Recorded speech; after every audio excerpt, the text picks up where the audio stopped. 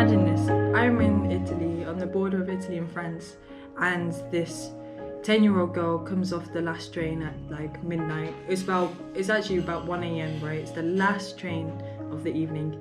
And she comes off this train by herself. This is a beautiful East African girl, 10 years old, maybe maximum 12 years.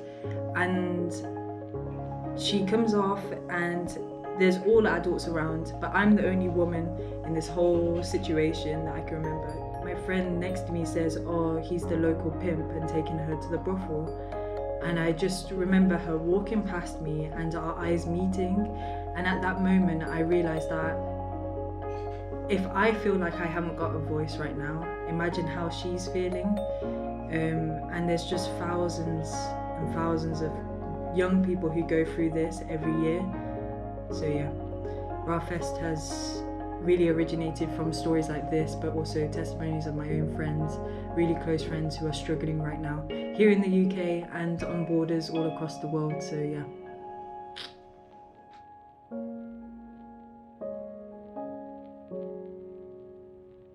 All started when I was around 8 years old. And I was being looked after a babysitter while my parents were at work. That man human trafficked me for 3 years across England, Ireland and Wales. But he did manage to progress it to a stage where we were doing things completely naked and I wasn't questioning a thing. I cannot breathe. Why are you doing this to me? All I want to see is my mother and my children. Why didn't those terrible moments cause me to tell somebody, to speak out, to say something? I am part of the 1% of people who have survived being human trafficked in this entire world. The memories of the abuse had become stronger than before. They'd become more uncomfortable. I was brought up in a house full of domestic violence, innit? So I went onto the streets to escape. I have seen things, unimaginable things that we can't even imagine. You know, I see people die in front of me. I was groomed at the age of 16 years old to then be exploited at the age of 17. You know, the only thing that would have changed my life, if social services would have got involved and said to my mum, you're going to lose your kids, you have to leave that man. There were many occasions I was deported back and forth and spent time in prison without committing any crime. Our youth are our future.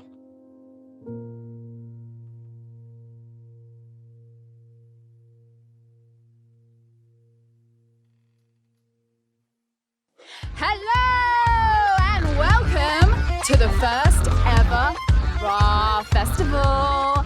I'm Ashana. And I am Samantha. And are we excited? Yes, we are. About the amazing content we are going to bring to you today. Over the next 8 hours, you're going to see and hear music, spoken word, documentaries, and short films. We have searched long and hard to showcase the best and upcoming talent right here, right now. And today is just the start.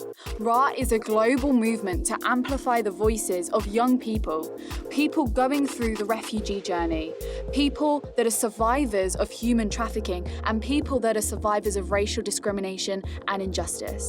We want to give a voice to the voiceless, and RAAH stands for that. RAAH stands for Reality About Humanity. RAAH, RAAH! RAAH! We are completely run by a team of over 100 dedicated volunteers. Can you believe it? Working together for positive social change. You know what? We are so much stronger together than divided. What's RAAH doing? RAAH is raising money for 20 different charities. Some small, some big. All of whom are tackling the issues closest to our hearts.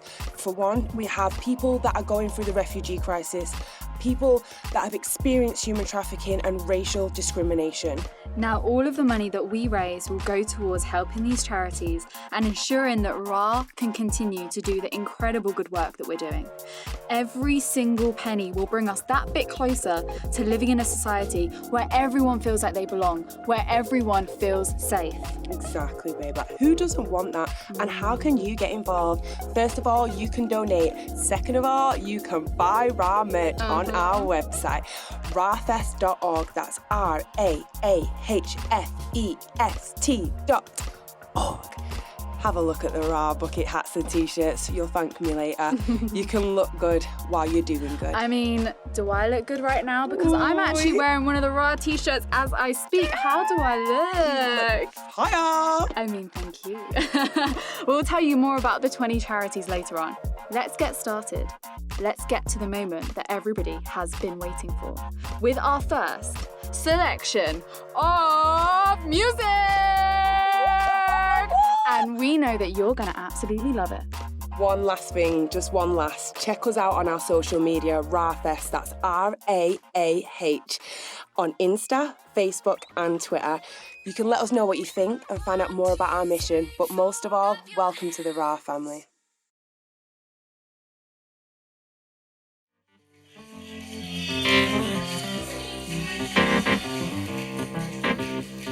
Check.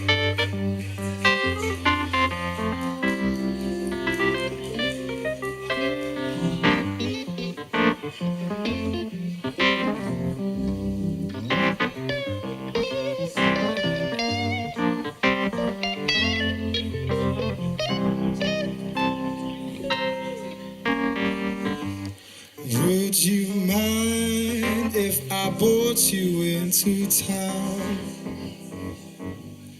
As you know, there is this light show going around. Whoa, and if you don't mind standing around, I know a guy and we can get in for just £1. Oh my, please just come with me.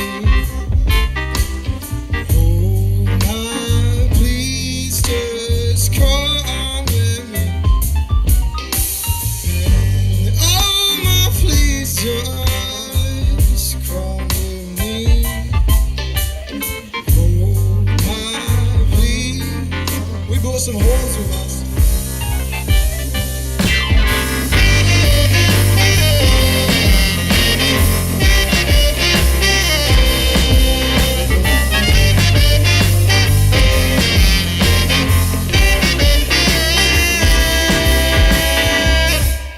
Would you mind if I bought you some candy floss? We take it from the guy you know. Don't give him toys. Whoa, and carnival lights against the evening sun. We stick about for a bit. You know we're gonna go home when we're done. It's neo-folk, psychedelic light show. It's catching me out.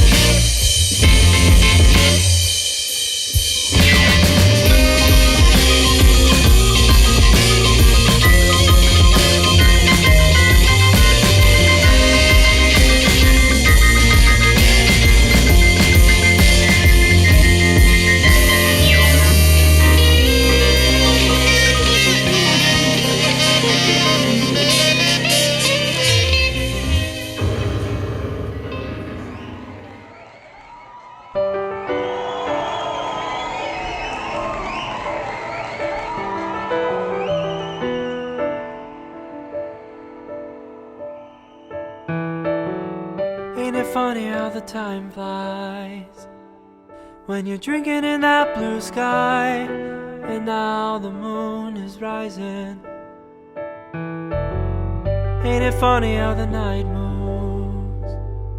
Bob Seger doesn't play its spoons. More shots in the street lamps throb your brain. Ooh, I can't wake up today. Underneath the covers I can hear the rain. Ooh, I can't wake up today. Ooh, I just can't bear the moon. Last night's blurs all over the road. And too soon and I can stay. Ooh, I can't wake up today. Dry sweat on my t-shirt, trying to forget it hurts, and you're not here to save me. You were there and you saw that. Please, can we never go back? It was fun, but you can't run from your past. Ooh, I can't wake up today. Underneath the covers I can hear the rain. I can't wake up today. Ooh, I just can't bear the moon. Last night's blurs all over the road. And too soon and I can stay. Ooh, I can't wake up today.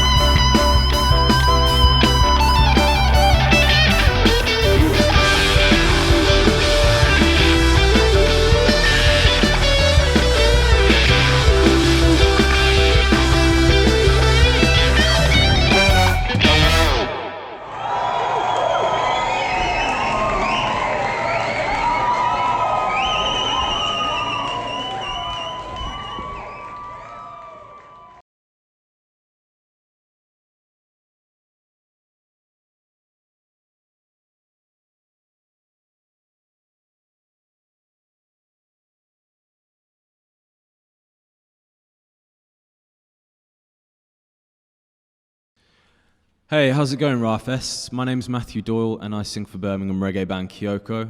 I'm one of many that make up Kyoko. If you managed to catch us live last year, or any year apart from this year, you'd have seen big group of guys jumping about on stage, making asses of themselves, which is what we love to do. So yeah, a few of us met in school, been playing music together since we were kids. Some of us carried on, some of us joined later on, and then we carried on to make Kyoko. And even though we usually try keep it fun, keep people leaving our shows with a smile on their face, you know, more recently we've been writing about, well, we've kind of been driven really to write about what's going on in the world at the minute. I think, you know, same as many musicians and people, you know, everyone is frustrated and angry at the moment, and that's why it's so important, I think, to have things like RAAH Fest to give us musicians a platform for to talk about these things that we want to talk about, and for audiences to hear these things, to hear their own voices echoed, and to hear, you know, people singing what's going on in their minds, and you know, that is so important to have, especially when these days we can all feel so you know, boxed up, feel quite alone, especially with lockdowns and stuff happening.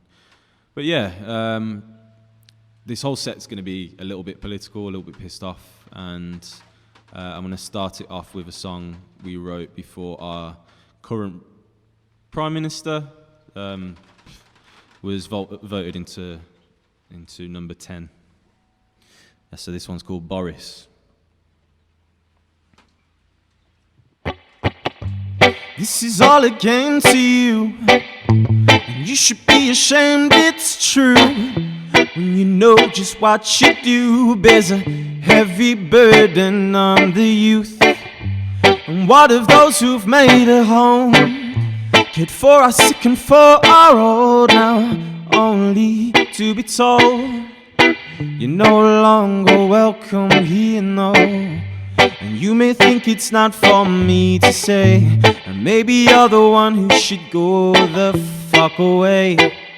Who asked you to be here anyway? We don't trust you, Boris, when you're so dishonest.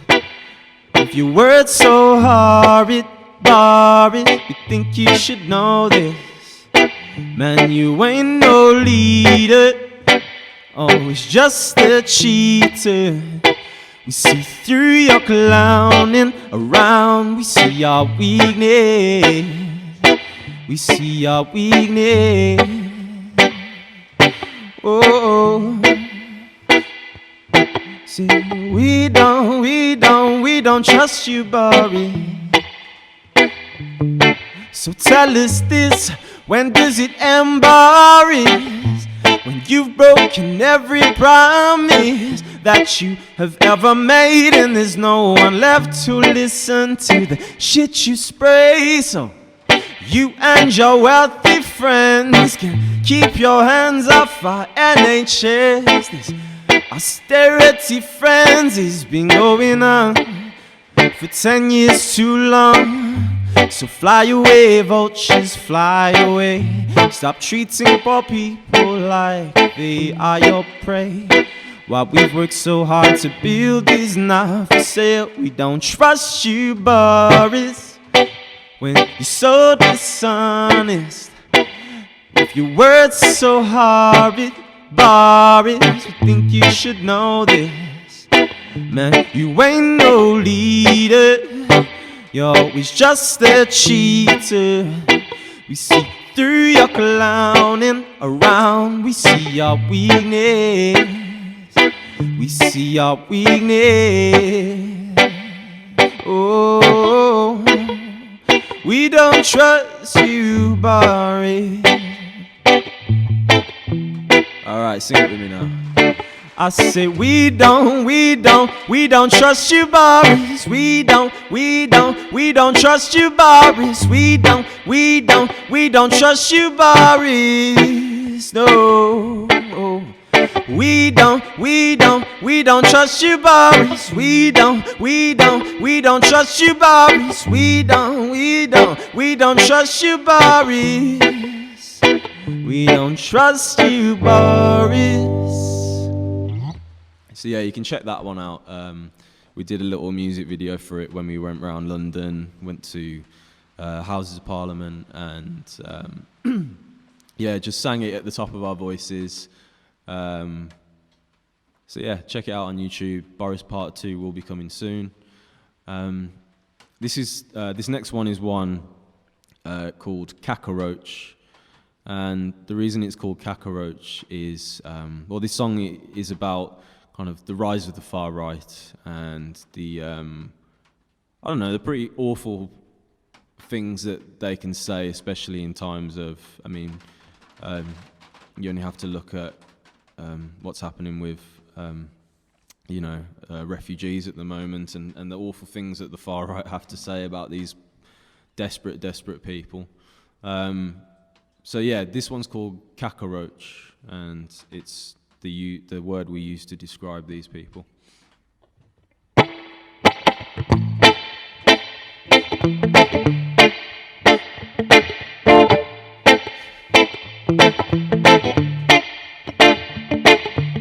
It's coming out of the woodwork and crawling down the street, looking to be free now and give us all grief. Oh, it's got no place here.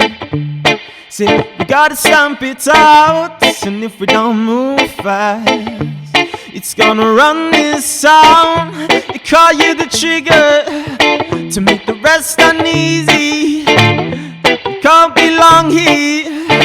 Go back to your country, yeah, cockroach. It's coming back again, cockroach. It's coming, cockroach. It's coming back again, cockroach.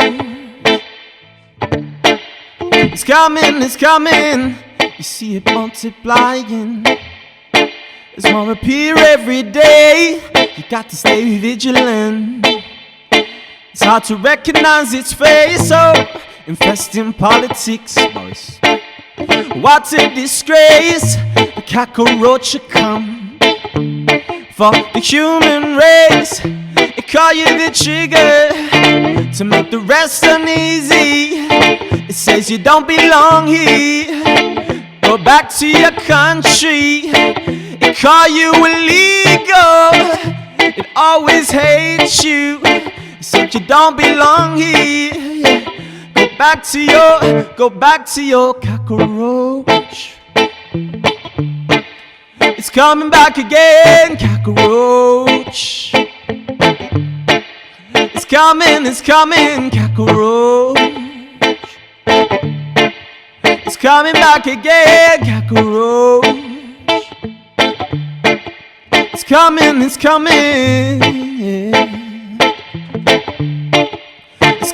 It's coming, yeah. It's coming.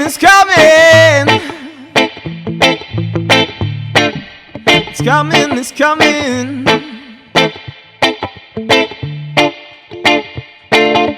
Cockroach. All right, so yeah, that one was Cockroach. We're going to be releasing that pretty soon. Yeah, there'll be some announcements coming up pretty soon. And this next song, we've I don't know, we've never played it before. We've never played it as a band yet. It's one that we've kind of been working on during lockdown, and it's about I guess it's about an immigrant couple who basically don't feel welcome in the home that they made themselves since they were since they were only kids, and now that they're adults, and things are feeling kind of worse for them. Yeah, so this one's called Home ?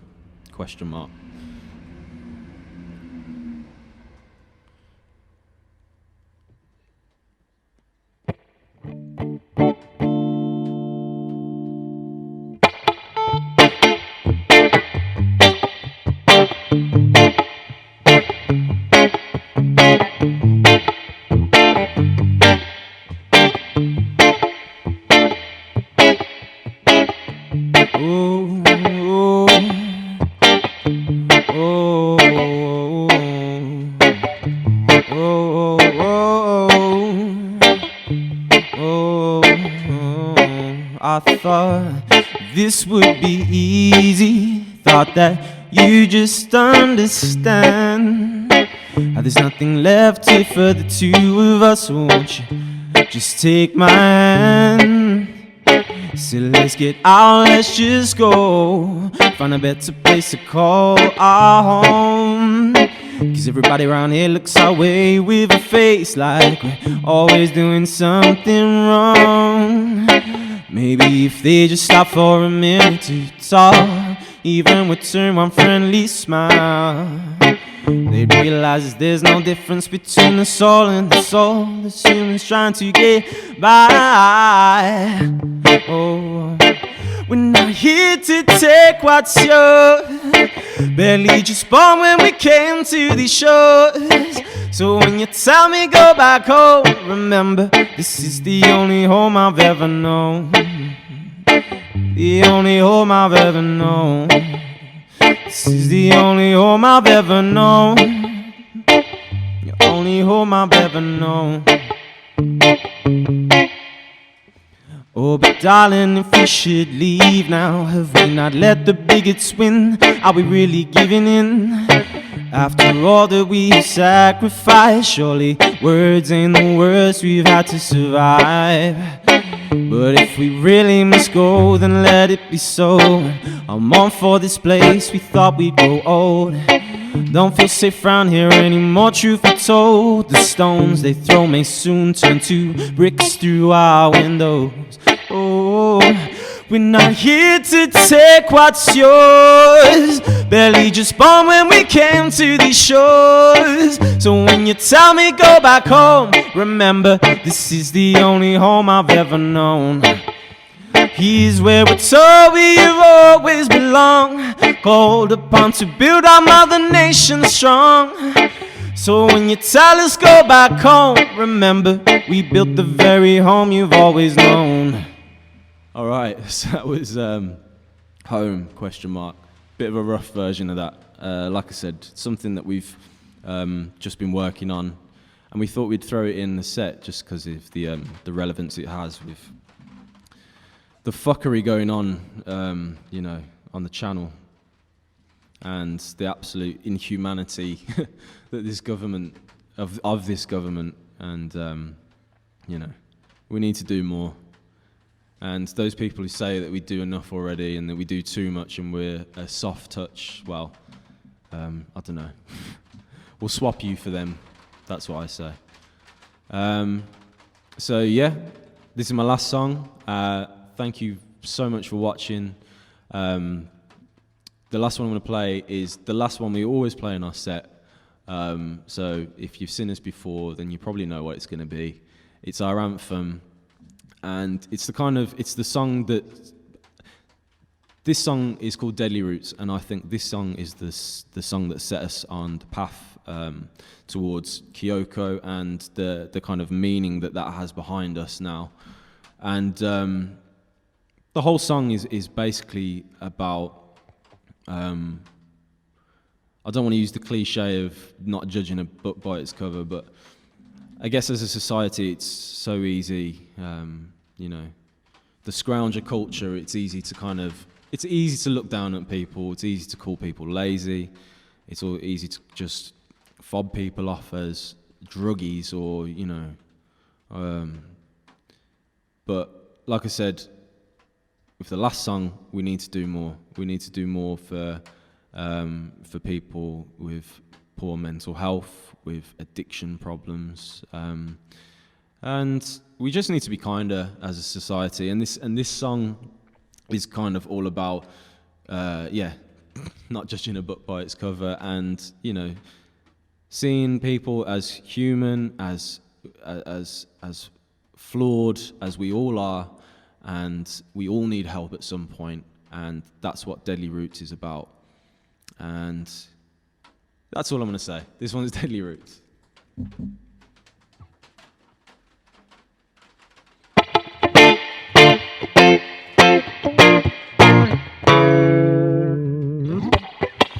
got these deadly roots, you don't know where I'm from. I got these deadly roots, you don't know, you don't know. I got these deadly roots, you don't know where I'm from. I got these deadly roots.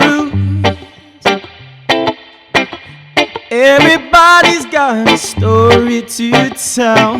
There's so much desperation, people living in hell, only doing what they've got to do to survive, just trying to keep the balance on the edge of the knife. They say, I got these deadly roots, you don't know where I'm from. I got these deadly roots, you don't know, you don't know. I got these deadly roots, you don't know where I'm from. I got these deadly roots, you don't know. Walking home alone and I was minding my own, when I see somebody on the other side of the road, and I knew that he was watching me, holding my breath. I see him cross the street. He said, I think you got something there I need. You better take me seriously.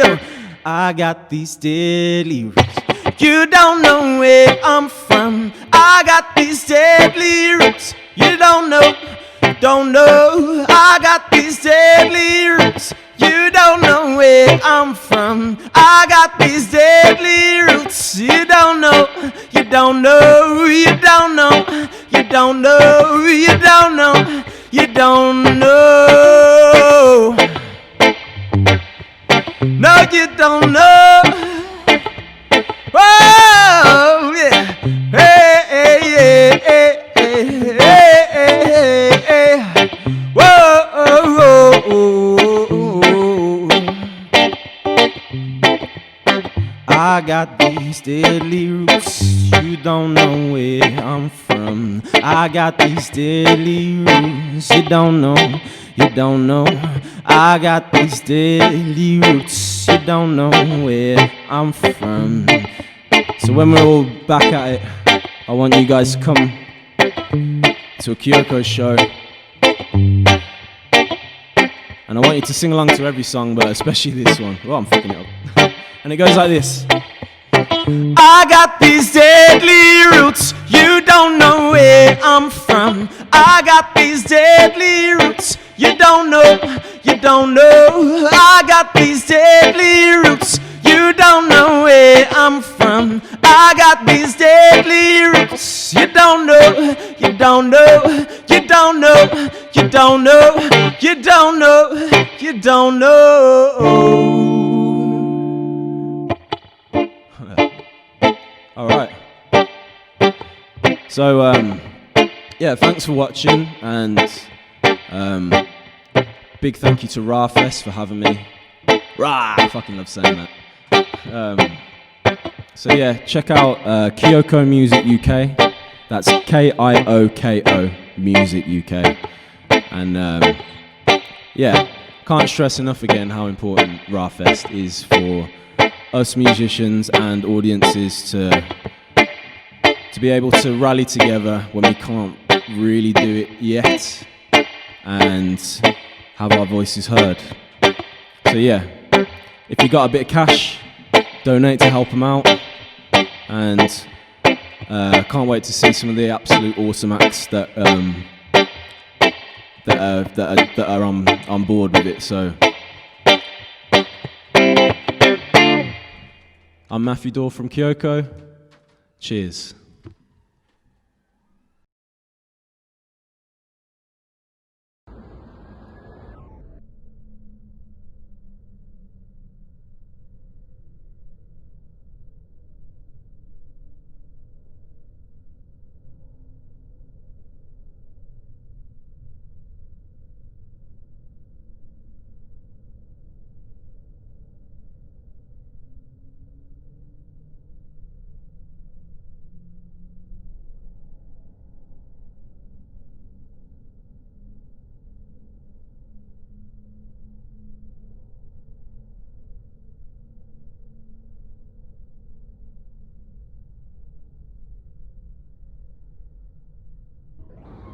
Hi everyone, my name is Lucas Babcock. And I'm a part of RAAH Fest because I believe that all of the organizations it supports share so much truth about the love that we need to spread and the activism that we all must pursue. Everyone deserves an equal opportunity to strive forward and reach their dreams, and to me, being part of RAAH Fest is just the first step towards doing so.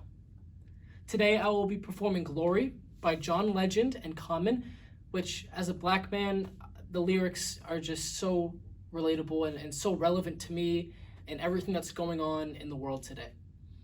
The second song I will be singing is called City Lights, and it's an original piece that I wrote this summer. So thank you all very much for watching. Enjoy, and please, if you can, donate.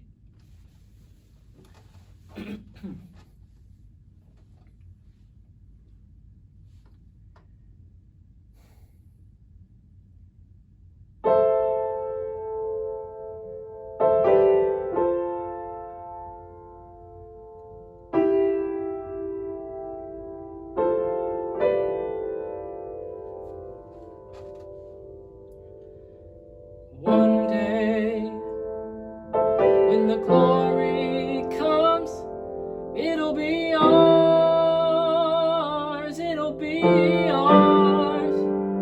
Whoa, one day, when the war is won, we will be sure, we will be sure. Whoa, glory.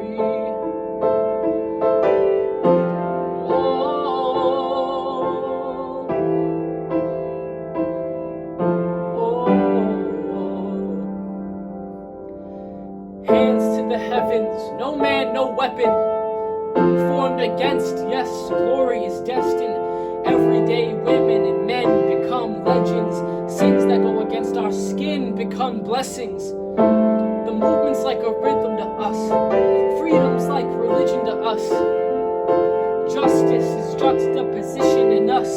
Justice for all just ain't specific enough. One son died, his spirit is revisiting us. True and living in us. Resistance is us. That's why Rosa sat on the bus. That's why we walk around Ferguson with our hands up. When it go down, we booming and man up. You say stay down, but we stand up. Shots, we on the ground. The camera pans up. King pointed to the mountaintop, and we ran up. But the war is not over.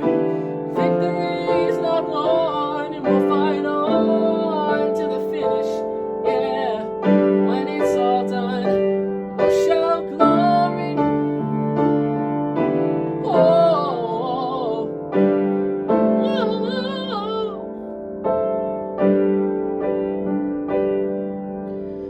one day, when the glory comes, it'll be ours, it'll be ours. Whoa, glory.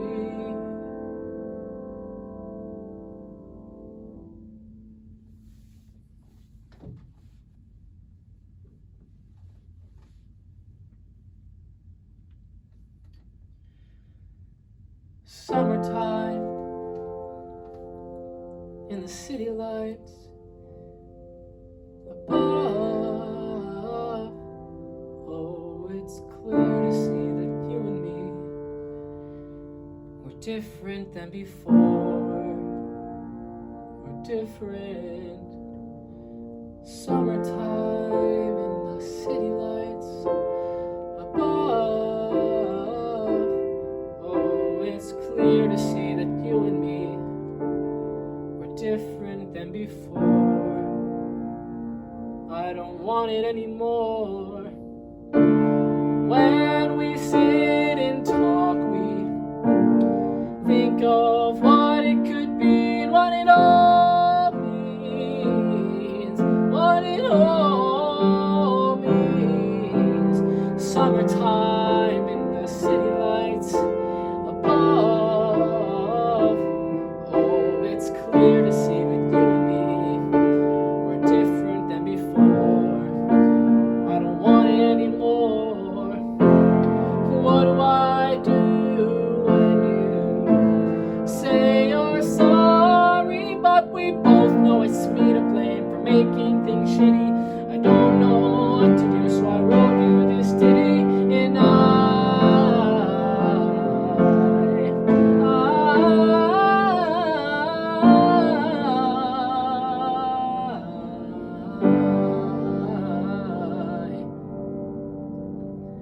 Summertime in the city lights above. Oh, it's clear to see that you and me were different than before. I don't want it anymore.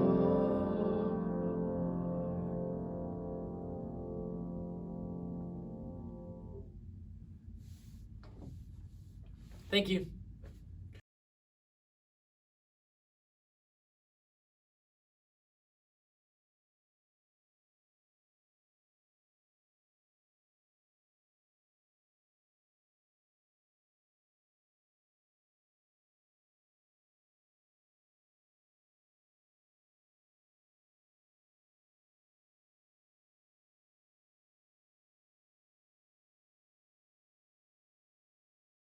The Mikey Powell Memorial Fund is a national fund set up for families impacted by deaths in custody. Not because they've committed crimes, but often when at their most vulnerable, like Mikey, and needed support. The fund provides domestic support, banners for campaigns, short respite breaks, help towards travel costs, and essential household provisions. Mikey Powell, Kingsley Burrell, Christopher Older and so many more families have suffered the impact of a death that has been inhumane, with families often failing to even be recognised as victims, just like George Floyd. We lose our loved ones and the legacy of their last words, "I can't breathe." Families never forget. RAAH, we thank you for such a forward-thinking initiative, and we thank you for recognising the trauma that our families face, the complicated grief, the vicarious impact of the injustice. The Mikey Powell campaign, family and friends wish you every success in your up-and-coming events. The funding will literally change lives and impact those that much need the financial support and respite that your funding will provide. Thank you.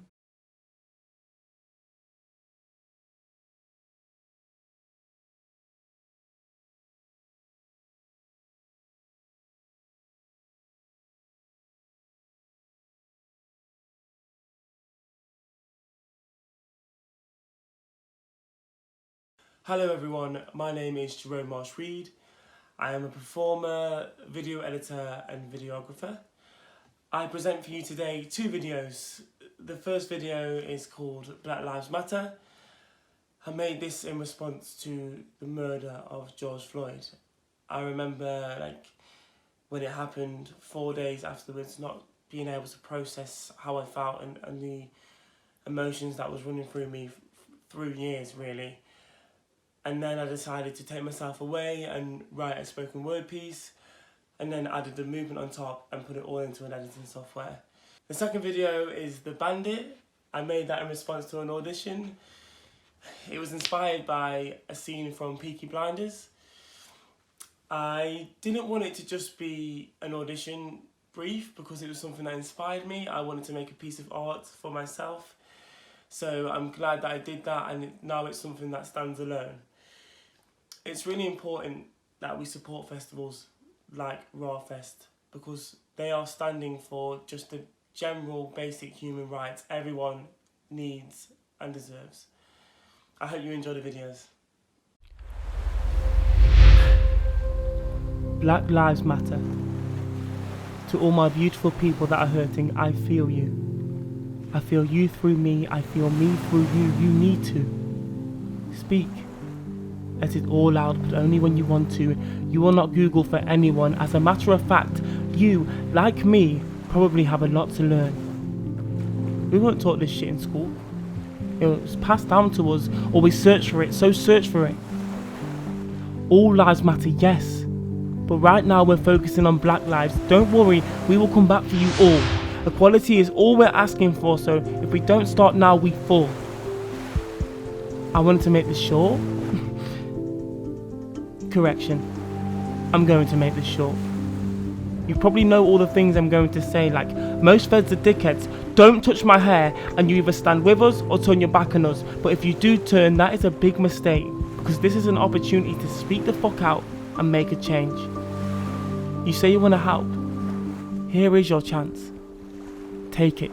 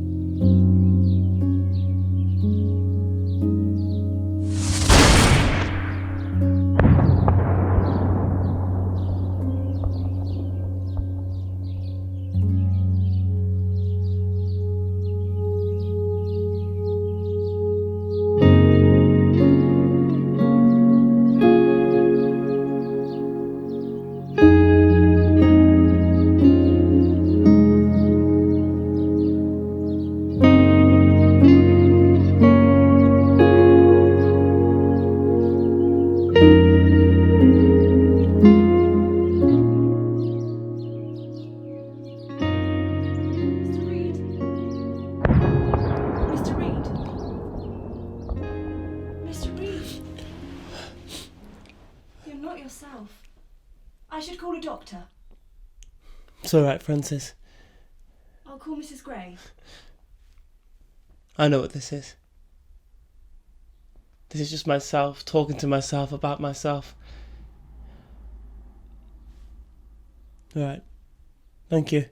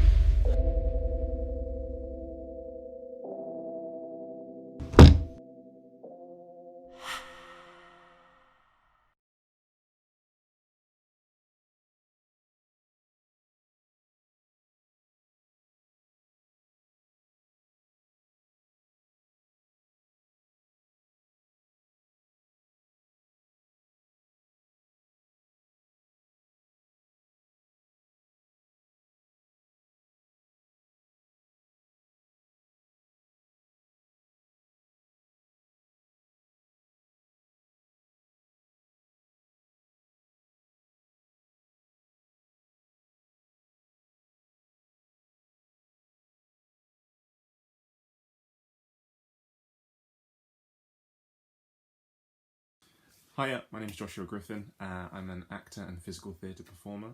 RAAH Fest is amazing. I'm so excited to be part of this. This is awesome. I think during a pandemic it's easy to forget that other problems exist, even ones you have personal stock in. Enter RAAH Fest, bringing it back to attention. I just think it's incredible, and also in such a creative way as well. It's just beautiful. So thank you so much for watching and supporting. The pieces that I'm doing, two very small ones. One is a short film, a make of it what you will piece, with colours of mental health surrounding masculinity and more predominantly and very quietly race and how that sort of applies. And then a short monologue that I've written that's based on conversations that myself and many of my friends have had over and over and over and over again, that I just wanted to bring attention to. Hope you enjoy and enjoy the rest of the festival.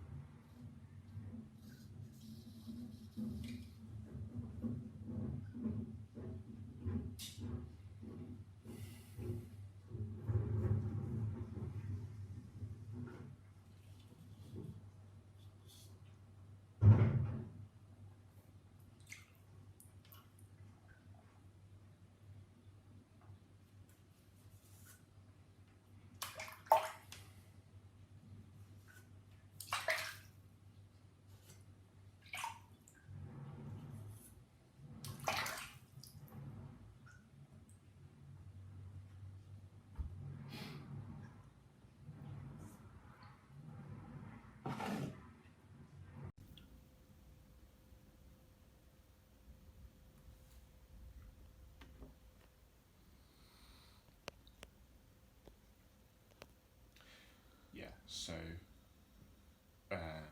it's sort of like you know how cats and you, but you don't actually know. Okay, if I think you've got a great nose, and you do, your nose is, and I just started fondling it, telling you how much I love it, or I wish I had a nose like that, sure, it's a compliment. But then I'm fondling your nose, aren't I? And I've not asked or anything. And even if I did ask, and it's also the way I say I love it, as if it's some sort of new exotic fruit I've discovered, when in fact, it's just your nose. And it's different, sure, but me doing that makes you feel not nice different, as in different species, like zoo animal different, which is weird and horrible for you, because it's an easy thing for me to do, to just with your nose, but it's not. It's more difficult for you to articulate why you don't feel comfortable with it. Does that? And it's the same with my hair. It's very demeaning, and I feel a bit like a pet. And I don't enjoy having to laugh it off with you. It just makes me feel worse, really, because then I feel like I can't say anything without it being a joke. This isn't, I can already tell, this isn't at you. Do you know what I mean? Like a telling off. Hey, I just wanted to explain it to you, that's all. I mean, we're still cool, obviously. You didn't know. Actually, I didn't mean that. We're more than cool, obviously. It's not what I meant. Just, come on. This doesn't have to be weird. Like, and it shouldn't be, right? Just talking. Alright? Please say something. Please. Please. Thank you for watching. Again, I feel like I'm getting grainier. If you had any feedback or thoughts, I'd love to hear it. So here are my socials, at Joshua V. Griffin on Instagram and Twitter. Love to hear any thoughts. I've also got another short film called To You With Love that's on YouTube. It's about male mental health as well, sort of continuing the conversation. Check it out, let me know what you think. More importantly, RAAH Fest is still awesome, like I said. How awesome for so many people to come together and create so many great things for such a good cause. It's just amazing. So if you did enjoy, please donate below, or buy some merchandise. It will really support all of the charities involved, as well as the many grassroots things they've got going on, and for RAAH Fest to continue again and again and again. And if you didn't enjoy, please still donate below, because the money will not be going to me. It will be going to better, greater causes. So you might as well, and it's worth it, isn't it? And it's just a load of fun, isn't it, to watch all of this? It's great. But yes, I hope you have a lovely day. And again, thank you for watching.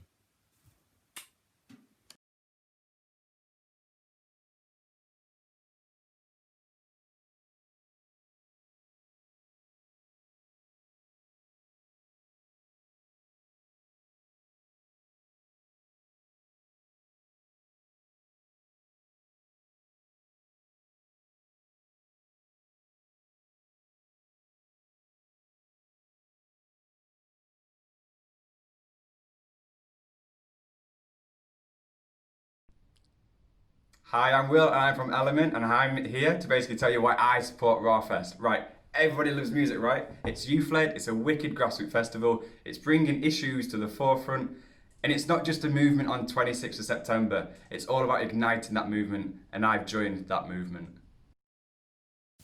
Yes, hello people, it's MXM3, and I'm going to be performing a couple of tracks for you for the RAAH Festival. And I want you to make sure you're locked into all of the movements going on right now, and all of them are uplifting a positive cause. Yeah, RAAH Festival are tuned in to the human trafficking that's happening right now, and also tuned in to the racial profiling that's happening, and refugees are getting mistreated. So make sure you pay attention to everything that's going on so far and support the RAAH Festival. All right. As he Forbes, as he Forbes, as he Forbes.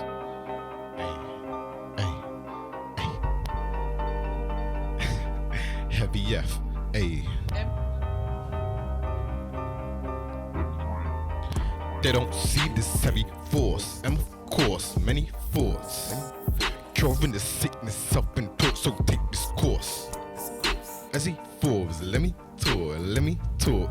Ay, this heavy force, soaring the sick with what's been thought. Got no requirements, regulations installed. Gotta give her the crown 'cause she's elevating my jewels. The measurement be excused for me ever breaking the rules. Connected to the source, in a realm with my thoughts. Put this fickle reality on pause. Drop this talking normality with the force of gravity. Has it ever been present in this warped reality? The more think casually, not quite sure if your thoughts are actually gonna mold with you, or they're naturally in course. Taking a hit will make it split in two. To defeat this family, gotta seek duality. Oh, he's lost it. Look at this dude. They don't see this heavy force, and of course, many thoughts. Curing the sickness, self-taught, so take this course. As he Forbes, let me talk. Ay, this heavy force, curing the sick with what's been thought. Tell me you're thinking, why? 'Cause you're gifted, it's a casualty. Gonna be limping, only an inch. Fucking the system, want a challenge? Hope you're listening. Giving your wisdom, vision of an existence. Never resisting, keep flowing consistent. But it's molding, persistent, righteous stuff. Damn, you look so hurt. But don't let it cover the enlightened touch. Damn, you look so good. You're cheap, you have the vigor to go and write this much. Do other exaggerate, boast or bluff? Is it passion about the things I gotta stress too tough? Going over the rail, no it already failed. Will always prevail when we're blessed with love. They don't see this heavy force, and of course, many thoughts. Ay, curing the sickness, self-taught, so take this course. As he falls, let me talk. Ay, this heavy force, curing the sick with what's been thought.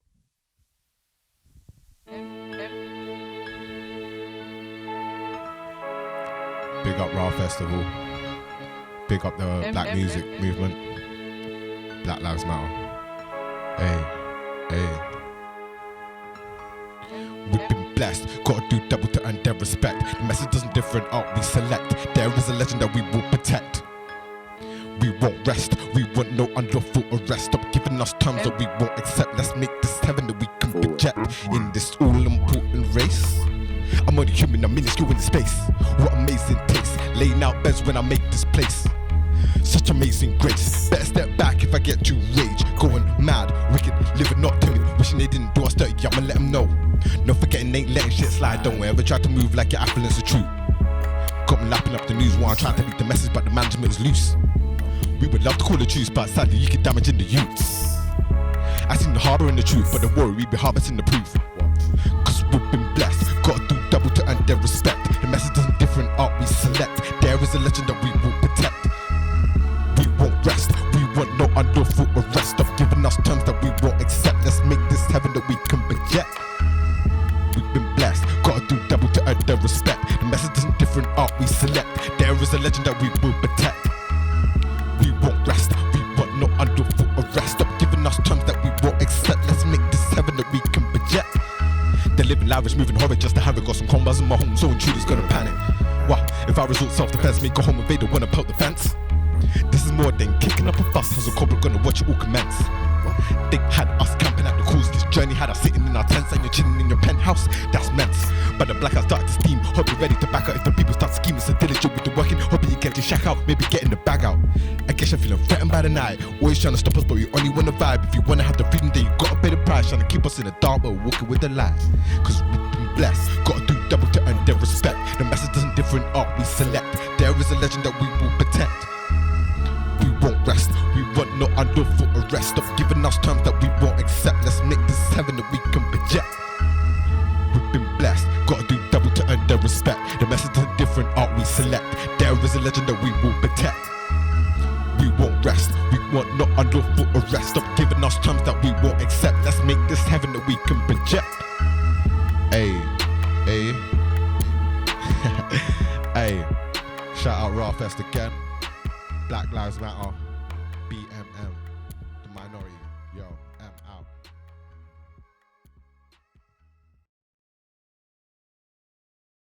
I'm Crazy K, representing Black Music Movement. I'm performing for RAAH Fest to shed light on important causes and to elevate minds.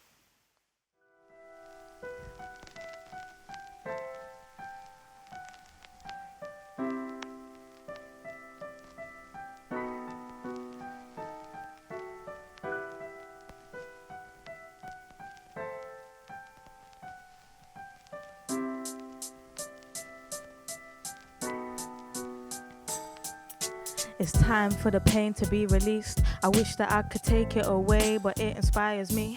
That's inspirational pain, can't you see? So listen when I speak, because I'm trying to teach. I don't want the same thing to happen to you, what happened to me. I remember when they said I wouldn't succeed, that I couldn't blossom, I should have remained a seed. That's what I started to believe. So inside I would bleed, I would cry inside, but no tears would ever fall from my eyes. I would act like everything was alright, but I gave up on life, didn't care if I died. I was losing my mind, so no, I really went fine. That's why I write these rhymes, so you don't ever have to feel like I did back in them times. I couldn't see the star inside, I let them take away my shine. Then I realized the darkness was in my mind, so I changed my perspective and didn't really care what the rest said. I started loving me, showed myself some loyalty, cause no one's got me the way I got me. And that's facts, the snakes used to attack. I've been stabbed in the back so many times I can't count. They want me down and out, but like Billy said, you should see me in a crown. I'm around this nothing town, and you can watch from the sidelines, cause you know it's my time. Yeah, now I got the right mind. You can see the pain in my eyes, I don't need to speak. Only do when it's to inspire and teach. People come like parasites, all they do is leech, so you should listen twice before you speak. You can see the pain in my eyes, I don't need to speak. Only do when it's to inspire and teach. People come like parasites, all they do is leech, so you should listen twice before you speak. I got the right mentality, busy getting salaries. Fuck you and anyone that doubted me. I'm on my grind time, yeah, I'm in my savage mode, trying to get the bag and go, disappear like I'm a ghost. So leave me alone, I'm focused on my goals. I'm elevating my mind, I'm all about the growth. Knowledge is power, so I'm guessing you should know that there's way more to life than what you're seeing on the roads. Don't stay trapped in the system, now's the time to listen. They're fucking with your vision, trying to block your third eye, so you're no longer living, you're existing, walking this realm blind. Pay attention to that last line. My voice is my weapon, so I'ma use it right. No longer will I ever let darkness corrupt my mind. There's a reason behind why I was given this life, so I'ma use my voice to make sure that you're staying alive, yeah. You can see the pain in my eyes, I don't need to speak. Only do when it's to inspire and teach. People come like parasites, all they do is leech, so you should listen twice before you speak. You can see the pain in my eyes, I don't need to speak. Only do when it's to inspire and teach. People come like parasites, all they do is leech, so you should listen twice before you speak. You can see the pain in my eyes, I don't need to speak. Only do when it's to inspire and teach. People come like parasites, all they do is leech, so you should listen twice before you speak. You can see the pain in my eyes, I don't need to speak. Only do when it's to inspire and teach. People come like parasites, all they do is leech, so you should listen twice before you speak. Yeah.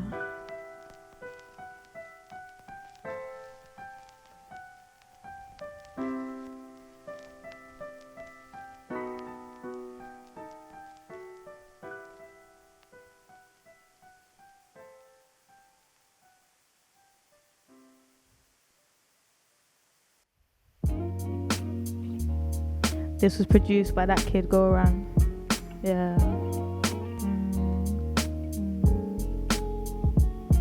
I don't know how to deal with the stress. In the stormy times, the thoughts get heavy on my head. When it's time to reflect, I'll be in the studio until the day becomes a next. The pain is heavy on my chest. Got me catching my breath. Sometimes I can't breathe, I just need a place to release. So I will be in the studio, late night trying to catch a vibe.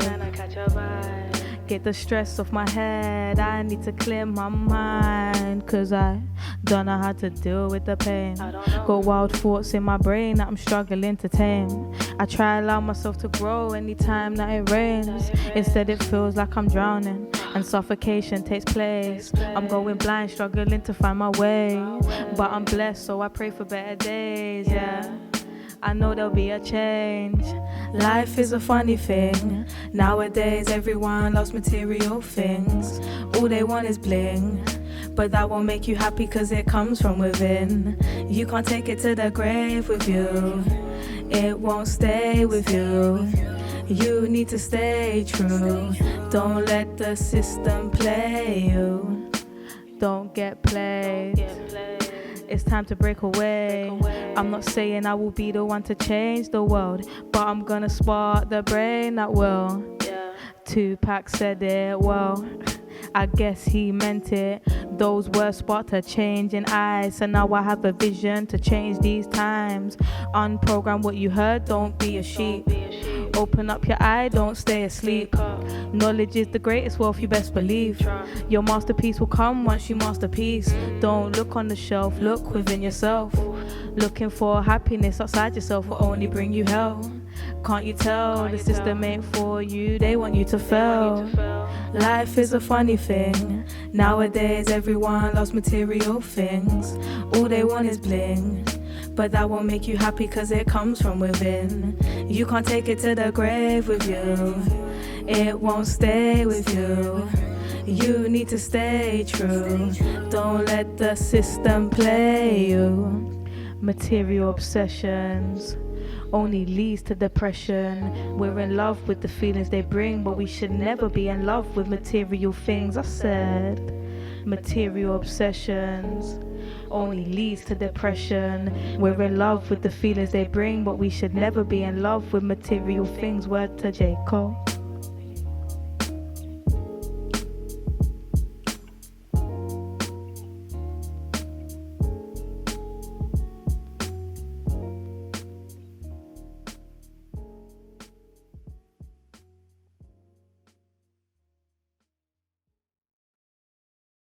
Yo, what's good guys, it's your boy Ninja T. I'm an Indonesian British grime artist, now based in London. I'm part of the Black Music Movement group. I'm honoured to be put on RAAH Festival lineup, and I'm in Black Music Movement because, like I said, as an Indonesian British grime artist, I operate in Black British culture, Black culture in general, and I feel like an East Asian, Southeast Asian representative is needed in Black culture, so that's what I'm here to serve. Black Lives Matter. This one's called Unlimited Smoke, produced by my Huddersfield Ninja 301 Circular. That's Black Excellence right there. Ninja T, Shogun Triad 0161. Pain unlimited cold, I got rage unlimited hope. There's a million pigs in the system, I'm grace and rhythms unlimited smoke. Televised them I gram, televised them I snap, televised them I Twitter, revolution, televised by the gang, ayy. But black, no, I ain't got a bait, no hashtag, cause I let the music talk and the rest of the world said it's upside mad fam. No, it's always been this corrupt, but now we got eyes on them. All my ninjas righteous gal, all my ninjas righteous men. We keep it true, no time to pretend. I risk my life in the front line, but you Lord protect me from death. Ninja T, and I ain't gonna sorry maze. White I kick them man in the face. No bacon Babylon pork in my space. No Babylon in my yard. If it weren't for the struggle of man, they were dark. I can never spray these bars when it comes to my art. No man, I go hard. Let me say that again. If it weren't for the struggle of man that were dark, I can never spray these bars. So when it comes to my art, no man, I go hard. I got pain unlimited cold, I got rage unlimited hope. There's a million pigs in the system, I'm grace and bidders unlimited smoke. Televised them I gram, televised them I snap, televised them I Twitter, revolution, televised by the gang. That's the sound of the people, sick of this mistreatment, cause I see the devil in blue. There for the governor, you, these suited up demons, suited up demons, see them too. Socials got your clocks exposed, no, I'ma go hard on my microphone. All of the truth my piece won't know. know. K-N-O-W. Ninjas better K-N-O-W. No, apply then grow. If not, I likely expose. If there's no change, I likely explode. But no change is likely a no. Cause kids of non-racist, their kids are non-racist. But kids of racist pricks, often their kids non-racist still. Cause their kids wanna get with the times, get with the culture, get with the mix. And me and my ninjas, we at the front of the culture still. We document and create, share the truth from the stage. Pain unlimited cold, I got rage unlimited hope. There's a million pigs in the system, I'm racing riddles unlimited smoke.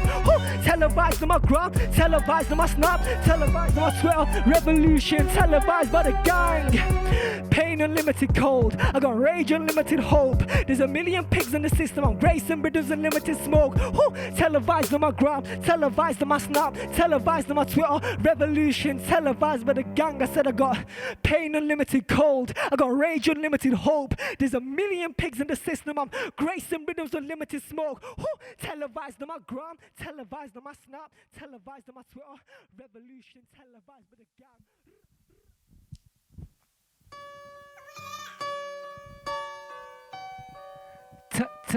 Televise a revolution.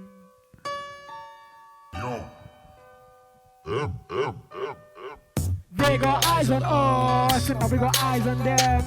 It's making sense, they can't hide nowhere.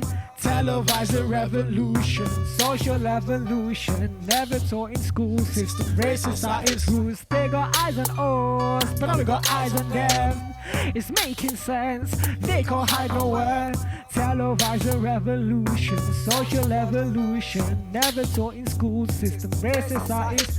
Past 10 days been a life changer. Never had so much on my radar. I'm on the front line crusader. Not scared of none of these pigs. No fear as I face these fire fans. My G's in a block with iron hands. The man I can turn into savage lands. Bring out the hammers and mash, I'm ready. I don't wanna see no deaths and arrest. I said I don't wanna see no more deaths and arrest. I said that I'm ready. If I die, my music can last. Walk more for the worth, my cash, credit, debit. Yeah, alone to be stuck with debts. I've passed no thanks. They got eyes on us, now we got eyes on them. It's making sense, they can't hide nowhere. Televise a revolution, social evolution, never taught in school system, racist are its roots. Cause they got eyes on us, but now we got eyes on them. It's making sense, they can't hide nowhere. Televise a revolution, social evolution, never taught in school system, racist are I'm its breathing, roots. feeling the cold on my skin, stuck in the soul that I'm in. I be giving them hardcore love, that's a protest. You know when I said it that I meant it, that's my whole chest. Killing with the flow, blessed rhythm, got the track, I'm feeling so connected. When I'm on the road protected, no rejection, set pace in my own direction. Compass focused on reparations, repatriation to a state where I can see myself complete. I apply deep heat to the bruises, hitting with the truth, no excuse for excuses. We're in the streets, knees bleed with the BLM. No time to pretend we're dying on road and it ends. Melanin spread on the pavement, proud of your countries though, proud that they're built on our bones. Cause they got eyes on us, and now we got eyes on them. It's making sense, they can't hide nowhere. Televise a revolution, social evolution, never taught in school system, racist are its roots. Cause they got eyes on us, but now we got eyes on them. It's making sense, they can't hide nowhere.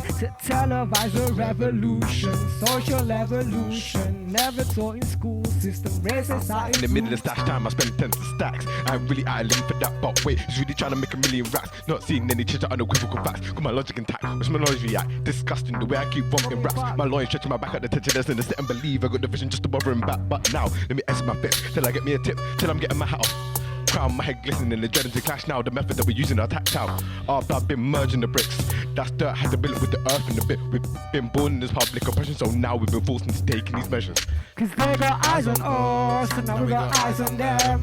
It's making sense, they can't hide nowhere. Televise a revolution, social evolution, never taught in school system, racist are its roots. Cause they got eyes on us, but now we got eyes on them. It's making sense, they can't hide nowhere. Televise a revolution, social evolution, never taught in school system, racist are its roots.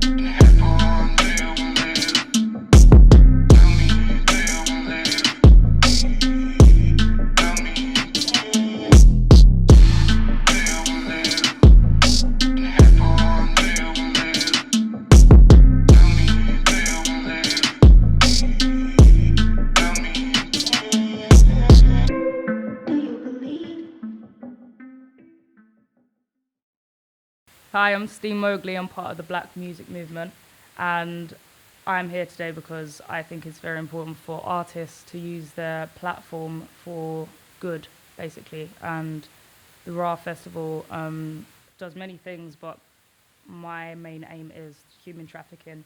Human trafficking is a huge problem, and people seem to underestimate how much of a problem it is today. So yeah, just thank you to RAAH Fest for building awareness, really.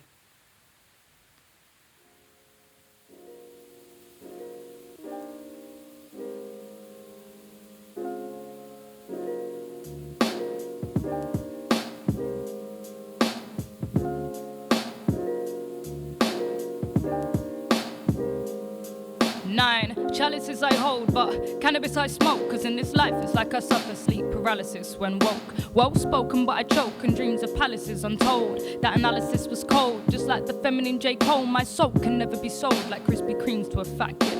And just because I'm a queen don't mean I can never be rap king. But I would rather sing them rap bars about bling, bitches, cars, money, and other shiny things. You feel me? Not worry about the cash or the fame. Believe me, or hating bitches speaking on my name so freely. Just wondering if I will keep the wealth of my health. When they put them flashing lights around my name, will I still be me? If I were to call your phone when I made it, yeah, would you pick up the phone, baby, baby? Yeah, if I were to call your phone when I made it, baby, pick up the phone, baby, baby. I vibe high all the time, apart from hiccups I won't mention. Blindfolded fool's journey, tried to reach the 5th dimension. Big brown eyes forever capture my attention. Soul connection, if I entertain it, will I change direction? See, look how I've gone off topic. We can never stay platonic. Every breath becomes a sonnet, interfering with my logic. Melodies like these your heart sings, but the lyrics left unsaid. I just hope the fame don't go straight to my head and I forget. But baby, if I were to call your phone when I made it, yeah, would you pick up the phone, baby? If I were to call your phone when I made it, baby, pick up the phone, pick up the phone.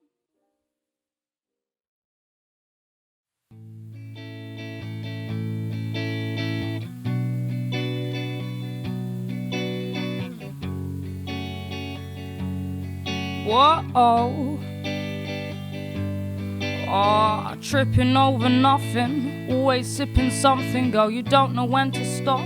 Your favourite sport is jumping to conclusions, never trusting. Love shouldn't be a competition, when you gonna learn?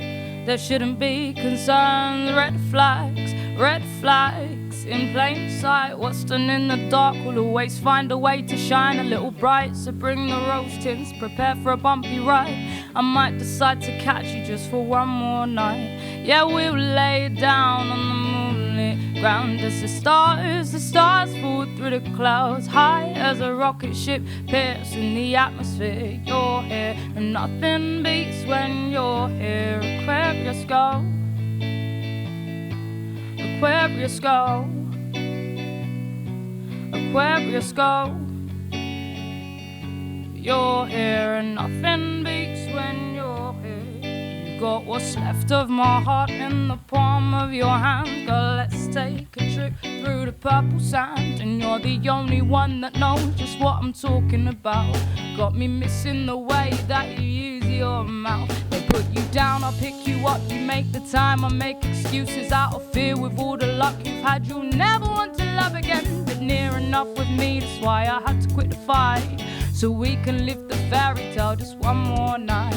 Yeah, we'll lay down on the moonlit ground. It's the stars fall through the clouds. High as a rocket ship, there's in the atmosphere. You're here and nothing beats when you're here. Aquarius go, Aquarius go. Whoa, oh, Aquarius go. You're here and nothing beats when you're here. Aquarius go.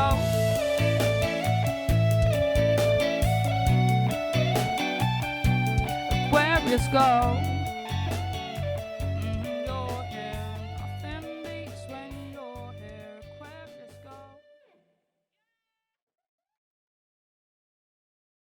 Hi, I'm one of the deaf and part of the Black music movement. I'm here performing today as part of RAAH Fest. Obviously, it's a really good cause, getting a lot of artists together to make a lot of noise about things like human trafficking, racism and refugees and all of that, which is obviously hugely important. So I'm very honored to be here today, and I hope you enjoy the songs that I have ready for you. Yeah. Oh.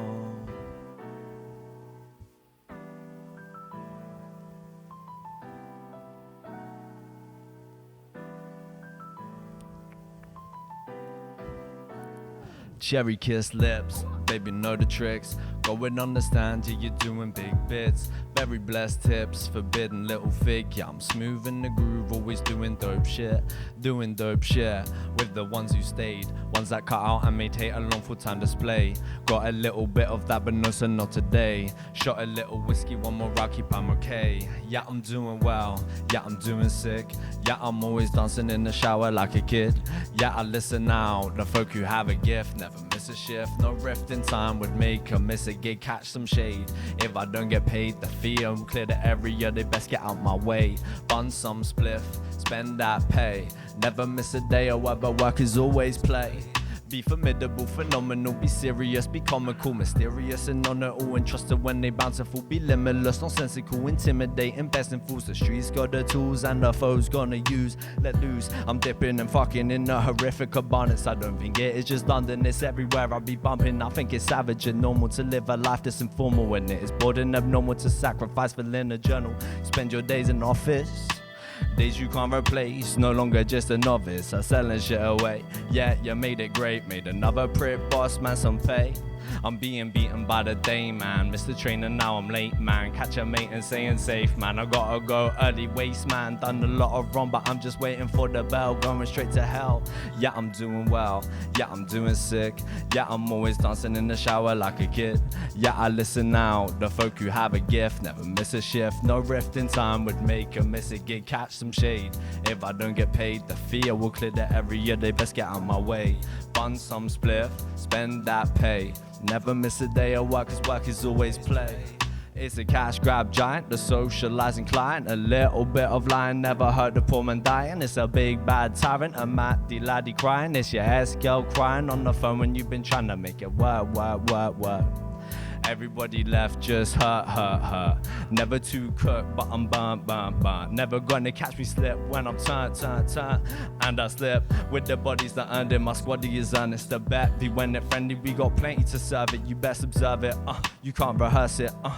A shoddy little party when the piff gon' make me nervous. It's a cult, it's Sunday service and more. This role was perfect, akin to leadership with a loss. So it's worth it and more than love and solace we got. But now we on it, dictating all our laws of our moral compass honest. Fuck your politics, fam and fuck Boris.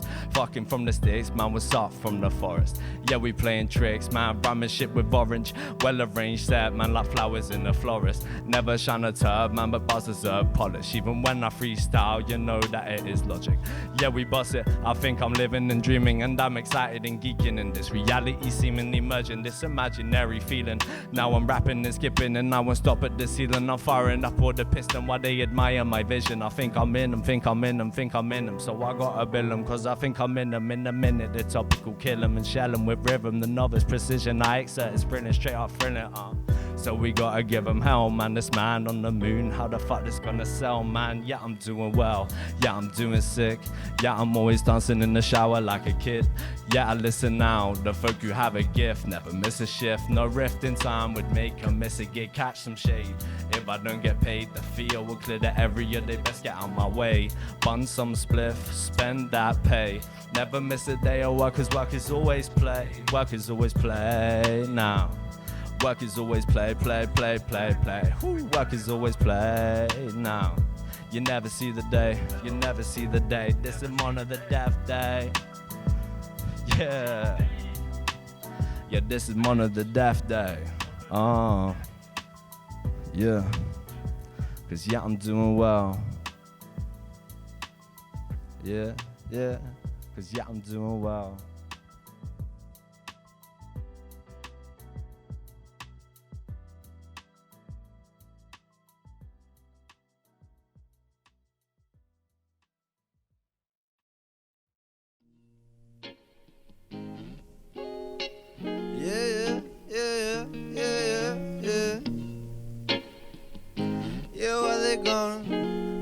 they gonna, yeah, what they gonna do?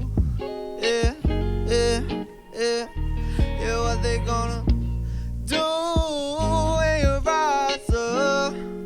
Yeah, it's the dawn of the facts. Everybody wanna tell the lies on tracks. Never gonna get truth when you go back. We know that, yeah, we know the trap. We know rap are born with the tactics. Born with a skill tree, that one mass with dialogue charisma and sense appeal. The real deal with my rhyme and spill. It's tragic, I heal myself, but time and meals. Intermittent rapping, watch me flex. I know my area of expertise. Got my boy on the decks. Got no toys, but I do pay rent. Don't be coy, yeah, say what you meant. Speak from the chest, say nothing less. I'm done with guys that hyperbolize and big shit up. Like they got the right, like they better than I, yeah. Way oh front, not to be too meta, but I think I better take a look into the mirror. Cause I think I'm much more clever than the next dude. Well, that is the truth, I should hold it down like a dumb waiter. Yeah, dumb waiter, that's sitting on your food like down like we're dumb. But at least I'm having fun, at least I'm living, hun. At least I'm giving some. This life is dull, so risk it all for an ending setting in the sun. Yeah, don't knock it till you tried it. Tell the truth and see who likes it. Cry and don't fight it, and always be honest but white lie when the time's right, kid. Bright eyes, don't listen to me. We need more than a litter of sheep. We need critical thinkers, our critical thinkers that do speak. Type that understand struggle and question their reality. Question their leaders and their police, their diets and the rights that they see on TV. Question society. Media, media, media, oh, what became of thee? Fake news ain't new and neither is this fucking slavery. Yeah, fuck this place. Fake news ain't new, neither is this slavery. So what they gonna do ain't rise up? What they gonna do ain't rise up? Yeah, watch Hong Kong, yeah, watch Sudan. Never been so proud of foreign lands. What they gonna do ain't rise up? What they gonna do ain't rise up? Yeah, watch in France, yeah, watch Iran. People fighting, the people stand. What they gonna do ain't rise up? What they gonna do ain't rise up? Yeah, watch Hong Kong, yeah, watch Sudan. Never been so proud of foreign lands. What they gonna do ain't rise up? What they gonna do ain't rise up? Watch in France, yeah, watch Iran. People fighting, the people stand. Yeah, tell your lies and make your plans. We will rise up, so make your bands. The time is nigh, we know your type. Know you change a lot, you're nice. Yeah, we've been fooled too many times. Shame on us all, we accepted your crime. Now I'm done with the right wing. Now I'm bored of the fighting no more. Explaining how to care for people, how to not be racist, how to be equal, not be sexist, and accept others' aims. How times have changed thanks to the social conscience and the people that died or gave their lives to changing topics, to changing views, to changing minds, to showing kids they don't have to believe in their parents' lies. You are fine, you should have pride, you have the right to live this life just like every other human. Crazy, we still gotta say that I've been too chill for a bit, we should come back. This shit I see is diabolical, illogical, just like benefits of few. Logic blues, geological misuse, issues fix up. Pharmaceuticals used to keep us addicted as fuck. What the fuck? We all know a good relationship is based on trust, yeah. Well, they ain't trustworthy. They poison our waters and savage our lands. And politicians, the corporate hands, pulling the strings. Well, the true strength's what we will bring. Momentum has been building, elevating, standing on the shoulders of those that came before. Stonewall riots to Rodney King, to Rosa Parks, to the destruction of that wall in Berlin. You beat down savages that sent messages through time. Praise you and thank you for your incredible lives. We promise to do our best to make sure your fights will only end when we've all got equal human rights. And won't stop till we're done, yo. So what they gonna do ain't rise up? What they gonna do ain't rise up? Yeah, watch Hong Kong, yeah, watch Sudan. Never been so proud of foreign lands. What they gonna do ain't rise up?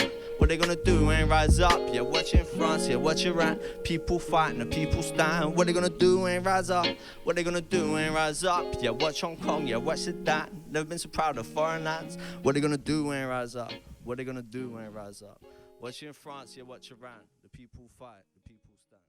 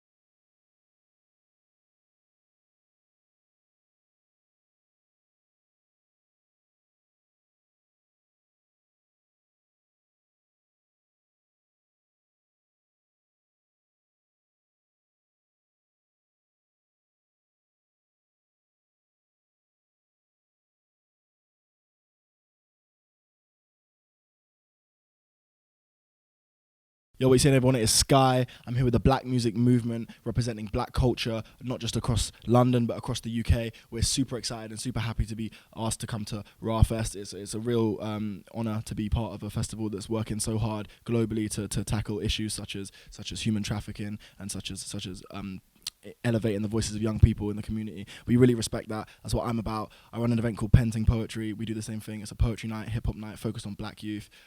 Thank you for having us. My name's Sky. Black Music Movement forever. Yeah. Sky God. Malcolm. Yeah. Factory challenge. Better late than never. Yeah. Now you man, when I come and just flex, no turning cheek when I wanna get vexed. Respecting my skin, let me decompress. I got a vision like Malcolm X. Now you man wanna come and just flex, no turning cheek when I wanna get vexed. Respecting my skin, let me decompress. I got this that cold reaction, sentimental, but I never lose the will to be a king. I'm hungry for the win, I mean everything. I get back on the passages that the prophecy laid out, and they wonder if the lyrics were a message from the clouds. When I bug and busy stressing, John stretching for the cloud. Only want it with the notes, they're chilling like a round. Raw damage by the images that you perpetuate. You wanna shoot the messenger for leveling it out. Hitting with the river shiver, something like a drought. Nothing but the knowledge and blessings of those with nothing, no clothes to stunting. Dreams held close like robes or something. That's poetry flooding the roads. You're buzzing from crow, I turn into crows. Tackle Itachi, Apache, I'm lighter than feathers and bones. Sesame toast, no place here for low energy. Could have been a problem, but I wanna be the remedy. They're telling me the kid has got the medicine, the reticence, the elocution moving in to take the seat of presidents, the legacy of an ancestral home and the enemy of an imperial throne. Your residence is but a gift from the souls of its residents. Obsidian stone in marbled sediment, worn like a brooch as a garbled sediment. Lost like evidence of pre-colonial African settlements in the Americas. Dead what you're telling us. Still they pretend they can ever know me. It's the SKYG to the OD. We never OD, just deep the prescription. Licks for the kids, hits like an eviction. Respect to the elders for teaching a king. Resisting the system, we walk with a limp. Man just spit dead flows, bored of the thing. Invisible like I could have been born with the ring. Still do this and talk and fought with conviction. Walk with a force and of course he'll eclipse them. Walk with the swords, they ignore the prediction. Getting with the naughty, disorderly vixens. Lower than the nautilus, port your resistance. Like a more, there's a war in the distance. Touching for the Lord like you formerly missed him. Pulp Fiction's dead, that speak that source. Got all of the man them listening to it in tandem. Petulant tantrums, never trying to spread that. Israelite Exodus, show me where the bread at, yeah. Still you man when I come and just flex. No turning cheek when I rather get vexed. Respect to my skin, let me decompress. I got a vision like Malcolm X. Still you man when I come and just flex. No turning cheek when I rather get vexed. Respect to my skin, let me decompress.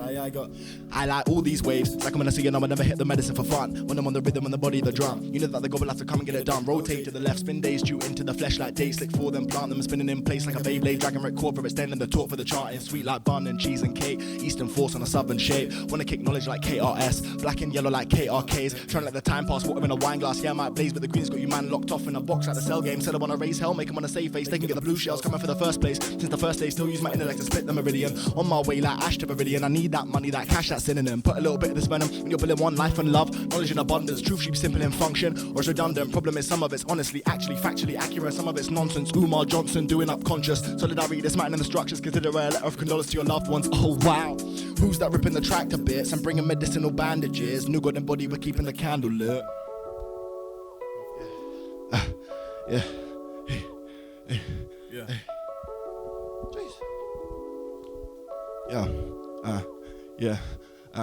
Still you man when I come and just flex. No turning cheek when I rather get vexed. Respect to my skin, let me decompress. I got a vision like Malcolm X. Still you man wanna come and just flex. No turning cheek when I rather get vexed. Respect to my skin, let me decompress. I got Malcolm X.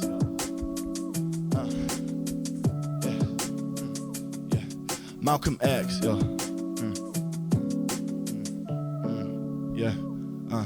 Malcolm X.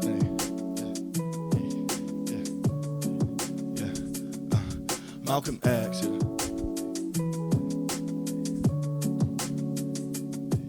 Malcolm.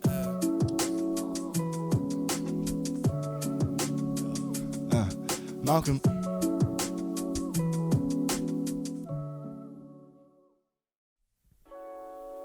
Yo. Sky God. Yeah. Hey. Yeah. Hey. Yeah. Yeah. Yeah. Sometimes they might challenge your purpose. Remember that you were part some way though. Reaction slow to the mundane grow, but I prophesize we can make it through. Try and recognize that you're worth much more than a tight fitted dress and a contour. Media applies a disguise to the onslaught, even when I fly bird's eye like a condor.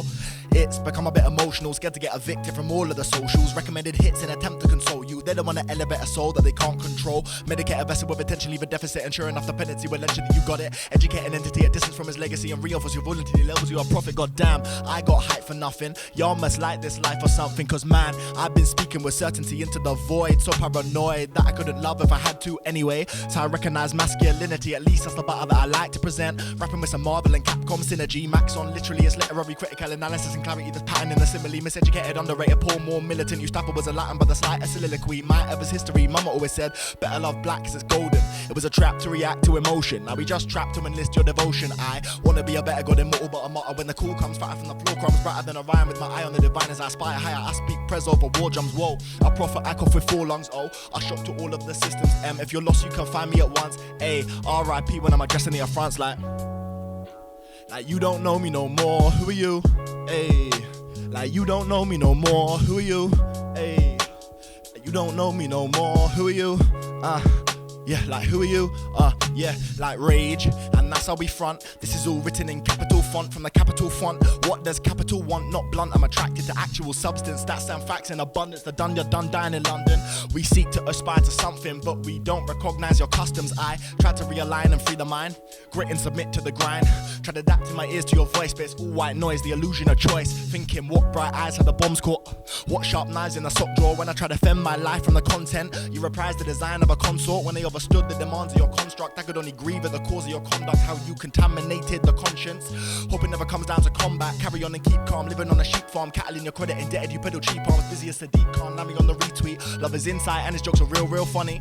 Real honeybee, I'm real loving, but I'm still running when the po-po coming. And I promise that I want books more than a BM. Wise like Roshi, eyes like Tien, Shinhan. You're gonna want a shin guard, leg kicks coming out of sand, you or something. King of the games of the monsters I summon. Still trying to reach the MacGuffin. It resides in the depth of the soul. Art is therapy, no. I'm a bard to the depth of the bone. A half in the breadth of a home. You forget the deaths that you like to report. Never mind families killed over shores. Lost is searching for more. And a chord in the deep of a score. Ay, don't be pedantic. Keep the responses candid. Our souls still roam the Atlantic. Let's not pretend that the story is old. Some love their chains so they painted them gold. Self-made or self-sold. I don't mean to offend, but it's time to be bold. You can't change plates if you're lost in the sediment. The pages are playing with the evidence. You heard what the lesson is, rise to the precedent. My brain bruised, burned from the reticence. You're a drain on the mind and the main frame. Knowledge that I need to become vain. This is what I need to distinguish. Lame and I lost, I'm a linguist. Weak exercised by the fitness. Blind given sight, I'm a witness. Yo, eyes roll back like a slip disc. I got them all on the hit list. I got them all on the...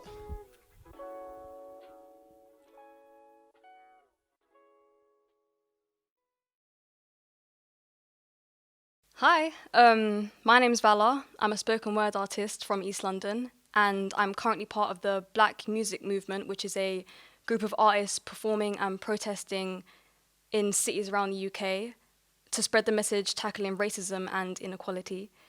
I'm here with the RAAH Festival today because art and community co-creation is one of the biggest catalysts for awareness and change, and that is exactly what we need right now. Thank you.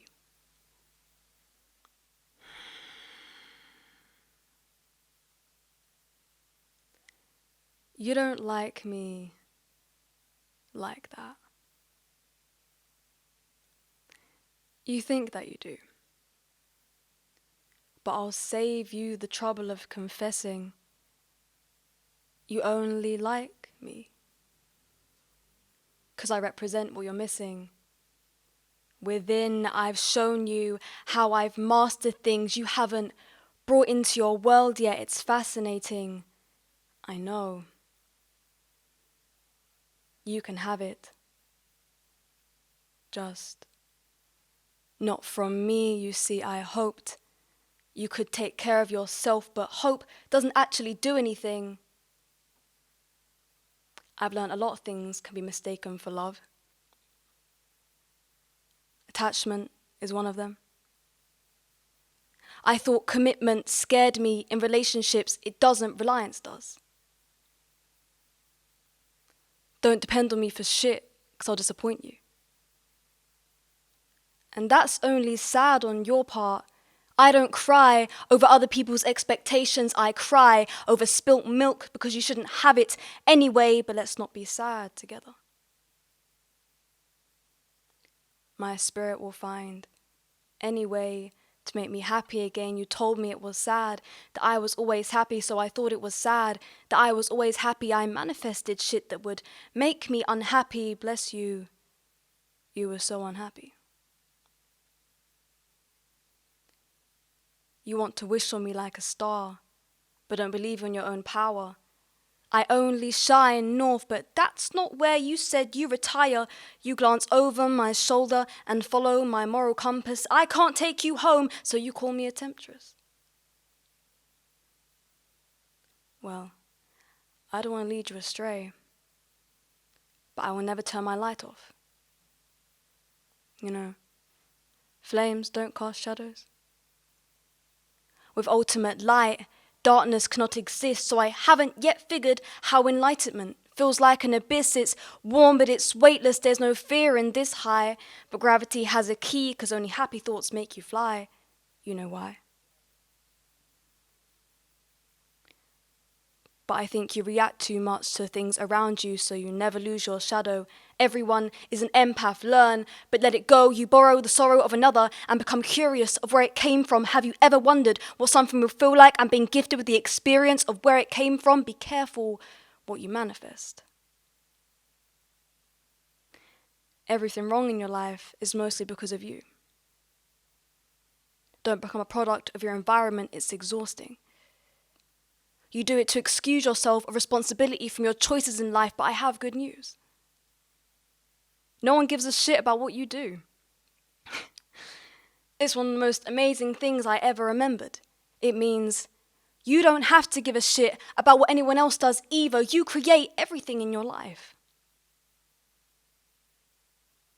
And no one wants to hear that because a lot of people are having a shit time. And no one wants to be told that they're doing it to themselves. But how can you play victim to the world when you are the world? This is your experience. Why do you choose to make it so hard? There are so many things I know that I was never taught. We can learn from people, but we only really believe what we learn from ourselves. Who knew I could become a candle? I guess I knew when I started attracting moths, people that dance around your flames. You know, the universe will make the impossible possible for you when you ask, so law of attraction brought me shadows I didn't know light could cast. We are taught to fight the demons within, but only what you give attention to can exist. No light bulb will fight against a fly. But the fly dies anyway.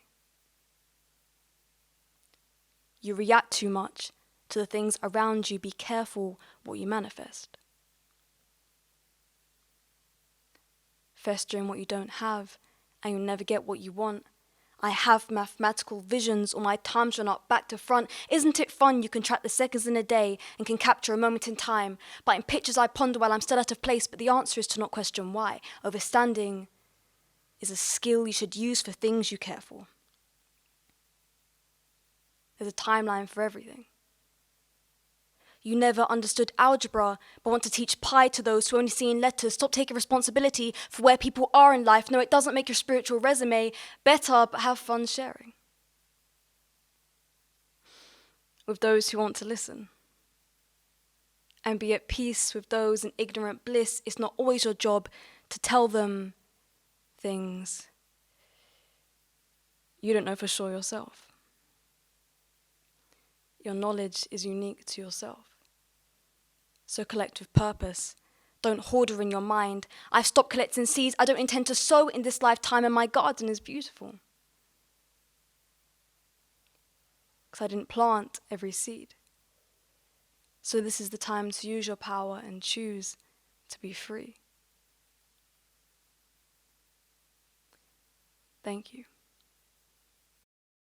Hi, my name is Phoenix the Rude Boy. I'm the founder of the Black Music Movement, and we are very happy to be a part of RAAH Fest 2020, representing for Black Lives Matter, for equality all around the world, for freedom, peace, and unity. Hey, little rude boy, I want you to sing to us about your blues. Talk about a little of your truth. Tell us of your rude boy blues. You call yourself a real man, but it's all a pretense. Flashy hyperboles is a true existence. Material bling is your soul's cry for attention. Sundays you and your boys seek sinners' redemption. 3 hours, 3 bottles later you be like fuck repentance. Fuck God, fuck heaven, you only live once, no exemption. My brother got popped by police, no deeper intentions. I prayed for a miracle, no divine intervention. I live with no hope and I can only pray it gets better. If I die in this deathly mouse trap, I want my fucking cheddar. When face the world to lost and smoke, my eyes getting redder and redder. All I care about is cash, weed and getting her wetter and wetter. All we talk about is a bad bitch and how much you sweater and sweater. When we fuck about surrectly, that's when I feel better than ever. But I know that when I'm bored of her, I find another to make me forget her. And they wondering why these broken hearts and I'm infectious never. And as I infect you with my deadly disease, and we create a child as we spawn and we breed, and we kill the result of our pleasure and greed. And I question my readiness to murder my own seed for my own selfish actions, my own pursuit of satisfaction. My life falling subject to a nuclear reaction. Karma's about to fuck me over for all my infractions. So Lord, I confess to you. Lately I ask, why was I never blessed by you? They tell me never to question the work that you do, but you left me here blind, deaf, dumb, a fool. Growing big in the hustle, I never had no choice. If I wanted to protest, I never found my voice. I was placed on the path of destruction and sin, yet I'm still here searching for a deeper meaning. Hey, little girl, I want you to sing to us about your blues.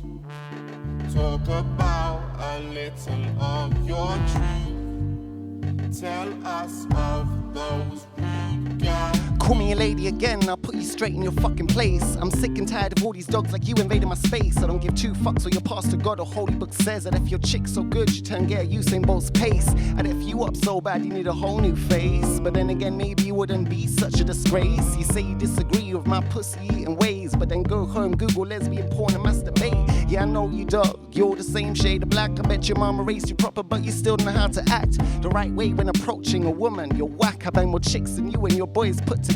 Fact, I just wanna live my life without being approached by a man. Is that really so effing hard for you to understand? I don't need to be talked, looked, stepped or beat down on. I don't need to bear your like it has a fucking crown on. My heart starts pounding as I notice his hand on his briefs. I tell him to F off and not give a sister grief. The way he pushes himself onto me like a thief in the street. Desperate for her, I've seen too many dogs in heat. Reminding me of old men in my past that forced themselves onto me. The way he licked his lips made my stomach turn green. Glancing chest to face like a wolf that's about to eat. My blood burns white hot as I'm knuckling him head to feet. Flying through the rain with tears streaming down my face. Hating myself for ever putting myself into the space. Hating men for always bringing pain, shame and disgrace. Anger filling my veins as I scream out in hate. And in the heavens above, lightning strikes and flashes. Thunder rolling deep and high as the bolt clashes. Igniting leaf branch and trunk into ashes. And the pain was burned up as the tree falls and smashes. Now he's talked about his blues, and now she's cried about her blues.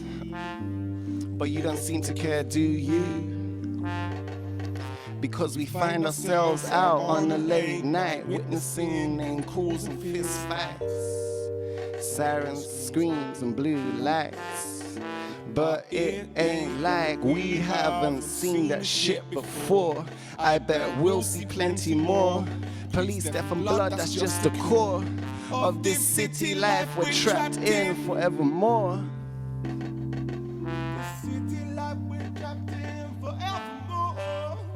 Listen, another day, another headline. New dead kids on TV. More gossip for the street. Another grieving family. It's enough to make a grown man weep. To make a woman go out and protest on the streets. Hey, little girl, I want you to sing to us about your blues. Talk about a little of your truth. Tell us of those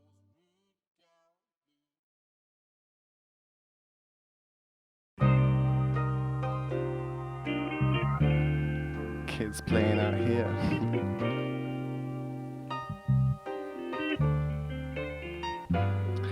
I've been smoking too much, I've been getting too high, I've been resting on my laurels, I know I'm top 5, trying to escape the anxiety in my mind, rolling paper, investing green into my life, 25 and still struggling to get by, reflection of a generation fucked by the times, all these models on the gram, wanna chill with a couple grams, peach emoji in the flesh but got me sad like damn, poker face even when I play the losing hand, gambling my life away to make music that bangs, trying to save souls as the mothership lands, collecting my karma while they stack up the bands. I was feeling all alone, I had a vision of clarity, 2 is the answer to all the questions you're asking me. I know I'm your shaman, but sometimes I need time for me, friends been placing my pressures on my mind lately, claiming I've changed, it's true, I'm growing into who I'm meant to be. What hurts is you switched up, cause I'm turning dreams into reality. I can't fulfill your fantasy, I'm my own novelist bee, push pen to paper like ink on my skin, pure artistry, in the forest on some shrooms while I'm blazing up trees, trying to regain my spirituality, vibrational frequencies in a fog of uncertainty. Life is but a series of fuckeries punctuated by love. Are you wondering why the world is on drugs, why your kid is fucked up, why your uncle voted Trump, why you're working more hours but your wage still sucks, where everything seems to change but somehow be the same, and I got sleep paralysis that's trying to hold me down, demon on my chest, I can't even hear a sound, missing phone calls, can't get up and about. Is it some foreign entity or my mind inside this compound that I call my body? E equals MC squared. Come pull up a chair, let a guard locks your hair, get a piece tattoo and damn, you're like halfway there. Need to learn voodoo because they freeze when I stare, like it's the deepest shit they ever heard, but shit, shame on learning to master just how to channel my gift. Universal truth moving through me, using musical spirits. Guess that's why I'm so sick of rappers won't get near it. I spit on the mic and they stay clear like I killed it. Shh, moment of silence for the dearly departed. I lost my grandma, now I don't know who to speak to. When the voices in my head start turning fucking evil. Suicidal on the brain, but I'm more than equal. Lack of self-esteem will hold me back from the people. I'm coming for the throne like Return of the King. One mic to rule them all, the rude boy runs this rap ting.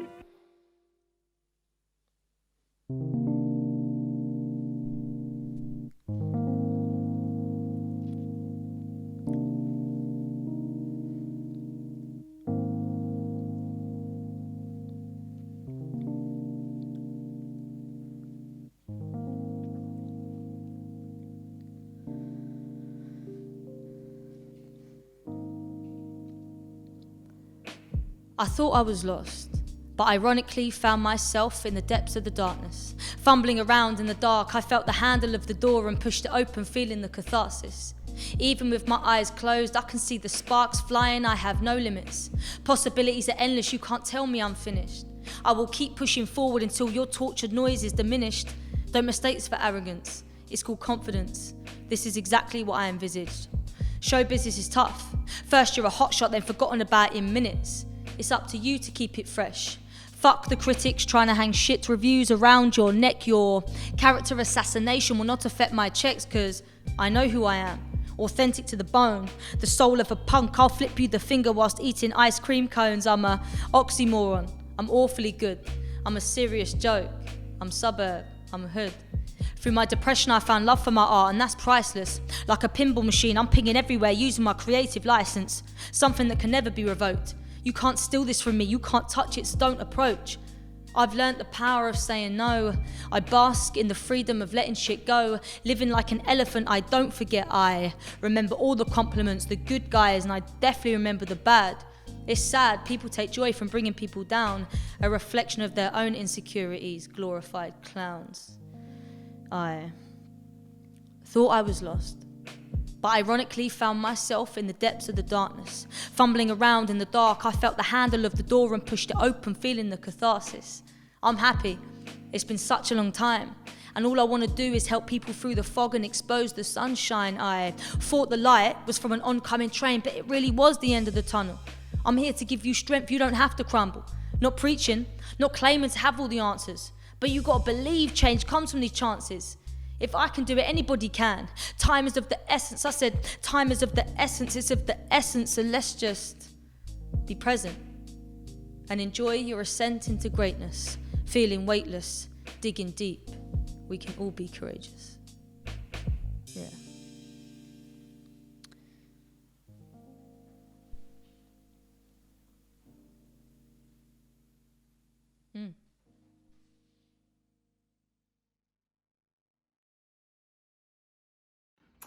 So there you have it.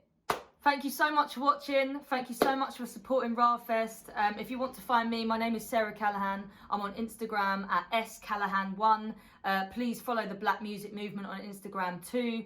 And yeah, big up to RAAH Fest, everything that they're doing. And please, if you can, keep donating as well. Thank you so much. Safe. Hey, my name is Amani and I'm a singer-songwriter from South London. Hey, my name is Zion. I'm a dancing musician also from South London. And we are with the Black Music Movement. We are so honoured and proud to be participating in RAAH Fest as it stands up for what we believe in as Black people and also women. So we're going to perform a couple originals that I wrote. I hope you enjoy.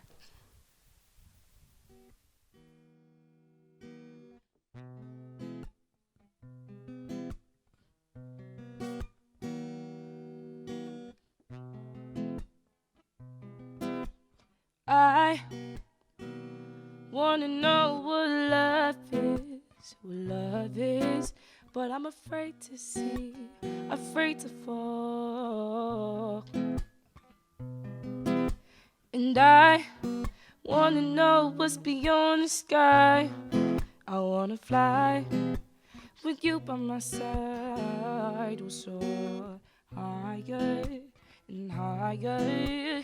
Fears lose themselves, we delve into the deep blue, climbing higher than the clouds themselves. I see the sun and the moon, and all that's in between. When I'm up here with you, I feel free. And the day fades into the night, slowly drifting. Then dawn breaks with those pink lights.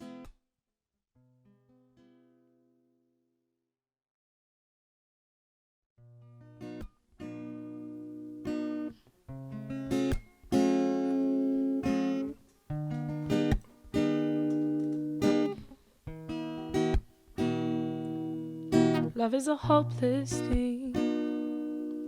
Love is unkind, especially when you got the right feelings, but the wrong time.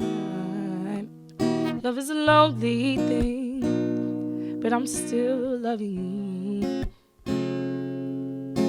relentlessly, whether it's meant to be or not.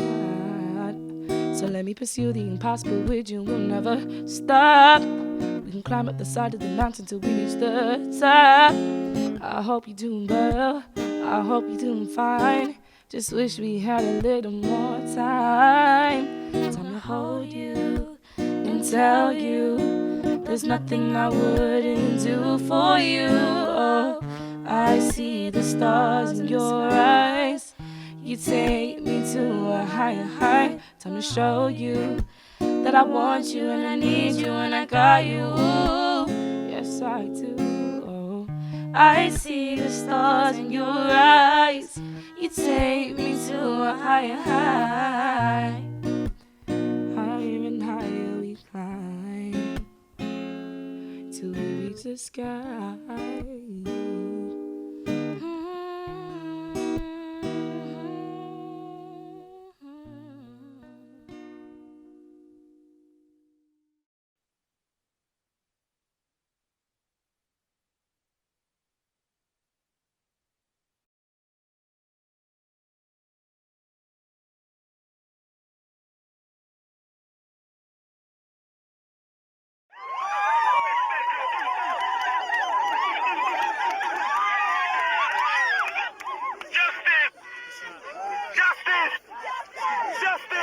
We fight back! We fight back! We fight back! We fight back! This estate has a history of racist attacks, organised racist groups on this estate. Been attacking people for the longest while. In this area, this is Thamesmead Estate, Plumstead, Woolwich. Yeah? And and one of these groups killed a black youth, 15 years old, called Roland Adams, on the estate.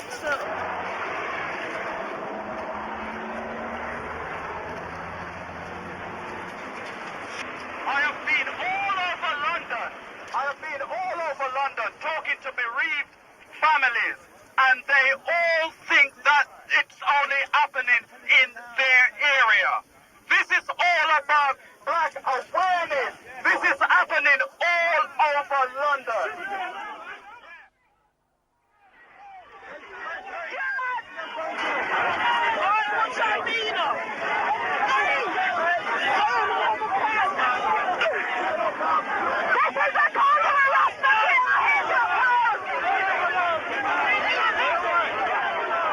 A police officer was brutalizing blacks.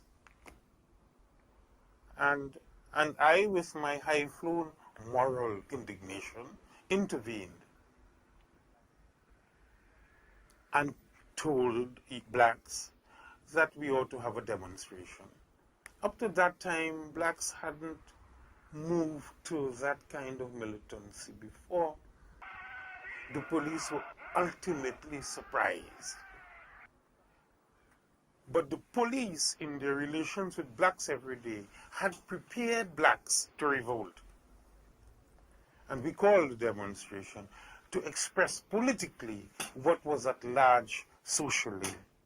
And the government of the day extracted from that group 9 of us, sent them to the Old Bailey, and we fought the state in a political trial. But stop. You know, remember how the whole of Black Britain did rock with rage, how the whole of Black Britain turned a fiery red. Not the callous red of the killer's eyes, but red with rage, like the flames of the fire.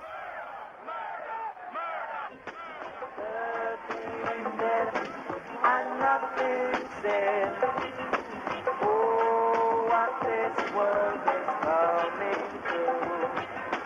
13 men and nothing said.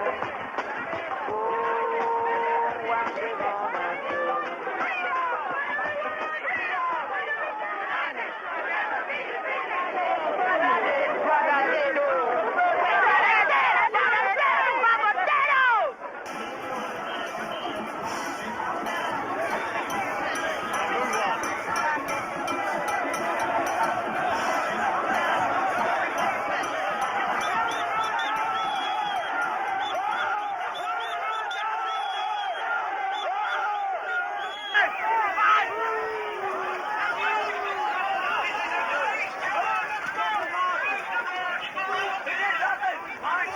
The resistance, and particularly the black, organized black resistance to the abuse of police power, and it's had enormous ramifications on the whole of our society and on the whole system of justice.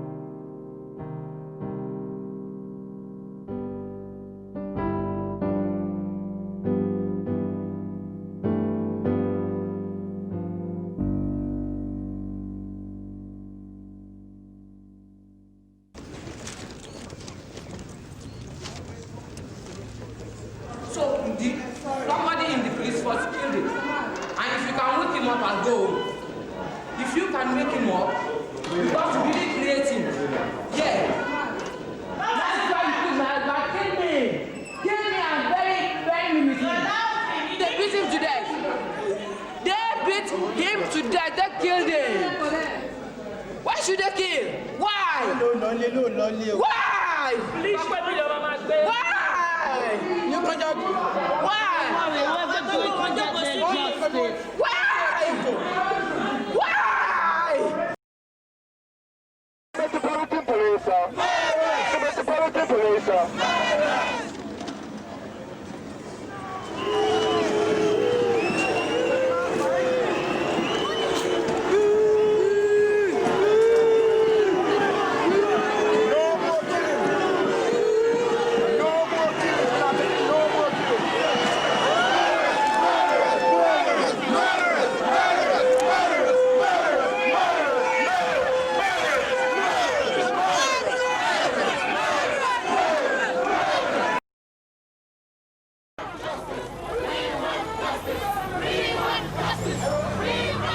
Well, the reason behind this demonstration is to get justice for Ibrahim Assi, who was killed by the police last week.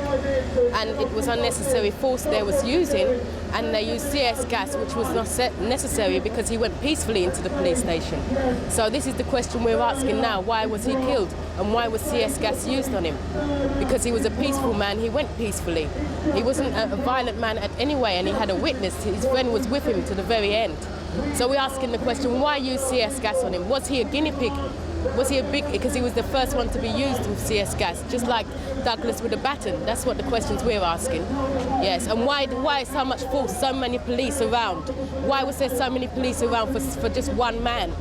You understand? That's what we're asking. That's the questions we're asking today. And by God, we're going to get the answers one way or the other.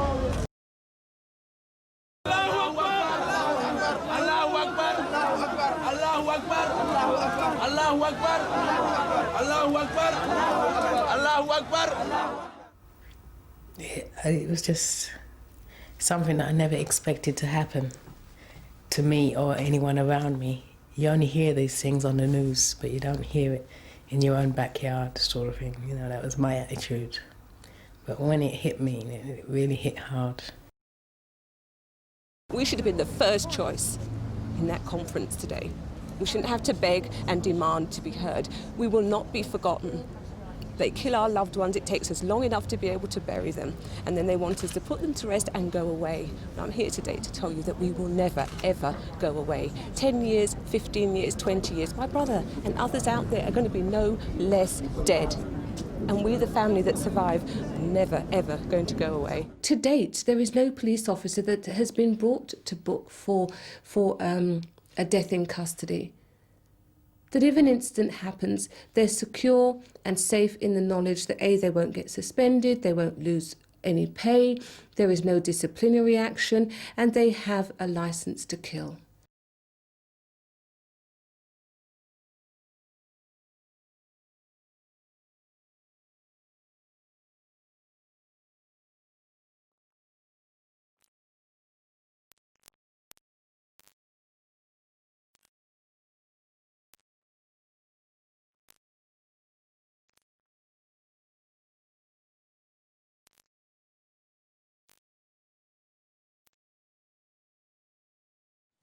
Hello, my name is Catherine. Hi, my name is Jasmine. Hello, I'm Maya. Hey, I'm Shira. Hi, I'm Hawa, and we'll be presenting a medley of songs we chose that we feel best represent a reason to donate to this cause. We'd like to thank you, RAAH Fest, for this amazing opportunity, and make sure to donate to this amazing cause. Thank you.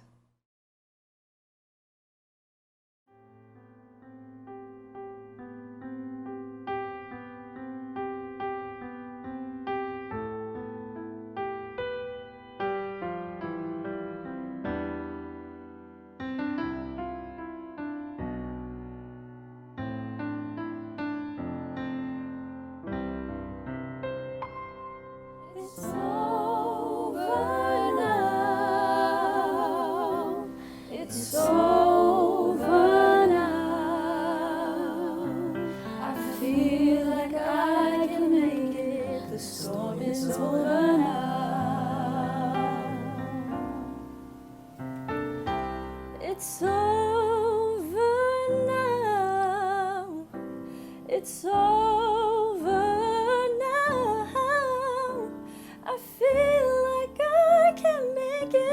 storm is over now.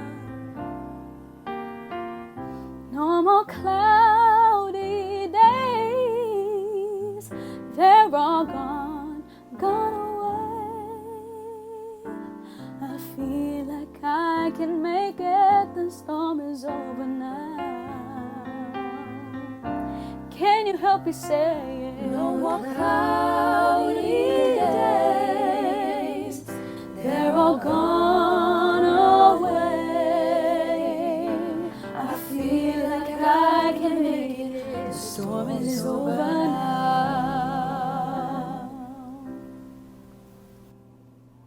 Every day I pray for mankind, that one day we'll find a way to overcome our differences with peace in mind. But lately I've realized that the same patterns have been repeating themselves. Habits of hatred and jealousy, of rage and hypocrisy. And why, you ask?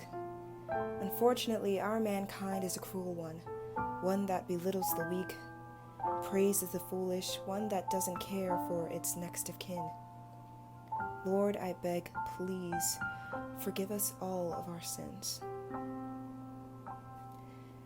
I pray that mankind learns from its mistakes and that we realize that the foundational traits of our society aren't rooted from a moral place, that we'll understand that the fruits of freedom and independence bear from the tree of all our immigrants.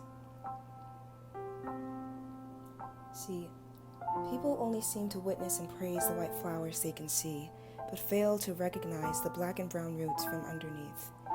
I pray that we learn to decipher good from evil, and that the good Lord comes and breaks this endless cycle for all of his people. No more cloudy days, they're all gone away. I feel like I can make it, the storm is over now.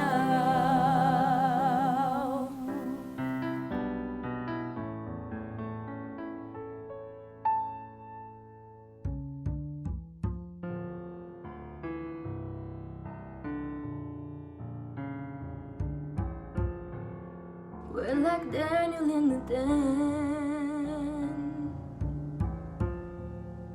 surrounded by these hungry lions, looking in the jaws of death.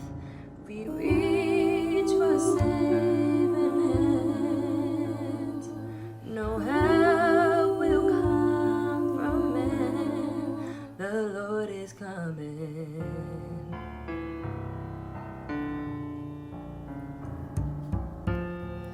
While the Red Sea's closing in, there's no safety in no mighty horses. Can you feel the driving wind? Behold the crashing waves. The Savior's on its way. The Lord is coming.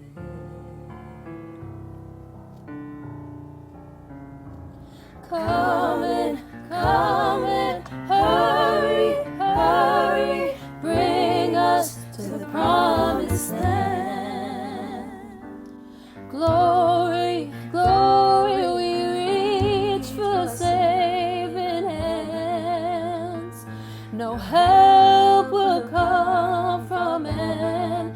The Lord is coming. The Lord is coming. The Lord is coming.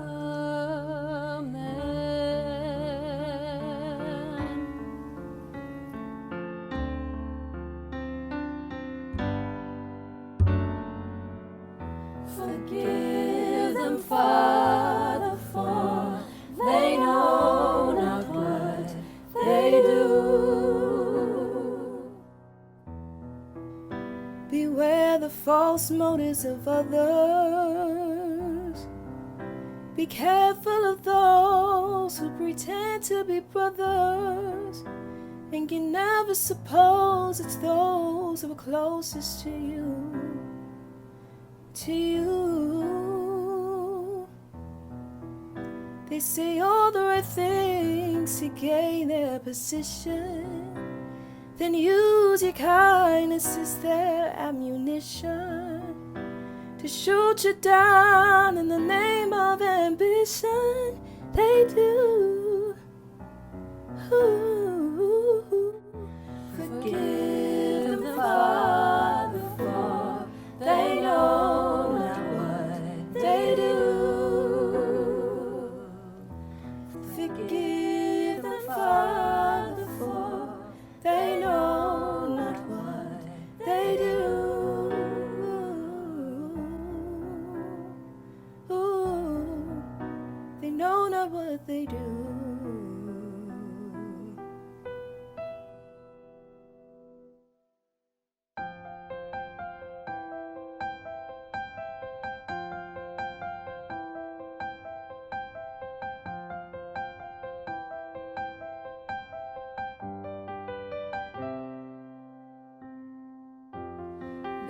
Strong and not letting people break me down. You won't get that joy this time around. Can you imagine me in a world where nobody has to live afraid because of your love is gone away?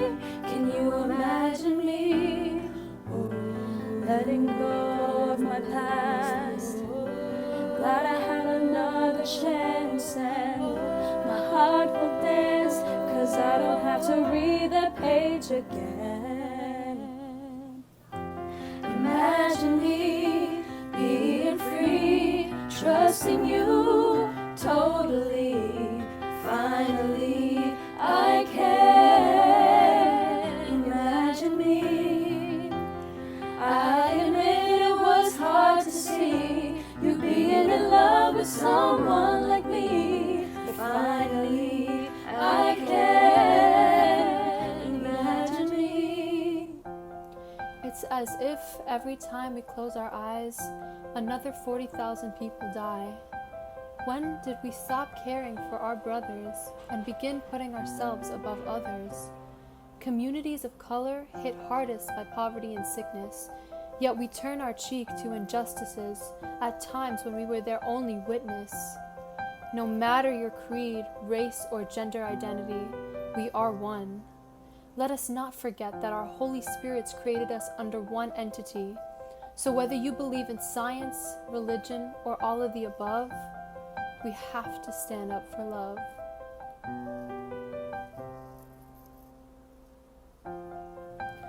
Oh na na na na, oh na na na na na, oh na na na na, oh na na na na na, oh na na na na, oh na na na na, oh na na na.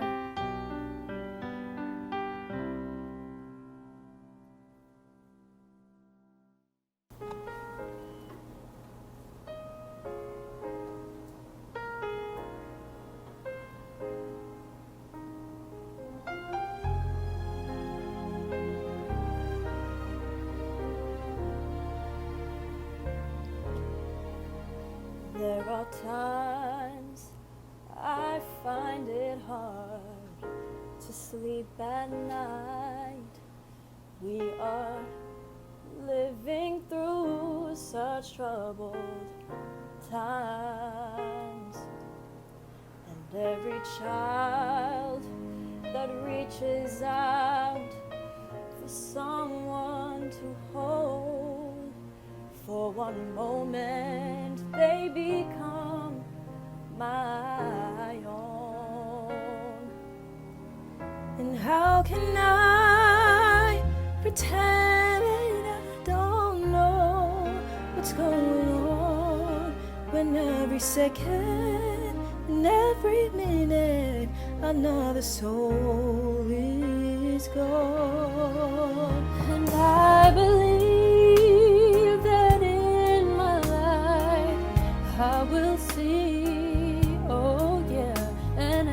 hopelessness or giving up or suffering. If we all stand together this one time, and no one will get left behind. Stand up for life. Stand up and hear me sing. Stand up.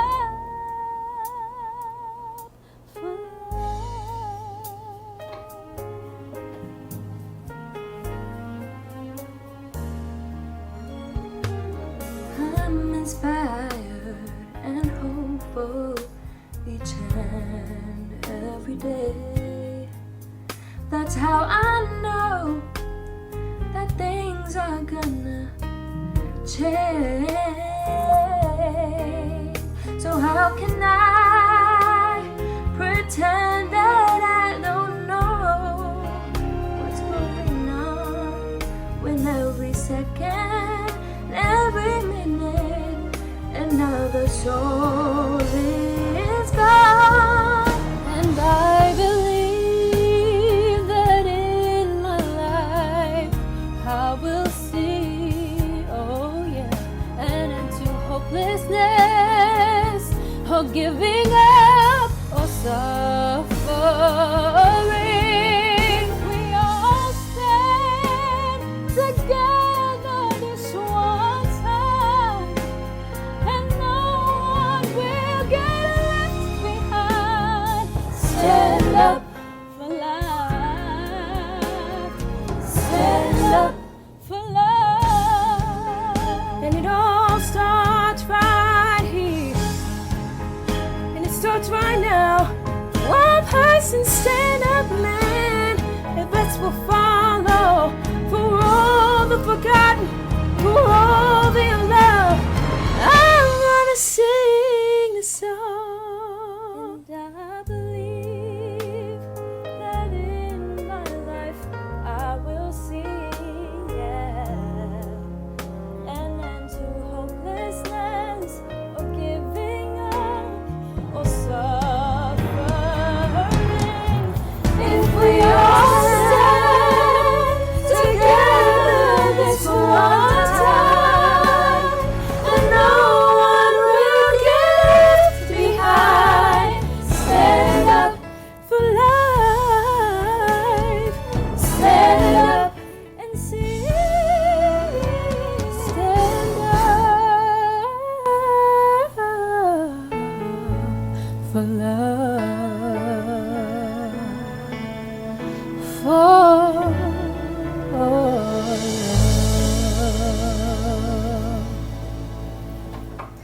Once again, thank you so much for watching and donating. Thank you, RAAH Fest, for allowing us as performers to help in your advocacy for positive change in the world. We're honored to be a part of your organization that amplifies silenced voices through the arts. I hope you guys have a nice night.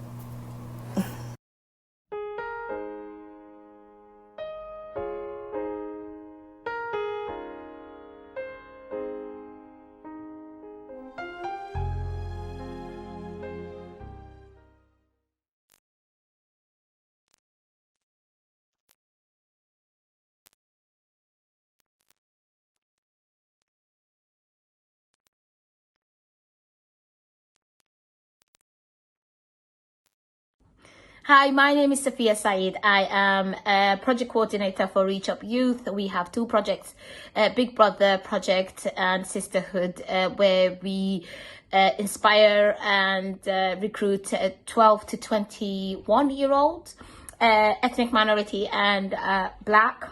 We use sports and activities for the scheme, and then after that we have this conversation about where do you want to go from here: apprenticeship, work, leadership, body image, training, mental health. We love RAAH Fest because it gives us the platform that we need. We scream a lot, but we don't have some sort of resources or funding to take us further. They help us to navigate, to have a better facelift, a better logo, technically. And they're shouting faster, they're shouting louder for us than anyone else. We love RAAH Fest. I was unconscious and I wake up somewhere in a different place, in a hospital, which I have still scar. My mom already arranged with someone to take me from Uruzgan to Kabul, from Kabul to Iran, and then from Iran to Turkey, and then from Turkey to Greek. It wasn't just the one person, it was different people. They would just keep passing me. And I was like, where they taking me? I eventually crossed from Cali to Northampton in the UK. It was in a refrigerator lorry, and I was in very bad condition.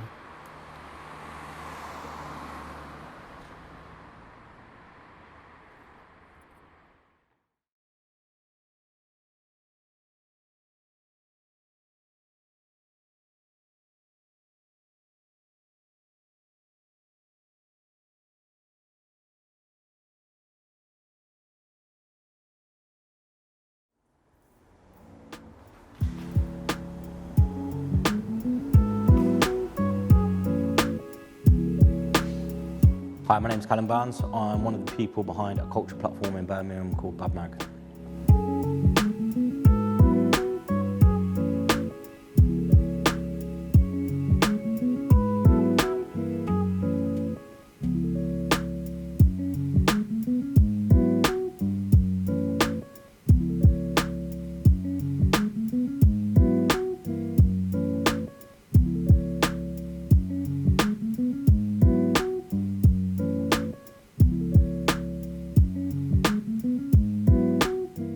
The platform has always been about showcasing underrepresented talent in the creative industries, in music, and just anything that's culturally relevant.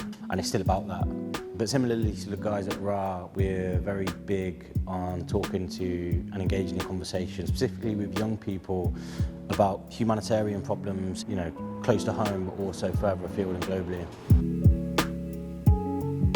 Birmingham isn't really a city of self-promotion, and that's why it's important for platforms like ourselves to create a pedestal for talent to be shown on a national level. When possible, we like to support our written pieces with video content, and we've compiled some of our favourite ones today to show on the RAAH Fest platform. Enjoy. Hi, my name is Janelle Antonisha. I'm a singer-songwriter, currently residing in Dudley, but all the magic happens in Birmingham. You ain't gotta do too much, you ain't gotta do too much. Trying to let you know that you are Birmingham's influenced pretty much everything that's happened musically to Janelle. Like, all the people I know because of music, all the things that I've achieved because of music. I've met everyone here in Birmingham. Even just busking out here on the streets, Birmingham builds me up, you know. This is where the playground is. This is where my craft is being mastered. We got at least today. Take out your hair, watch it levitate. Put on some tunes, but your heart beats the same. Like you saw, but what can I take away? Self-love is a big theme because I had to also learn to appreciate all that I am and everything that I've got. So my voice, my birthmark, my face, my teeth, my skin, everything. So yeah. Life is all, but what can you take away? We got at least today left. We got at least today left. We got at least today. We do too much. We carry way too much. Sometimes we think we're not enough, and I'm just gonna let you know that you are enough.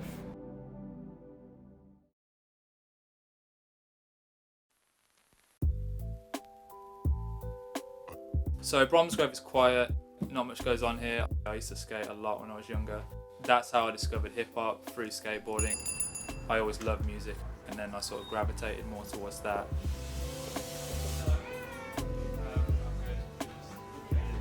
Because there's no one around here that makes music that I make. No one who even has a passion for hip hop and jazz and anything like that in Bromsgrove. And I discovered all that when I first started going to Brum, meeting all these people. When people ask me where I'm from, especially from a music angle, that's why I say Birmingham, because that's really what shaped the music that I make through the people I met. I'm interested to see new things that pop up to help push things forward musically.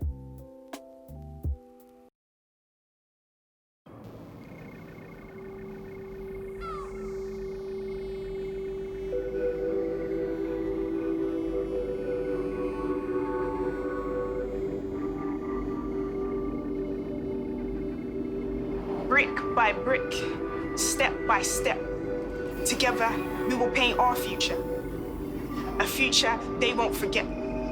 We outline our obstacles, ensure that there's no space for emptiness. You are not alone. Together, fear is not what we project. Our frontliners with coats like capes and caps like crowns. The sound of applause as you save our towns. Some of us have crossed oceans, crossed languages and found home. Our heroes in gowns. Amongst mixed messages and disproportionate statistics, we must unite.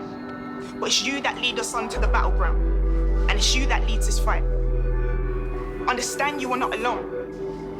Key workers opening doors with essential hellos, unlocking a portion of normality.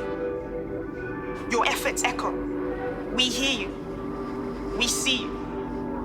Together, we grow. Businesses braving what this storm throws. Carers smiling through their sleeplessness as they step into the unknown. The drivers ensuring our journey continues when they're not at home.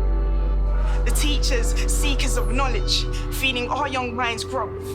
Please know, 1,000 thank yous can't cover your courage. Each of you have made your mark. 1,000 thank yous aren't enough, because your power is art. The way it inspires, the way that it sparks. Cover our city in your colors and let our energy march. Over this wall, we see light beyond the dark.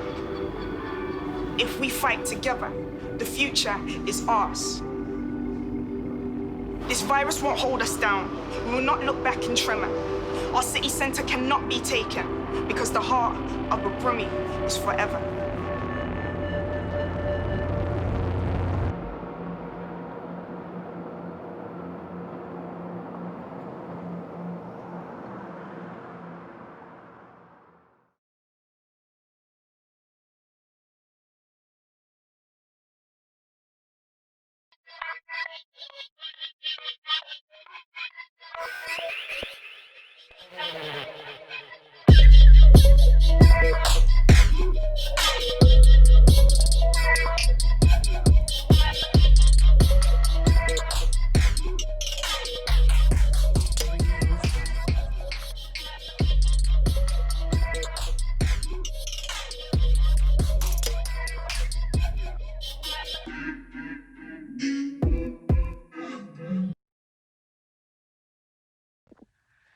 Hi, my name is Winter Dunn, and I am the director-producer behind the short film Junebug.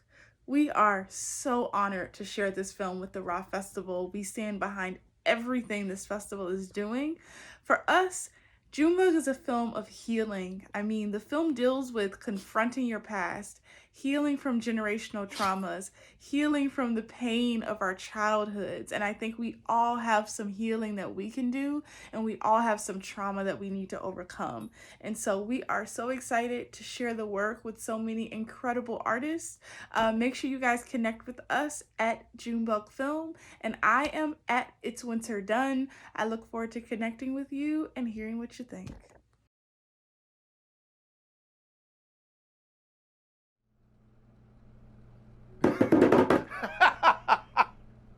Junebug, get your drum. Bug. I'm coming. Run. All right, let's play. Put it down, let's play. Okay, so we'll start it. Come on. 10 times. We'll get this right. It's hard. It's hard. No, it's not. You got it. Ready? 2, 3. 1, 2. 1, 2, 3. 1, 2, 1, 2, 3, 1, 2, 1, 2, 3, 1, 2, 1, 2, 3, 1, 2, 1, 2, 3. You got it.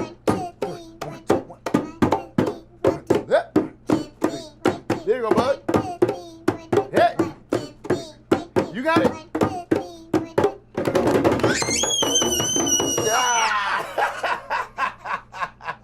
You got it, bud.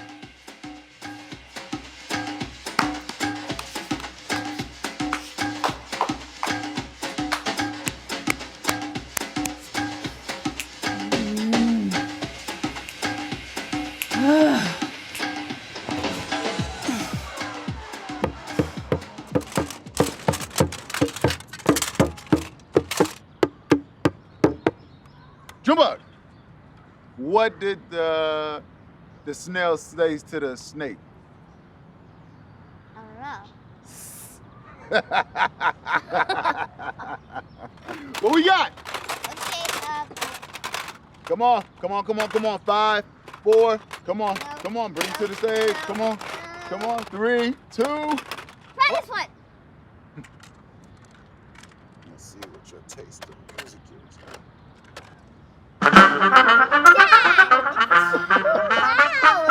It gotta be loud enough for you to feel it. I like this one. Yeah? Let's see. Okay. Go bug.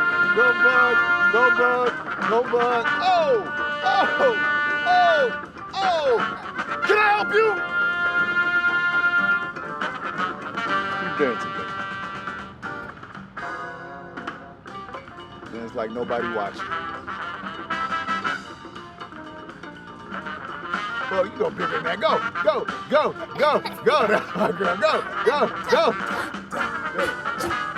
There you go.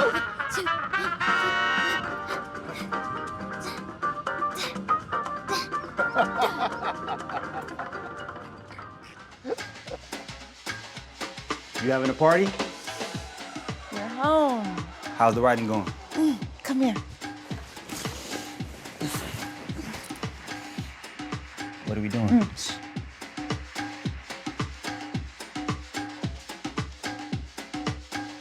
Joan, You feel that?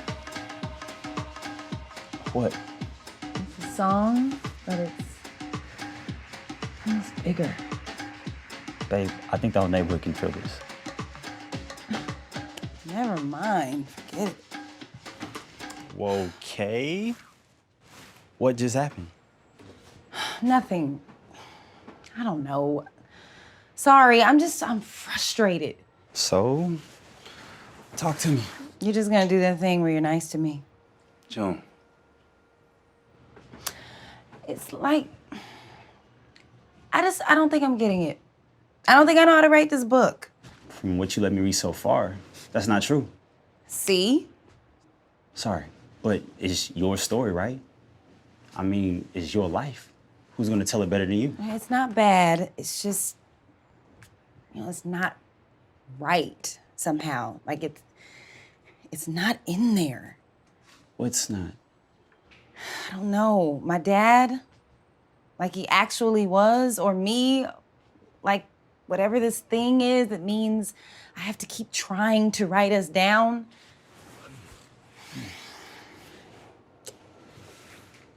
I don't know how vague and dumb that sounds, but it's not. I wish he knew you. You ever think about calling him?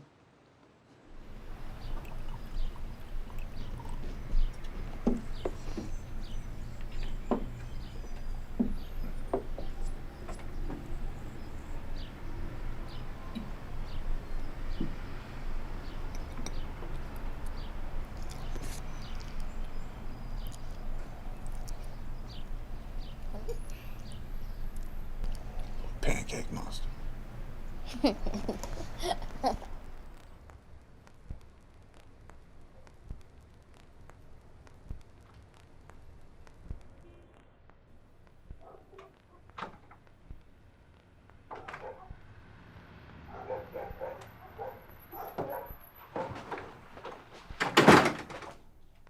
Dad?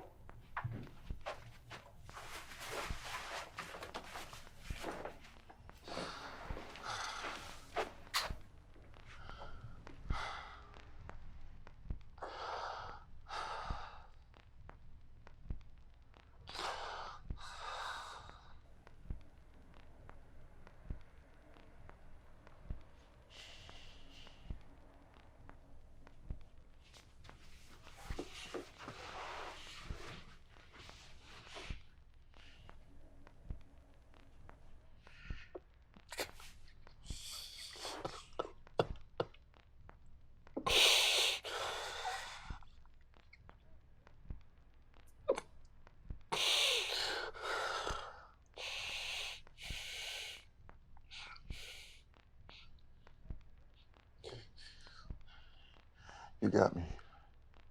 No matter what. You hear me? I hear you.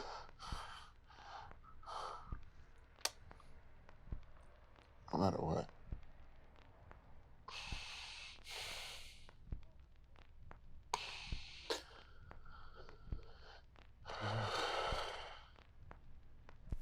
I don't want to talk about him like he's just some trauma I survived, you know?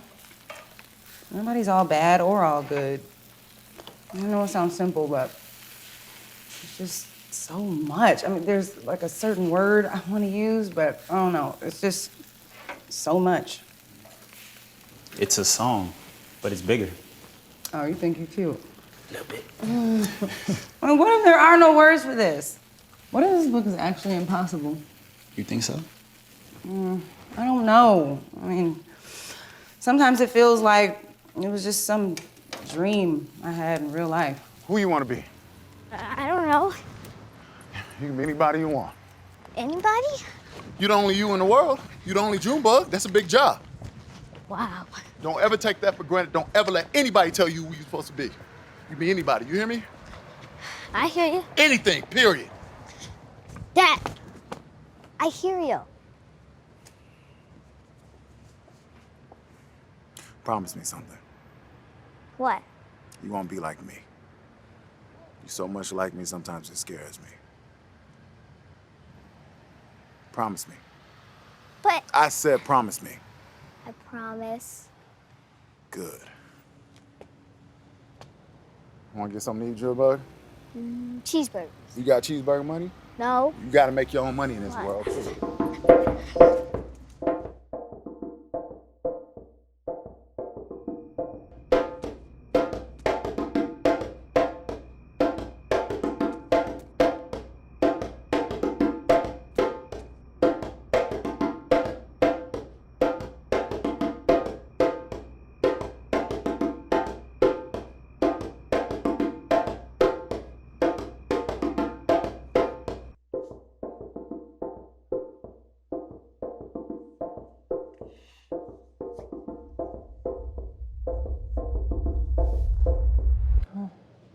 Sorry, I'm here. No, I'm pulling for you. I want you to figure it out. That's the thing, though. I have it figured out. Just can't make words of it. You've got words for everything. I know. That's why this fucking sucks. Come on now. You got this. Here, start with me. Show me. Help me get it. We can figure this out. I don't know. Worth a shot, though, right? I mean, okay. You're right. Okay, get on the floor. This good? Yeah, just get comfortable. Okay.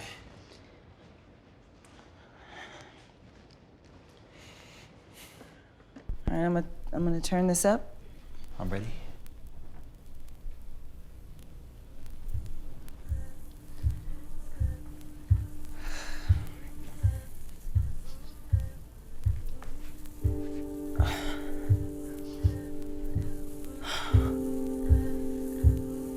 Now, just listen.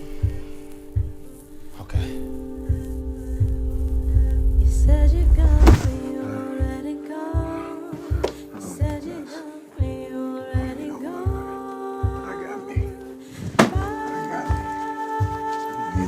got me. Looking down on the lights. Why don't you restart? Dad? What? What? What do you want? Please don't go.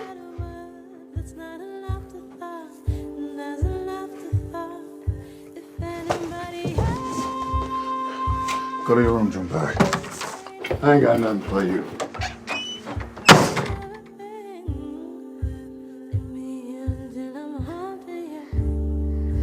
Leave me until I'm haunted. Ooh, leave me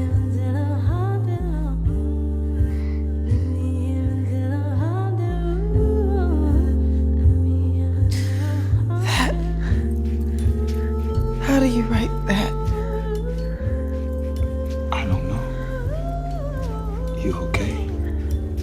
It's like I can hear him like he's here. And then I'm right back in it, and then... What? Just as fast, he's gone. That's hard.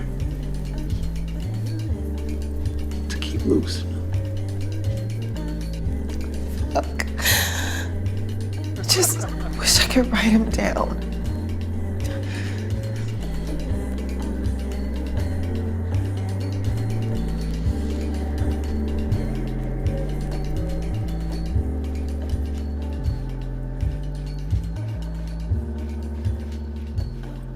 I really love you.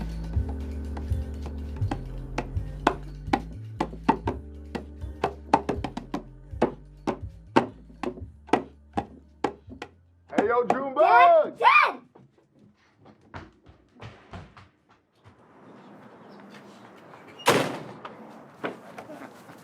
Oh! Where'd you go? You know how to get away for a while, get out the way, play some gigs. You know how it is. I've been waiting. Well, you know, Dad gotta disappear sometimes. You know that, Bug. I don't like that. Well, I'm here now. I've been practicing. I'm really good now. Oh, yeah? Better than you. I don't know about all that now. I bet I am. Your mom home? No, not till 6. Good. Better if it's just me and you anyway. I'm so happy you're here. I missed you. Miss you too. But you ain't never gonna miss me. Even when I disappear, I'm right here. You know that, Junebug. But I do. When you go, I really do. I try to pretend, but it's not the same as the real you. You got me? I know, no matter what. No matter what. Grab your daddy's drums. You been playing? Yep. I wanna see how good you got. So you think you can beat me? Yes. I'm the master. No, you're Oh, yes, I am. You the little one, I'm the big one. no. What you wanna eat? Mac and cheese. Mac and cheese. You got mac and cheese money? No. All right, here we go. I'll make you some mac and cheese. Did you hear me? Yes. All right.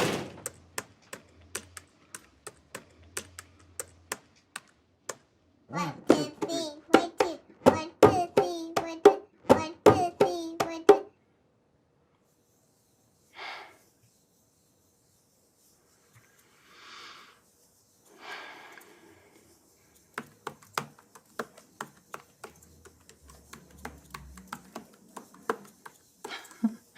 Well, I'm feeling kinda good today. Well, I'm feeling kinda good today. Well, I'm feeling kinda good today. The rain beats down. I'm feeling kinda good today. Well, I'm feeling kinda good today. The rain beats down. I'm feeling kinda good today. Ooh, hey.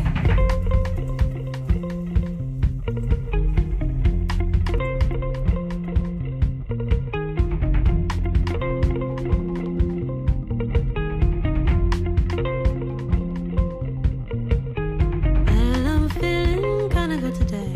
The rain beats down, and I am to myself. That's not to say you are forgotten, but to see my spirit coming down from imposed pedestals, but no ground.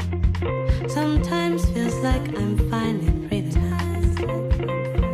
And I am pushed to change between these sliding doors in a way that suits your mood. I am what I said I was before. There are days I do perform when you spend weeks.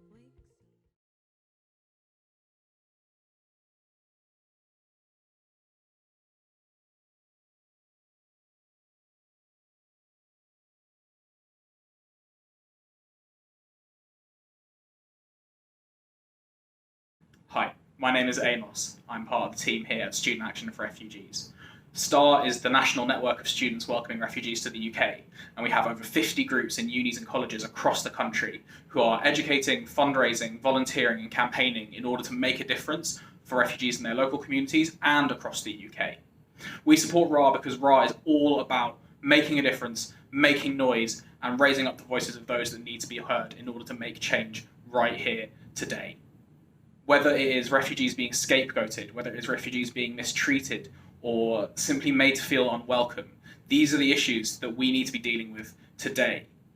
And with RAAH, and with STAR, and with many other the charities that are involved, we can make a difference. So thank you so much for your support.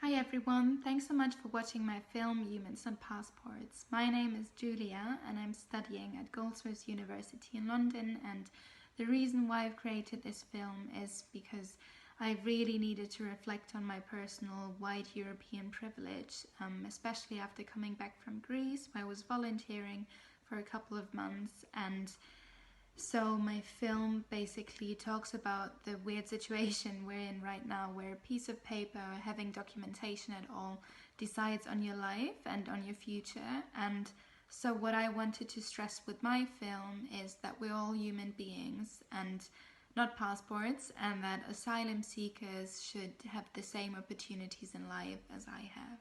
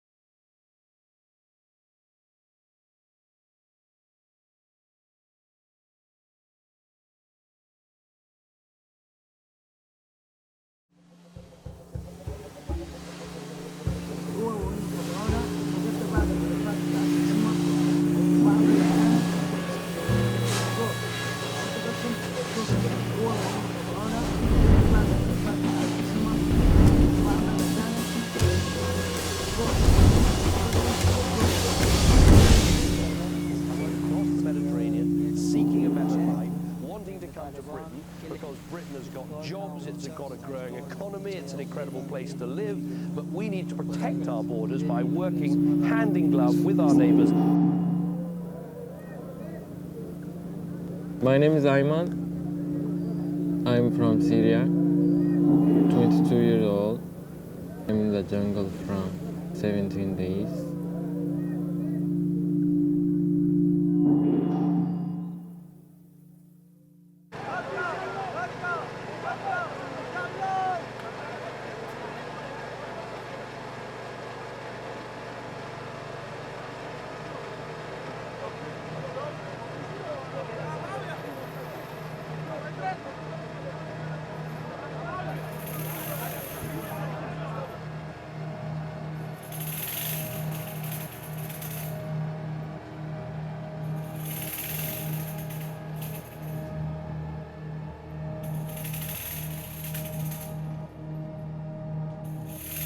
In Syria, in our village, people don't sleep in the night. Everyone smokes shisha and play cards. Everybody was happy before the war.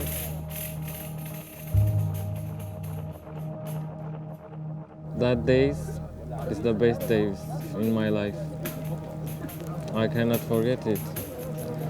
Some of my friends died in the war.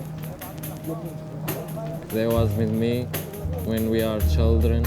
We was playing together. But now they are not here.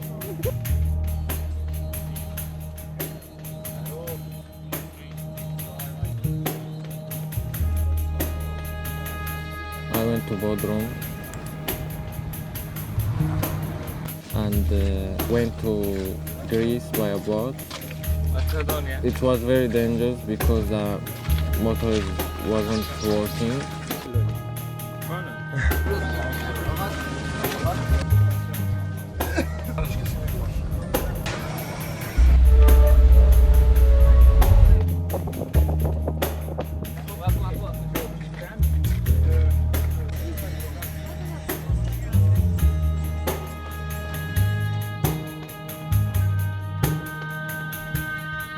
I asked for the jungle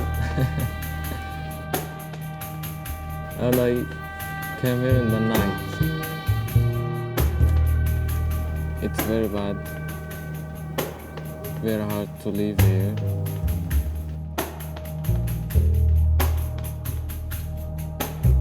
The police sometimes kick us, hit us. They have a gas.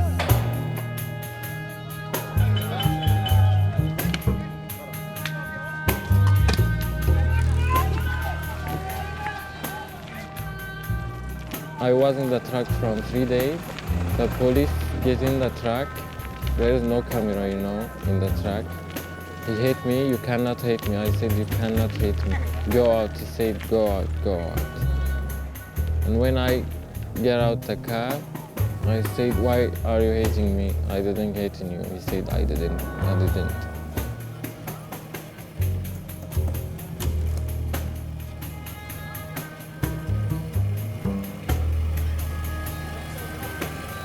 They started destroying parts of the jungle. Sometimes they come to the shops and take everything inside just because it's legal, you know. But nobody stayed here forever. All of them did it, and all of them in the UK now. We just have to try and wait.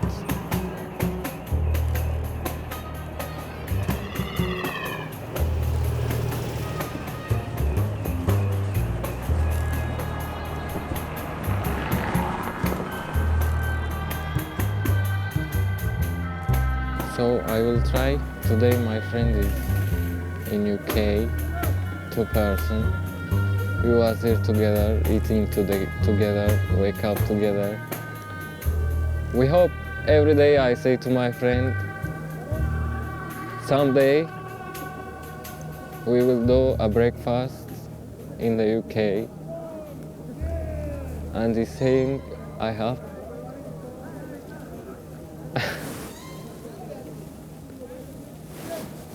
So we will keep trying. It's hard, but we don't have another chance. Yeah. It's enough.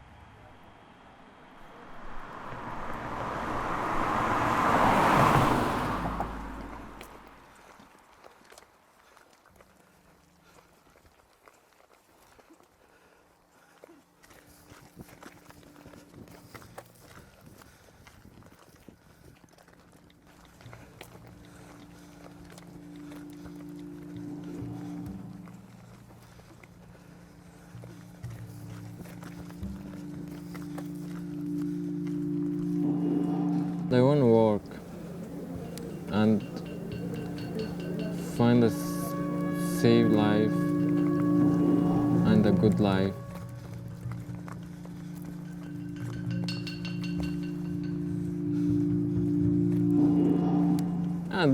I don't want more things. Just to be with my cousin and his children. And I will know there is nothing dangerous there.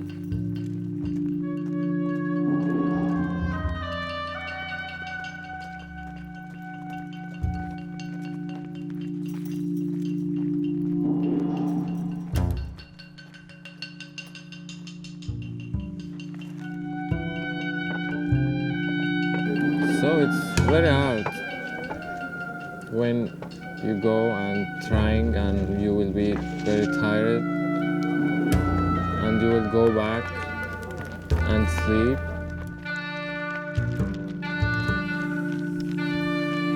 The next day the same thing, every day.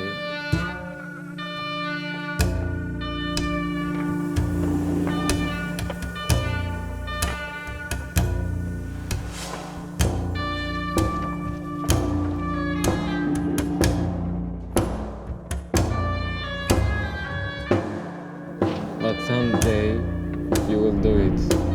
You know, you have a hope. You say, someday I will do it.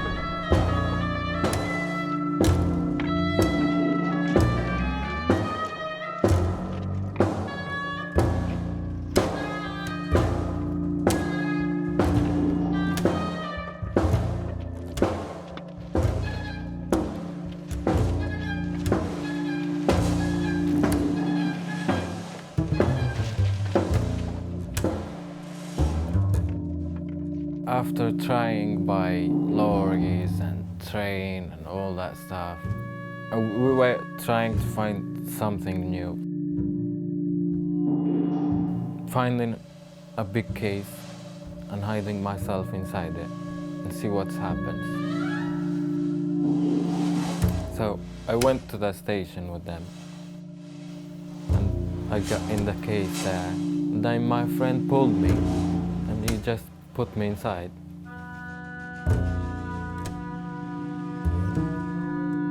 And there was a long time. I stayed about 4 hours inside the cage without enough breath. I was about dying because I couldn't hear anything. People were sleeping. I didn't really know where the bus is, and I didn't know if I crossed the checkpoint or not. So I had to stay in the case.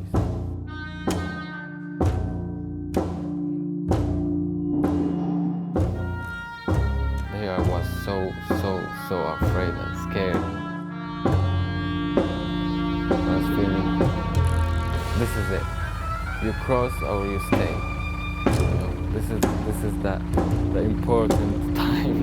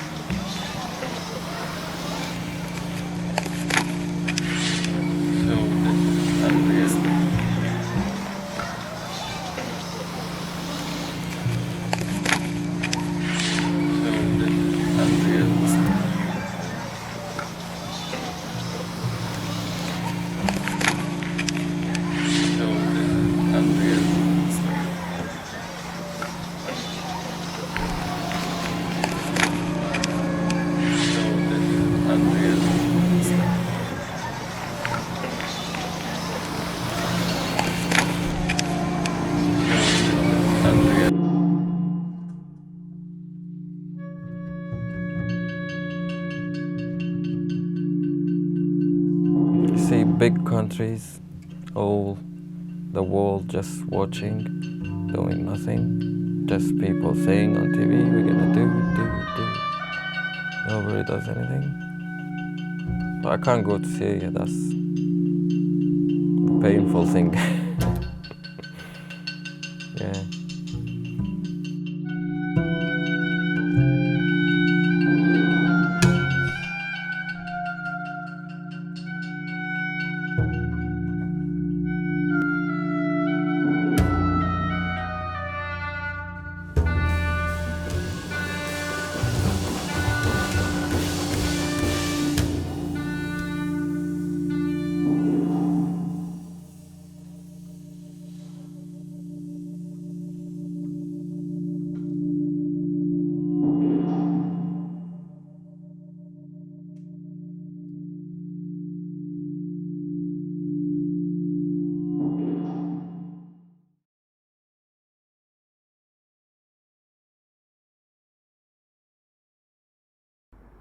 Hi, I'm Boris Thompson-Roylance, and I'm a filmmaker, predominantly film director. Hi, I'm Ayman El-Hussein. I am also a filmmaker. And we're here to discuss our film Ayman, titled after Ayman over here, which is a short documentary about Ayman and his first-hand experiences travelling from Syria to and his journey to England, and mainly his experiences in the jungle camp during the peak of a European migrant crisis in 2015. Okay, so the first question is describe a bit about the filmmaking process. How did the collaboration start and continued throughout your journey? So I guess I'll start with that. Yeah.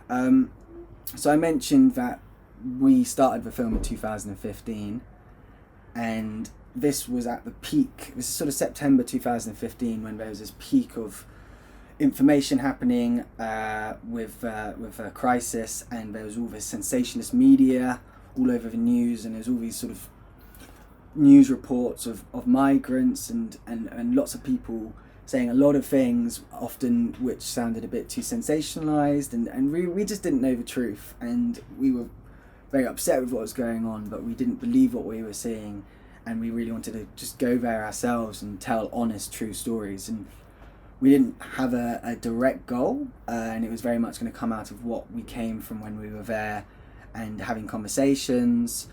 And so myself and a small team of filmmakers travelled to Calais in 2015 in September, where we started making our film. And we were there volunteering for about a week first, just sort of no cameras, just getting to know the people and gaining trust, because there's a lot of filmmakers there, and fair enough, there was a little bit of distaste for it, because why should they just swarm in and film uninvited? So we sort of built trust, built relationships, and then through a series of events in the second week we met Ayman, who was basically helped dismantle a conversation which I presumed was becoming negative from an elderly man sort of shouting at me in Arabic, and I my naive sense thought that he wanted a confrontation, but actually he was just trying to say, whatever you say, make sure Allah is great, God is great, Buddha is great, and that we're doing a non-biased, honest story, and Ayman helped to translate that. A bit. Yeah.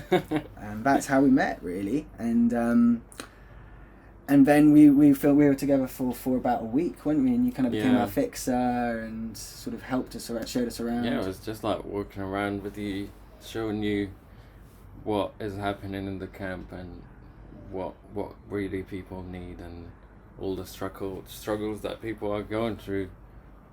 And then you started filming me. I was so happy with that, because I felt like we could get our voice out there and people can know what's really happening. It all felt unreal, the whole situation there was crazy. And we managed to gain, you trust us, which we were very grateful for, and you allowed us to film you your journey to the train, which was like a sort of 2 mile walk, wasn't it?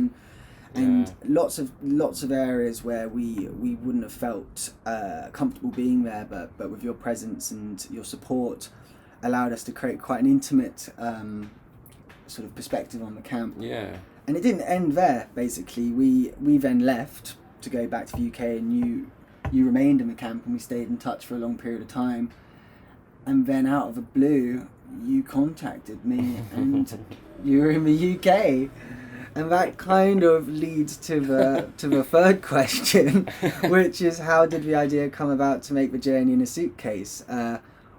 What other methods have you tried before? So I kind of jumped the punchline there, but if you've watched the film, you kind of know what happens. But yeah, let's lead on from there. Well, it's a very long story, but I'm gonna try to make it a bit short, with like not forgetting everything. Basically, I got there and like the camp was like crazy, and there are many ways that people, use to get to the UK. One of them is the port. People go to the port and try to jump on the ships, and the second is lorries. People try to jump on lorries and like hide inside, and the third is like people go on the train station, try to jump on the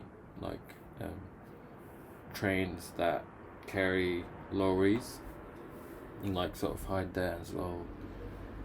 And the fourth is people use like sort of fake documents supplied by smugglers and stuff, and that could be used like anywhere on the port as a passenger, or like airports and stuff. So I tried all of that. All of them, literally, and not once or like twice, many times, and none of that worked for me. So I kind of almost like gave up, and I was like, I don't know what to do, and like I really wanted this to be done, and I came up with the idea of just like buying a suitcase and hiding inside it. And that obviously didn't it didn't start as a suitcase. It started with me sort of jumping on a bus luggage area and just like hiding there. Second time I jumped, I took a bag with me, I tried to hide inside it, didn't work. So it all like led to a more dangerous option, which was It was the last resort, wasn't it? Yeah, it was the last resort. Worked. And it did work, but that was because of desperate struggle, really. There was I was no other. I was so desperate, and yeah, I almost died like inside the suitcase. It's like, it's so dangerous. You can't breathe. And if I go back now, if I knew it would be that hard, I don't think I would do it again. You mentioned to me before how you only had enough pockets of air to breathe, and you mentioned in the previous interview how you were drenched with sweat, and it just sounded terrifying. It was like, I tried to make holes with needles in the suitcase and stuff so I can like breathe, but it did work when I was making the holes. I did like a test for like 5-10 minutes and it was fine. I didn't know I would be like, I knew I would be inside a suitcase for like a few hours, but I didn't know it would get really bad, like to the point that you can't breathe. Like at some point I was gonna sort of just unzip and open the suitcase and just like give up, but that was the moment when they like opened the luggage area, and it was like seconds away from that. I was like almost got caught. But I was lucky that I was just like a little bit more patient, just for a few seconds. And that was a life-changing thing. So I did survive it, but it was really bad. And I mean, it kind of leads on to the next question, but there's this story that you mentioned of when you arrived in the station and you knew where you were, and you remember the people seeing you come out. The emotions I had, like, they're so weird. Like, when you want to be happy for something, but you also can't. You're just like, you're sad, you're happy, like, it's a lot of emotions like mixed together. You're scared, you're happy, you're sad, you're tired, like all of them. You're thirsty. So I got off the suitcase, like off the coach, and pulled my suitcase, and I walked around the coach because the driver was like getting off, and we sort of came face to face. And you know, like in that time, I don't know in what headspace I was in. I just looked at him and I said thank you, and he was like, "You're welcome." But he didn't know that I was like a passenger, but not a proper passenger. And he had no idea how much you meant thank you, rather than someone at a bus when you go like, "Oh, cheers, drive." I wanted to give him a hug. Thank you for saving my life. And but he didn't do anything. Yeah, like, yeah. You know, But he just didn't check properly. Yeah. So you know, if you're out there, bus driver, thank you. Yeah. I mean, I remember you saying the girls seeing you just coming. Oh out. yeah, there were like 3 girls sitting. If you know Victoria Station, they're like, you know, there's like seats behind the glass. People just sit there and wait. So there were like 3 girls sitting, and as I was getting off the coach, they looked at me and they were like a bit confused. They were like, "How did this guy get off the luggage area, like not the where people get off from?" But till they realized what it is, maybe they didn't. I was outside. It's a switch of worlds, really, isn't it? Because no one can understand unless you've been there first hand. They would never think, you know, this is an illegal migrant. And well, it's just a switch of lives where they're probably leading this daily life, and the struggle that you've done to get to that point. Yeah. It's this kind of meeting of 2 worlds. And yeah, did you have a plan when you arrived? Because you had family. I had no idea. I was so thirsty, like so thirsty. Yeah. And I had no money, I had 50 euros. What but did you drink? I went to a shop and I gave them euros and they gave me water, but that was like after an hour. Wow. Since I arrived. And then I couldn't like find an exchange shop. There was one in the station, but you wanted to but get I was out too of that scared station. to go back. Yeah, you don't want to go back. And then I remember because you called me because I was going to work, and I was like, "Good to hear from you, but what's up?" And you said, "I'm in the UK," and I was like, "Whoa!" So I went off and I found you and at our producer's house, and we embraced. And I was like, "How did you get in?" And you pointed to this suitcase and said this. And when we went back to my house, and we celebrated and had dinner and had a wonderful evening. And yeah, so that was then, and now leading on to the next question, how have you found your feet in the UK, and what is your current status? So, after waiting a long time, I studied dental technology before, and when you are an asylum seeker, you can't work in the UK. So I had to find something else because sitting around just made me crazy. I can't just sit around and do nothing, waiting. Especially for me, I waited years. So filmmaking was one of the things that I really loved. So I started practicing myself. And then I got in touch with people, like I did a work experience for the BBC for like a month, and people there were like, "You're really good at this, you should, take this seriously and stuff." Because in that time I was just doing YouTube videos to sort of teach myself filmmaking. And then, I got in touch with like a company called Screen Cult. They were like, "You can come and learn, we can like take you on projects and stuff." And I did that for like 2 years until I got my papers and I started doing this professionally, like properly getting paid. And we've been working together as well, haven't we? And we worked together as well on like so many humanitarian projects and also like some commercial professional stuff. jobs as well, commercial jobs. Yeah, I mean, it's a remarkable. Yeah. For Eamon to have become this budding professional London filmmaker. I mean, he's doing better than most filmmakers I know. So, and not now. Not now, yeah, but we're in uncertain times. But it has, I mean, there was a long period from filming in Calais to finishing the film, Yeah. and there's been, in between that period, we were working on what would happen, because we didn't know what would be the end story. I mean, the worst case scenario is that even you're deported Doesn't back get to Syria, anything. or don't get anything. deported back to Europe, because a lot of people who come to the UK get fingerprinted on the way. So in my case, they were like, we need to send you back to Germany. But after following a lot of solicitors and stuff, and I had to change my solicitors a few times,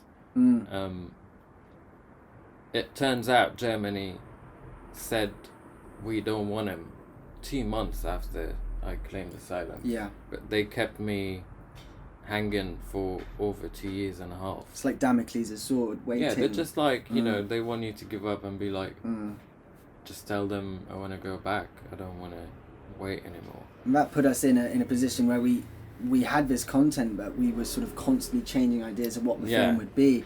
And it only also, the film was hanging because we didn't know what was didn't going to know happen. what was going on. And that's the thing with documentary work, 'cause I work in fiction as well, in short film, and in narrative you're in control of time, while in documentary you're the servant to time, and we're not dealing with fictional characters, we're dealing with human beings, and in a way our relationship as friends became more important than the film itself. You know, Eamon comes to ours for Christmas every year, you know, as part of the family, and it was just sort of supporting him as a friend rather than sticking a camera in his face, which is probably the least beneficial thing to do. So it was I guess film has been your catharsis, really, hasn't it? It's been a healing process. It was nice, you know, like it got me to meet a lot of nice people, like you and your family, which is a really good win for me, because coming to a country you don't know a lot of people. Yeah. These people that you meet at first, they're like family to you. Like, that's how I feel. You know, if I think of a family in the UK, I would be like Boris and his family. But like, other than that, it was a long process. And I guess that leads on to the next question, which is, what has been the biggest struggle since arriving and throughout the asylum process? The biggest struggle was like the uncertainty. Like, my mental health state was completely like terrible. Yeah. Because you don't know like what next day would be like, especially when you are threatened with deportation and stuff. And I used to go to the police station every 2 weeks to sign, and they call it reporting. You go and report like a criminal for no reason. And that was so stressful, because every time you go, it's a possibility that they might just take you. And like, imagine living with that over like 2 years and a half, like, or more than that. And you're not allowed to continue with. You're not allowed to work. You're not allowed to do anything. You just. So it's this grass is greener thing where a lot of people we met in crazy. Calais thinks that as soon as you get to England, it's, you know, it's freedom, but it's a long, difficult road of gaining asylum. It's terrible. And, you know, it did have a big impact on my mental health. Luckily, I was lucky to see a therapist for like about a year. And that did help a lot. I mean, I was lucky to have access to that. A lot of people don't. Yeah, because you get a certain amount of therapy from yeah, and it don't doesn't but it's always accessible. work, like, because you get an interpreter if you don't speak English, and it gets messy. Like, imagine, like, I would talk as a refugee if I have two people sitting in front of me, and like, I would tell someone something and then they would translate it, and then it just, you wouldn't feel comfortable. And it's not very one-to-one, it's not very personal either, isn't it? No, like, there's no connection. Like, you never know if you don't speak English. Like, you never know if the translator is doing it right, if they aren't. If it's biased or... Yeah, like, not their fault, but Yeah. maybe they're not, you know, like, getting the full sense There needs of to what be... you're saying. There is, yeah, there is, you know, it's not enough just giving a refugee a house and some food, but the mental support is beneficial for refugees' recovery, and it's something that just isn't given enough attention here in the UK. Yeah, and what makes it worse is when asylum seekers are not allowed to work, their mental health gets worse. because they just sit at home waiting, which is the waiting game is the worst in this situation. Time gets a lot slower when you've got nothing to do. Bad, like, the 2.5 years I waited, they were like 20 years. Every day, everything I talk about is the papers and like the leave to remain. Every day, it's like my friends got to the point to like, dude, just forget about it. Like, don't think about it. If you keep thinking about it, you're gonna go crazy. It's like not being able to sleep for Christmas, isn't it? Yeah.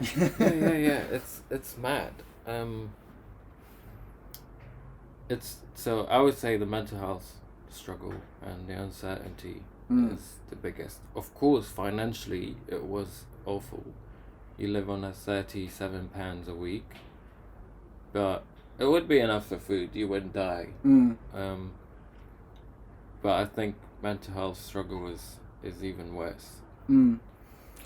So that then goes into question, what are your opinions on the refugee crisis as a whole? Anything you see that is improving or deteriorating? I mean, that's a big question. I don't think it's improving. I don't see it improving. Like, the way governments deal with refugees is still the same, and people are still waiting the same amount of time, and deportations are still happening. Refugees are still not allowed to work. Mental health access is getting even worse now after COVID. You know, the NHS is struggling.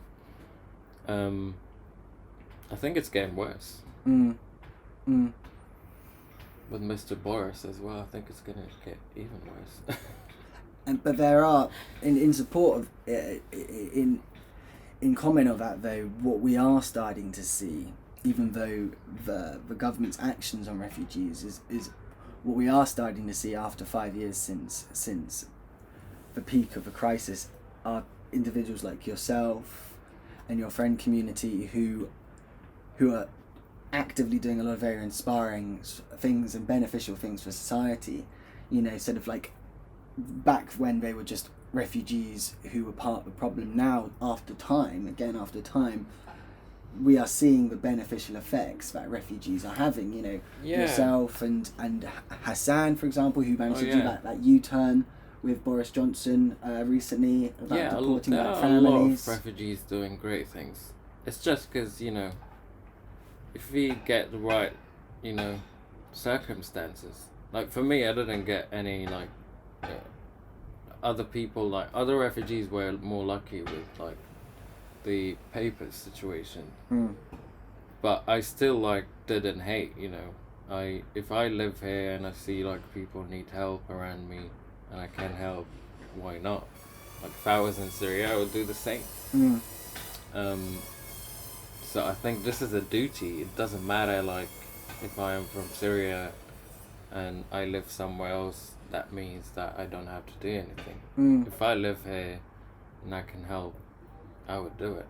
And that's, in a world of social media, is being able to be seen, the encouraging actions, you know, of you helping during COVID as a delivery driver, and seeing these amazing contributions is actually hopefully transforming people's ideas and stereotypes of the refugee, and, you know, all those sort of horrible antagonisms that people have of refugees, and seeing actively this change. I agree. Like, in terms of people, I think people are more aware of the problem. But when I said it's getting worse in terms of how governments are treating it.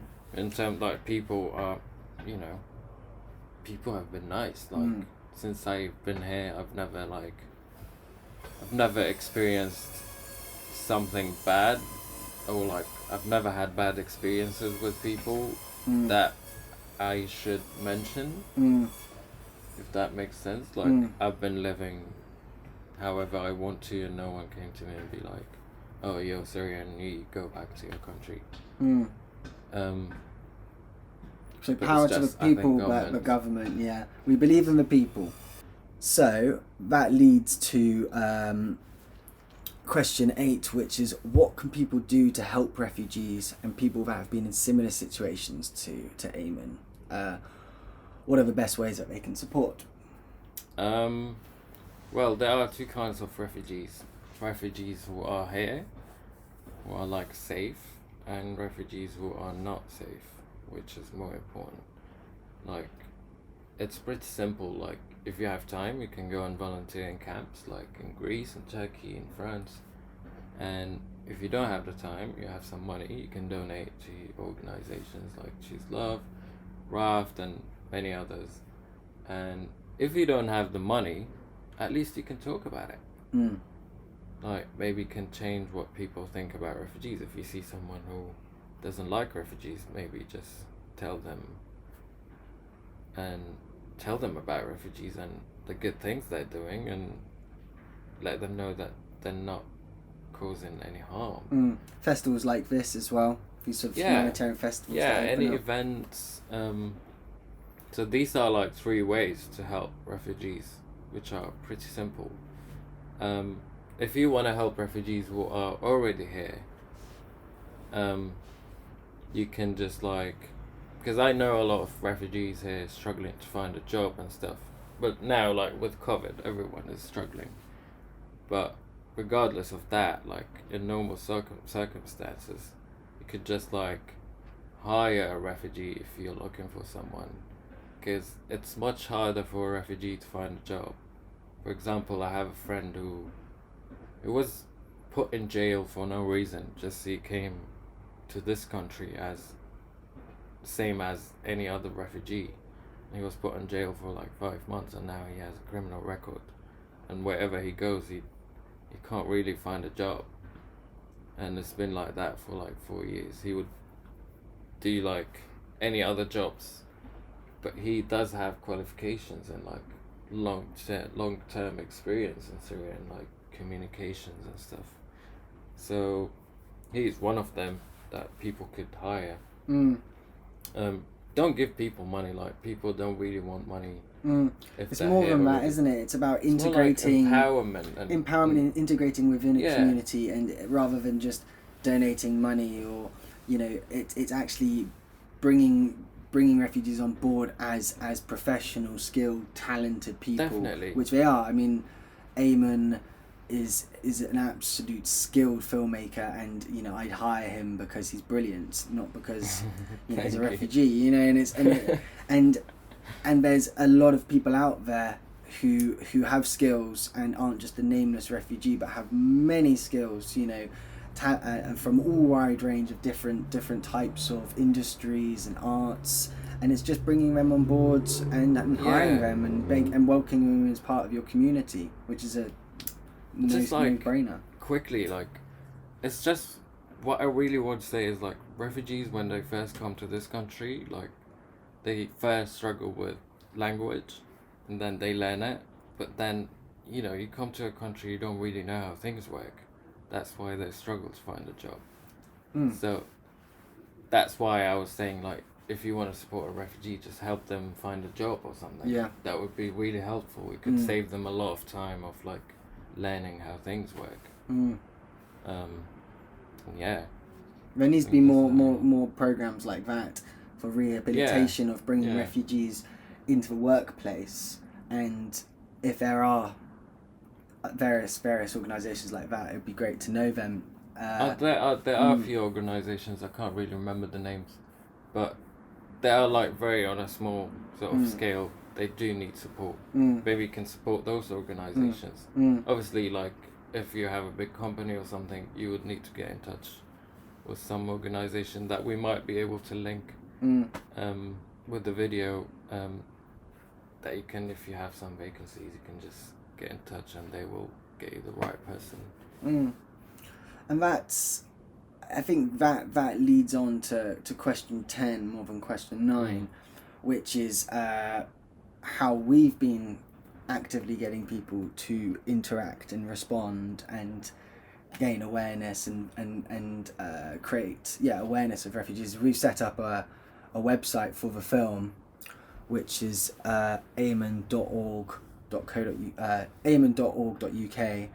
and it's kind of become a portal of information of various charities which you can be involved with. Our partner charities are Refugees at Home, who have been a great influence and help with Eamon's life in the UK, who are a small charity that basically reach out to families who have rooms and they give them available to refugees. So a bit like fostering, but for refugees. And Eamon was with a wonderful couple who housed you Oh for yeah, a I was while. with a lovely family before I get my papers. Where I needed to be in London to do some work experience and stuff. And there's no way I could live here. Like, I had no place to stay and stuff. So this family were like, oh yeah, you can come and live with us.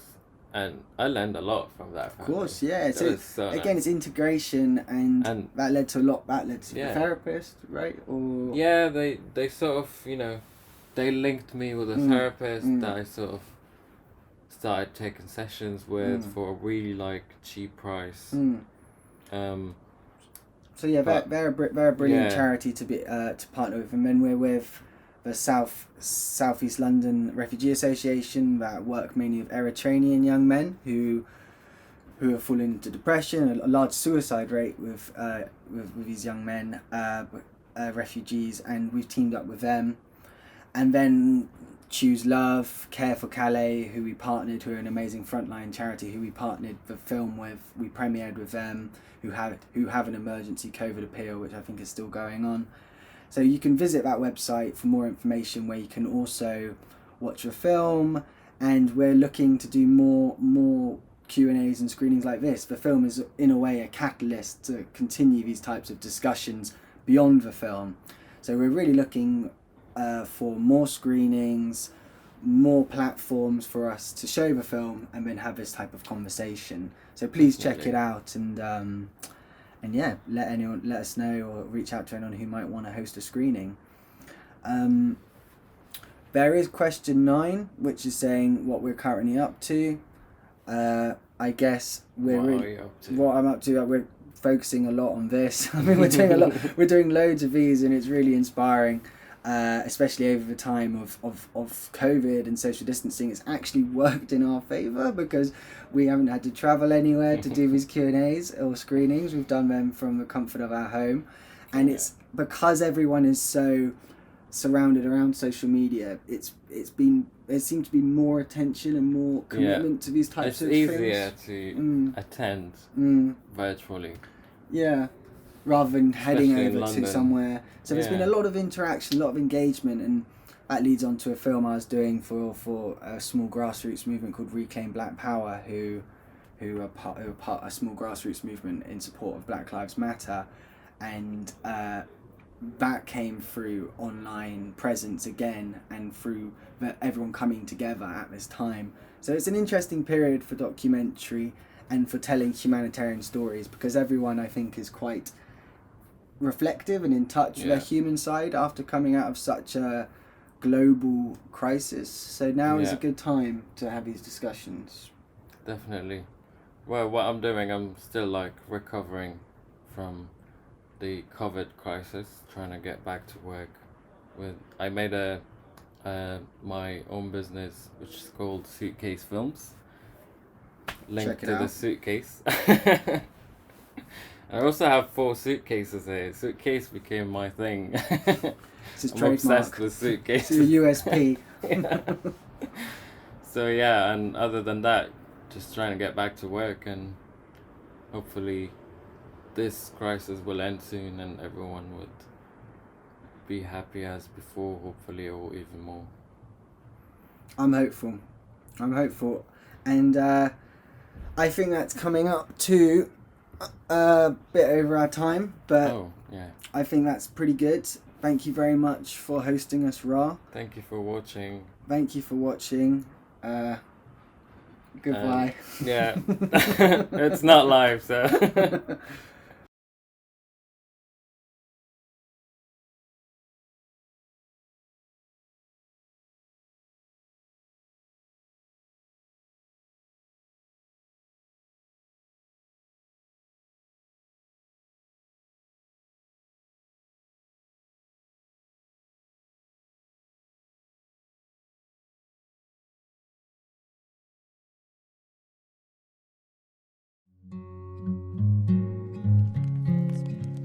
Through my sleepless days I found that in my dreamless sleep I'm bound to one night hear the sound of you calling.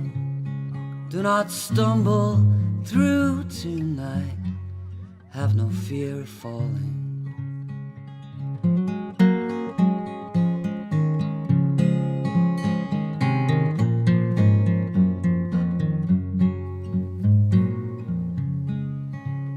From these moments we awake, our heads clear of the mistakes, how we never hit the brakes or felt it stalling. Just don't stumble through tonight, have no fear of falling. Don't stumble through tonight, have no fear of falling.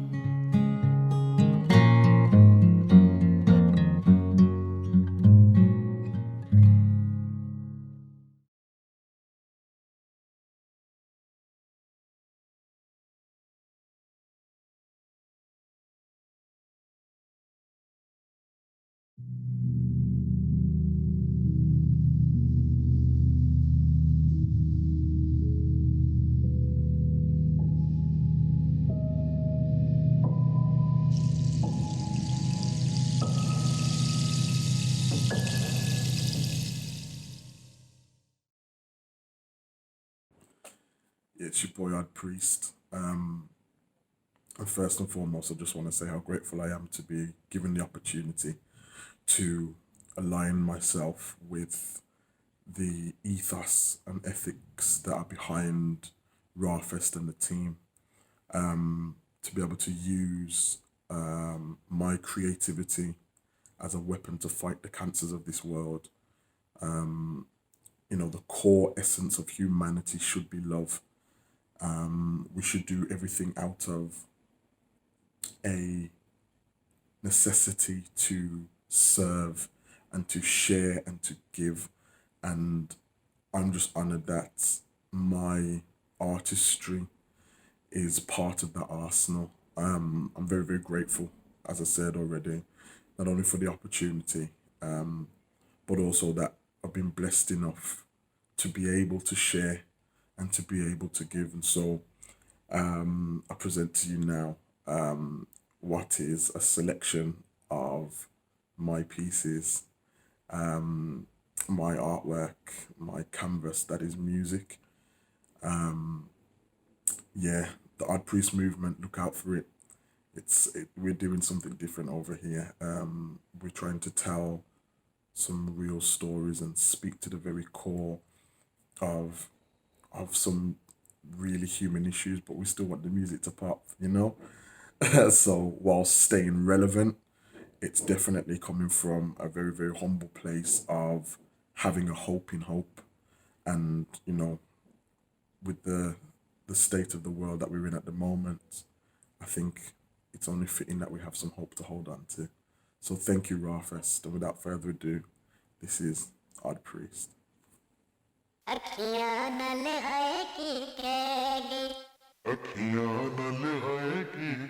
wish I never knew I was chosen, cause now I gotta carry that weight.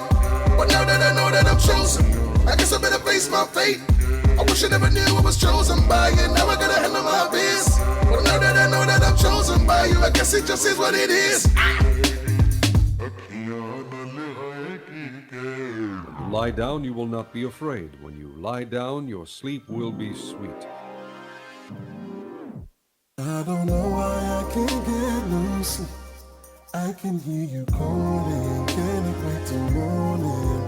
Cause right now I'm trying to find some peace. I feel like I'm falling, can't wait till morning. Tossing and turning, I can't keep my head up. My body is burning, I'm yearning to get up. Yeah, yeah. I hate the feeling, I'm getting so fed up.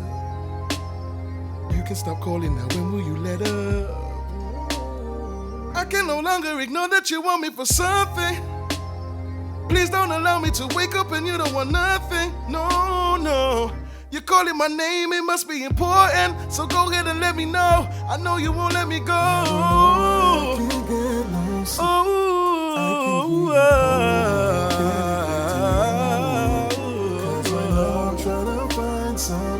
Trying to find some peace, yeah, holy. Said I don't know why till morning, when all I can hear is your voice. So can it? Now you got my attention, what is it you wanted? I don't need this tension, what is it you wanted? See, I was happy, tucked up all in my bed. But you said you needed me, I'm up instead. Oh yeah, yeah. No wait, I can hear you, I know it's for something. How could I dare say you don't want nothing? No, no. Now I can clearly see you wouldn't let me be, cause you know that the demon was after me. I can hear you calling, can it wait till morning? Said this couldn't wait till morning. I hear ya, I thank ya, I hear ya. I can hear you calling, can it wait till morning? Till morning. I feel like I'm falling, can it wait till morning? Said I don't know why I can't get no.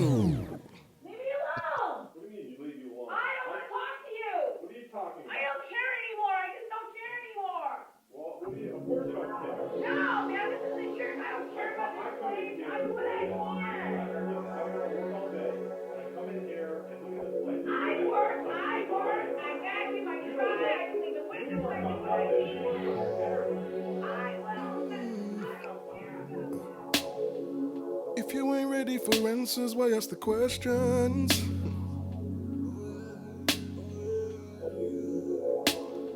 I see we're starting to move in different directions. Oh, I know I'm not perfect, I've searched, I've done my reflection. I've made some mistakes and I don't want to take them out on you. But I had to get out the way just for your protection, cause things were getting to me and I can't let you get to me, no. Said if this is what it feels like to be in love, then I don't wanna play this game no more. I can fly so high when I look up, but I've been in my feelings on the low. Sometimes scared of even coming home. If you need me, you can call my phone. But till then, you can catch me on the road. I've been in my feelings on the low. No, I ain't really got the answers, but I got questions. See, you got my attention, and I don't need this tension, no. Hold up, there are things need to be said, some things I can't mention, cause that's between me and God. Sometimes I feel like it's just me and God. And if this is what it feels like to be brokenhearted, then I don't wanna take another blow. Why can't we go back to where it all started? Cause I've been in my feelings on the low. Sometimes scared of even coming home. If you need me, you can call my phone. Till then, you can catch me on the road. I've been in my feelings on the low. Sometimes scared of even coming home. If you need me, you can call my on the roads. So I've been in my feelings on the low. Babe, I'm sorry. I didn't mean for things to go the way that they went. I hope that we can work this out. Please just come home. Come home, I love you. Alright. Speak to you soon.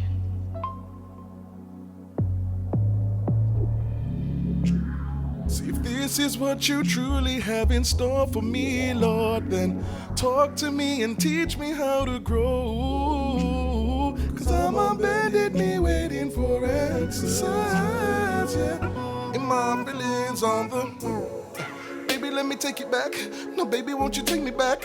Let me be a real man. I'm sorry about the way I acted. God knows that I'm trying. See, God knows I ain't lying. Girl, I really gotta have your back. Who's gonna have my back like you? Who's gonna put up with me like you do when I'm on the low? Open up the door, I'm coming home. Put the boys to bed, switch off your phone. There's nothing out here for me on the road. I've been in my feelings on the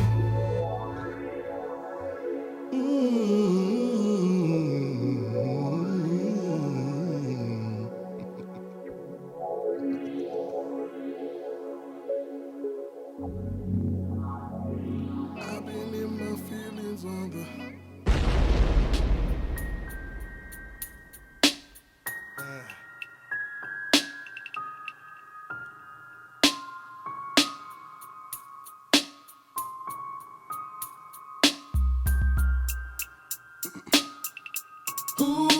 got me questioning the things that I believe in.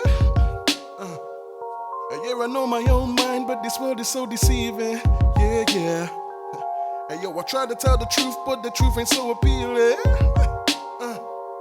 And then I do my best for you, but my best is never pleasing.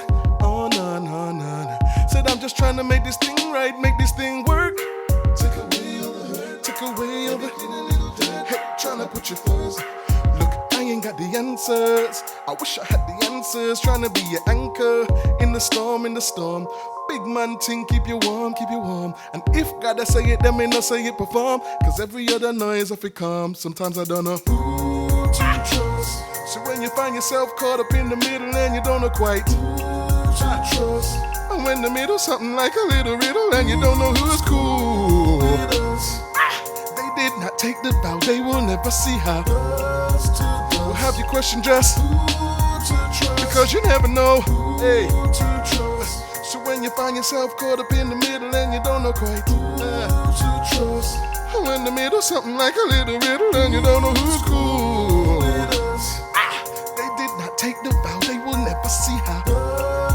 Will have your question just because you never know.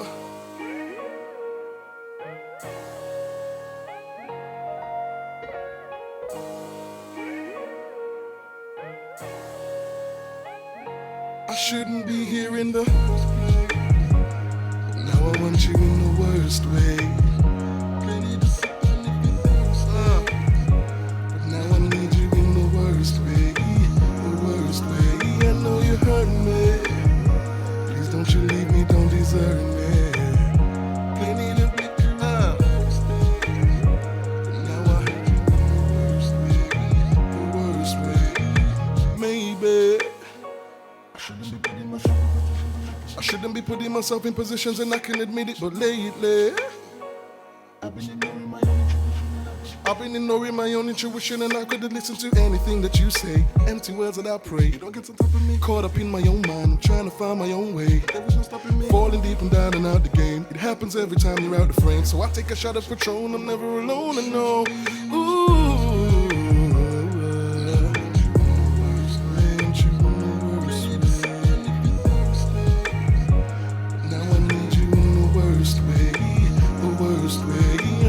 Hurt me. Please don't you leave me, don't desert me. Plenty of liquor if you're thirsty. But now I need you in the worst way. So maybe I'm just getting older and this ain't for me no more. I mean lately. Oh yeah.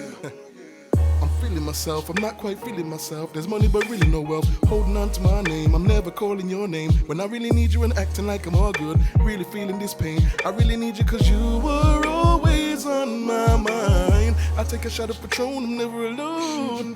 Ooh, now I want you in the worst way.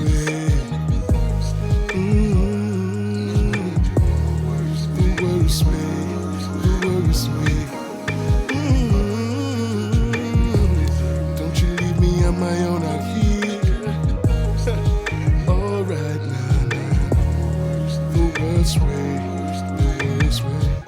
gotta get out of here. Please let me get out of here. I can see clear. I am in fear of the fear I feel whenever you're near, whenever you're here. I hear your voice in my ear, telling me nothing to fear. I can hear clear. I'm not supposed to be here.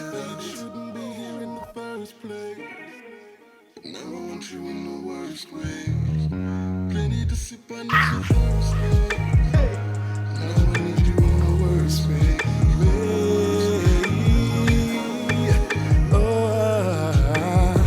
Said don't you leave me on my own out here.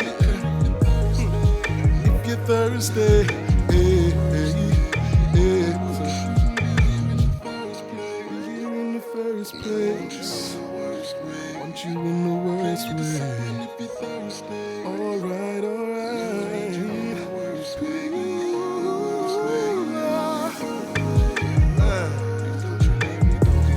Don't you leave me on my own out here. Liquor if you're thirsty. The worst way. As for me and my house, as for me and my house, as for me and my house, we will serve the Lord. As for me and my house, as for me and my house, as for me and my house, we will serve the Lord. So there you have it, a snippet into the world of The Odd Priest. Hope you enjoyed it. Hope you enjoyed the music. I hope you enjoyed listening, you know, from the very inception of the orchestration and the instrumentation to the words, the lyrics and the melodies. The intention is just to meet people at the point of their needs, speaking about the human experience and how it has an effect, or how the connotations play out in spiritual and emotional and physical. Yeah, just keep rocking with me, man. We've got more coming, you know. But if you want to get hold of me, I'm Odd Priest Official on Instagram. That's Odd Priest Official on Instagram, and pretty much Odd Priest everywhere else: Facebook, Twitter, YouTube as well. Odd Priest. You'll find some little videos and some behind the scenes stuff on there as well. But definitely just hit me up and stay in touch. Once again, RAAH Fest, mad important to think the work that you're doing, and I'm just honoured to be part of it. I'm honoured that you gave me the shout. I know, you know, Batman has to respond to the back call, you know, like that. But my love to the family. Continue to do the work that you're doing, please. And if I can advocate for it in any other way, I will. But for now, I give you my art. I give you a piece of me. And hopefully that suffices in going some way to attacking these challenges that I know you're facing on a day-to-day. But what an absolute blessing to be part of this journey.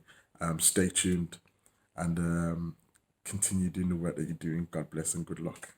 Odd Priest out.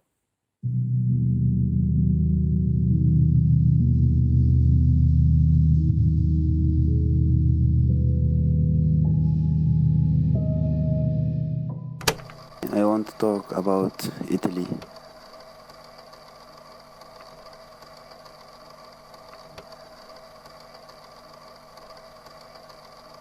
One year and 6 months, you not have anything.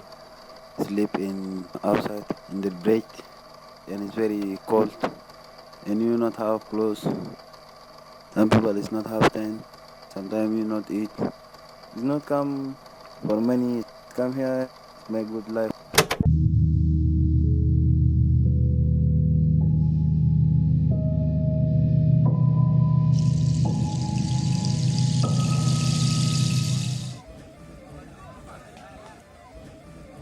Bonjour, je m'appelle Charisma. Je suis ici il y a de cela 7 mois. Samo, c'est pratiquement une prison parce que nous avons été déjà confinés avant même que le Covid existe. Et nous vivons dans des tentes. Nous vivons ensemble avec des souris, avec des animaux. Nous vivons vraiment dans des mauvaises conditions. Ma plus grande peur depuis que je suis ici, c'est de me faire menacer à cause d'abord de mon orientation sexuelle. Et je me suis déjà fait menacer. Je suis allé pour porter plainte plusieurs fois. On ne m'a pas été permis de porter plainte parce que déjà la police, du coup, est raciste. La police n'accepte pas que les Noirs portent plainte. Ma plus grande peur est de me réveiller un jour et me retrouver mort. Que mon esprit réalise que je ne suis plus vivant, que je ne suis plus parmi les vivants, mais je suis juste un cadavre. Je souhaite de l'aide. Si l'Union européenne m'écoute, je vous en prie, avec tout mon cœur. C'est quelque chose de très difficile que nous vivons ici.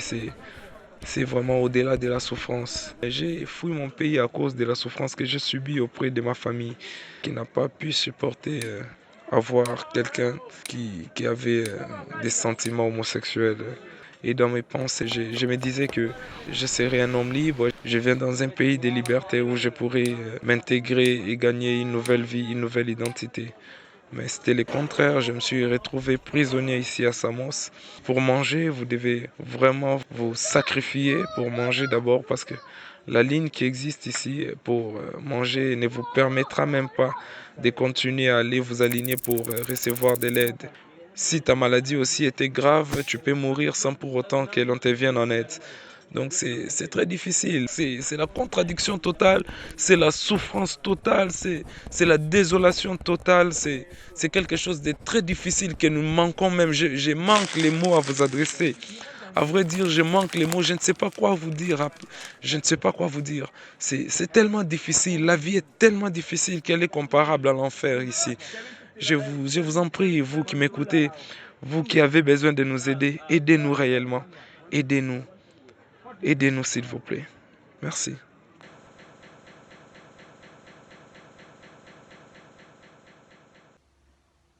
Hey there, thanks so much for watching Charisma's story. My name is Julia and I've created this film in collaboration with the Europe Must Act campaign and the Raising Voices project. Our aim is to raise Charisma's voice and to show the horrible conditions he's living in. Charisma is currently still stuck in a refugee camp on Samos, and because he's black and suffering from racism and homophobia because of his sexual orientation, it's very important that we share his story. Hello, my name is Joy. I am a musician, hence why I'm sitting here with my guitar and my mic, and I am really excited to be doing this for RAAH Festival. I am so appreciative and astonished by what RAAH are doing, what they stand for, and their fight for humanity. So the least I can do is sing a couple songs and stop talking because I'm not very good at speaking. So I'm gonna sing some of my songs. This song is called Hurts.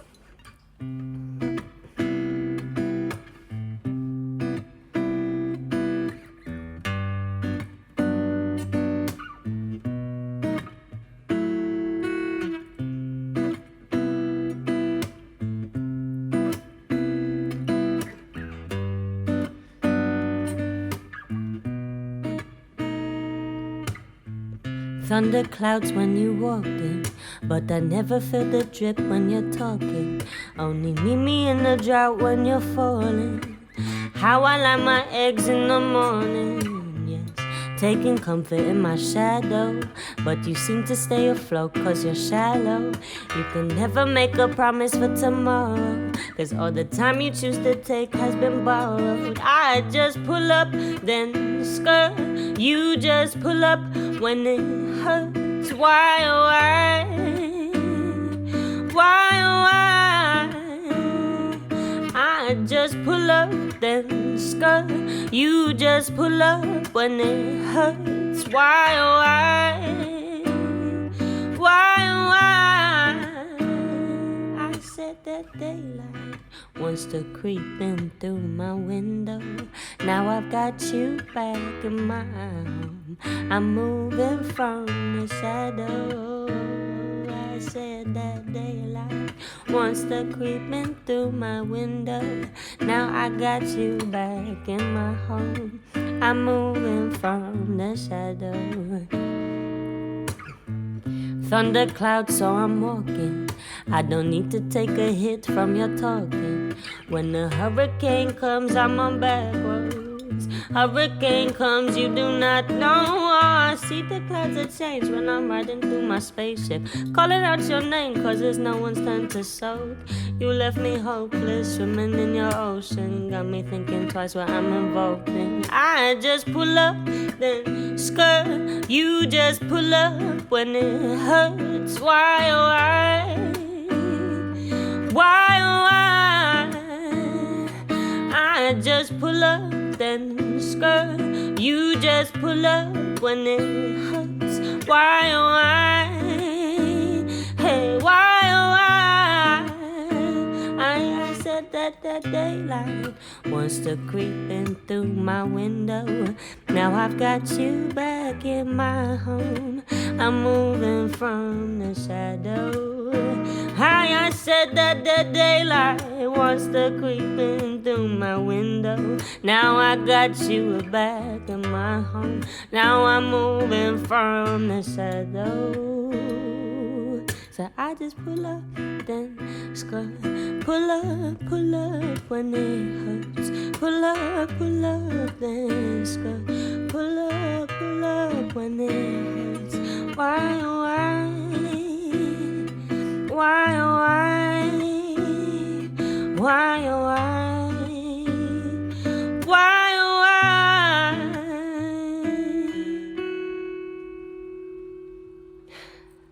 That was Hurts.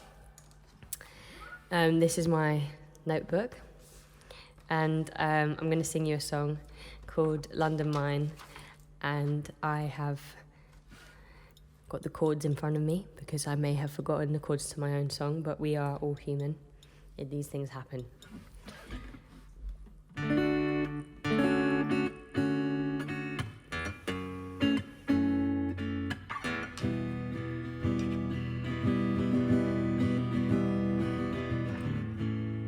So I don't want to do that cheesy thing and play guitar while I'm talking, but I wrote this song in response to the Windrush crisis and the way that this government were treating Caribbean people who have dedicated their lives to this country, who are the fabric of this country. And it made me think, how do they view immigrants in general? Probably not very well.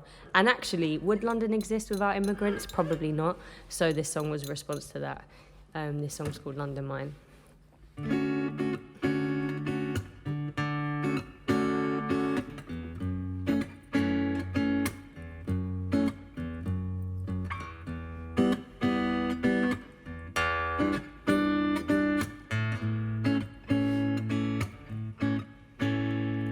Bangla noise on Brick Lane, that's the sound of my home.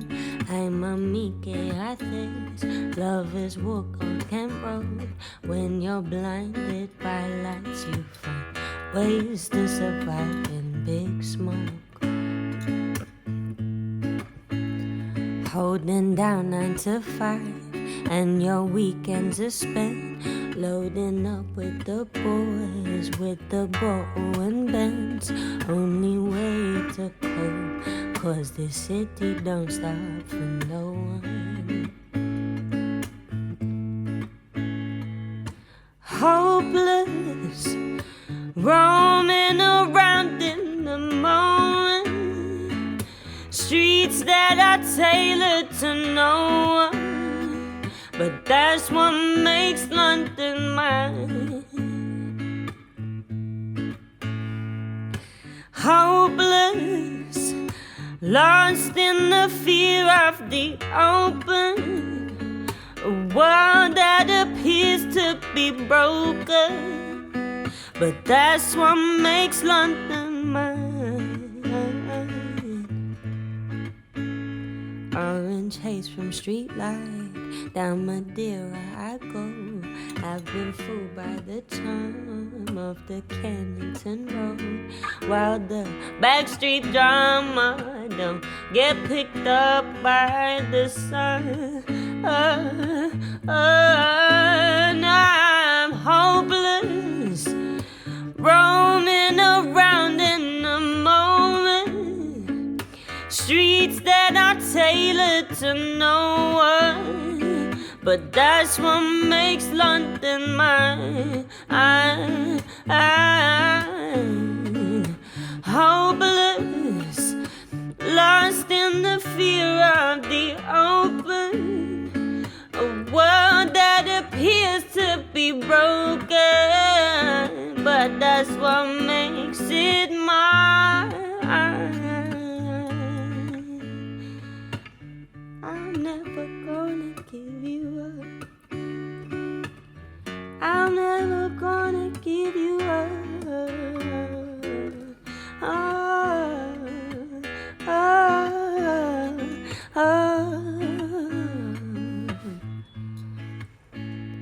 If I'm hopeless, roaming around in the moment, streets that are tailored to no one, but that's what makes it mine, mine, mine. Oh, I'm hopeless, lost in the fear of the open, the world that appears to be broken, but that's what makes it mine.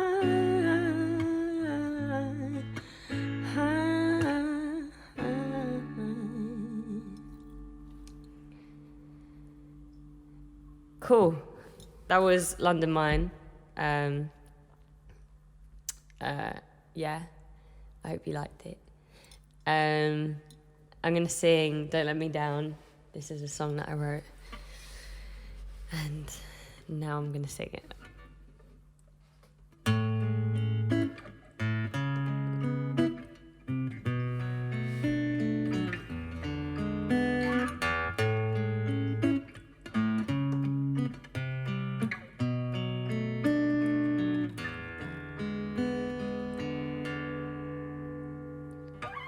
Wondering eyes, I see them all the time while we roam east to west, just for you in my Sundays best. I do those looks mean much more, 'cause you're so far from home. I had a crack in your eye, I invited all of this light. Said I know you're the type to tip waiters with all your emotion, but don't you forget, so you crawl into my bed.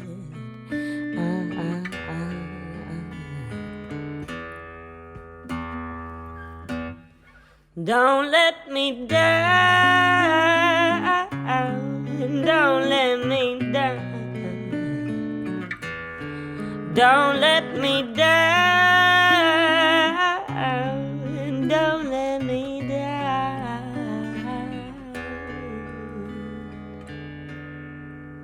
When I'm rolling up and my high is never enough.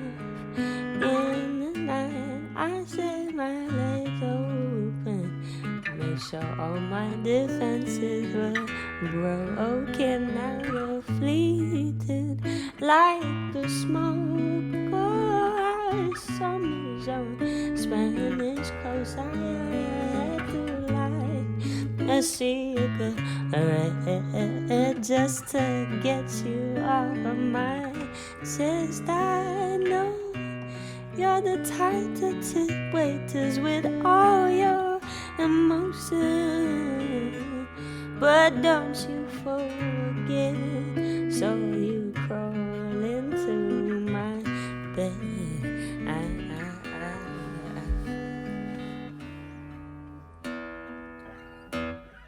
Don't let me down. Don't let me down. Don't let me down. Don't let me down. Whoa, please don't let me down. Ah, please don't let me down.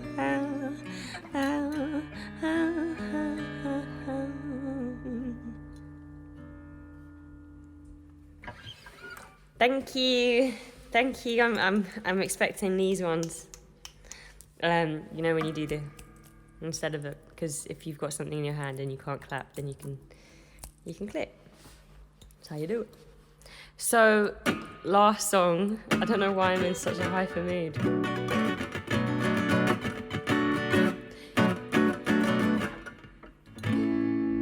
This song is called Two Nights. It's about falling in love in various places in South London, which is where I'm from. It's the backdrop of this song. So, thank you so much, RAAH Festival, for having me.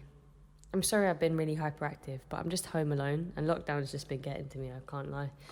So, my protest is having a laugh. Alright, let's sing this song.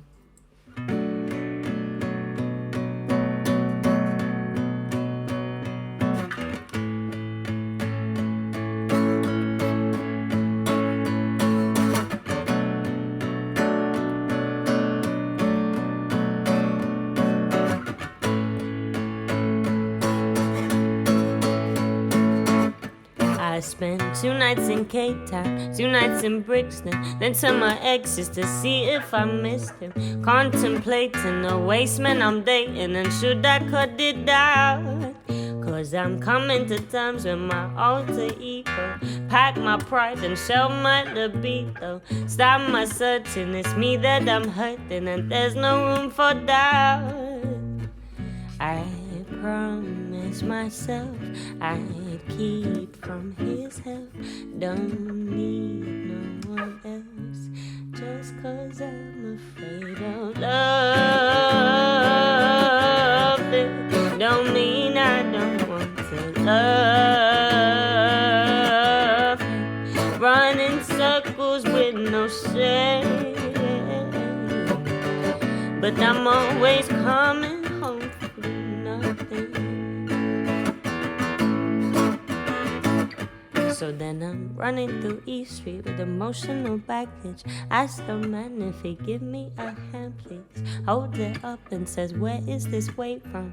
Told him it's years of accepting the cheap love. Little did I know he was a veteran. Little did I know he'd find my hand again. I'm chasing up the south with some cherry wine, looking like there's something in the air tonight. I promise myself I'd keep from his help. Don't need no one else, just cause I'm afraid of loving. Don't mean I don't want to love. Run in circles with no shame, but I'm always coming home to nothing. Just cause I'm afraid of loving. Don't mean I don't want to. I don't want to love him. Run in circles with no shame. Yeah. But I'm always coming home to nothing. Run in circles with no shame, but I'm always coming home to nothing. Run in circles with no shame, but I'm always coming home to nothing. nothing, nothing.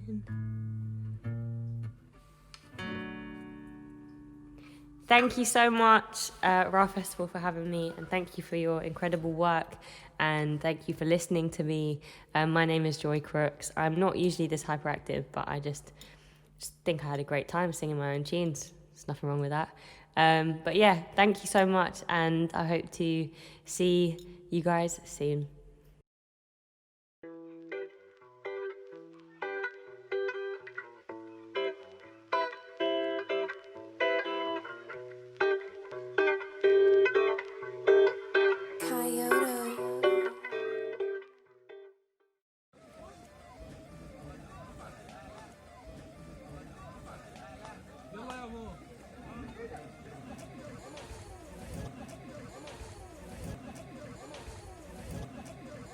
اسمي محمد من سوريا.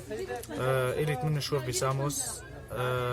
الوضع في ساموس مأساوي جدا، يعني بظل الظروف اللي عم بتصير هلا بسبب الفيروس اللي انتشر في العالم. الظروف اللي هون كثير عم بتخوفنا من انتشار الفيروس داخل المخيم، لأن ما في أي أساليب وقائية بالمخيم.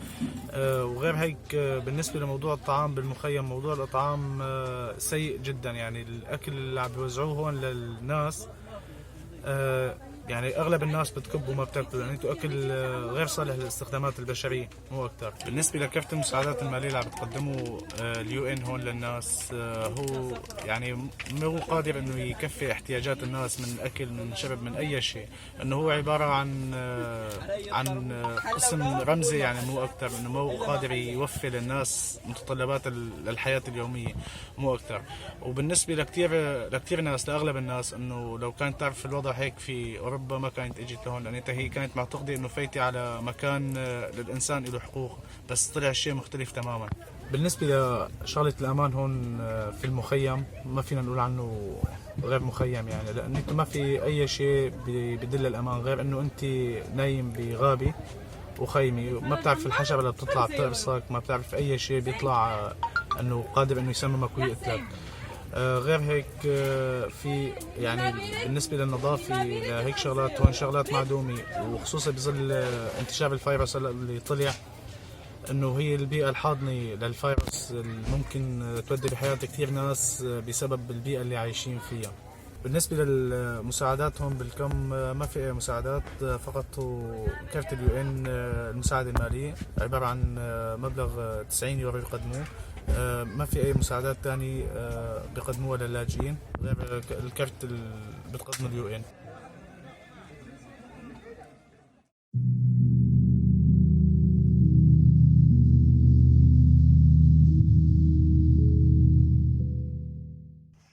Hi, my name is David and I work for the Birch Network here in Birmingham. Birch supports the RAAH Festival because you're helping to highlight the brilliant work of many individuals and groups working with marginalised people across the UK. Birch works alongside people trying to regularise their immigration status and ultimately want a better life and contribute to British society.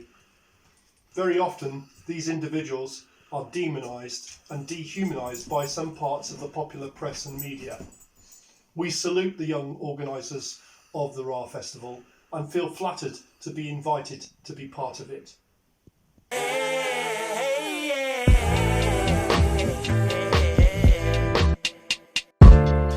Hi, my name is Monica Rose. I'm an actress in my final year, currently studying at the Royal Central School of Speech and Drama. I'm an activist, a poet, a spoken word artist, a singer and a dancer. I'm an advocate for pro-Black love, Black power and the Black Lives Matter movement. On top of being a humanitarian who strongly believes we are the generation that are going to change the world. As the next generation of artists, I strongly believe it is our responsibility to pave the way for the future that we are trying to create. That is why I am supporting RAAH Festival, presenting my piece of spoken word poetry. My piece I created, it means a lot to me. I created it during the time of lockdown and COVID, when so many uncertainties were still taking place, about my beliefs, about how we can come together and raise our awareness and mindfulness as a species, as well as artists. Thank you to RAAH Festival. and I hope you enjoy my piece. Thank you.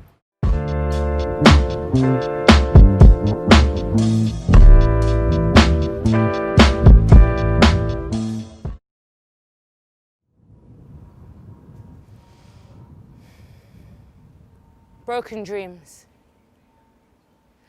Broken dreams. Broken dreams. They're trying to build a nation on broken dreams and low self-esteems. We're the fastest form of information these days on how you're feeling is sent through fucking memes. Who put Bill Gates in charge? Where the new normal is wearing face masks and kissing your family through fake glass. That you're trying to sensitize a nation real fast. Broken dreams. Broken dreams and low self-esteems. We're still force-fed the delusion that money is still the highest form of currency. Huh? What do you mean? We need to be protecting our frequency, our energy, the piccini. Institutionalized systemic racism is bursting at the seams. Human trafficking, children trafficking is so ill. But meanwhile, migrants are still trying to run across the border to try and get their next meal. Don't tell me about broken dreams and low self-esteems. In the curriculum, we're not even giving the children, the next generation, what they really need. Teaching them about intersectionality, how to grow green, eco-sustainable living, how to protect the continuity of the species. We need to be helping the next generation go into the gardens and fields, to sow and reap the fields and seeds, to plant them strawberries, them berries, them veggies, instead of buying that $1.99 Mackie D's. They're trying to build a nation on broken dreams and low self-esteems. We're living through a generation of the zombie technology apocalypse. But mainstream media owns the narrative. Can't you know and feel the difference between a pandemic and a plandemic? But COVID-19's patent was functioned and established in 1970. Whatever. I'm gonna let that sink in while we take the time to meditate, breathe, and let our thoughts be within. We need to rise our vibration. We need to rise our vibration. Birds and butterflies and bees. That's what means the world to me. How can we go on destroying the land and sea? That's not how it's supposed to be. We gotta save the children. We gotta save the children from all these broken dreams. How can we go on poisoning the land and sea? That's not how it's supposed to be. We need to rise and raise our vibration for the next generation and help to lift these broken dreams. Thank you.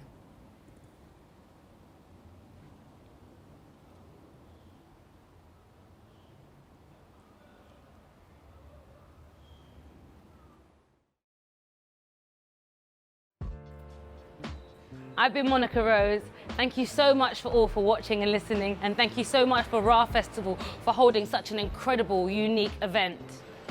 You can find me on my socials, which is on my Instagram, Monrose, which is MONN ROSEE. I'm currently hosting a podcast at the moment called the Real Ascension Podcast at Instagram, and my website, which is launching soon, which is www.therealascension.co.uk. Please all donate to RAAH Festival. All donations are important, no matter how big and no matter how small. Everything counts and matters. Thank you all so much for being here, for watching this event, and to buy any merchandise, please click on the link below. I've been Monica Rose, and thank you so much to RAAH Festival.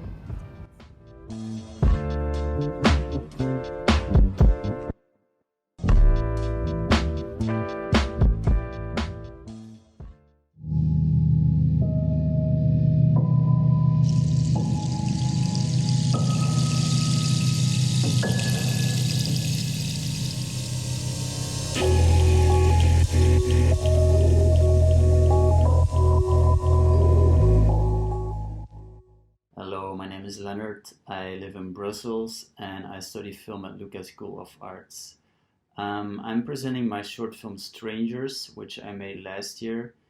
The film takes place in an asylum center, following two characters both through a different perspective and both struggling with identity and trying to fit in somewhere. I think it's very important to show themes like racism and migration, especially in 2020. So I'm very happy to have RAAH Fest as a platform to share my film. I hope you'll all enjoy it.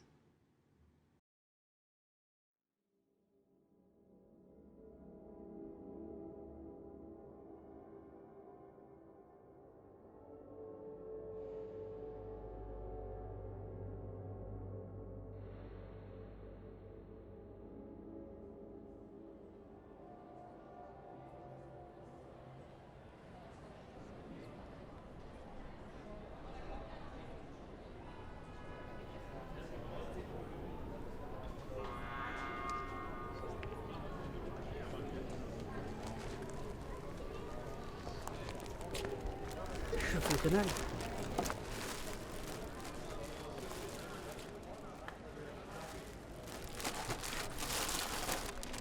شو هذا؟ هذا مش كتير يا اسد. أنا أجيب الباقي في الموجود، وعمر عمره ما اشتكى.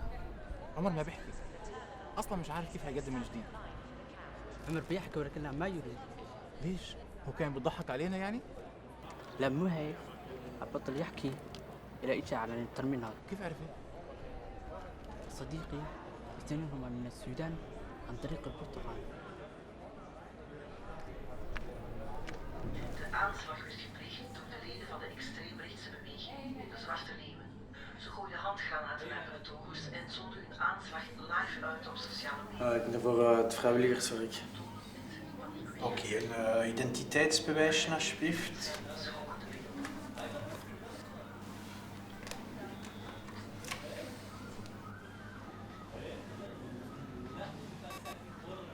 U staat niet in ons systeem. Ik ben nog maar net ingeschreven. Wacht, op een andere manier. Een secondje hoor. De betoging aan het Schumannplein werd gehouden voor de erkenning van de aanvluchting en werd georganiseerd door RAAH. Victor, dat is in orde. Verdachten ondertussen zijn opgepakt. Bij huiszoeking Ga hier maar naar boven. Trap op tweede verdieping. Dan gaat mijn collega u rondleiden. Ga u een hesje aan de naamste werd gisteren neergeschoten nadat hij voor de politie schoot. Ga ik live over naar de persconferentie. Dat mag u aandoen. ايش قصر لك هون قلت لي؟ أنا تقريبا راح يصير لي 9 أشهر. 9 شهور. وأنت قد إيه صار لك؟ 10 شهور. 10 شهور. وإن شاء الله مرتاح هون بالترمينال لما يعني ها ما كثير بعد يعني. المشاكل اللي عم تصير وهيك ما في والله نوعا ما.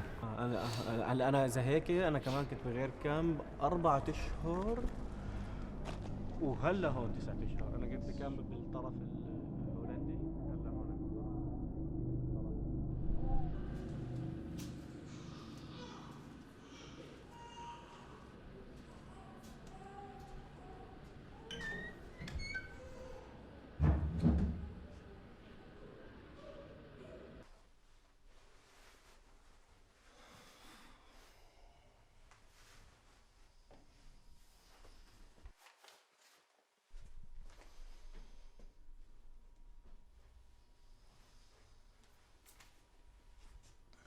Ik heb de hideout gevonden.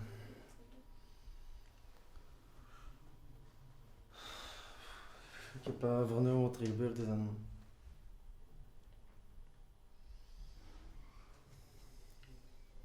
Ik ga mezelf bewijzen.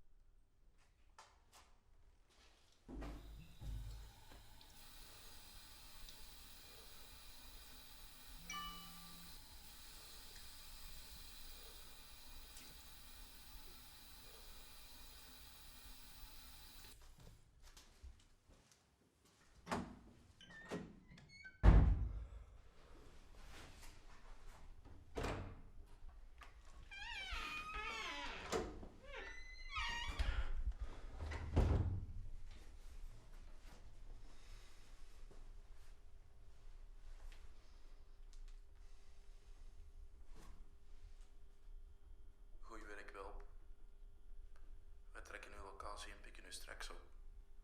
Vanaf vandaag behoort gij tot de leeuwen. Wij rekenen op u, vergeet dat niet.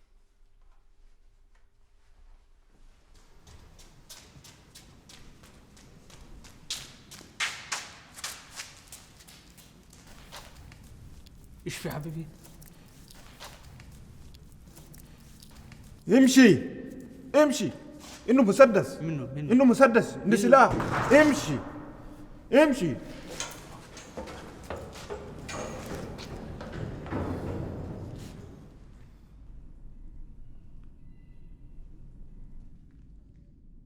كلمي.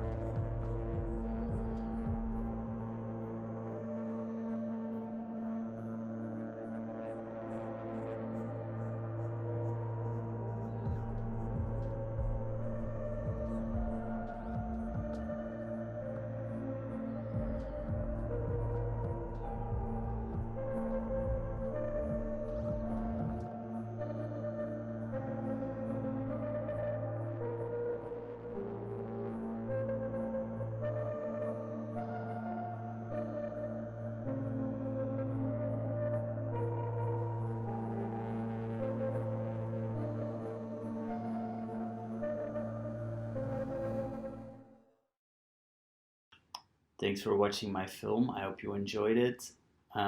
If you want to see more of my work, you can follow me on Instagram or Vimeo. And thanks for supporting RAAH because it means a lot. Having an audience for these voices, I think it unites us.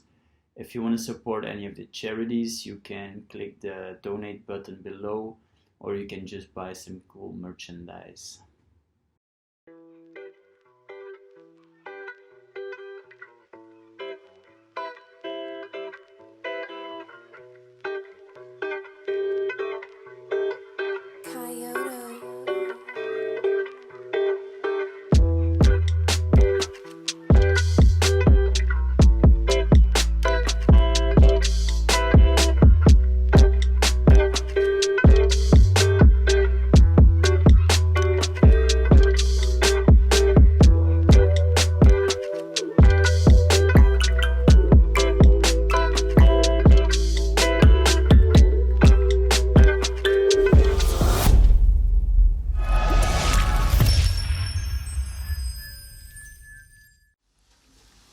Imagine you are a stranger in a strange land far from home.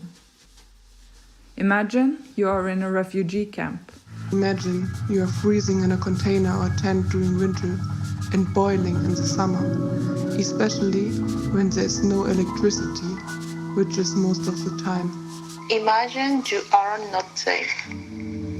Imagine that your children and family are not safe when they want to go out to play. Every night, people are drunk and come and hurt each other. Imagine there is no police. In the end, the police comes and calls the ambulance because they know an ambulance won't come when a refugee calls. Imagine you could not sleep well from the day you arrived here. Imagine you are in a camp where there are nearly no doctors. Imagine you're living in a camp with 1,200 residents and there is a lack of services, especially healthcare and education. Imagine you are in the camp for more than 3 years and you cannot communicate in Greek, and your children can't either because no one has taught them well. I know it's not fair, it's not right, but it is the reality which we face in the camps every day. And we are suffering and waiting for asylum.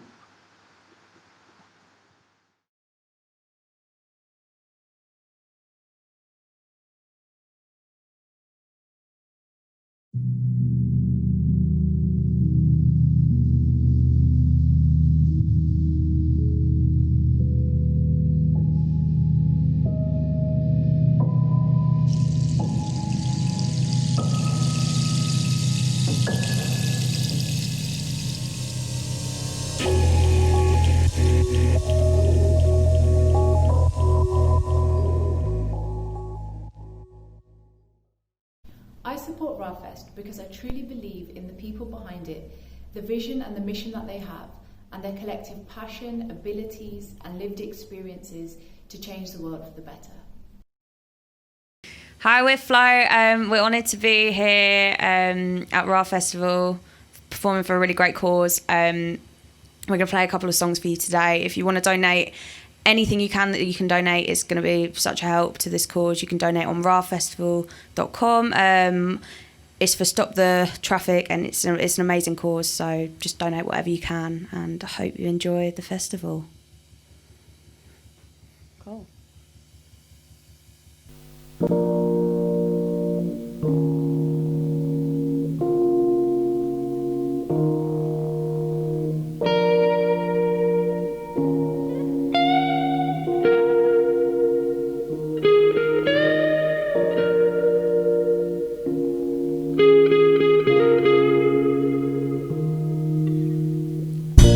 Cosmic sunshine rains on me,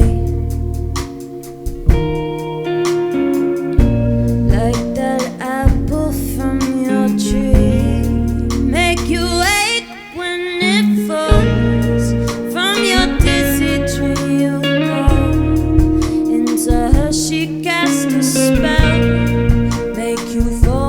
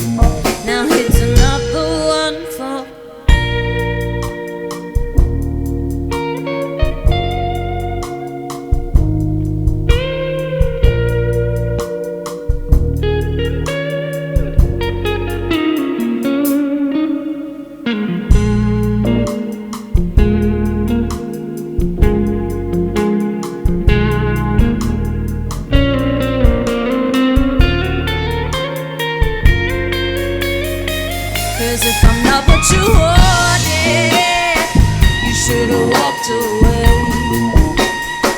And if I'm not what you needed, it would have made my day to see that apple from your tree. It's another one for me, and make you wake up from that dream of you and her, not you and me. Now it's another one for me.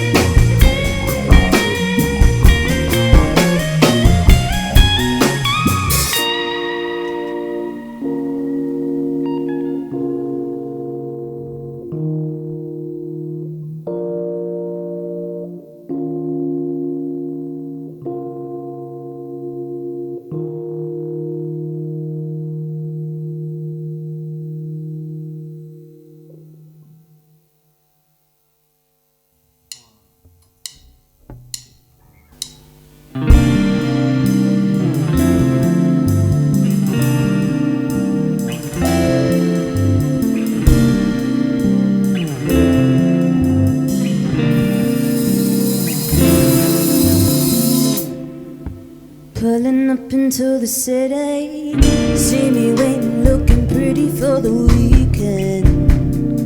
Say you're busy, what a pity. I say hop into the Benz, let me pull up the skirt. Say you gotta go, but then I come and pull up the skirt. Say you gotta go at home, but she don't look this good. Say na na na, then you go and look right through my shades. Tell them all I get what I want, but what you thought it was. Hey, had a man last week, but he wasn't looking up to shade, babe. Told the boy, but I don't think about me ever again, hey. But I know he will, they all doing it, look into my eyes. So hop into this ride, I know you will someday. Pulling up into the city, see me waiting, looking pretty for the weekend. Say you're busy, what a pity. I say hop into the Benz, let me pull up skirt. Say you gotta go, but then I come and pull up skirt. Say you got a girl at home, but she don't look this good. Say na na na, but then you go and look right through my shades. Tell them all I get what I want, but what you thought. Diamond heels, dollar bills. I got rocks, he got bills. Fuck what you thought, he ain't but no rock. This is the sign that I pay for them thrills. Louis on my wrist, Gucci on my chain, Glock on my waist is ready to rain down on those hoes who think they better than the money in my bank account out in Spain. I bought this shit 5G, can't touch this bitch. I buy it overseas, got my Benz truck, can we look at me? Baby, pull it back now, I know you look keen. Don't get it twisted, I run this thing out in New York, put juice on my ring. I'm the fly, so you know who it is. FLOW, coming on this shit. Pulling up into the city, see me waiting, looking pretty for the weekend. Say you're busy, what a pity. I say hop into the Benz, let me pull up skirt. Let me pull up, let me ride, let me pull up by your side. Got these diamonds on my neck, but tonight I'm alive. Yeah, let me be your ride or die. Pull up skirt, I pull up, I relay then short. These diamonds be choking my neck. This shit be expensive, look how I'm shining. See how I match the bands. Got dollars on dollars, I had some white collars. We looking straight out of the wrist. She be an angel, she see Medusa, that's why she done in her head. See me win, see you fall. All my sins, forget them all. You see me running up in the streets, my name was David Blaine. Cause I be like poof, like a magician, I blew up all over this game. Ayy, fill up skirt.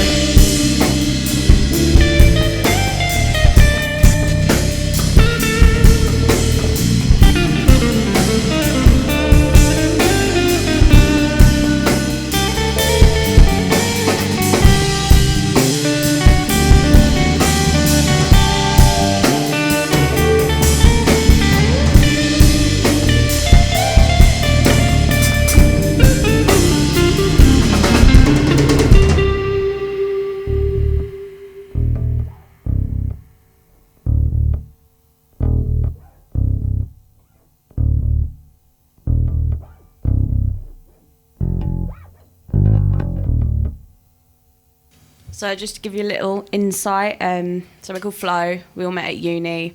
Been together for about a year now. Gig around London. But yeah, just doing our thing, writing songs to make people groove and stuff. Yeah, but I hope you're enjoying.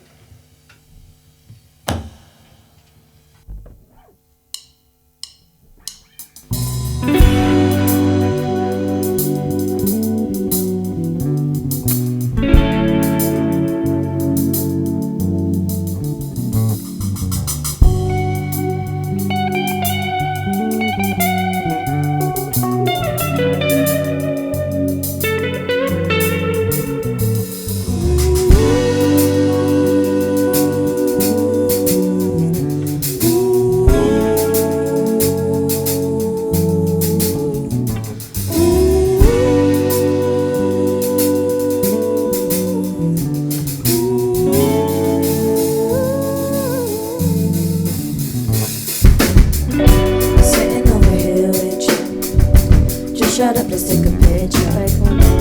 Look so perfect on the camera, but you know it's fake and that just ain't enough. Pop it up and know that she called you, even though she knows she can't afford you. They ask me why'd you do this to yourself. Keep the boy at home, building back on the shelf. Love me, leaving me, told me, teasing me. Love me, leave me again. Love me. Leave me, hold me, preach me, love me, leave me again. And I don't know why you're doing this to me. Why you're calling me early just to tell me that you love me. Then you start to call me baby. Oh, it's so sweet, but you don't own me.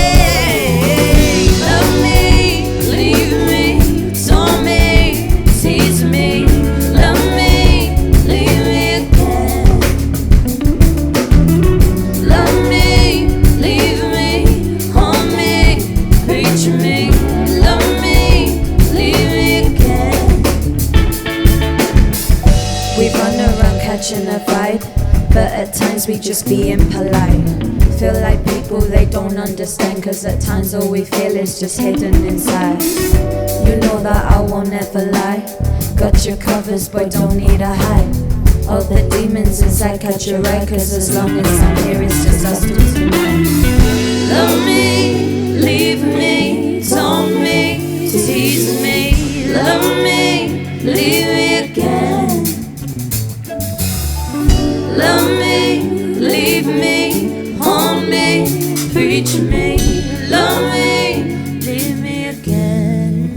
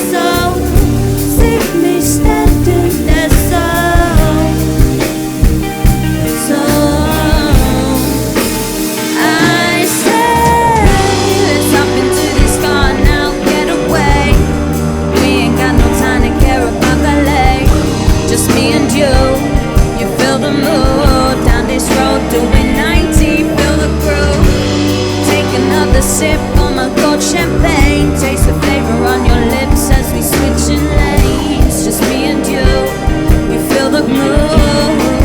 This endless night.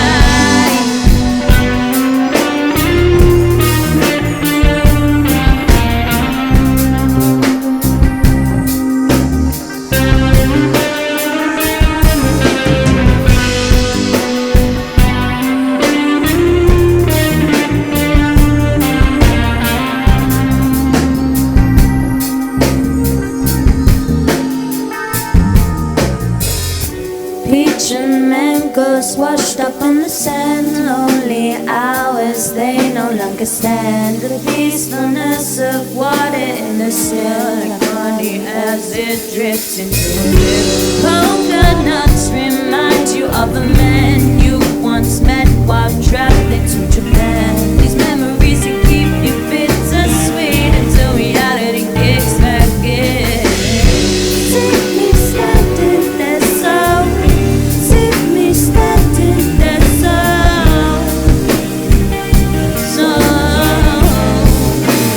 I said it's up into this car now, get away.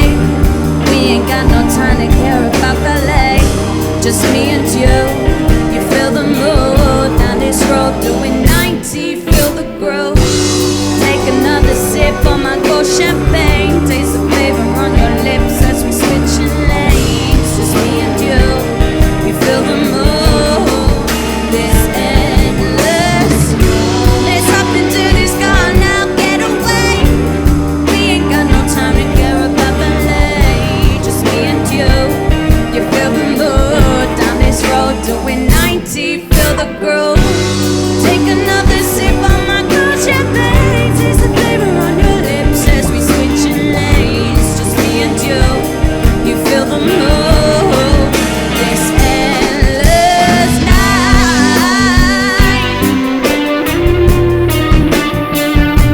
Endless night.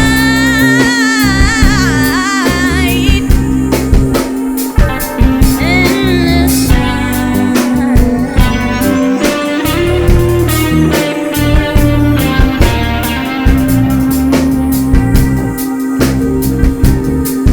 This endless. Thank you so much for watching. We've been Flow. You can follow us on Instagram, Flow Music UK. Again, please donate to this amazing cause. You can donate at raahfestival.com. Thank you so much for watching. Enjoy the rest of the festival.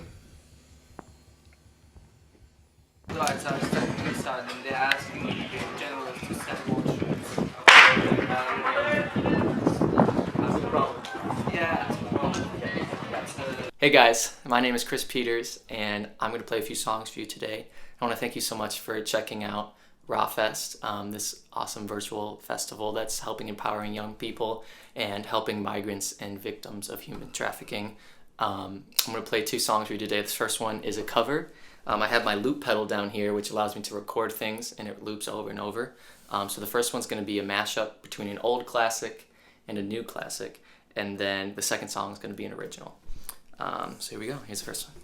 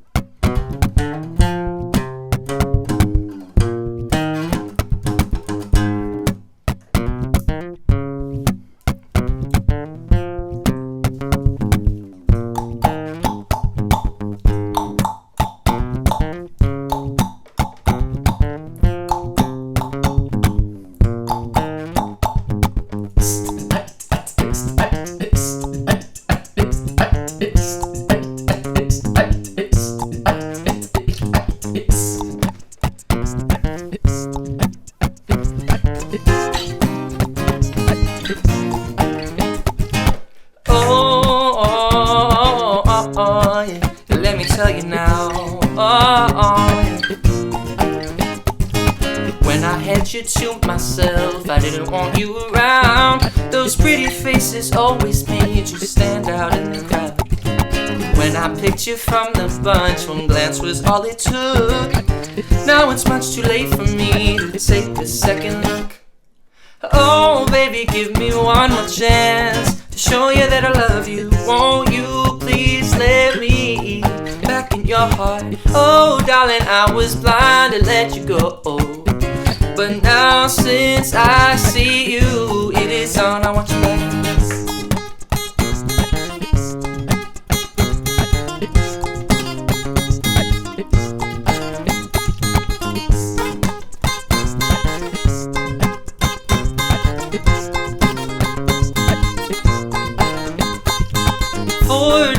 Roses, anything for you to notice. All the way to serenade you, doing it Sinatra style. I'ma pick you up in a Cadillac like a gentleman, ringing glamour back, keep it real to real in the way I feel. Yeah, could walk you down the aisle. I wanna feel you like Michael. I wanna kiss you like Prince. Let's get it on like Marvin Gaye, like Hathaway. Wrote a song for you like this. You're over my head, I'm out of my mind. Thinking I was born in the wrong time. You're one of a kind, living in a world gone plastic. And baby, you're so out of my league. Old school chic, like a movie star from the silver screen. You're one of a kind, living in a world gone plastic. Baby, you're so classic. And baby, you're so classic. Oh baby, give me one more chance, show you that I love you. Won't you please let me back in your heart? Oh darling, I was blind to let you go, but now since I see you, it is on. I want you back, 'cause you're so classic. Baby, I want you back, 'cause you're so classic. I want you back. Thank you. That was a mashup between I Want You Back by the Jackson 5 and Classic by MKTO. This next song I'm going to sing for you guys today is an original. Real quick, I'm just switching my loop pedal here. There we go. And this song is called Taken, and it is out on all streaming platforms. Apple Music, iTunes, Spotify, Amazon, everything. And if you like it, feel free to check it out. And it's just about being single. And I hope this relates to you. And this one's called Taken.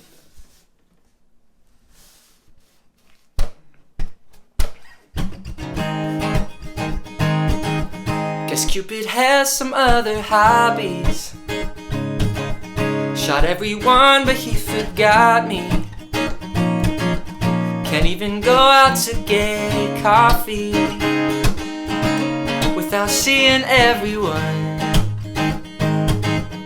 Carrying flowers, holding hands, cracking jokes and making plans. Is there something I don't understand?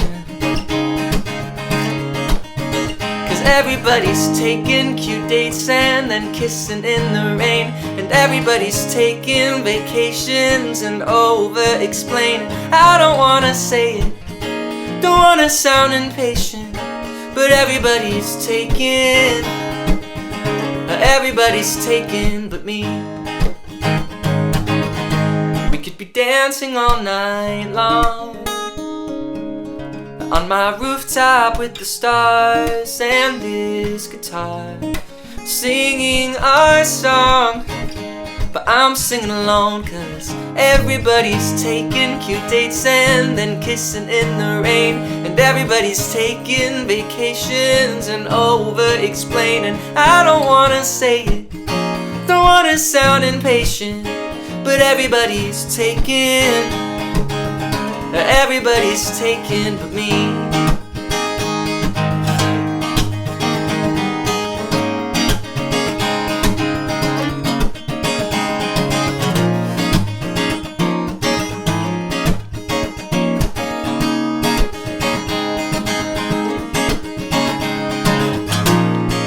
Here again at 3 a.m., looking in the mirror. Who I wanna be and who I see aren't getting any clearer. I guess it just takes some time. Maybe that's why everybody's taking cute dates and then kissing in the rain. Everybody's taking vacations and over-explaining. I don't wanna say it, don't wanna sound impatient, but everybody's taking, everybody's taking cute dates and then kissing in the rain. And everybody's taking vacations and over-explaining. I don't wanna say it, don't wanna sound impatient, but everybody's taking, and everybody's taking but me. That's fine, 'cause I'm just taking my time. I'm just taking my time. Everybody's taking but me. Thank you guys so much for checking this out. I've been Chris Peters. If you liked what you heard today, feel free to find me on Instagram at Chris_Peters_. Give me a follow. I got plenty more music coming out this fall and next year. And that was Taken, so if you liked that, you can check it out on Spotify, Apple Music, wherever you listen to your music. And thanks so much for checking out RAAH Fest. This really means a lot to me. And their goal is to raise $1 million. So please donate below.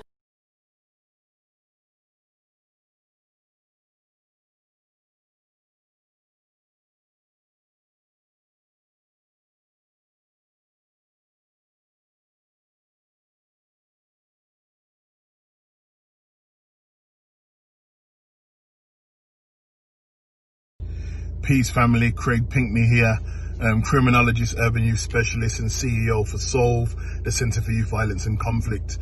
SOLVE is a crime prevention organisation that engages with children, young people and families that are impacted by serious youth violence and all forms of conflict. So we work in the streets with young people, engaging with them in some of the areas that some would declare as hard to reach.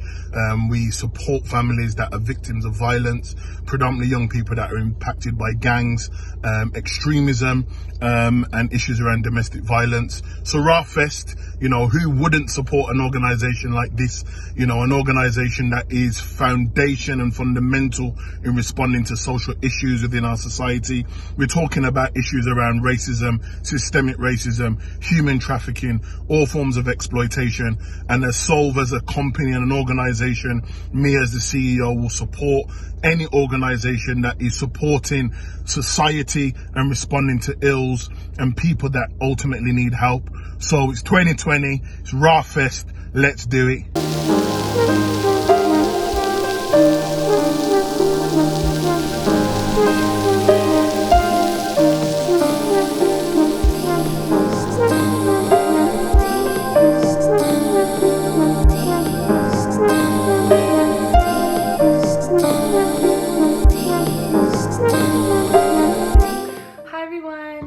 Ajudha. Thank you so much for tuning into RAAH Fest. This is such an important and amazing organization, and I am so grateful to be here sharing some music with you all today.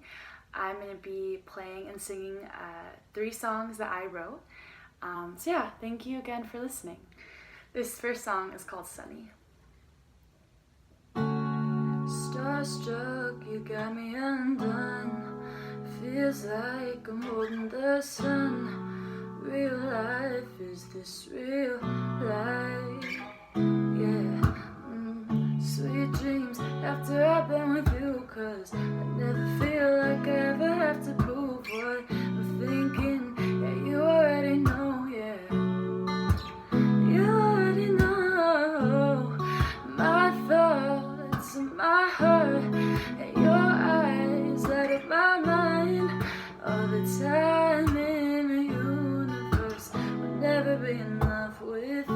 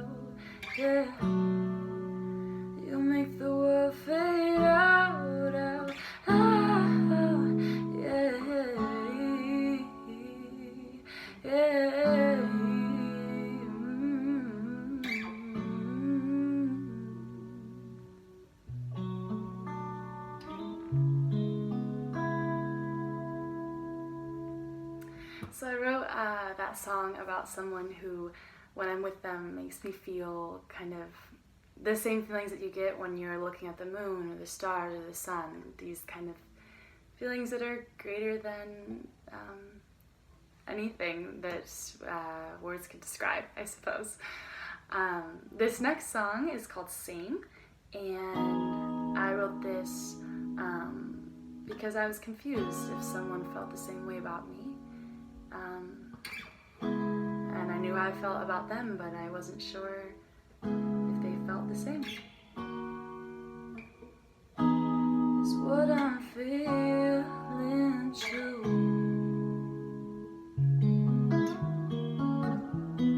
Sometimes I just can't read you. Tell me, am I wrong thinking that you've maybe moved on with your life? Are we at different points in time? Or am I in my head, trying not to lose you? Don't wanna upset the energy that flows through. I don't wanna doubt the love that I feel from you.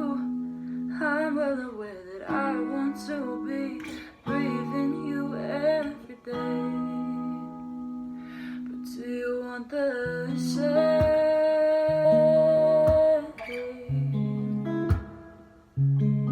Do you want the same?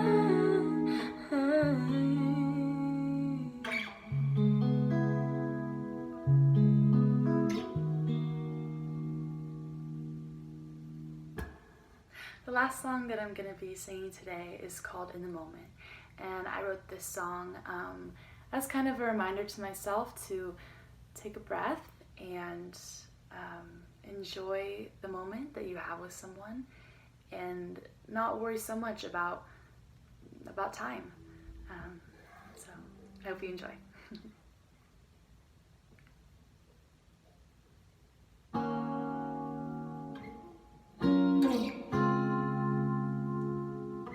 Serenade me with your sweetness,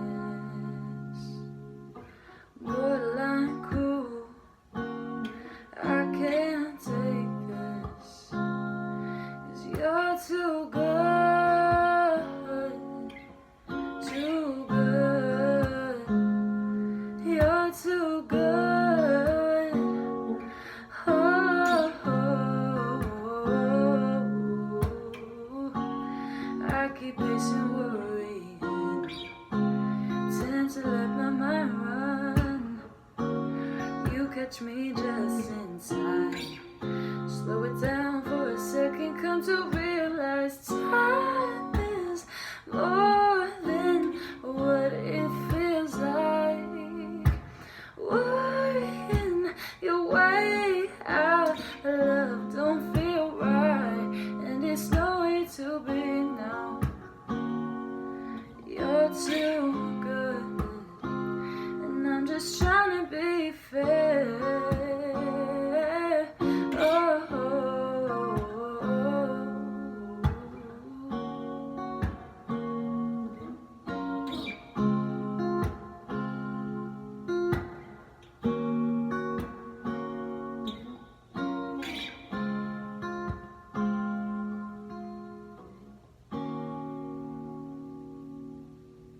Thank you so much for tuning in to RAAH Fest and joining me in my bedroom. It was so amazing to share some music with you all today. And if you want to check out more of my music, I'm Audrey Walker on all platforms, Apple Music, Spotify, SoundCloud, and my Instagram is @AudreyWalk. Please be sure to donate to RAAH Fest. This is an amazing organization, and I'm so grateful I could be in virtual space with you all today, sharing something that I love to do. So, thank you.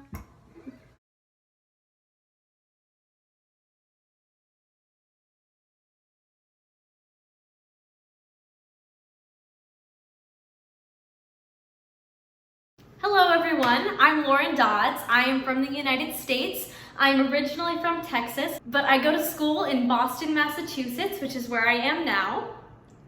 This is my dorm. So I'm not sure if you guys like to call it RAAH, but I like saying like RAAH in my head. That's what I hear. How I learned about RAAH was through my friend Charlotte, who will also be performing tonight. She said, hey, they need performers. And I am a musical theater major, and over quarantine, I really haven't been able to find my voice or how to add my voice for the betterment of our world today. When I researched more about what this organization does, it really hits home for me because Houston, Texas, which is my home city, is a huge center for human trafficking. So any way that I can give back to this organization is something that I really want to do. Also, in the note of me being a musical theater major, when I was told no musical theater songs, I was like, wow, this is a little bit out of my wheelhouse, but I actually write comedy songs. I've adjusted some of the lyrics for our younger audience members. So let's get started. I need to grab something. Oh, I guess it's weird. Was I not wearing my origami? You know, growing oranges are really big in Texas, which is where I'm from. And I'm usually not very big into country, but I wrote this song and I like the way it sounds with a country accent. It's a little country time blues. And I should say this song involves stuff that happens with the female body. So if there's anybody out there that's uncomfortable, I'd switch your cameras off now. Okay, so now that all the men are gone, this is a little song called, well, you're about to find out. I got my period in the 6th grade, in the middle of my social studies class. Now I know when it's coming, cause I cry about my dead dog, and also stress and looks, and also mine. It's emotional. But sometimes late at night I sit alone in my room, doubled over in pain because I'm on my full moon. And then I tell myself it's over and I try, but I think of all the good times that went by. You're my period cry. You're my period cry. I know that we haven't talked in a while, and you don't want to reach out, and that's a fact. And I know I shouldn't act like a child, but once a month I overreact, wow. But in a new way you've changed what's pained me for years, cause tampons cannot stop the heavy flow of my hormonal tears. And when I lose hope, I just look up to the sky and say, why is he my period cry? Now I wish there was a pill that could help me stop the thought of you, or strengthen my will, then I could smile just for a while, cause you're really cramping my style. I don't know what to do now that you're gone. I honestly just don't know what to do. But also I know that airflow is consistent in my life when I'm healthy, and I can't say that about you. And for the longest time all thoughts of you I so craved, but now instead of writing you, I'm writing the crimson wave. So if I just go with the flow and I follow my red tide, I'll wave to you on the shore and say goodbye. Goodbye, my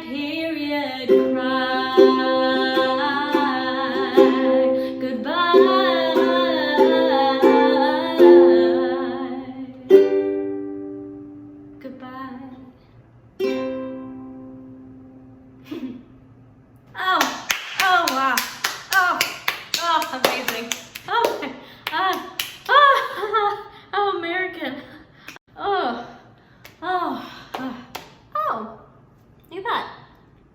Watermelon. You know, watermelons aren't just water.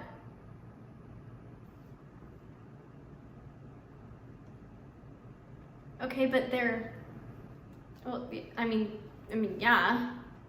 But they're like, they're watery. You know, they're like, there's like a lot of water. Okay, yeah, but like, that's not all they are. I think that's very generalizing. Yeah, I don't really see like what the problem is. Don't sass me. So you just want them to be called watery melon, is it not? Yes. Oh, I actually would prefer that. Okay, watery melon. It is watery. No, it is not water. It's not. It's not. No, melon water. It's not. You have a lot of really strong food-related opinions. Yes, future Lauren, I do have very strong food-related opinions. Even though we're the same person. Oh, you think you're better than me? Yeah? I just think it's a little over the top. I think it's a little over the top even for you. Even for you, I think it's a little over the top. Just because you're from the future doesn't make you better than me. Okay, well, why don't you share? Okay. Why don't you share? Okay. Why don't you share some of your ridiculous opinions? A hot dog is not a sandwich. A French fry is not a chip. Pineapple has no place on a pizza. Mayo is not a dip. Okay, but we love pineapples on pizza. Caramels are not caramels. Fruit snacks are not, well, fruit. If you get your cheese from out of a bottle, it's cute. Someone who eats oranges like apples isn't someone who deserves a whole song. And I know we're all entitled to opinions, but I'm saying your opinions are wrong. A hot dog is not a sandwich. Don't eat garlic on its own. You like to order wings that are boneless. Such a blunder, and you wonder why you're all alone. A donut is not a gaping hole. Guacamole is not a sauce. And if you think that's true, then not being with you is not really that much of a loss. I know.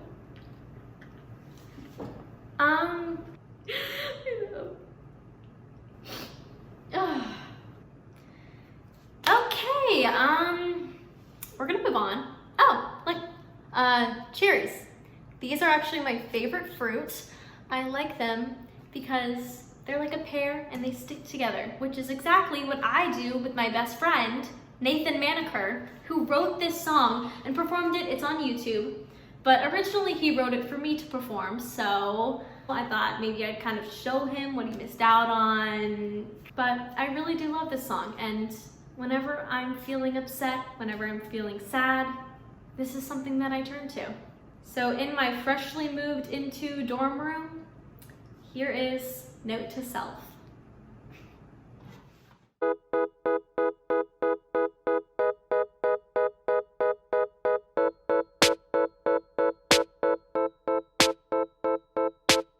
Right now you feel like a bit of a mess.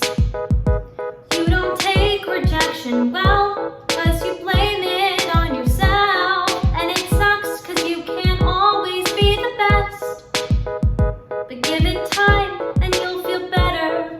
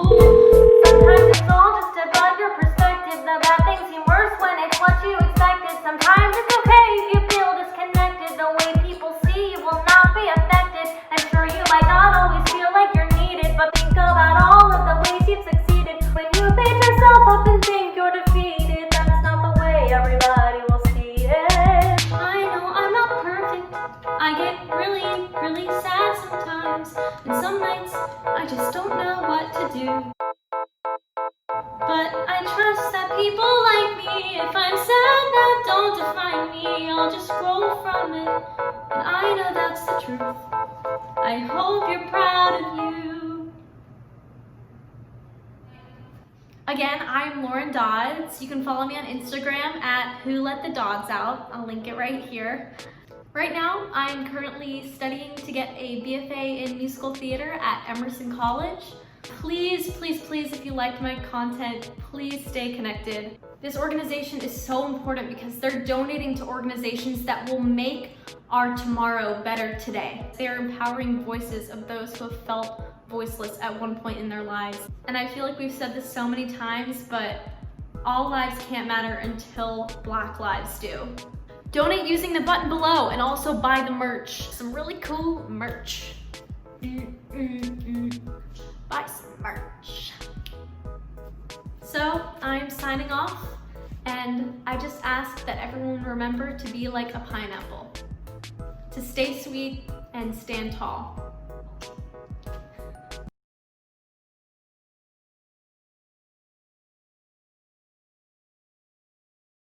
Hi everybody, my name is Charlotte Bell. I'm a singer/performer. Thank you so much for supporting RAAH. Make sure to donate to this amazing, beautiful organization. Shout out to my cousin Jasmine, Odesanya, and the team for putting all of this together. I will be singing a couple covers for you guys. The first one is Celestial by Tori Kelly, so hope you guys enjoy.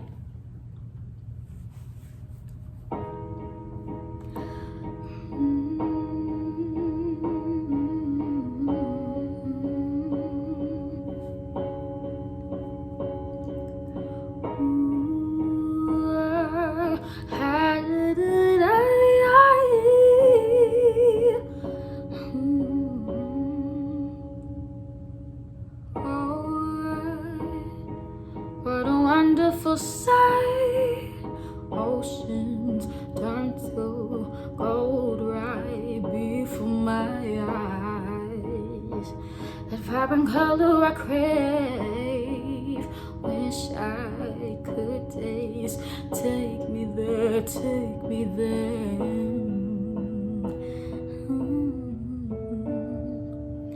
I'll dive in the sky with the waters alive. I'll float down and soak in the stars. Swim away from the night. I'm swallowed by light. Suddenly love doesn't seem very far.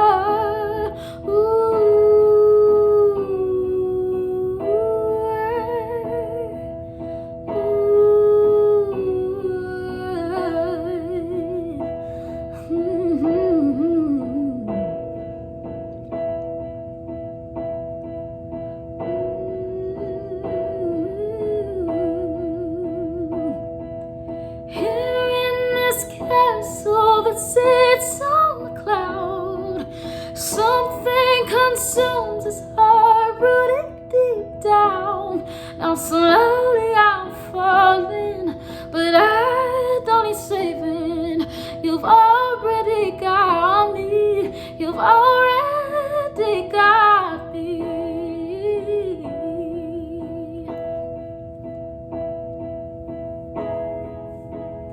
The celestial glow is blinding.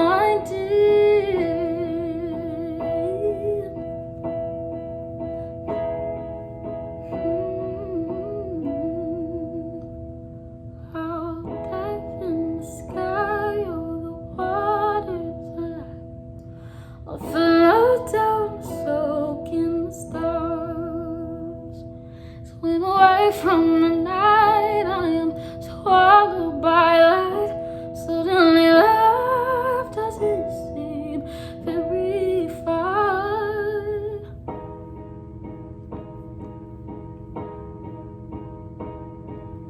Take me there, take me there.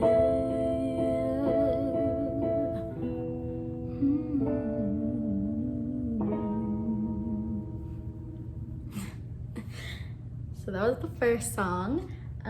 And the second song that I will be singing is Islands by Sarah Bareilles.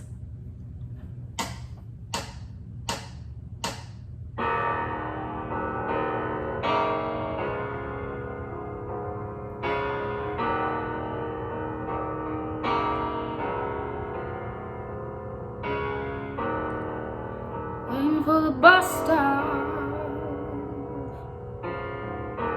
waiting for the concrete black tire to settle down, long enough for me to get off and get a little go round.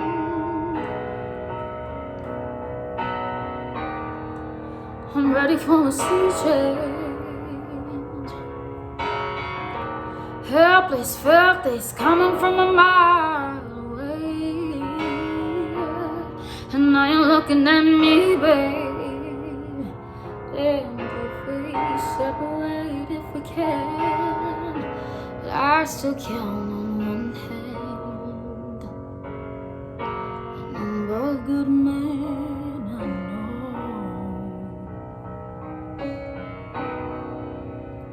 It's like I'm standing on the edge of just a telephone wire, trying to get to you first, to say the words on fire, holding my breath until I know you're alright, because the water will only rise. When will you realize you must be coming out? You must be coming out. You must be coming out and see for yourself. That's what I am.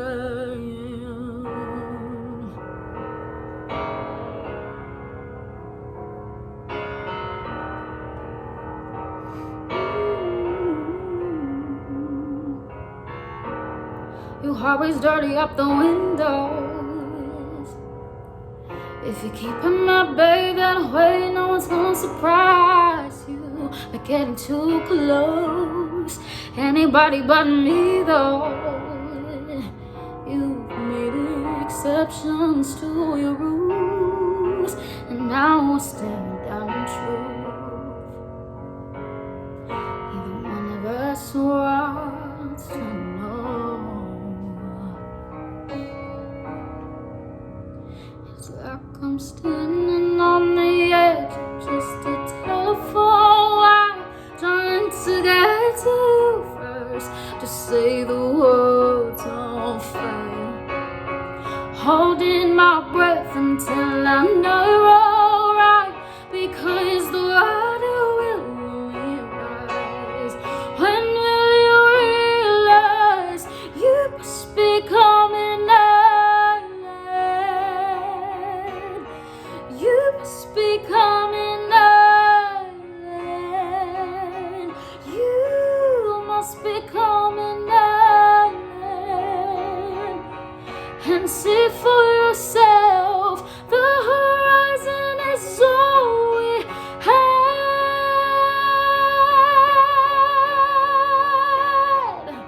and see for yourself. Horizon is all we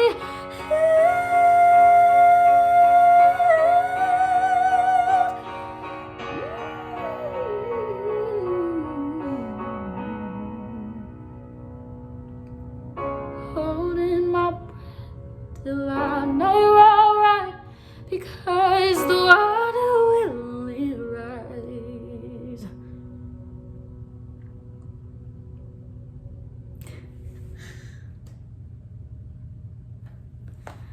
So, hope you guys enjoyed. Make sure to follow my Instagram.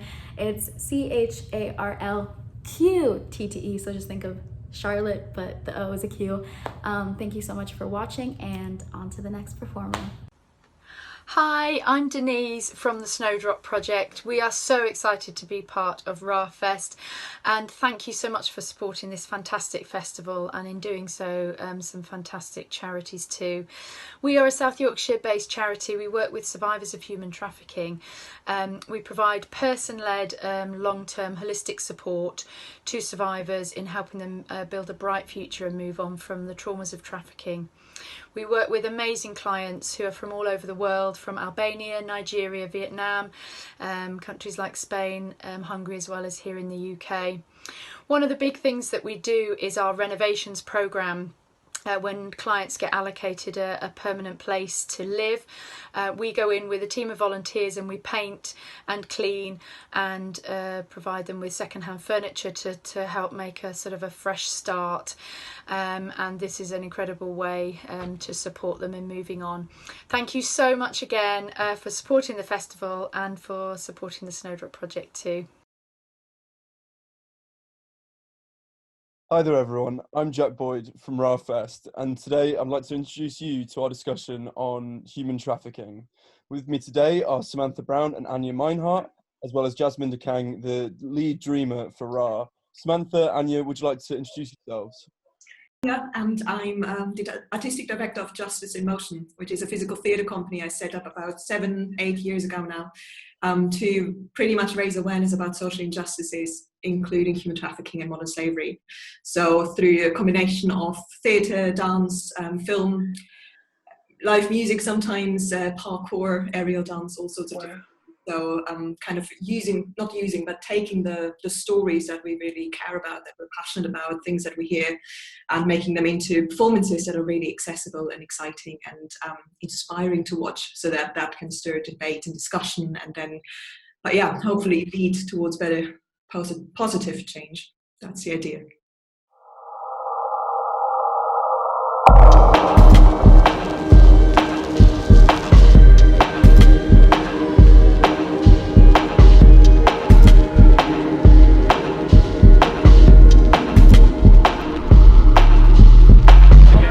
It's incredibly moving. So moving. Like, we were like brought to tears watching it. It was just like, oh my god, connecting with this man trying to escape. Think about how it's an amazing representation of humanity, the vulnerability of the human soul connecting with each other.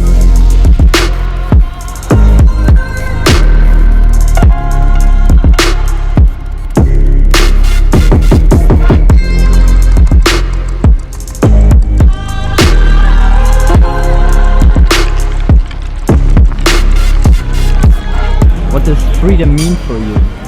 It's everything.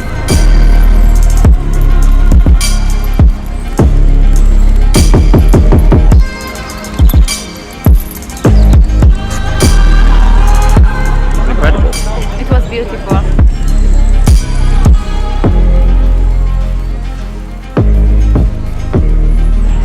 You could feel what I felt. Like, I was there. I was in.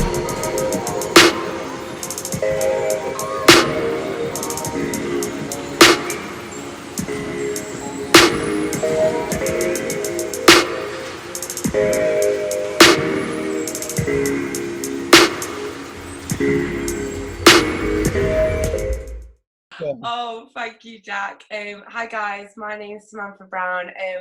I am the proud creator of Diamond You Projects, and Diamond You Projects is an organisation that delivers workshops, mentorships and training programs to people within the criminal justice sector and the youth sector. Anything from online and offline grooming to teaching about confidence and stress management. I am very fortunate to be part of the 1% in the world that has survived human trafficking, and I think it is my duty of care to make sure that I can speak for people that can't, because I feel a lot with my story. It comes down to things that a lot of people don't want to talk about, and like Anya, we have to creating these conversations is so important. A big part of my story is that I went through satanic ritual abuse as well, so I feel I bring a lot of light to subjects that people don't necessarily want to talk about, and that's why I'm really grateful to be involved with RAAH as well, as one of the volunteers, just to amplify voices like mine and other people in this world who have, like Anya said, faced injustices in this world. Excellent. Thank you very much, both of you, for joining us. So just to start with some statistics, the International Labour Organization has found that 150 billion of profits are made per year from trafficked labour. There are 21 million victims trapped in modern day slavery, and of the world's 215 million young workers, they are observed to be in hazardous sectors, including forced sex work and forced street begging.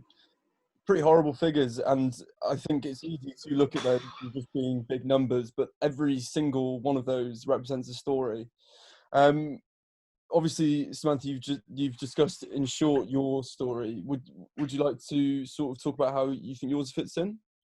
Yeah, I mean, that just like kind of like brings a bit of a tear to my eye, because I feel like as a survivor, like, you can say all these numbers, but you're so right, like every single person has a story behind these numbers. And I just want to say from the bottom of my heart, like, human trafficking, like, it comes in different areas. You know, there's criminal exploitation, there's sexual exploitation, and me talking from a sexual exploitation side of things, this is one of the worst things that anyone could ever go through. You get your full human rights taken away from you. You get your whole dignity taken away from you, and you get controlled in a way that, like, you're owned, basically. And I don't think any human being should have to ever go through that.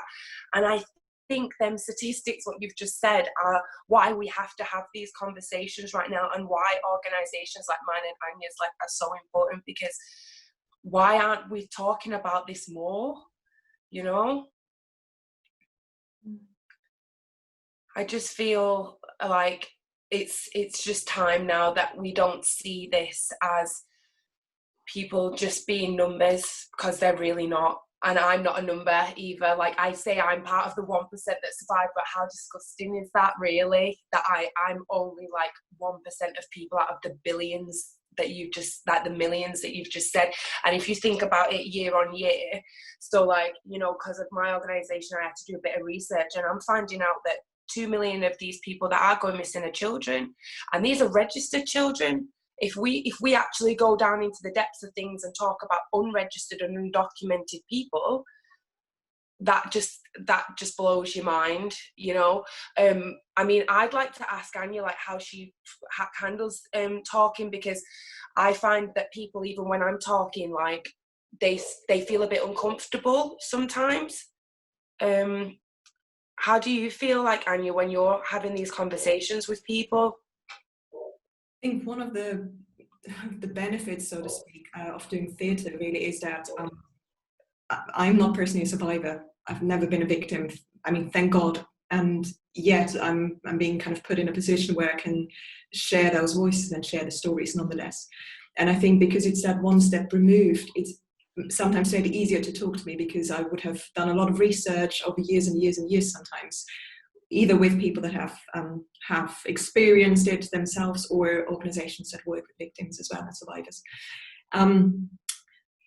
But in a way, what we do with the performances, we tell a story and we take people on a journey. So people will follow the whole journey through, from, you know, the first time, the moment someone is leaving the country, to arriving somewhere, to being all excited, and then ending up in forced labor, for example. So people get the whole journey. So at the beginning, there might be a lot of humor as well, and throughout the piece there's humor, there's humanity. You'll see that as well.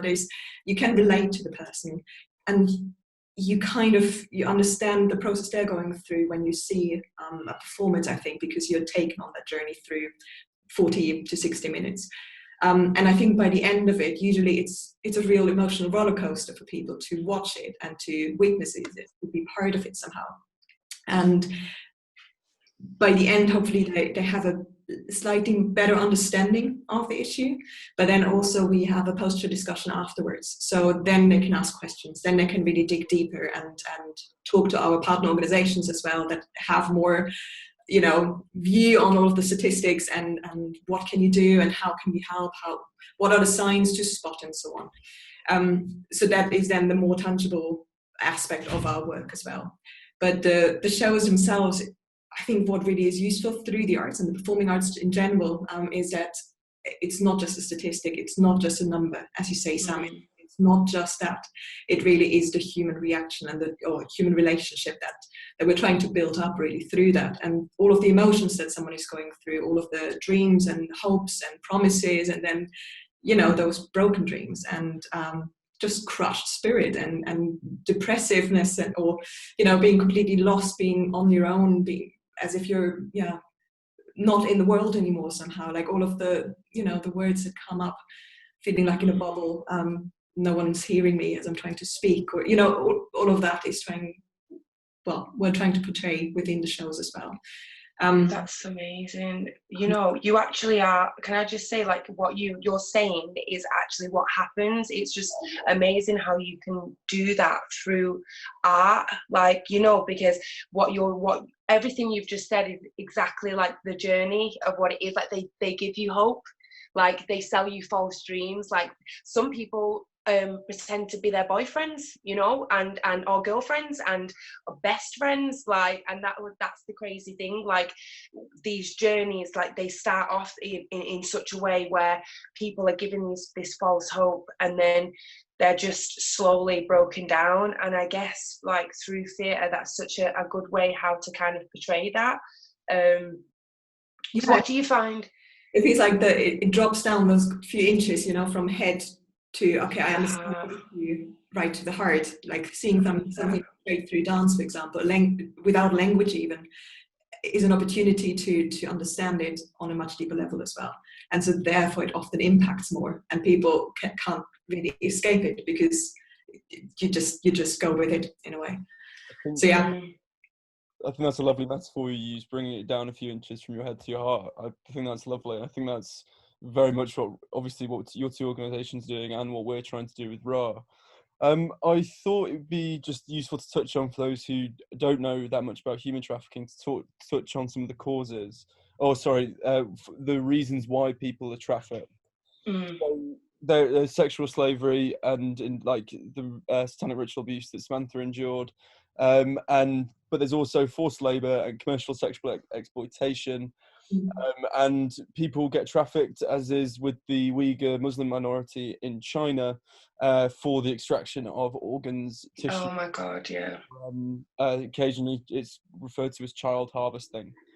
And these are all things that come from a value being attached to human life, usually about a value of human life of a minority or ethnic group that is less powerful than your own. It's very easy, for example, to see a Serbian individual as just a Serb, instead of being a person who feels the cold the same way as you, looks at the moon the same way as you. Yeah. But we were able to dehumanize these people who get trafficked because they are the other. And I think, going back to what you said, Samantha, about using art to change people's view, I can't remember who said it. It might have been Gombrich, but art is the lie that reveals the truth. And actually, we've used that quote many times. Absolutely. And it's sort of like, Brecht as well, one of the most potent sort of philosophers of culture and media, but was also heavily political. This is not a personal plug, but the flag behind me is Factory Records, which is started by a man also from Manchester, Samantha, called Tony Wilson. And he was a situationalist who believed in, this is getting a bit theoretical now, but I quite like this tangent. What was called the détournement, so sort of the distraction from world spectacle. And I think that both the work you guys do is so interesting and so powerful, because you can spend £1 million making like Band-Aid and see what happens, not see any changes. But if you create the 2-minute video or the 40-minute conversation or something that has some posterity and that has some length, and the plays, because posterity isn't just about having something printed down, it's being printed in someone's mind. So I wonder, my question from that is, what piece of art do you think first inspired you illuminated you to art's ability to inspire political and activist thought? Go on, Anya. That one's for you, babe. I got the activist, but I didn't. Definitely not political art, but definitely activism. Inspired me. That's a good question. There were several ones, but the first one was one I was actually part of. I was really fortunate enough to be part of a piece called Faces, which was written and developed by Mary Scott, and then all of the physical theatre aspects were created with Danny Scott. Back in Vienna. So those guys were my mentors actually, and I've trained with them, and it's been a fascinating journey in a way to learn about physical theatre in the first place and the power of physical theatre to tell those stories through your body, even without language.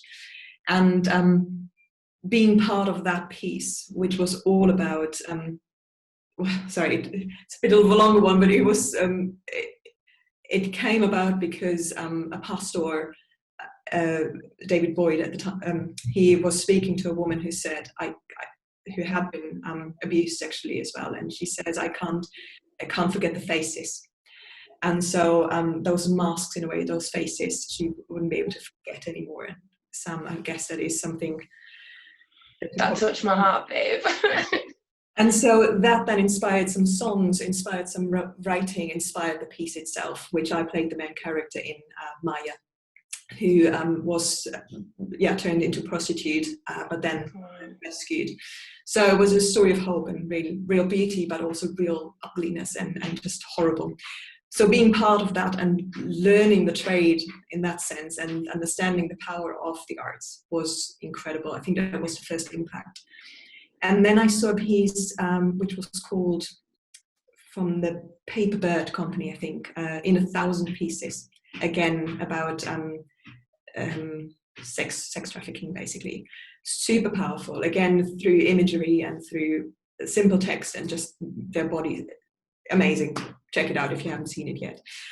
And then generally seeing art in general, like, or seeing performing arts, and how much I take away from pieces that really impact me, that really have something to say, or that share a story and go beyond, and I'm just happy clappy and it's all about just entertainment, light entertainment. That's really important, and I think that has its place.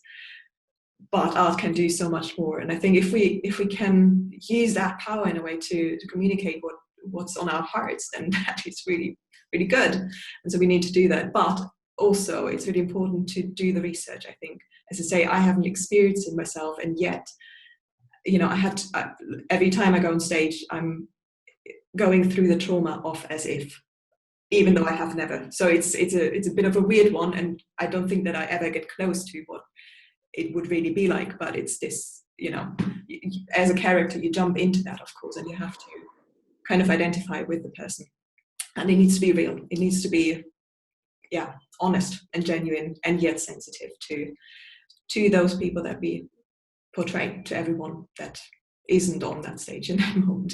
But so I don't know, Sam, do you have any piece that you saw ever that really impacted you? I just think, like, with what you're saying, like, I think it just makes sense, because I think it's all about sharing a story. And I think just personally, like, when I started to share my story, it was kind of like so powerful. And I think that's what you're doing with art. Like, I've seen pieces of art before, like, or just hearing like you talk about, I feel like this is such in my head, it's kind of like an aha moment about how we could actually make this work a bit better. Because me telling my story is one thing, and I'm having an impact on people, I understand that. But being able to use this platform where we can get through to people and create, because I even think, even when I do share my stories, I see people still get a bit uncomfortable, and I understand it, I totally do. But I think when we can use something like art and create conversations from that, I think it's just as powerful as, like, when you have a piece of spoken word, or when you go to a protest and everyone's, coming together, and it's because I guess the energy is all divine, and it's in the right place, and it's being used in the right way. And I think personally, like, I need to delve into this more, because I think it just sounds like a really good communication tool. So I have never personally been inspired, but I'm just inspired, like, by listening to your pieces, and Like, honestly, like, I think it's so amazing that, like, we can use different platforms to talk about stuff that's so dark, because just like Jack was saying, these statistics, and like we're saying, their stories, like what we're portraying and what we're saying, and I just think that, like, we're in 2020 now, and statistics shouldn't be getting worse. They should be getting better. And I'm racking my brains to try and think of solutions for this.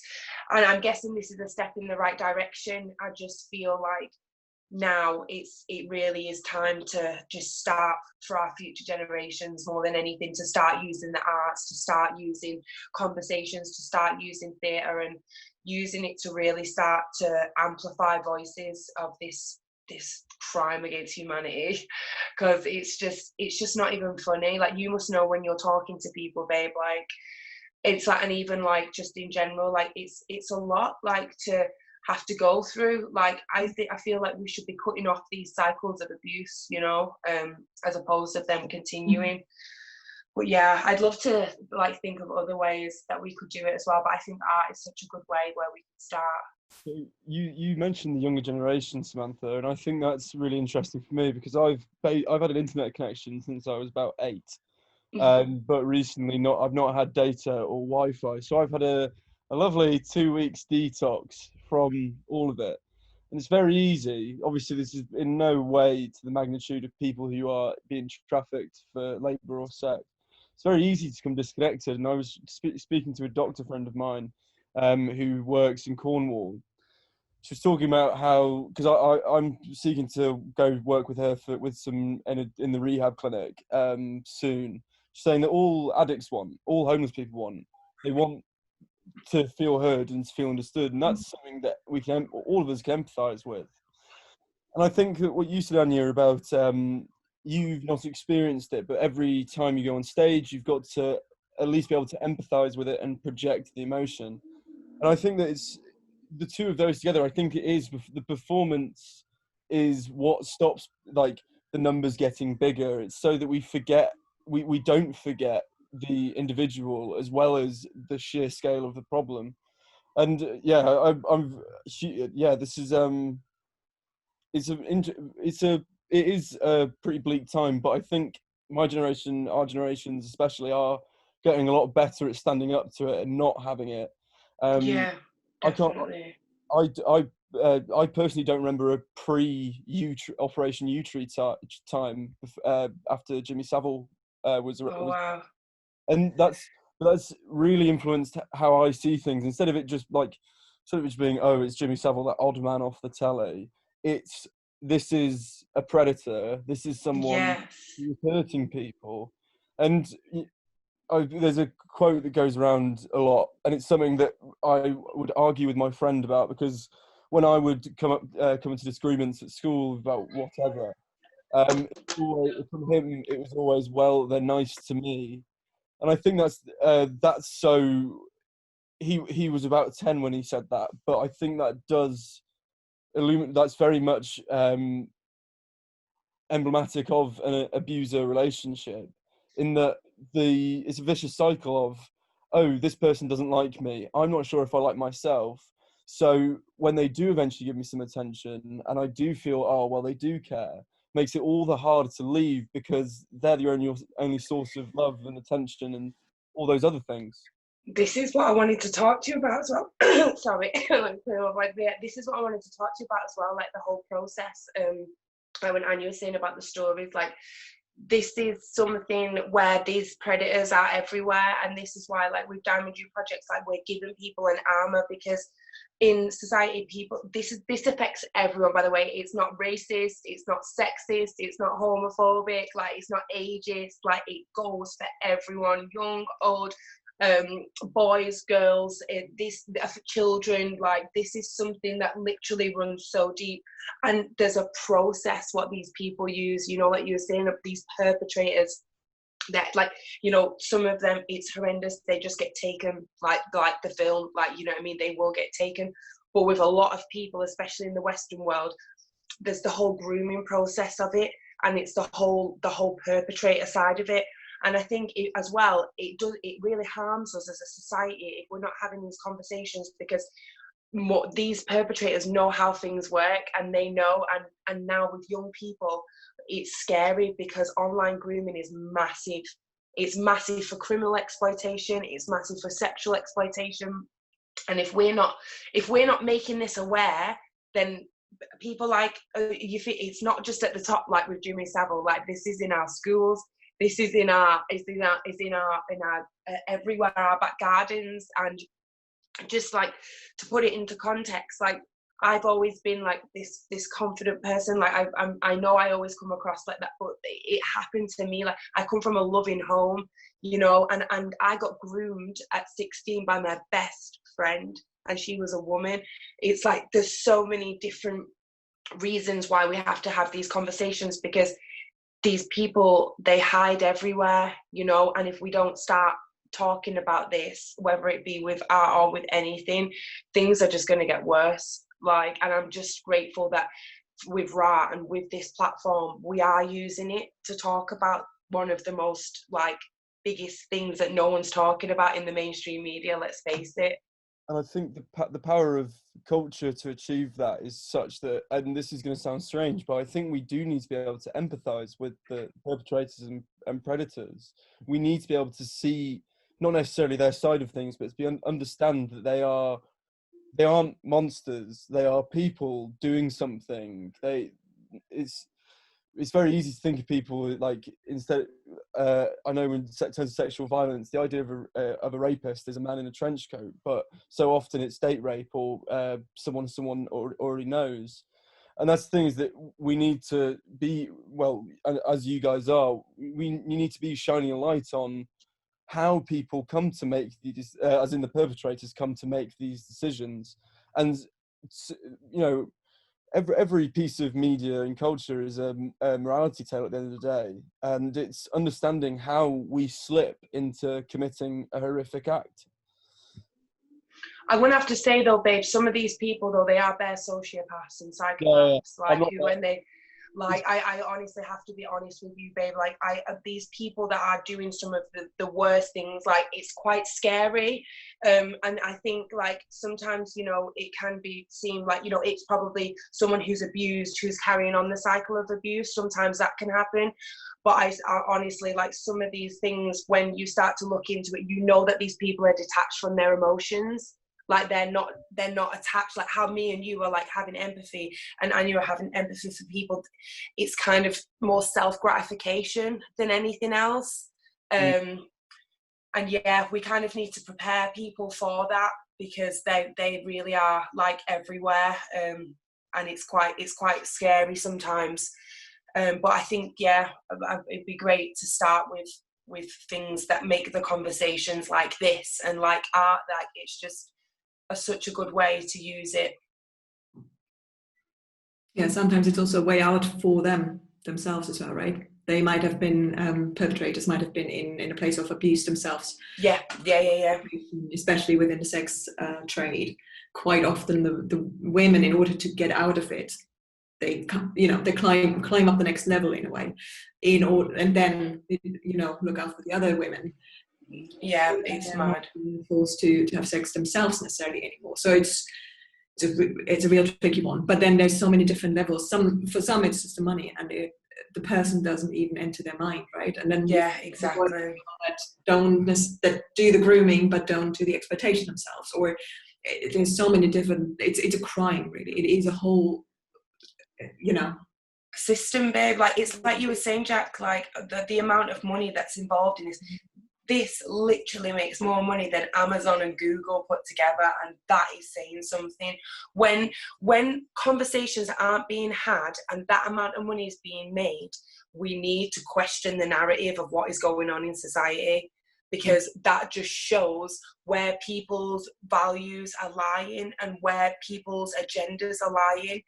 Because it's obvious, if they're making so much money, some people, like, you know, they're basically making millions and billions off the back of people's detriment. And like you say, that they don't see that. They see money, they don't see people. And that's actually quite scary as a human being, you know, to be in that place. And it's the most lucrative as well to work with people, because you can use them all over again. Like if you work with drugs, you sell them once and then that's it, right? Whereas people, you can sell again and again and again. And it's so true. I worked out the other day, like, because I was trafficked for 3 years, I worked out a minimum that man had £250,000 off me alone.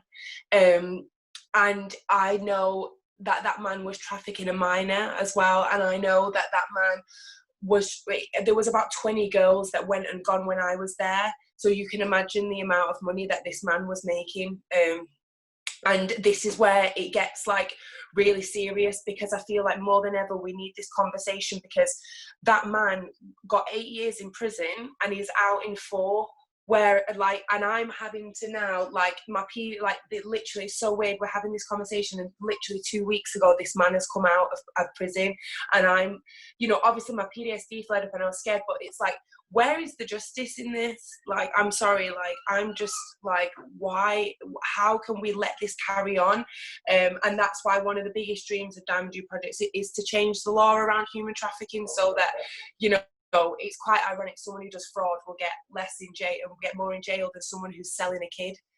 I just, it blows my mind, guys. It literally does.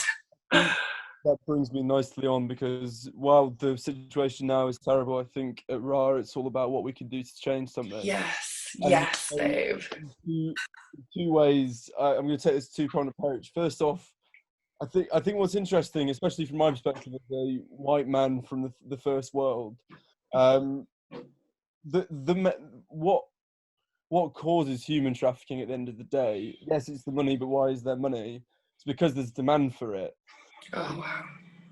And as you say, you want to change the law on sex trafficking, and I think there is an issue, because primarily the people who lead nations are like me, as opposed to, well, I think I'm slightly more empathetic than they are.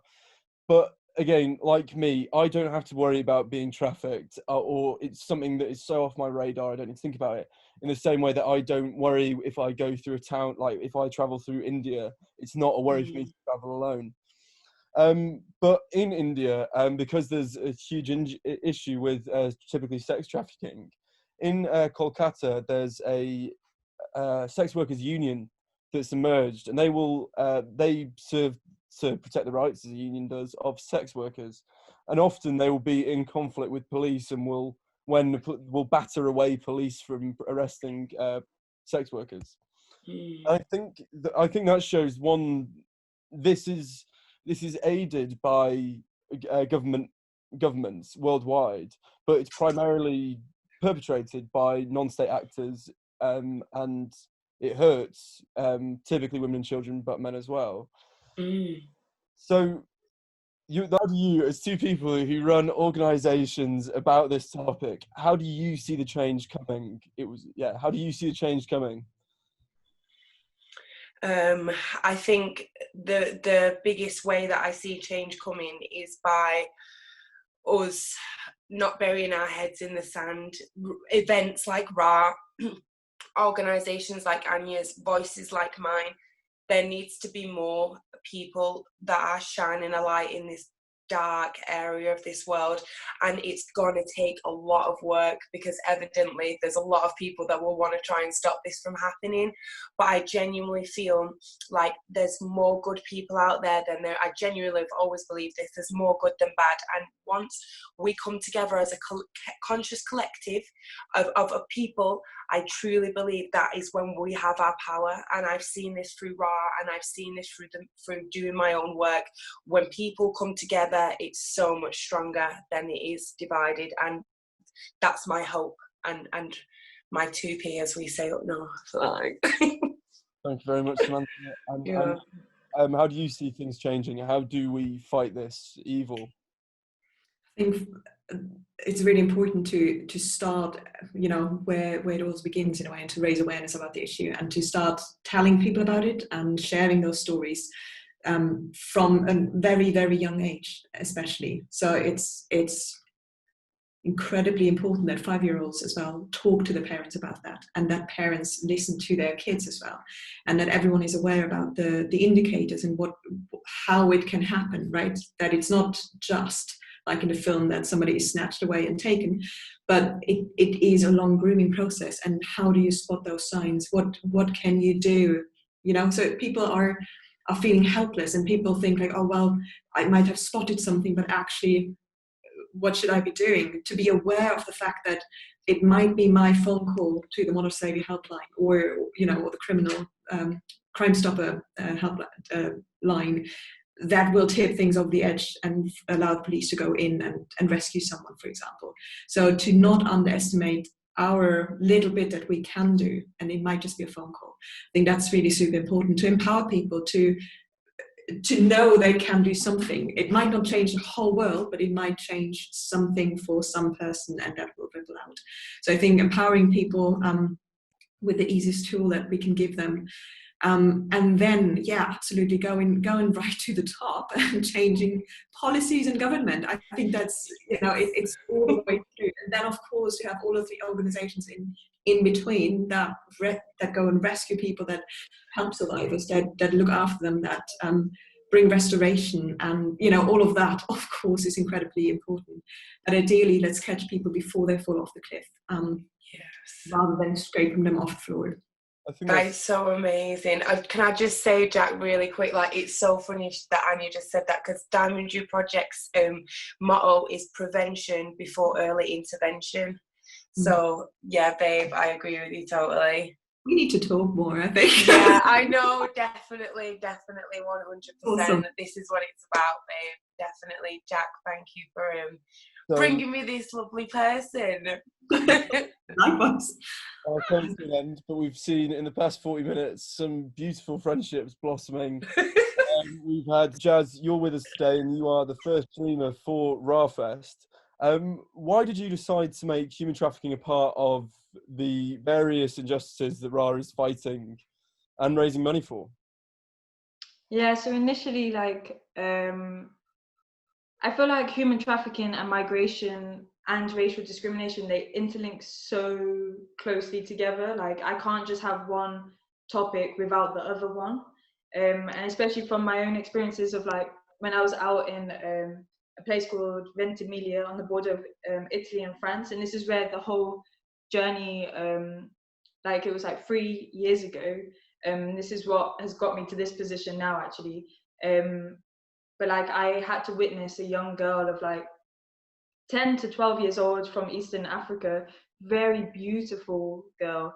I can't forget how stunning she was. She came off the last train at 1 a.m. and I remember I was giving out sleeping bags. I was just doing some voluntary work in that area, and I was so baffled. Why is this girl coming off the last train in Italy, this young little African girl, and I was the only woman in this situation that I can remember of. There's 4 police officers outside the police station, and there's loads of men. And so this Italian man goes up to her and takes her hand, and I'm just like, wait a second. And she's not saying no or anything like that. She just accepts it and just follows the lead, and she walks straight past me. And I asked this guy that I was giving out sleeping bags with, and he was like, yeah, that's he's the local pimp for the area, and he's taking her to the brothel. And I just was so baffled, like you don't really think these things are happening. And I am so I've been so naive for all my life, because growing up in a very privileged way, you say there's white privilege, but honestly I believe I've got freaking privilege, being being born in the UK, got my UK passport, all of these kind of things are given to me. And so when I saw this happening, I was like, yo, this is so much closer to home than I thought.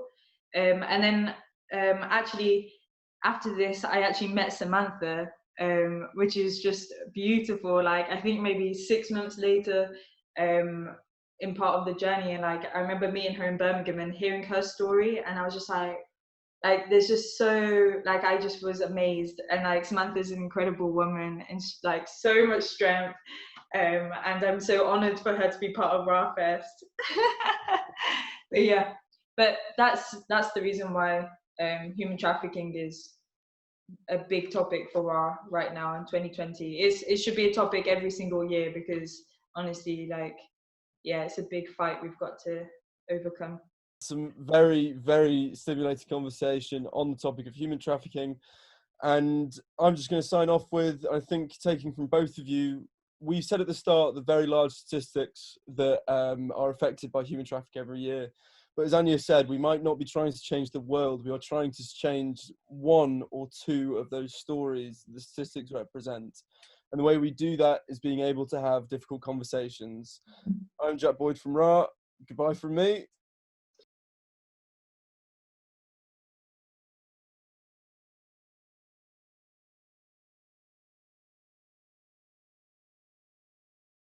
Hi guys, my name is Emma Boitier. I'm a visual artist, photographer and writer. What I'm going to present to you today, it's a spoken word poetry piece. I do want to give you a trigger warning. Is it about a personal experience about rape and sexual assault and what it comes after? It's going to be silence in between with my photography work, which is not directly linked with the question of sexual assault, but more with bodies, and I think it will be nice breathing in between for you. I am really honored to be part of RAAH Festival and delivering this piece for this festival. They are doing amazing things to help, I think, the big cause of our time, which is really the refugee crisis and all the violence that comes with it, linked to human trafficking and sexual trafficking. I hope you're gonna enjoy this, and let's begin.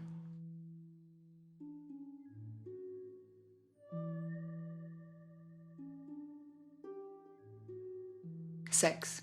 I want to say this word fully, lightly. I want orgasms to be free from any violence and heavy thoughts. I want them to be only mine and beautifully mine.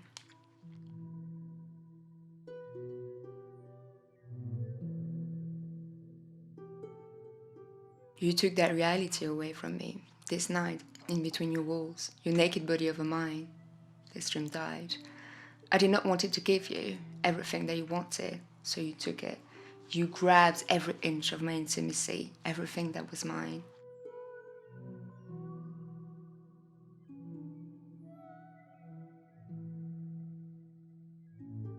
You were not even afraid for a second of the crime you were committing. Worse than that, you named it. You sentenced me. Now I'm gonna rape you.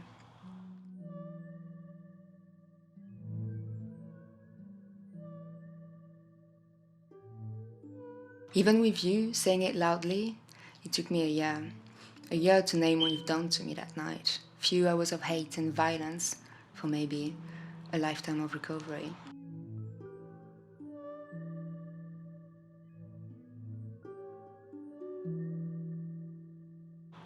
When I finally named it, I named myself a rape victim with all the shame that came with it.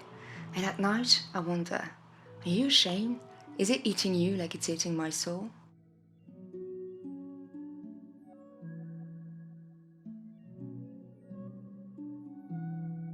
Years after hours of thinking and educating myself on this word, I was ready. Not to be afraid, I know that I'll probably never be. Although, I was ready to name myself a rape survivor.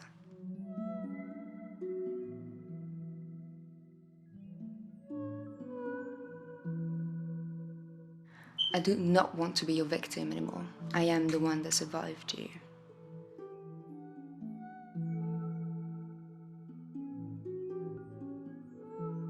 I am not afraid and ashamed anymore. I can say loudly, he raped me.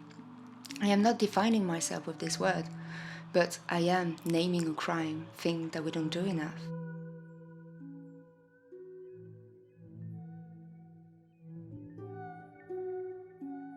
I will not silence myself anymore on your action. Too many women have. Didn't feel like they had a choice, or maybe it was just too hard for them.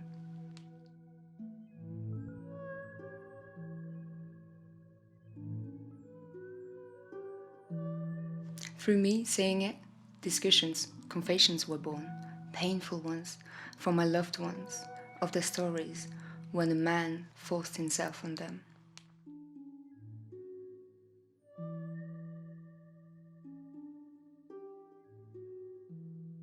Every story broke me a bit more, but everyone made me speak out more.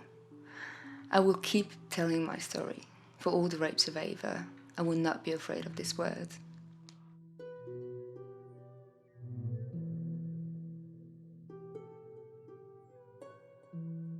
Coming forward is not always an option. The justice system is not made for us. It can be way too painful. So I am getting justice my way. I am writing it. I am saying it out loud. The domination, the colonization of a body with sexual violence and rape is sadly the most effective destructive weapon.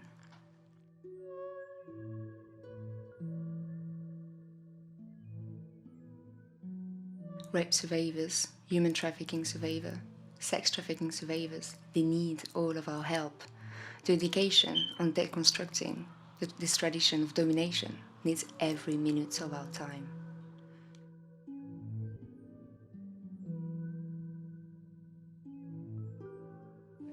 Thank you so much for your attention, guys. I'm really happy to have done this space for this. If you want to check more of my work, you're more than welcome to go on my Instagram, which is at Emma Boitieu. You'll see writing just down there. And for sure, if you want to help the festival, which will be amazing, you can donate, and everything will go to a list of charities for refugee crisis, sex trafficking, and human trafficking. So please, you're more than welcome to give whatever you want to give, because together, maybe we can change things, and that's what we want to do with RAAH Festival. Okay, girls, quiet please. Come on, you two. I can see Hayley today. Okay, right, let's see what we've got. Joanne. Morning, Joanne. Emily O'Connell. Jordan. Yes, sir. Feeling better, Jordan? Yes, thanks. Good. Katie. Yes, sir. Georgia Abla. Yes, sir. Gina. Yes, sir. Emily. Yes, sir. Emma. Yes, sir. Nikki. Yes, sir. Amy. Yes, sir. Michelle. Yes, sir. Hayley. Yes, sir. Francesca. Yes, sir. Don't be oblivious to the dangers of human trafficking. Every minute, another young person is trafficked into sexual exploitation. You can stop this. Go to startfreedom.org.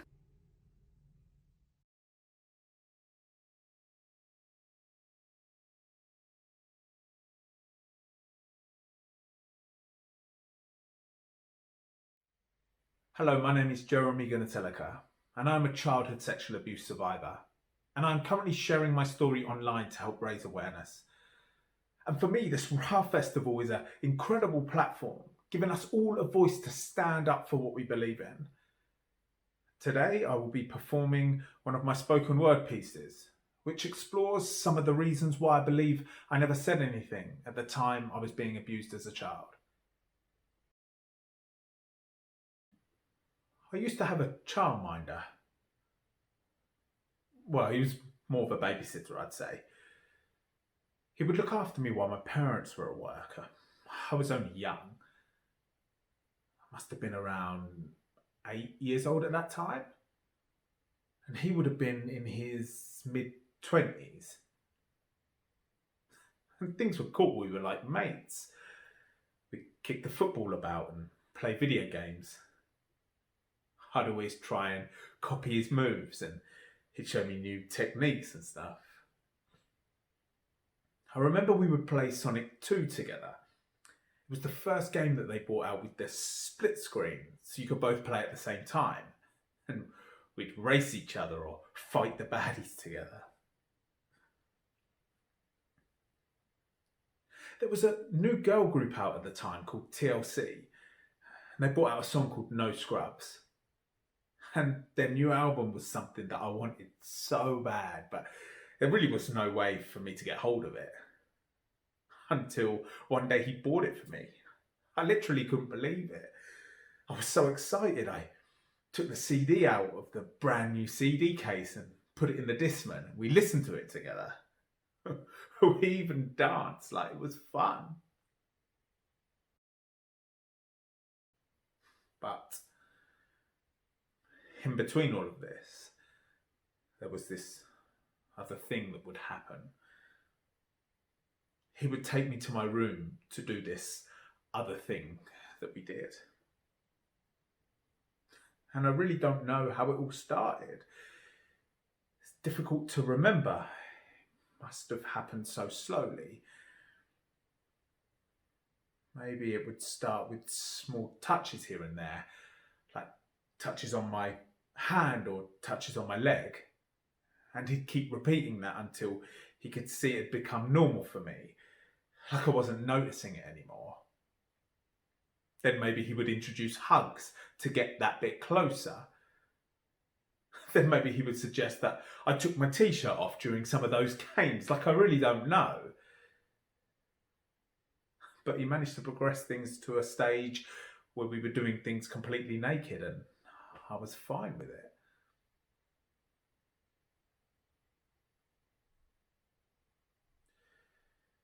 It's all still really difficult for me to get my head around, because I'd actually grown quite fond of some of the things that we were doing. He would touch all over my body in this very gentle way that felt loving at the time. It was comforting, and I liked it. And when he got to my private parts, well, he knew what to do to make them tingle. And to me at that age, it was a nice sensation. I thought it was pretty good. But not everything that we did was like this. Some things were just so terrible. It was when it was my turn to do things to him, I couldn't understand why he would ask me to do that. What he was asking me to do was gross. I just wanted it to stop. But it was all part of it. All part of the routine that he had got me used to, and I was just getting on with it. Sometimes he would put porn on the TV, sit me down to watch it with him. It was so disgusting. I couldn't understand it. I couldn't understand what it was they were doing. The noises they were making, the close-ups of the penetration looked like somebody's insides. I just wanted it to be turned off. I never said anything. I never said anything to anyone. I didn't really understand what I was involved in. I didn't really know that it was wrong. I was a child growing up in the early 90s. Nobody was talking to someone my age about those things. Like, I didn't know what that porn was and that kids shouldn't be watching it. I didn't even know what sex was at that time. Nobody had taught me where the no-go zones on my body are, and if anybody touches me there, I am to tell someone. Nobody had taught me that there were to be no secrets, and if anybody asked me to keep one, then I am to tell someone.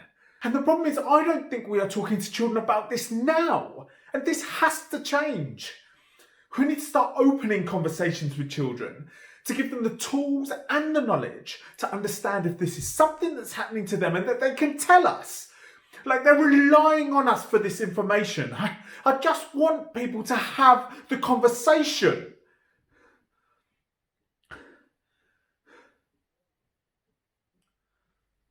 Thank you for watching and supporting RAAH Festival. You can find more of my content on all social media platforms. It's at Jeremy, Jeremy, Guni, Gune. And I'm really trying to be as creative as I can in making content that is engaging for the viewer and interesting for the viewer. I'm using film, photography and illustration in an attempt to do that, because I believe the more attention that can be brought to this subject, the better, and the better chance that we will have of breaking down the silence that is allowing it to thrive. RAAH Festival is so important in giving us this platform to stand up and speak out about what we believe in. Please, if you're in a position to do so, please donate to the festival using the button below and buy their merchandise and spread the word to who you can, because this is important, and I believe that together we can make a change.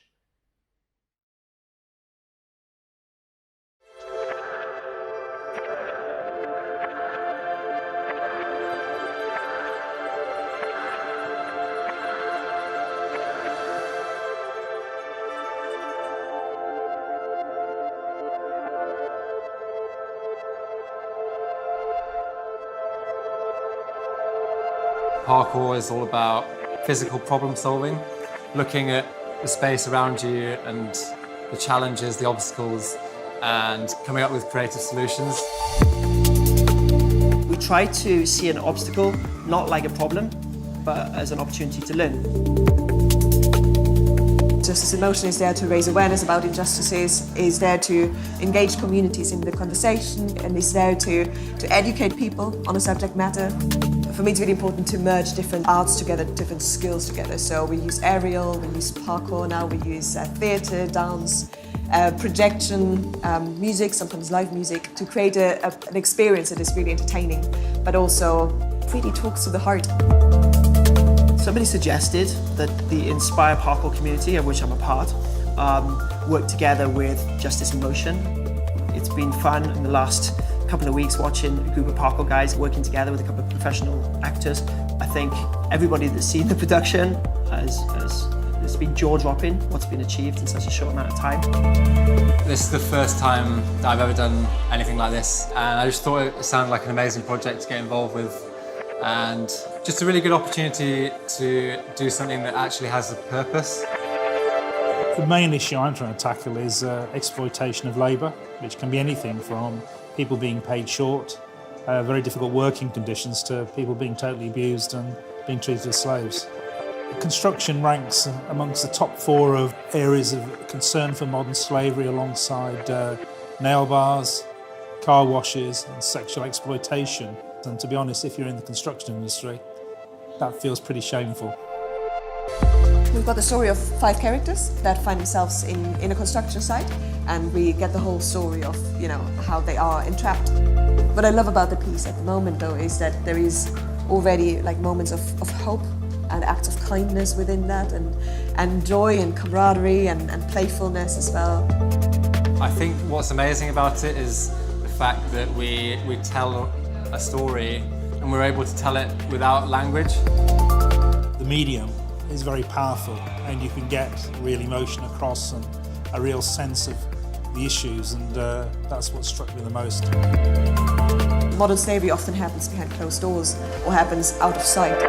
We really want to bring the issues of modern slavery, and then on the flip side of that, talking about freedom, right? We want to bring that into the communities. We want to bring that to everyone and anyone, into the open, into the public. A lot of the collaborative stuff for me I find really interesting, because there's an element in parkour that has kind of been lost over the years. It's become more about the individual, whereas in the past it was very much about how you overcome obstacles together. And so to be able to bring theatre to the streets and combine it with this new urban expression of movement, parkour, I'm very curious as to what the future holds with that. It's not just about movement, it's about exploring boundaries, not just by yourself but with others. Yeah, that's why I love teaching, just to let them know and let them surprise themselves how much they can do, because people don't know how much they can do. People will just be walking past and will just see something that maybe catches their eye because they see a big jump that a parkour guy is doing, but then really might want to engage more in the story and understand more about the subject. Well, I think over the next couple of years I'd like to see this production sort of blossom and have great success in engaging people in tackling issues. I mean, if we could get it out actually onto construction sites in front of construction workers and just the public in general, then I think there's an opportunity to make a big difference in our sort of way.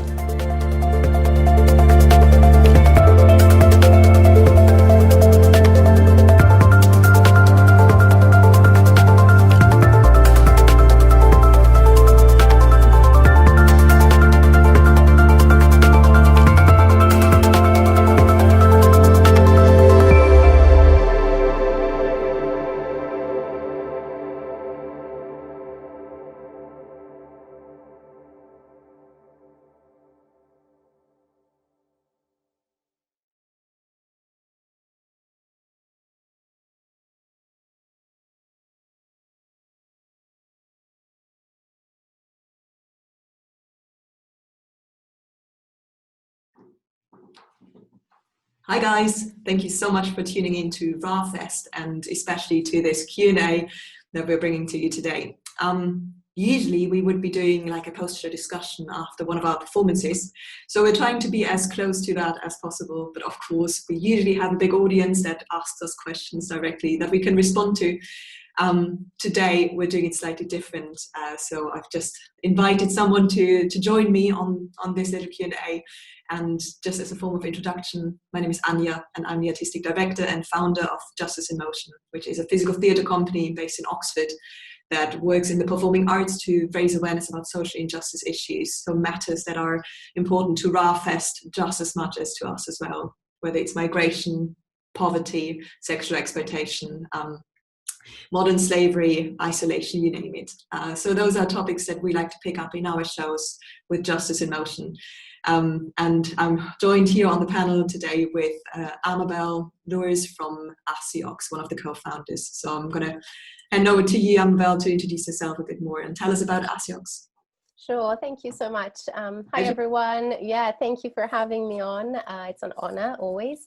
So yes, my name is Amabel. I am a part of ASIOX, Anti-Slavery Initiative Oxford. We've been going about a couple of years now, 2 years. We are basically have been a community action and awareness raising group. Really briefly, just to give you the context of how we came about, but I was living and working in the US, and I was involved as a volunteer primarily with charities that were working with girls that had come out or were trapped in the sex trafficking industry. And and when I moved to the UK for personal reasons, I was looking for ways to get plugged in to the abolitionist movement here, and really there was nothing locally at the time, and so one thing led to another, and just within my small circle, essentially we just gathered, and a few of us, we started, I think it was 5 of us, and then we've just been growing slow but steadily, and we're now 2 years in, and at the stage where we're applying to become a charity, which is really exciting. So amazing. And I'm happy to share more about that later, but I would love to hear and for you to share, Anja, with our audience more about Justice in Motion, like how you came about, what is it that you do for those who don't know you. Okay, you might have seen some of our trailers already from the different shows that we have, and you will see that we combine a lot of different art forms in a way in our productions. So whether it's dance or theatre or film or parkour, aerial acrobatics, music, of course, sometimes live music even, and we combine those to tell stories that are relevant, first of all, but also we start usually by doing a lot of research about the topic. That's kind of where it all starts. So if there's something like a story or a case study or someone's journey that I hear about, that is usually when I get excited or interested. And then in my mind is like, okay, how could we bring that to the stage? How could we share that in a way that is engaging, inspiring, impactful somehow, and that really changes people's hearts and attitudes and behaviors even. So that is so important for us. That's why we bring it to the stage. And to be honest, Justice in Motion started about 7 years ago now, a little more than that. When I felt passionate about that, I wanted to tell a story about modern slavery. And so did a lot of research, first of all, and then asked a few people, similar to you actually, just get a bunch of people together that are creatives and that kind of share the same passion about telling those stories. And we created this mad piece in a way called Bound, that we got to present in Oxford in October 13. And the idea was initially, we'll make this piece. But as we were in the process of creating it, we were like, actually, there is more stories to be told. And this feels like just the first one in a series of many, many, many more stories, because there's more that needs to be uncovered and talked about. And so we set up Justice in Motion as an umbrella organization to create those stories. And and to create positive change, really, to inspire people, to engage people in the conversation, to debate about issues as well, to learn more ourselves, but also then to invite others to share that learning and to learn with us. And so over the years, we've been really blessed, really, and excited to meet a lot of different organizations as well. So in the process of making a show, we will be inviting partner organizations such as yourselves, ASIOX, to share about your experience. And we've worked with Hope for Justice and Unseen, the Madej Trust. We've worked with the Salvation Army, as well as the Chartered Institute of Building, for example. So different organizations that work in the field of the topics that we explore. And so that really helps and aids our research, but also we hear the case studies, we hear from the survivors, and so that's really informing all of the process, the creative ideas that then come and bubble up, and then we all bring that to the stage. Eventually it's a piece of theatre that people can come and watch and enjoy, but then also we follow it up with a poster discussion usually. Where we invite those speakers from organizations to share, and for audiences to be able to ask more questions and to really go, what can be done, or what are the signs to spot, and so on. So there's different questions that usually come up, and when people are inspired by having seen a show, they want to do something. But I guess, how did you hear about us? You know what I mean? But how did you get in touch with Justice in Motion in the first place? We've known each other for many years, really, as well, don't we? Yeah, exactly. I mean, we've actually met. You and I met in the dance context, and then I think within the first 5 minutes realized that I think you had just created Bound when we met. Yeah. And I had just moved from the States with this desire to be like, okay, I want to get plugged in, and that's where we connected. Was like, all right. And I think we go way back, don't we? But having been an audience member, having seen several of the pieces that you guys create, that you create primarily, I can absolutely 100% attest, like they are so powerful and so impactful, and you really leave with an understanding of the issue on another level. There's something that happens, I'm sure there's some research out there, but like on an emotional level, that's more than reading about a story, but the way that you guys tell stories is extremely powerful. And I think you leave, as an audience member, thinking, okay, what do I do now with this knowledge? But I would love, just talking about, for instance, Bound, I don't know if you want to start with that, but I would love, if you could share maybe how you go about creating a piece like Bound, like how, because we get to see, as audience members, and I hope many people that are watching will get a chance to see it live, honestly, one day, but we get to see the finished product, but obviously there's months and months of not only rehearsals, I mean, just the whole imagine. I don't know anything about that. But can you share a little bit about what the process is? What does it look like to develop a piece like Bound, for example, about human trafficking? So it takes about 18 months to create a piece of theatre of that extent, even longer. So Bound had several reiterations since 2013. We've performed it. We've had 3 tours since, and each time we add in the latest research and so on. So it changes, evolves throughout time, really. But how do we go about? Usually there's something that I hear, a story, as I said before, or some piece of research, or an article, or a film that I watch, or whatever, that inspires me to talk about a subject. So then what I do is I do a lot of research online, reading lots of things as well, and then talking to the organizations that I know work in the field. So really making contact and understanding the issue more, understanding the context, getting a feel for what are the issues really, what is the problem, how can it be solved, or maybe not solved, or how does it come about in the first place, why are people ending up in a vulnerable position, and so on. So having all of that top level, head level research knowledge in the first place, I then recruit several performers and creative collaborators as well, and we meet in the rehearsal space. And then we look through the research, and usually we discuss it quite a lot, to just draw out like what are the key moments, what are the key things that either are recurring facts, or what is really surprising in a story that we hear like, wow, I never thought that. So then we unpick those more, and then we do different exercises. So we will try to embody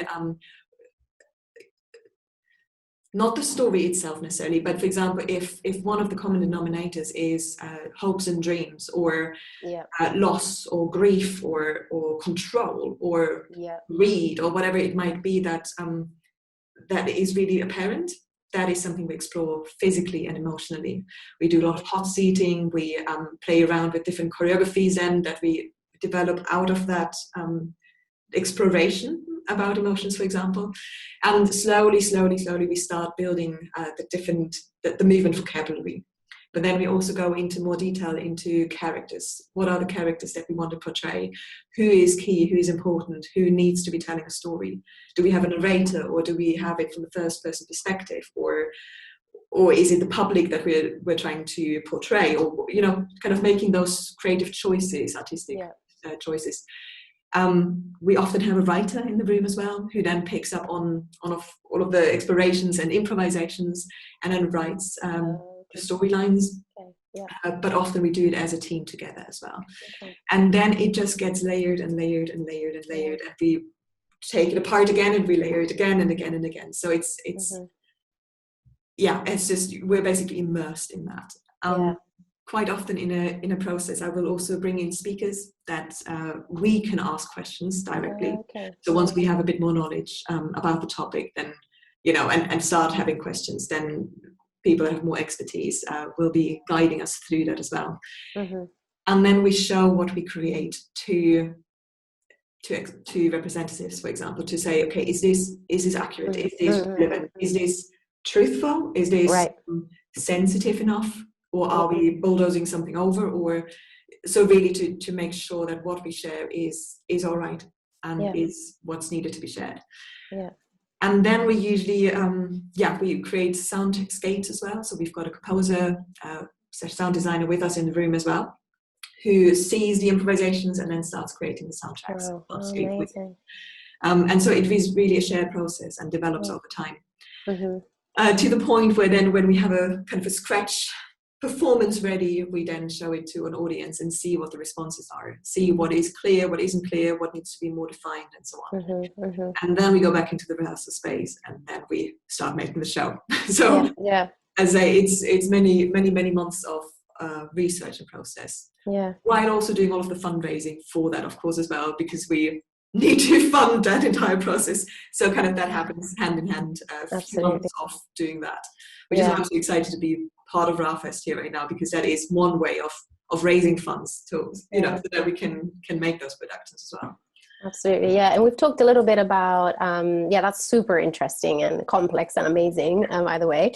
But we talked a little bit about Bound, but interestingly, I feel like I've been, I've known about human trafficking, been passionate about anti-trafficking work for the last 10 years. But to be honest, it wasn't until you were telling me about the piece on Edge that you were creating about slavery in the construction industry that it's like my eyes open, and I thought, how did I not realize? Can you talk a little bit about that piece and about the issue of slavery, modern slavery in the construction industry? So your response, your reaction is quite normal, let's say. A lot of people will have seen Bound and would say, I'm kind of aware of the sex trade, I'm aware of the issues within the hospitality sector as well, construction, because we pick up on those three areas within Bound. And kind of from that feedback and that conversation, we then started looking into the construction sector as well, and say, why is there so little information and research about that specific sector? And it was fascinating, because I met Chris Blythe, the former CEO from the CIOB, that's the Chartered Institute of Building, and when he met me, he was like, modern slavery and mental health are at the top of our agenda right now. So wow. having seen Bound, this is such a powerful piece. Wow. Can we support you in touring this again, or doing something different? I don't know. So then we said, okay, because this is such an issue, such an unknown issue in the construction sector, let's talk about that more, and let's really dive into that further. That set us up on a journey that got even more complex, because we then decided to work with a bunch of parkour athletes who have never done theatre before, and then with theatre performers who haven't done parkour before, because we felt it's the structures we work on usually have a lot of scaffolding, and being on a construction site and the show performs plays on a construction site, we felt that is a really good use of the environment. So doing parkour in this urban environment is very powerful. And we also felt that having done a lot of indoor shows, it would be really amazing if we could take a show outdoors. And so On Edge is particularly developed for an outdoor audience. So the construction I think construction is so prone to exploitation, but it's so unknown. But if you think about it, the longer the supply chain of something, the simpler or the easier it is to infiltrate that and to exploit it at some point. So the top guys might be employing, everything's sorted and legal, and they've got all the right contracts, so fine. The next level down as well, they employ their subcontractors. But at one point there might be a recruitment agency involved as well, who also check all of their employees. But the further down the chain, the easier it becomes for exploitation to infiltrate. But then even further down to, where do the stones come from, right? Are they being shipped in from Nepal, where maybe child slavery has been involved, or where's the timber coming from, or all of that. And that is just in the UK, right? So if you're then looking at Qatar, for example, building the Olympic Stadium, it's full of exploitation, like from the get-go to when finally the players are going to be on the field. So within the construction industry, construction is everywhere as well. And that was something that really fascinated us as well, because literally construction is everywhere. You look around, right now we're in a house, we're in a building, every school, every hospital, every every garden, a garden fence or whatever, there's all construction involved somehow. Every business building, stadium, it's everywhere. So that's kind of the real big issue, that it's happening but we don't see it necessarily, because we also don't look, right? And so some of the common abuses of construction laborers, for example, is and I'm going to read out of our little passport, which I should maybe introduce as well. So with the show On Edge, we can't do a poster discussion because it's outdoors. So we decided we would be developing this little passport that we can give out to people with lots of information about the performers, the show, but also from our partners. So Gang Masters and Labour Abuse Authority, for example, the CIOB, Salvation Army. Then also, what is modern slavery? What is forced labour? What is exploitation? And the different definitions we've got in the media, different things that you can check out the articles and so on. But also we've kind of listed the common abuses of construction labourers, and that is unfair payment practices, inappropriate accommodation, long working hours, restriction of movement, extra charges for food and accommodation, for example, unfair contracts, threat of violence, and also a lack of representation. So that can all be forms of exploitation. Not necessarily all of them in one go, but that's kind of what you'd see.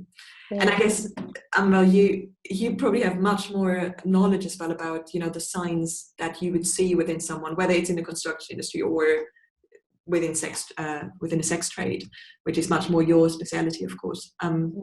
What would you say are the signs that you would tell people, that is, watch out for that, or watch out for that?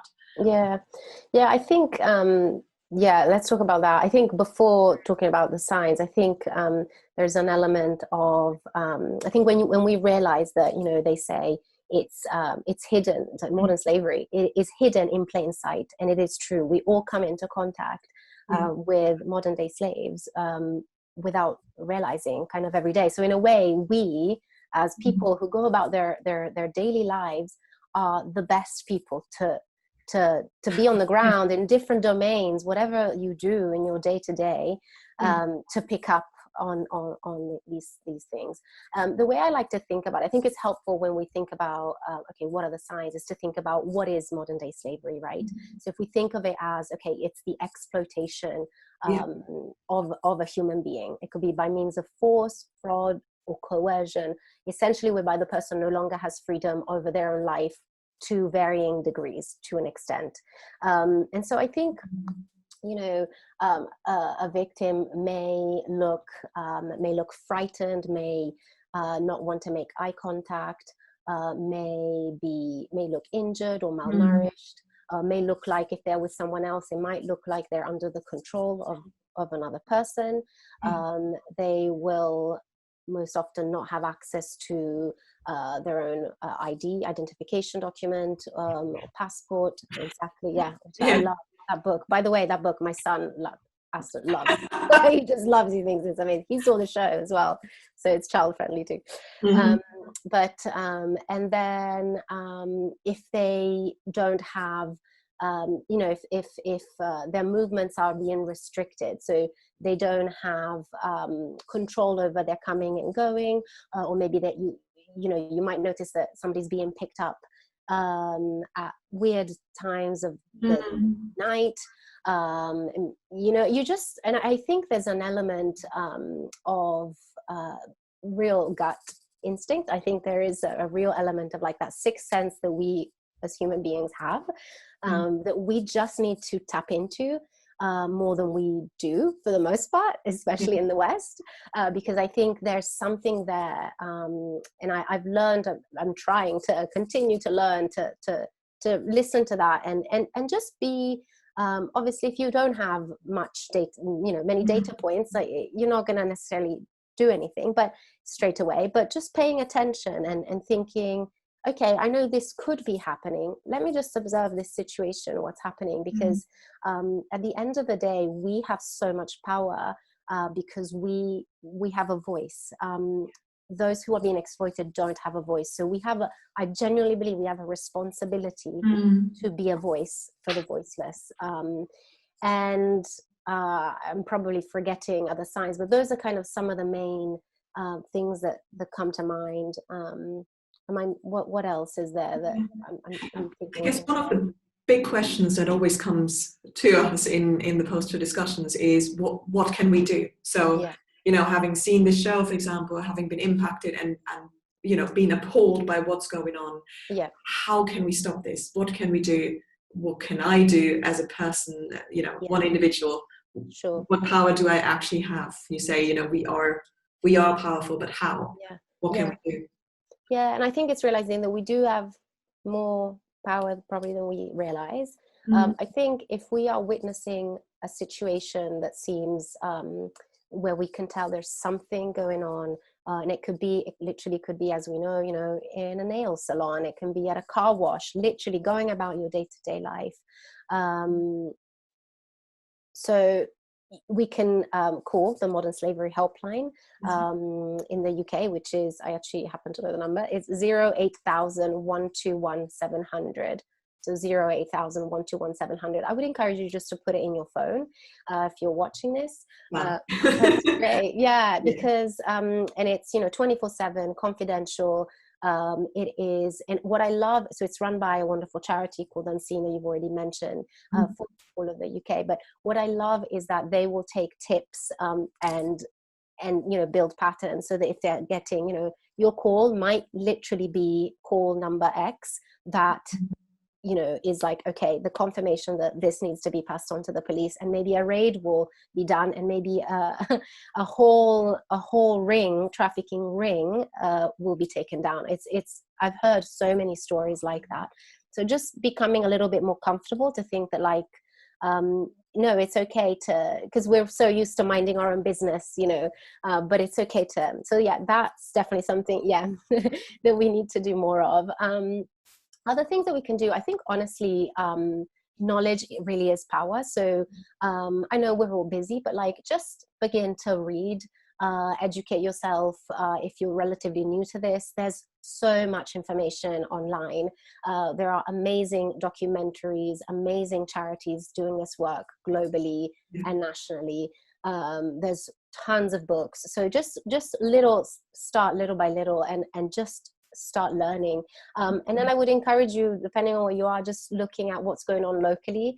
There may very well be something going on in your area with a charity that, and you'd be surprised at how, no skill can go unutilized because there's always something that, when, especially with charities, when they're just starting off like us, like, we'll take any help we can get. So you never know, you might be a Pilates instructor, you might be a data scientist, I don't know, but there's a place for you. So you need to find it. If you have a little time to volunteer, I'm thinking. I would say, a couple of other things. I would say, if you are a person of faith, pray. That's something that you can absolutely do. And another thing actually that I would add is, I have recently opened the door, because I come from more the sex trafficking field and then just general, forced labor, domestic servitude. I feel like I've understood all of those. And within the last couple of years with ASIOX, we've started opening the door to understanding a bit more slavery in the supply chain when it comes to our day-to-day, right? Our clothes, the clothes we wear, what we, the food, so the food that we eat, and how there actually is a lot of exploitation going on in those supply chains. And so I think we have power just in that, in what we buy. And, I used to buy my clothes from certain stores, it's everybody knows, like Zara or Mango or H&M, and I just cannot bring myself to do that anymore, because I feel this sense of injustice and responsibility that is making me buy less and look at where stuff is made, where is it sourced and all that. So those are just some of the ways that I think that we can be doing something. Yeah, absolutely. I mean, knowledge is power, as you say, and we've seen that so vividly when we did Bound for the first time. It was quite fascinating, actually. Unintended. It was the perfect timing, because it was in October 2013, as I mentioned earlier, the premiere, and that was when, like 2 weeks earlier, the Bullfinch case in Oxford came to light. So if you don't know, anyone watching haven't heard about the case yet, that was a scenario of exploitation of, I think it went on for 9 years, and girls from the age of, I think, 11 to 14 had been repeatedly exploited and sexually abused. And it had just come to light, and the place where it was mostly taking place, or where it's happening, this hotel, was literally on the same road than the theatre that we performed in, 100 meters down the road. And that gives me shivers.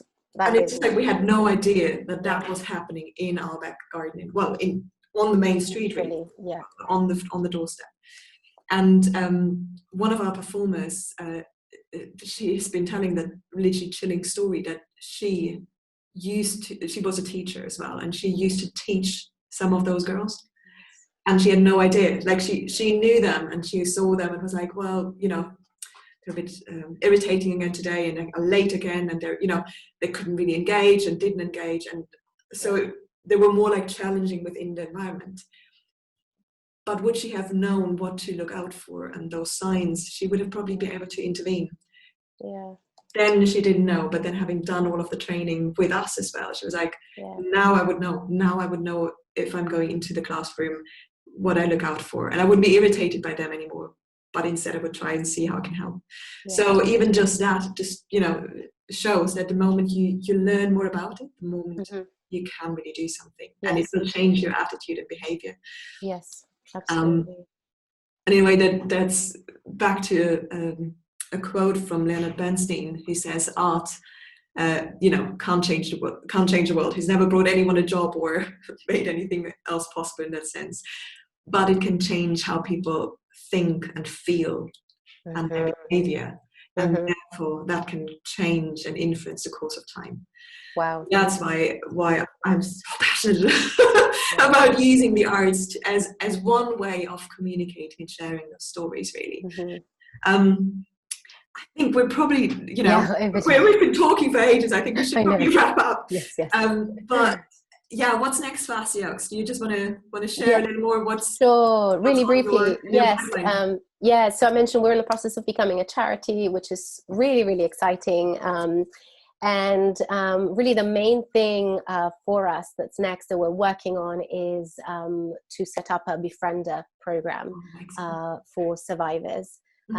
So partnering also with other organizations, with charities that are working on the front line with survivors already, and setting up a scheme. So that's what we're doing. So really exciting, and if anybody wants to support in any way, come, we're on all the major social media platforms, and Can they get in touch? What's your the website yet? Or so we're working on the website right now, so that will be coming soon.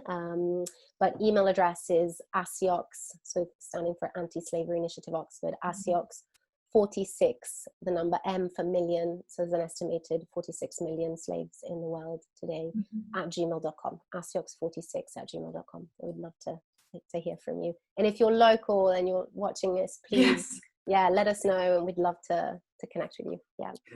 And likewise, if you want to check out our performances or want to see anything more what we are doing, we are intending, or we're planning to live stream Bound, which we've recorded on the 18th of October, Anti-Slavery Day, and then the subsequent week as well it will be online. So do tune in then, or see any of our other projects that we're working on right now. We're in collaboration with a researcher from Oxford University about loneliness and connectivity, and having a really beautiful project that we're conjuring up there. So that will take place during the IF Festival, so IF Oxford Ideas Festival in Oxford during October as well.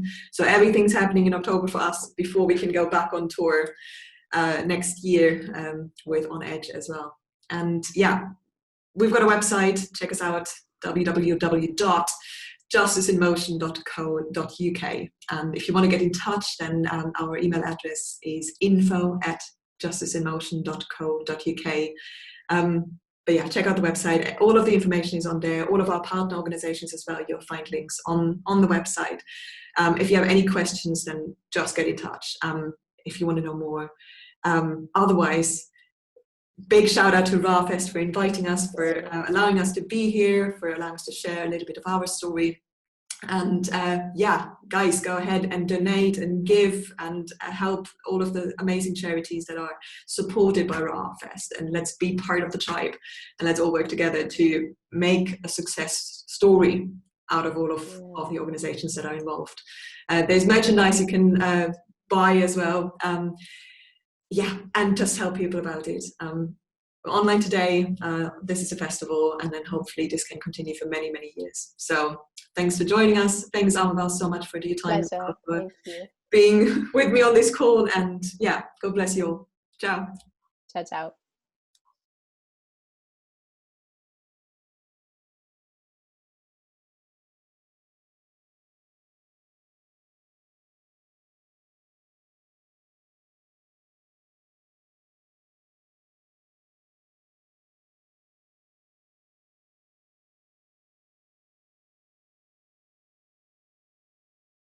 Hi, my name's Avril and I work for Callian.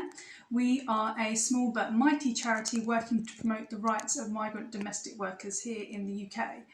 Many of the workers we support are survivors of human trafficking and modern day slavery. We strive to work for and directly alongside workers to amplify their voices and better improve protections for them. We are thrilled to be joining the RAAH family and take part in this festival, alongside many other brilliant and inspiring individuals and organisations all working to prevent the abuse and exploitation of all survivors in the UK.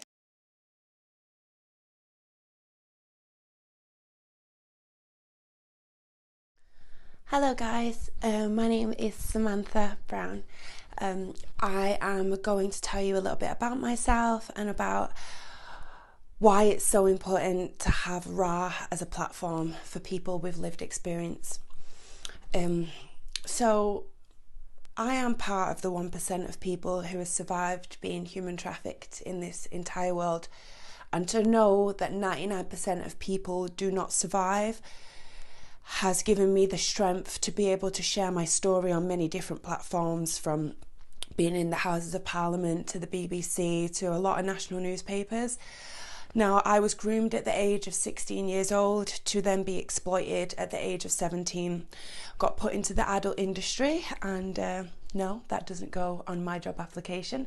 I did pick up a very hefty coke addiction, and there was exploitation within the adult industry. I am a big believer in human rights and been an advocate ever since what happened to me, and I believe that no matter what job you do, you still are intended to have your human rights. So just because someone chose to be in the adult industry does not mean that they don't deserve not to be exploited. Now, unfortunately, my life led to a very dark part after being in the adult industry, and at the ages of 21, the same girl that groomed me at the age of 16 introduced me to a man. That man human trafficked me for 3 years across England, Ireland and Wales. And sometimes I didn't have a Christmas off, I didn't have a birthday off, and I was working 365 days a year. Now, where I've come in my life now is now I am a massive human rights advocate. I have an amazing organisation that deals with exploitation and mental health awareness within the youth and criminal justice sector. And I do everything that I can to raise a voice for people that can't or won't talk around this subject, because let's face it, child human trafficking is very, very taboo. But what has RAAH done for me? Try not to get emotional. It's given me a safe space. It's given me a platform, and it's given me a family of people. And what I've realised in this journey more than ever now is that we are so much stronger together than we are divided. And when I have been given a safe space and open arms to be accepted to, it's made me understand how important sharing my story was. My story goes a bit deeper, where I wasn't just human trafficked, I was human trafficked by a Satanist, someone who projected to us that he was a member of the Illuminati. Whether I believe that or not is a different story. However, this man did satanic rituals, this man tortured, sleep deprived us, raped us for days on end sometimes. All in the name of his God. And I think having this space with RAAH has really helped me to be able to share my story a little bit deeper, go a bit into the darker sides, and know that I'm in a space where I'm not being judged, and I've got a family unit around me that support and care about me. No one's in competition with each other. This is about us all coming together as one and making sure that we can make this world a better place for future generations. I want to thank RAAH Fest for everything they've done for me, and I want you to know that this is just the first year, so keep your eyes peeled. RAAH, RAAH! Hi everyone, my name is INOXIA. I am a singer, songwriter, busker from Melbourne, Australia. Thank you so much for tuning in and letting me be a part of this incredible experience. I am so excited to be representing RAAH and for what they stand for. Such an incredible cause, such an incredible group of women behind the cause as well. Very happy to be a part of this and to represent such a beautiful, beautiful movement. So please tune in. I hope you enjoy my hand-picked selection of songs for you, and have a beautiful, blessed evening.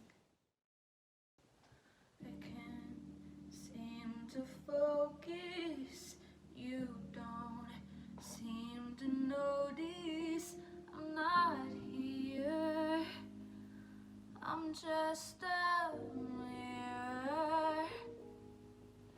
You check your complexion to find your reflections all alone.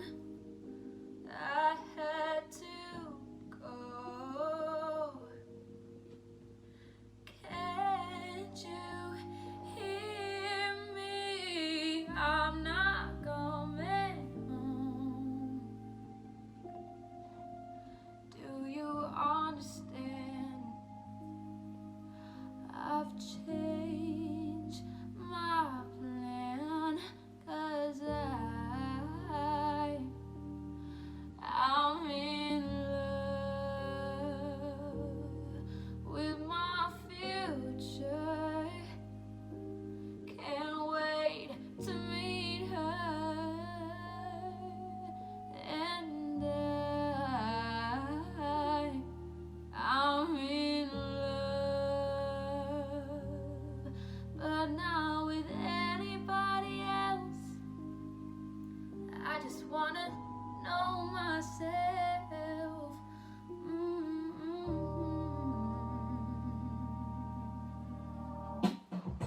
Oh, supposedly I'm lonely now.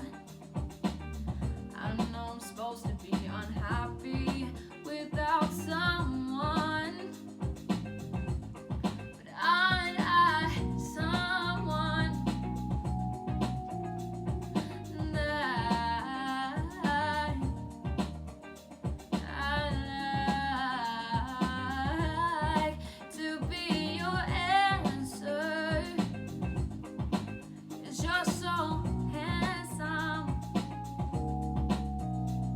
but I know better than to drive you home.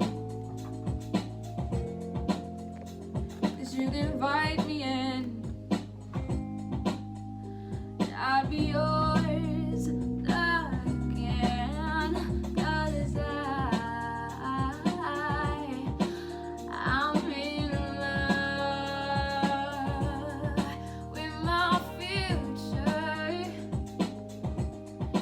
and you don't know her, and I'm in love, but not with anybody else. I'll see you in a couple years.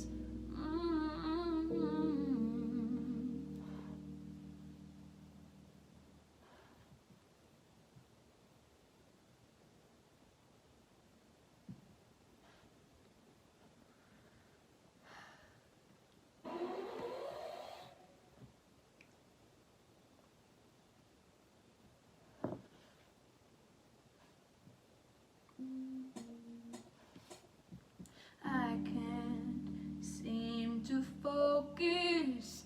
You don't seem to notice I'm not here.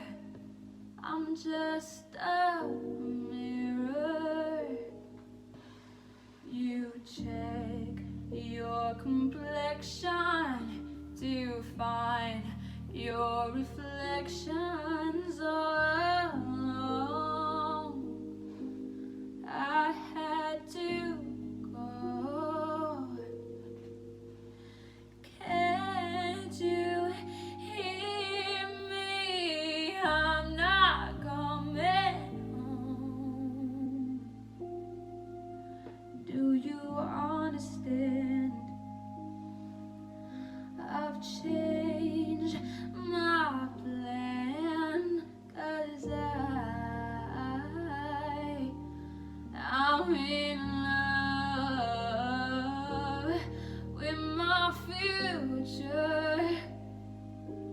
Can't wait to meet her, and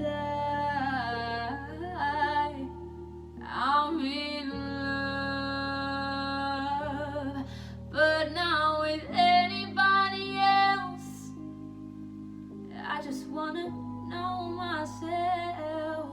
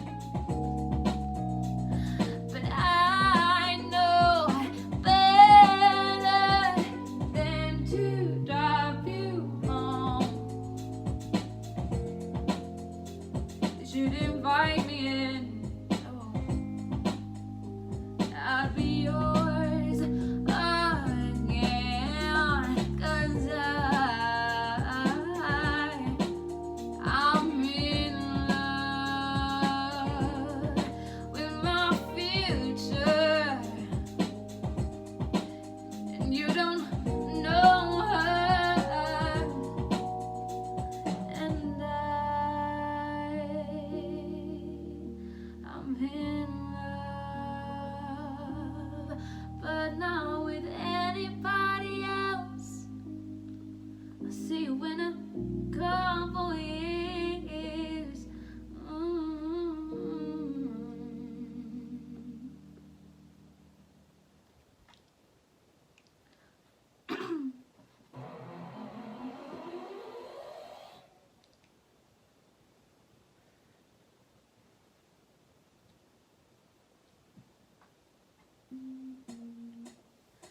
I can't seem to focus. You don't seem to notice I'm not here. I'm just a mirror.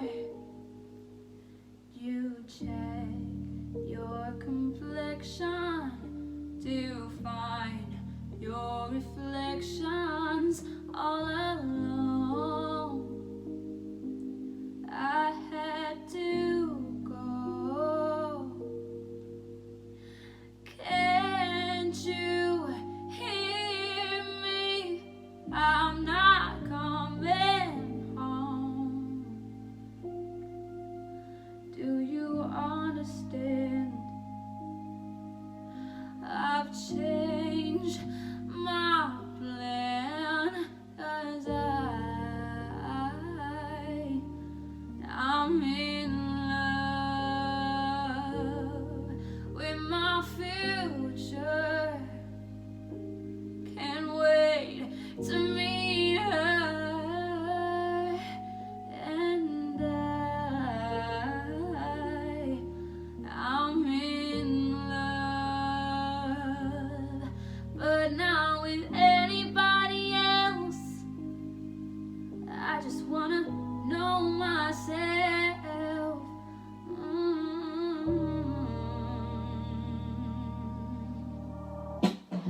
I know supposedly I'm lonely now. I know I'm supposed to be unhappy without someone, but I know someone, and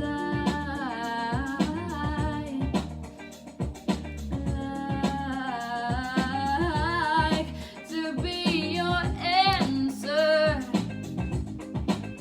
'cause you're so handsome. But I know better than to drive you home, 'cause you'd invite me in, and I'd be yours again, 'cause I'm in love with my future, and you don't know her, and I'm in love, but not with anyone here. I'll see you in a couple years. I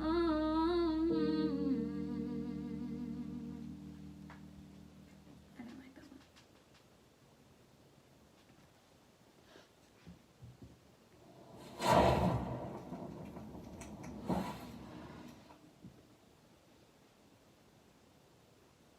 One, two.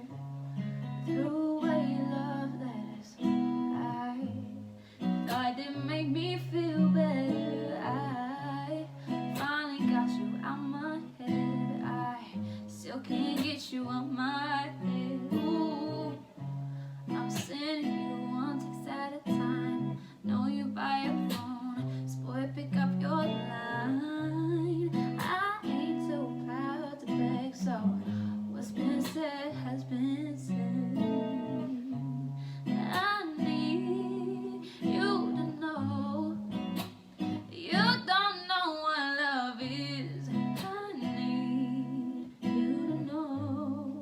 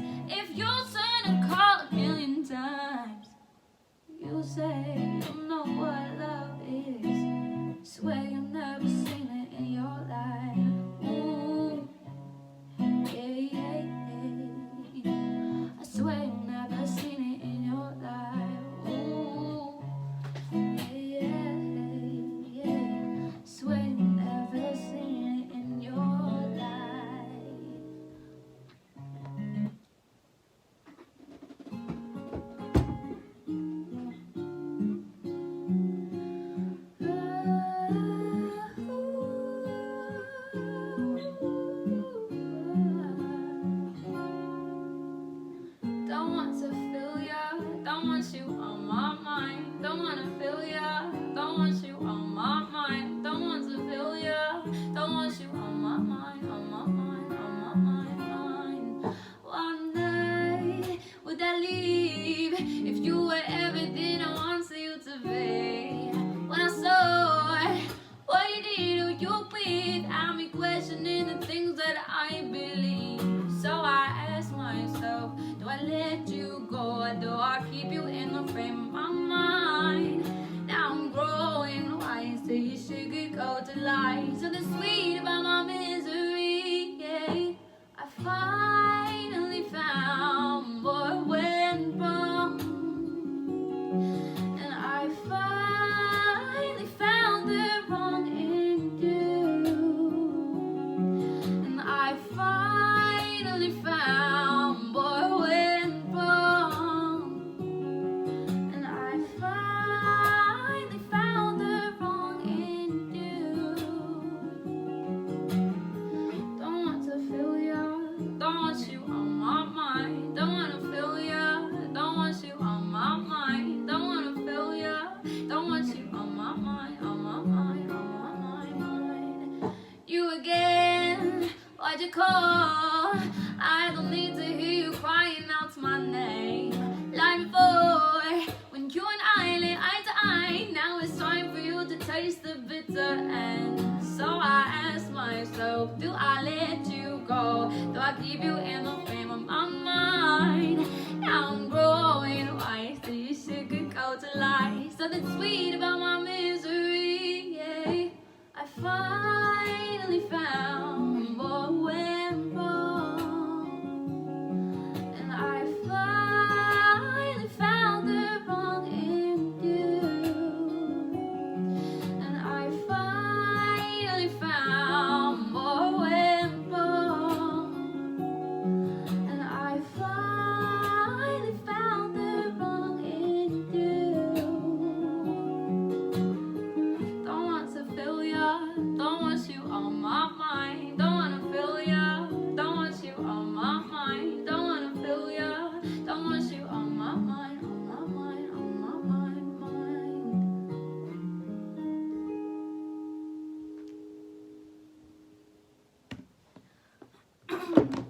Like before, kick up but you lighthearted.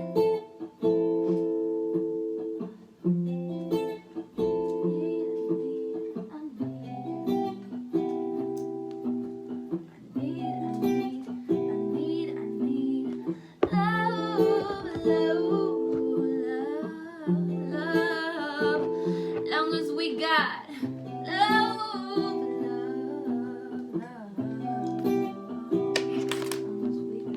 don't love this, don't love this, don't stop this,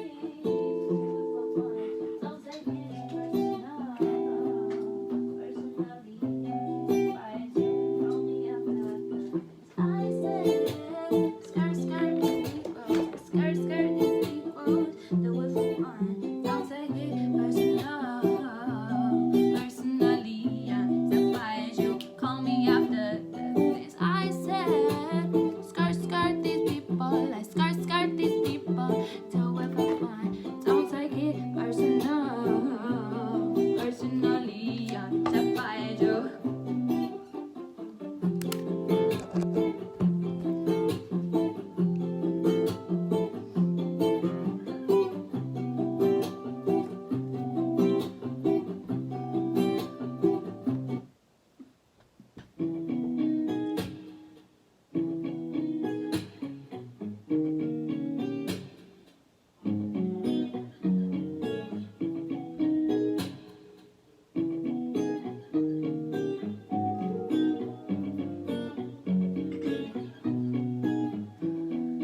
Say you got a girl, I need me when you got a girl. Feeling is reckless, knowing I'm selfish, knowing I'm desperate, getting all in your love, falling all over love. I do it to the last, hanging out the back all over your lap. Is you coming home? Is you out with her? I don't care long as you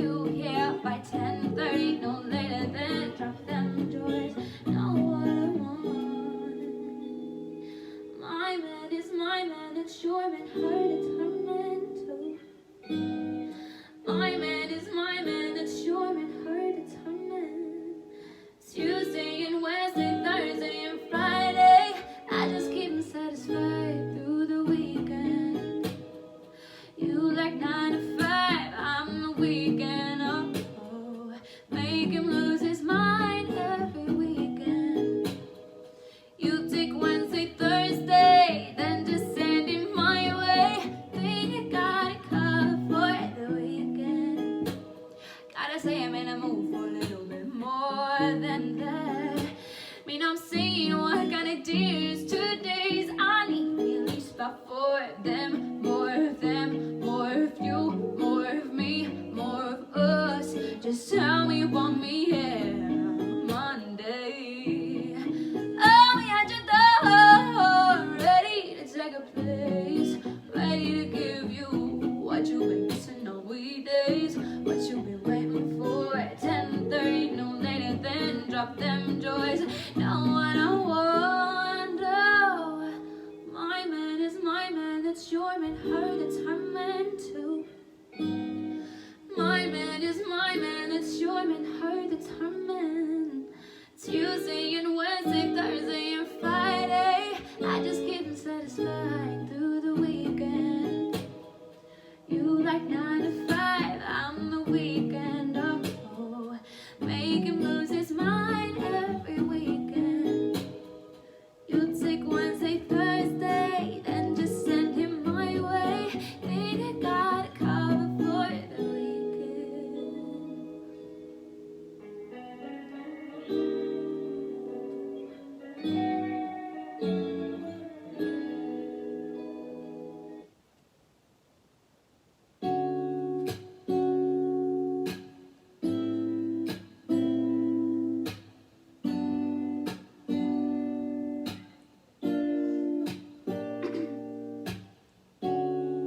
You don't know, babe. You don't know, babe, when you hold me.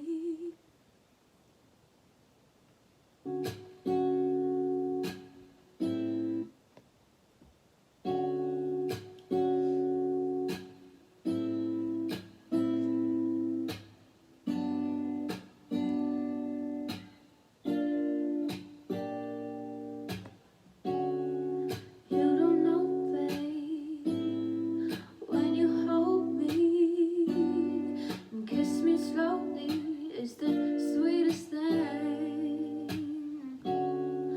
And it don't change, and if I had it my way, 'cause you know that you are.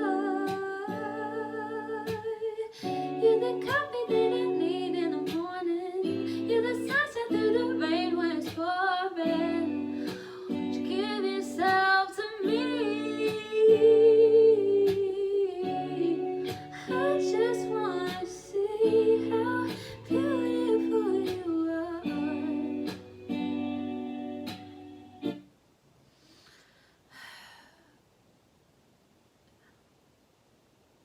Mother, may I sleep with danger, please? Been knocking on my door since I was 17. Oh, you saw you chose to ignore. You're dead to me.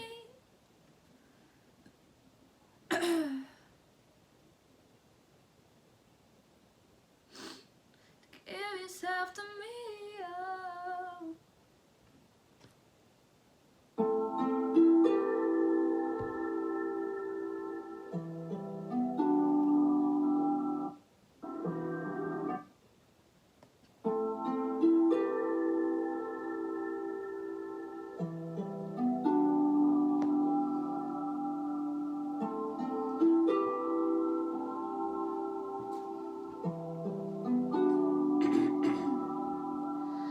I don't know what you've been told. See, I am not your enemy. But if there's one thing that I know, is that you ain't a friend to be. So don't come for me, lest I send for you. No, you're dead to me. Just don't come for me, I won't send for you. No, you're dead to me. You're dead to me. Oh, you're dead to me. You're obsessed, just let it go. You're dead to me. I'm not somebody you know. You're dead to me. Would you just leave me alone? You're dead to me. What'd you say to me? I can hear a thing. Tried to talk some sense to myself, but I won't listen. what got made of me. No need to pretend. It's okay to disagree. We don't have to be friends. Say, you think you got problems with me? Baby, I don't even think about you. You matter everything that I do, but what are you up to? I haven't a clue. Baby, you're dead to me. I can't be dead to you. I think that we both know the truth. Guys, let's just let it go. You're dead to me. You're dead to me. I know somebody you know. You're dead to me. Would you just leave me alone? You're dead to me. You're dead to me. Yeah, yeah, yeah. You're dead to me. Just let it be. You're dead to me. Why can't you see you're dead to me? Just let it be. You're dead to me. You're dead to me. Oh, your sisters, let it go. You're dead to me. I know somebody you know. You're dead to me. Could you just leave me alone?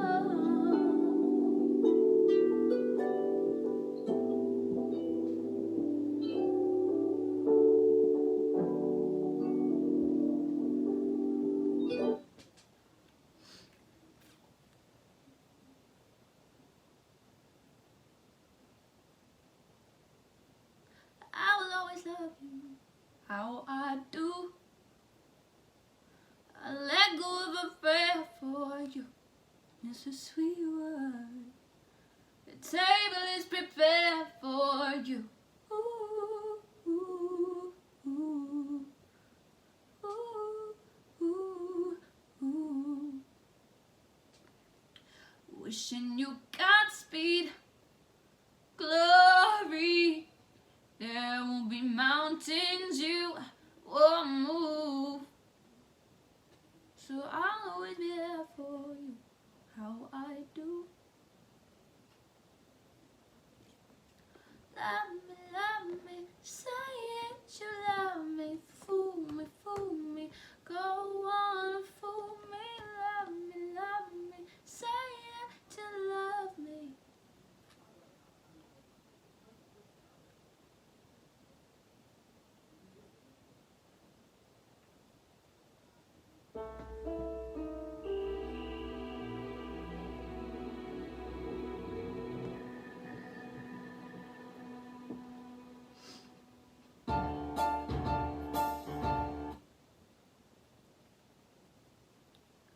I go back to us. You only say goodbye with words. I wrote 1,000 times. Go back to her and I go back to black.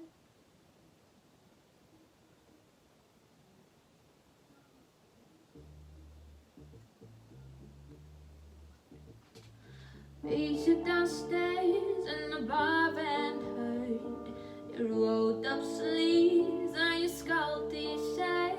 You say, what did you do with him today? You snuffed me out like I was decorated. You're my fella, my guy. Help me all steady and fly. By the time I'm out the door, you tear me down like Roger Moore. I cheated myself like I knew I would. I told ya I was trouble. You know I'm no good.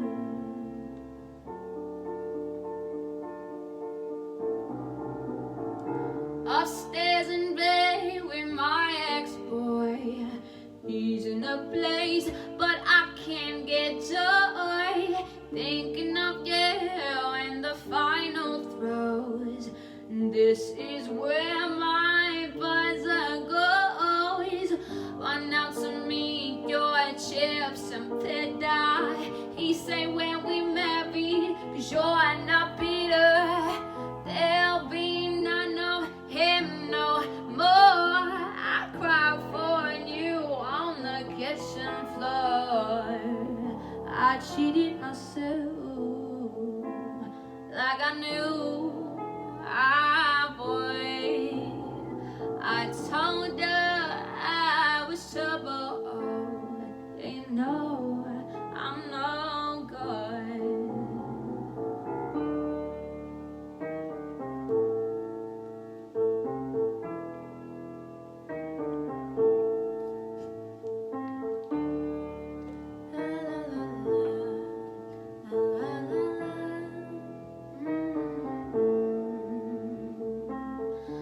Sweet reunion, Jamaica and Spain, we're like how we were again. I'm in the tub, you on the sink. Lick your lips as I soak my feet, and you notice, look, your carpet burns, your stomach dries, and my guts turn. You shrug, and it's the words who truly stuck the knife in first. I cheated myself like I knew. Boy, I told you I was trouble. You know I'm no good. I cheated myself like I knew. Boy, I told you I was trouble. You know I'm no good.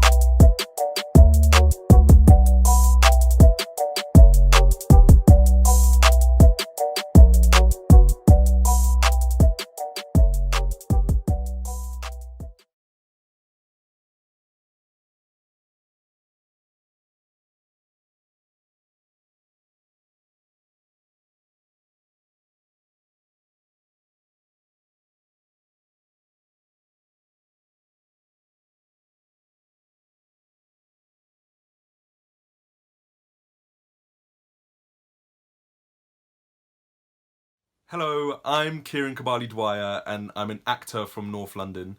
I'm currently a third year at the Royal Central School of Speech and Drama on the acting CDT course over there. But aside from my own actor training and my own kind of acting career, I also work with a lot of different outreach organisations and charities, and also my own personal work in order to make the creative industry more accessible to those that may not have had those opportunities, and especially those communities that don't get those type of opportunities. Especially with me and my background and where I've come from, I know I wouldn't have been able to even get to this really early stage in my career if I didn't have those people that were willing to kind of have a conversation with me and mentor me. If it wasn't for those workshops, which I was able to find, but it was way too hard to find.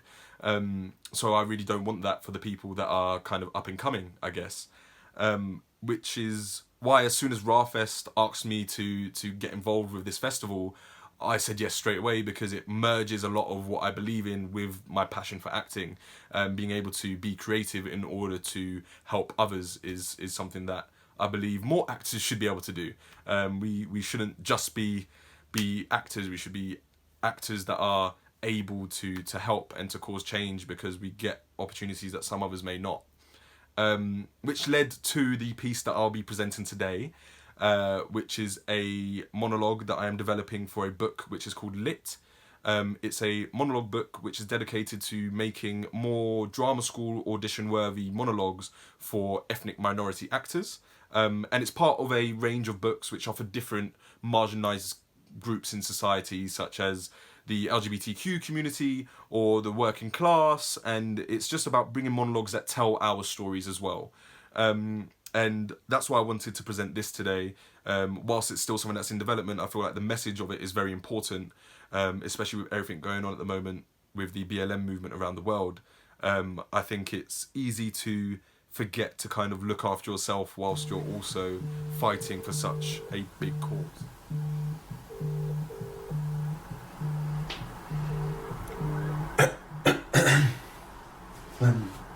Hello. That's fucking weird, isn't it?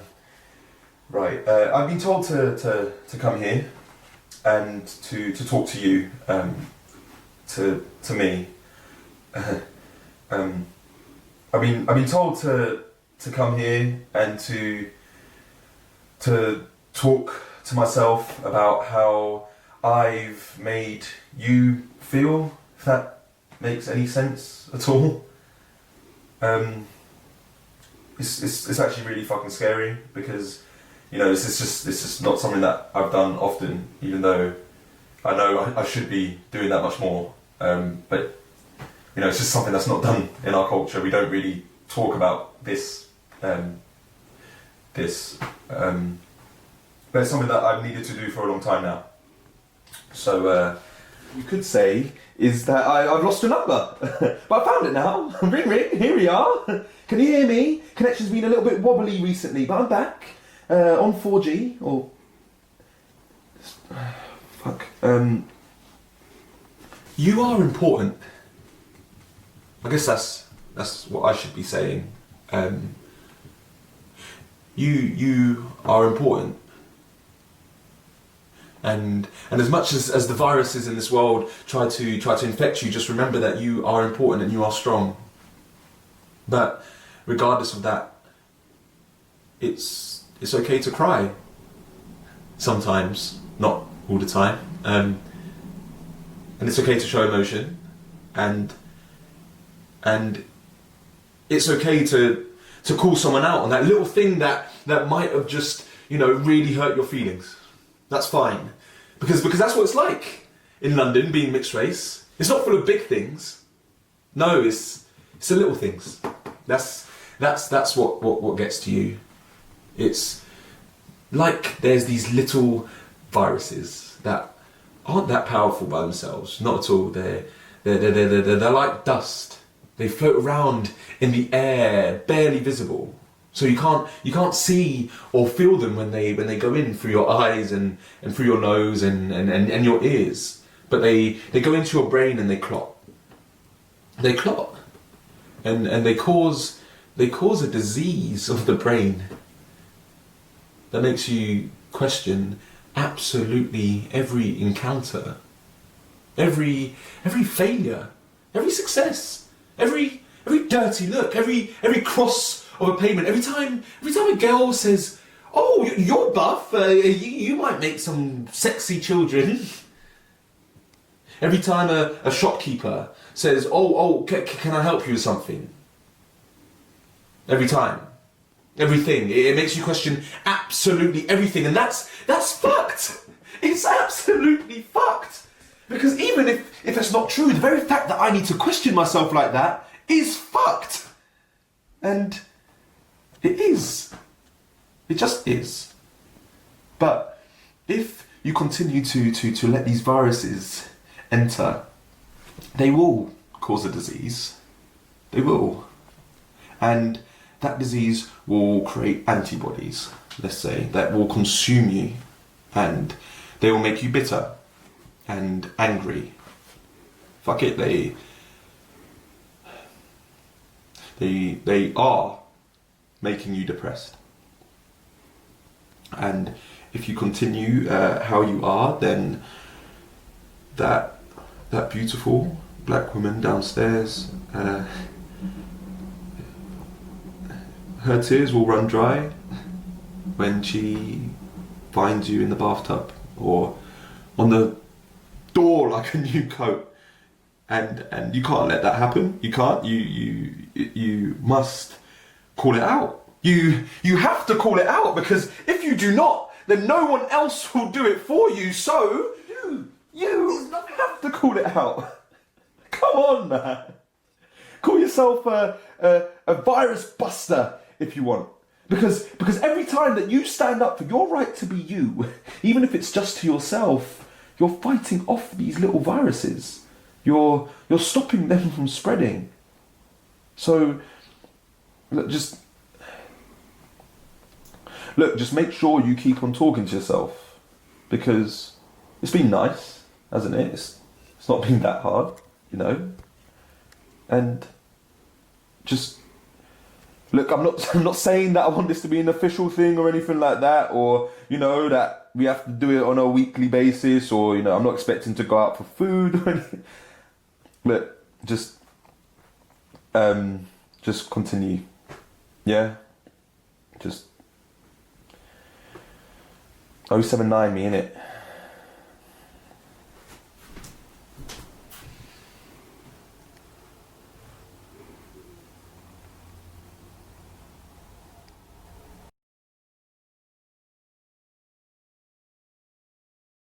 Thank you for watching the little draft of my monologue 079 me. If you'd like to keep up to date with the other kind of projects I'm involved with or the other work that I'm doing, then the best place to find me is on Instagram, which is at KieranKD_IG. But apart from that, a huge thank you as well just for supporting RAAH Festival, for coming to watch all these amazing creatives that are involved today, for listening to all the testimonials, and also just for supporting in whatever way that may be, if that's sharing, if it's donating, which you can still do, and buying the merchandise. Just thank you so much, because I know how much that's going to help so many people. So thanks again, and I hope that you enjoy the rest of the festival.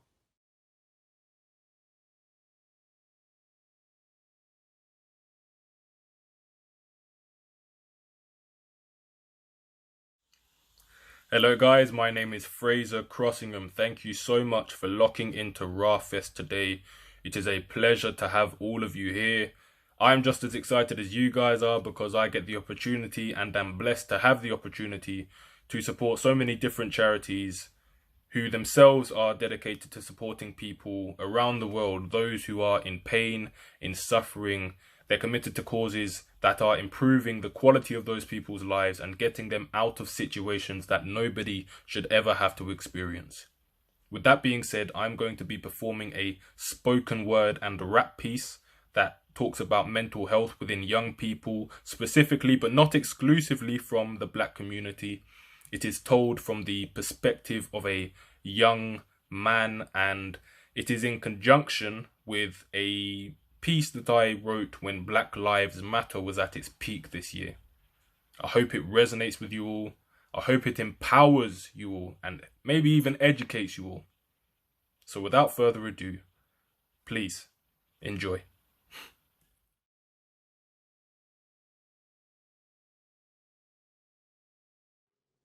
It's time to face the truth. We need to understand how detrimental to the youth of our society this intergenerational outlook of exposing yourself, your vulnerabilities, and your emotions as being a weakness or spiritual problem is. This is drilled into us from when we are kids, as if we are indoctrinated via our households and communities into alexithymia, so that by the time we come of age, the ability to express that we may have once possessed will have then gone. That is where it all stems from. The false perspectives, preconceptions, poisoning people's personalities. I personally feel that it begins at home, not out on the road. When instead of listening to your child's troubles and trying to discover where, what, or why they respond the way or do the things they do, you shut them down, which makes them feel less important, less proud, less secure. I guess now I understand why we refer to it as our humble abode. How can we be comfortable in expressing our emotions when the main reaction we've had from doing so in the comfort of our own homes has been aggression, which can only lead to repression and in turn, depression? What are you to do except dig yourself a hole when you have no way of release, no way to let off steam, no one to turn to so that you may be consoled? And the only thing that is considered manly is when you lose your temper and scream. I've been battered and bruised, damaged, abused, swept aside and pushed away. Why should I have to explain the reason I don't feel good today? Full of pain, I break down in tears. My family look ashamed, tell me what is that? I can't even cry without feeling guilty. They say that it's merely a weakness, but this depression, it kills me. It's rough, but we all call it tough love, like it's just a normal thing, huh? Truth is, it's an awful stigma. Now I'm left with so many questions, like who can I vent to? Who understands me? Who can relate to what makes me angry? I need to be rescued, or at least listened to. You said you would love me unconditionally, didn't you? But what type of love inspires fears? It hurts, I can only cry silent tears. Maybe I should put on a brave face. Most men have been told to conceal their emotions. Not all of us are the same race, but for black people it's an issue and a miscue. Don't reveal your emotional problems to grandparents, parents or friends. Most will be quick to dismiss you. Is it a fear of vulnerability? All we need is some stability. Why do we not have trust? No comfort from peers, no open arms or ears. Obviously we're lacking unity, still we call it the black community. I needed them to help, provide a chance to see things clear. And now I'm thinking, why am I here? No support, bare judgment, like they all don't want to hear. And so now I'm thinking, why am I here? Living in a world where no one understands me, not even the people in my family. So many whispers in my ear, but when I'm gone, there'll be nothing left to fear. So many expectations, and it feels like my core is hollow. I can't remember what joy feels like. Perhaps I was born in sorrow. I can't connect all these dead sensations are eating me up from the inside out. So what if I self-harm is to release the pain? The only way to remain sane. People keep thinking I'm seeking attention, instilling in me the need for redemption, as if I'm the one that's gone crazy. God save me. I don't know what to do or who to turn to. You can only store up this heat for so long till it burns you, but I guess that doesn't concern you. I needed you to help provide a chance to see things clear. Now I'm thinking, why am I here? No support, bare judgment, like you all don't want to hear. And so now I'm thinking, why am I here? Living in a world where no one understands me, not even the people in my family. So many whispers in my ear, but when I'm gone, there'll be nothing left to fear. And when I leave, there's no need for you to wonder why I disappeared. Life is lonely when nobody loves you, that's how this appeared. Your burden will soon be lifted, and I hope that when everything's over, your life is now free. Living in a world without me. Living in a world without me.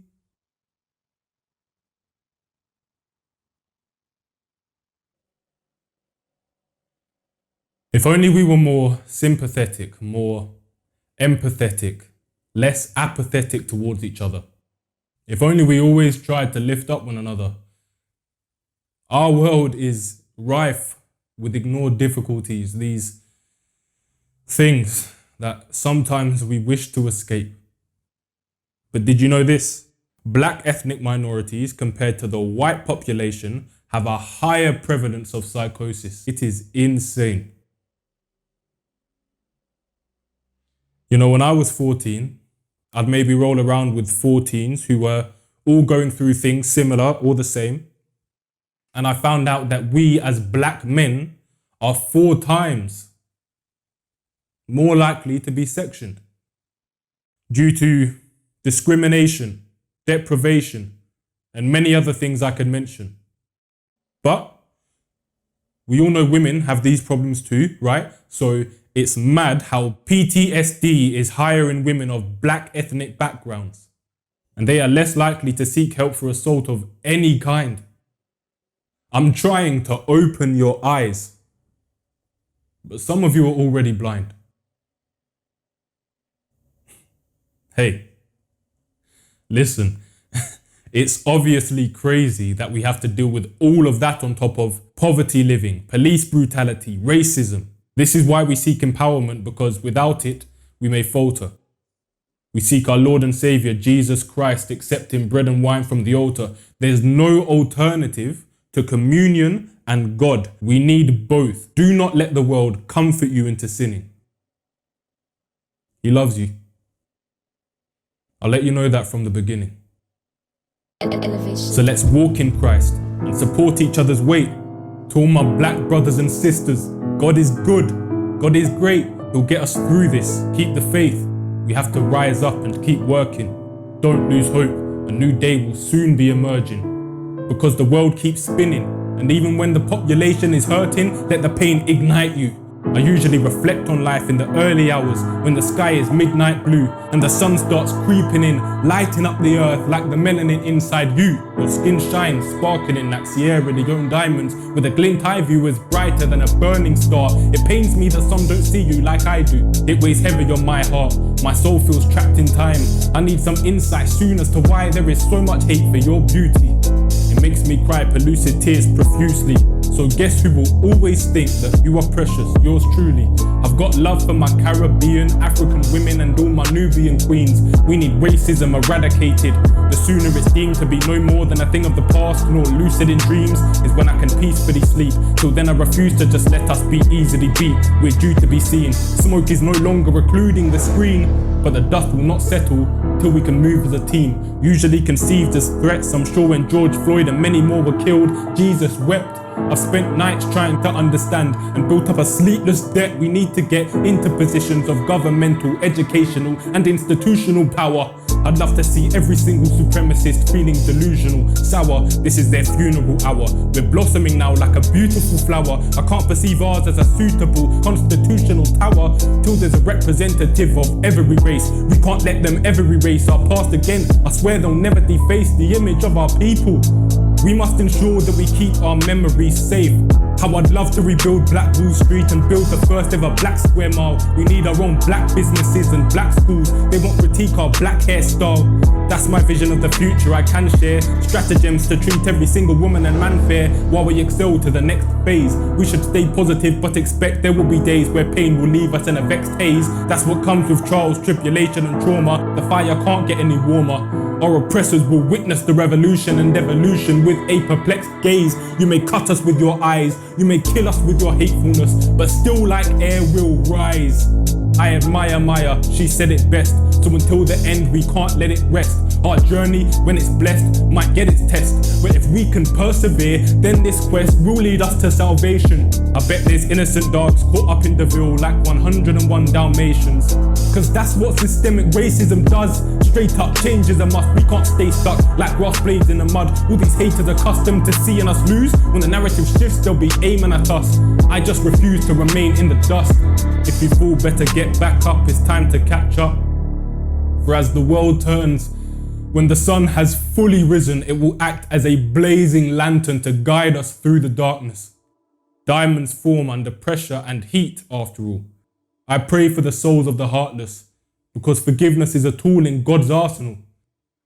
And as He leads us, like He led the Israelites out of Egypt into a new dawn, we must stand together as one race for change, even through storms. It won't be easy, but in life, nothing that is worth it ever is. God bless.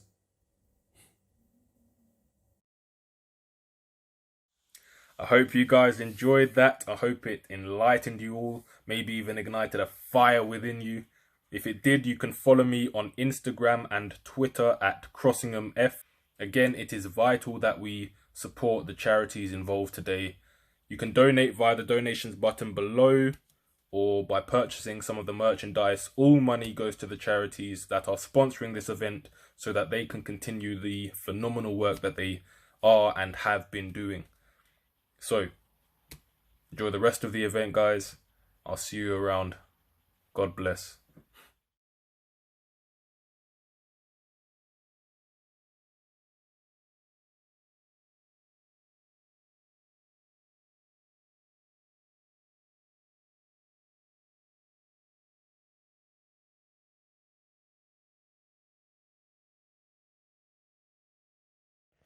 How you doing, guys? My name is Cordell. I'm an entrepreneur from Birmingham, and I'm also the founder of We Shine Together, which is an amazing social enterprise. We work in 3 key areas, which is youth development, homelessness, and international development. So each week we have volunteer teams that go across the West Midlands that do outreach work and feed the homeless. And we also work in schools up and down the country, delivering motivational workshops, assemblies, around entrepreneurship, around career planning, and really to help young people raise their aspirations. And we also do a lot of work internationally, where we work in places like Zimbabwe, Nepal, and India. We're about to hopefully expand our work in the Caribbean, where we work with kids in developing countries, developing cities, and help them get an education that they deserve.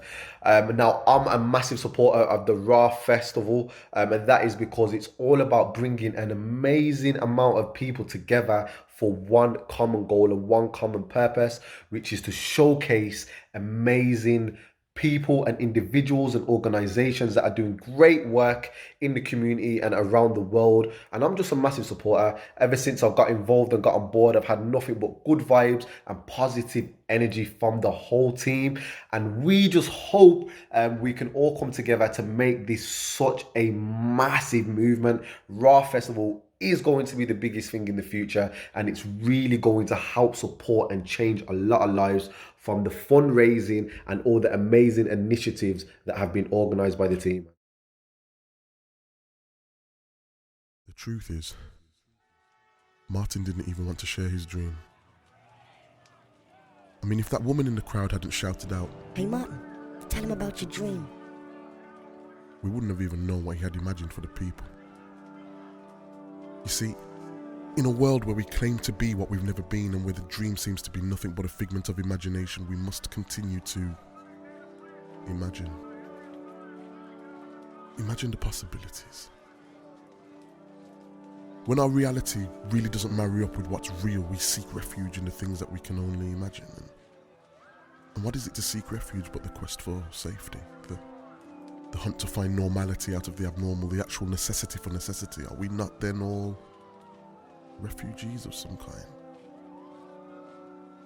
We see those who travel in search of new, better, and the whole while we're doing exactly the same. The narrative of our internal journeys in search for new, better, more. The compass is both geographic and moral. The power of our thoughts give license to our actions. What we do with those actions can and will determine the security of our future. See, when you look at a seed, it's hard to imagine a tree, and yet in your hand you hold the full potential of a mighty oak. Plant carefully. The unseen truth, from impregnation to birth, the ultimate refugee journey, the walk by faith and not sight. The truth is, Martin didn't ever want to share his dream, in fear that what he had imagined was just all in his imagination. Just imagine what you could imagine when you use your imagination. It's unimaginable.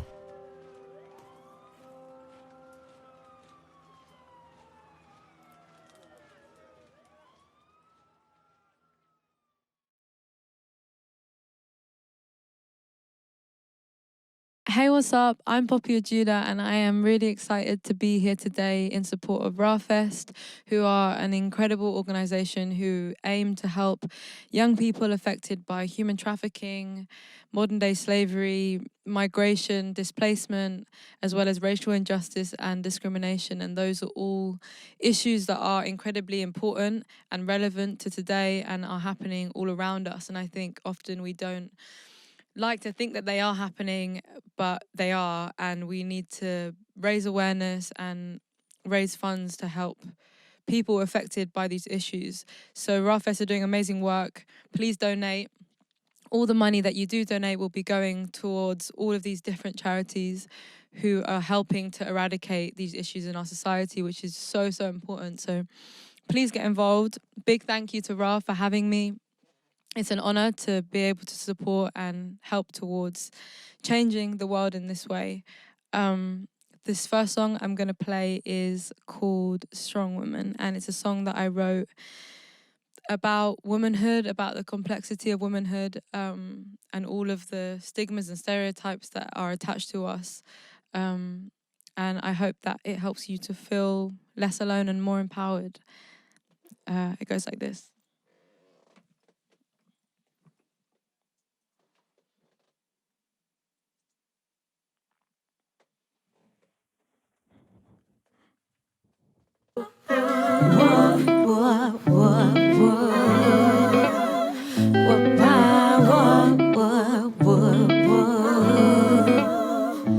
I'm unstable, but you take me as I am when I'm unable to control myself. I scare myself sometimes, but you lift me up, you bring me back to life.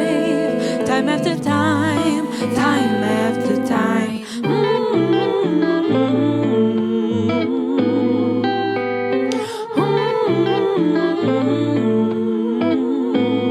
Strong woman, 'cause I told you you can't be to take a bullet and to fake your ability to shrink yourself. You rise by what they don't see. It breaks you in your sleep. Strong woman, strong woman. When I'm unstable, you accept me as I am. When I'm unable to console myself, I lose myself sometimes, but you lift me up, you bring me back to life. Time after time, time after time.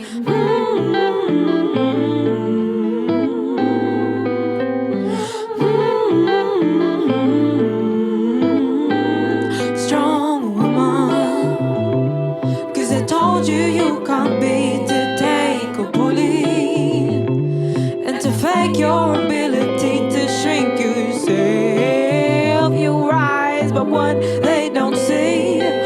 It breaks you in your sleep. Said I don't need no one. I know that you don't need no one. I know you can't be undone. There's nothing stronger than a woman. Said I don't need no one, but I'm not the only one who fights themselves to be a strong woman. 'Cause I told you you can't be to take a bullet and to fake your ability to shrink yourself. You rise by what they don't see. It breaks you in your sleep. What, power,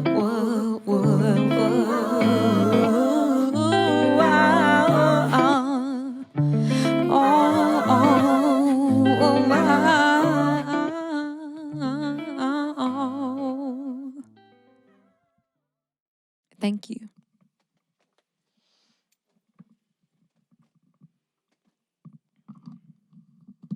The next song I'm going to play is a cover. It's by FK Twigs. It's called Cellophane, and I kind of produced my rendition of it.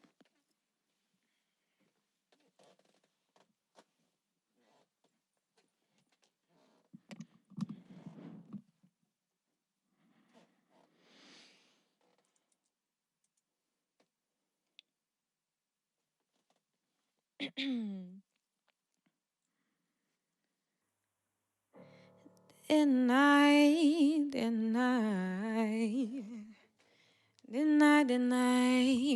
do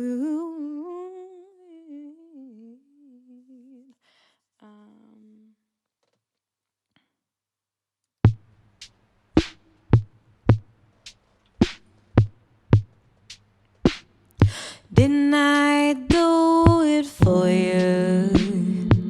Why don't I do it for you? Why won't you do it for me? When all I do is for you.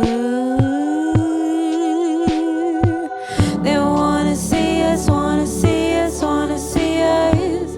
They wanna see us, wanna see us, wanna see us alone. Wanna see us, wanna see us, wanna see us. They wanna see us, wanna see us, wanna see us. And I just want to feel you there. And I don't want to have to share our love, a try, but I get overwhelmed when you're gone. I have no one to share our love. Didn't I do it for you? Why don't I do it for you? Why won't you do it for me? When all I do is for you. They wanna see us, wanna see us, wanna see us. They wanna see us, wanna see us, wanna see us alone. Wanna see us, wanna see us, wanna see us. They wanna see us, wanna see us, wanna see us apart. They wanna see us, wanna see us, wanna see us. They wanna see us, wanna see us, wanna see us alone. Wanna see us, wanna see us, wanna see us. They wanna see us, wanna see us, wanna see us apart. Thank you.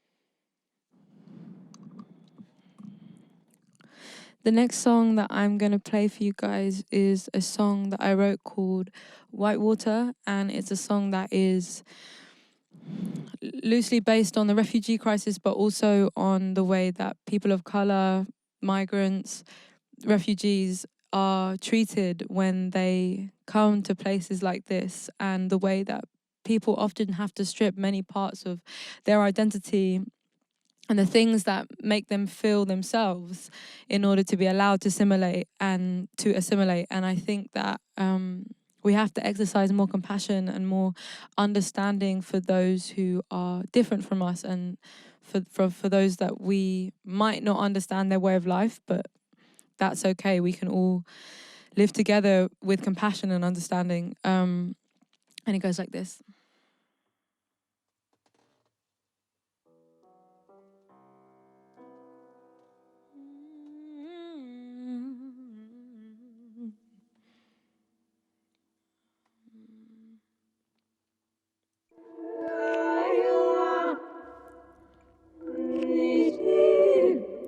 Balance on the white water, you keep from going under.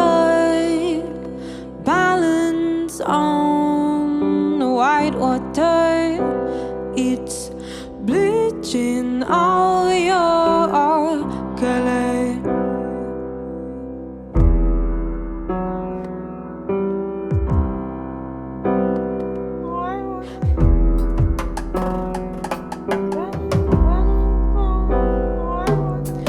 stuck in boxes, struggling to breathe, imprisoned by your hopes and dreams. Sold to you radical difference, so you don't need. There's just you and there's me. On the edge of a line, which side do you reside? Choosing wisely, some don't get to decide. Why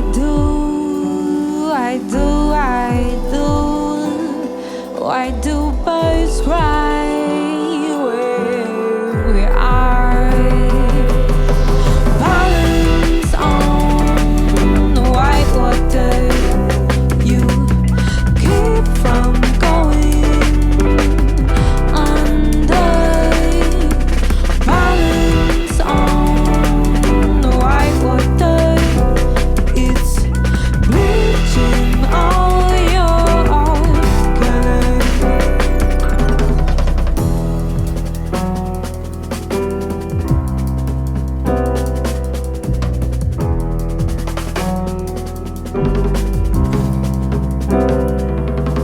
The air is waiting for you to breathe. Rain is waiting to fill the sea. Radical intimacy is what we need. Lines what makes you and me. On the edge of a line, which side do you reside? Choosing wisely, some don't get to decide. Why do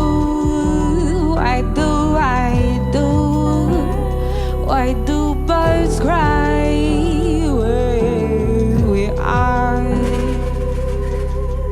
Why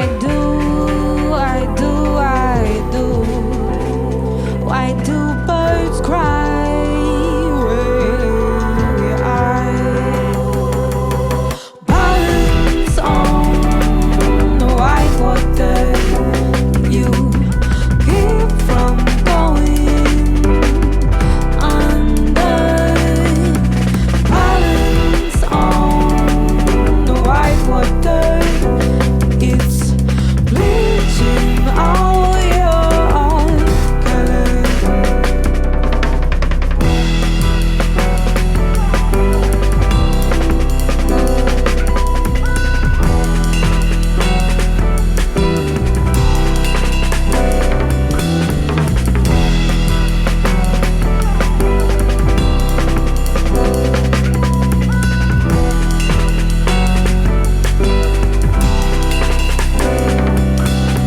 Balance on the white water, you keep from going under. Balance on the white water, it's bleaching all your color.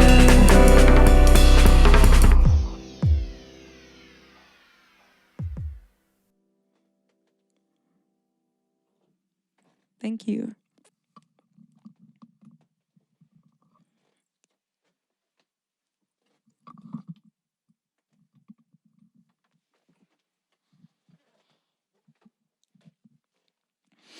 The next song I'm going to play is a song called Watermelon Man, which was originally written by Herbie Hancock, and I reimagined it for the Blue Note compilation. And it's a song that is about racial injustice in America, but also here, and it calls for change.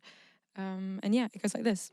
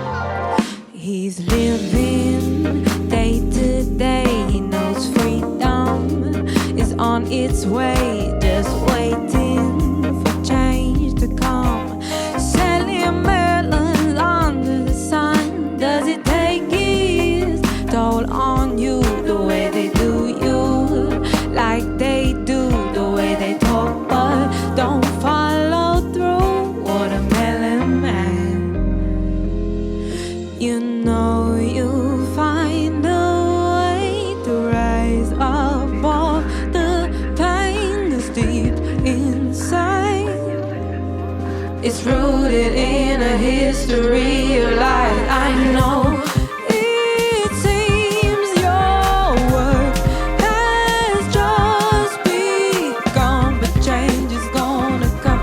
Don't give up on yourself, don't give yourself away. I know it seems you're stuck in limbo.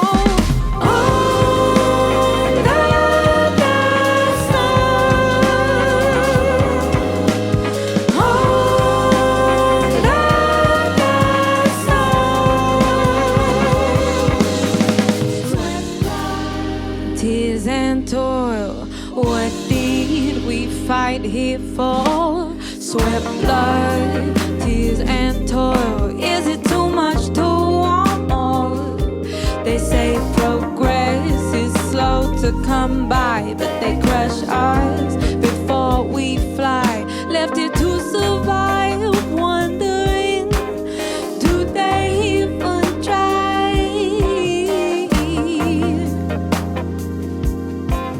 Do they even try? I know you'll find a way to rise above the pain that's deep inside. It's rooted in a history of lies. I know it seems your work has just begun, but change is gonna come. Don't give up on yourself, don't give yourself away. I know it seems you're stuck in limbo.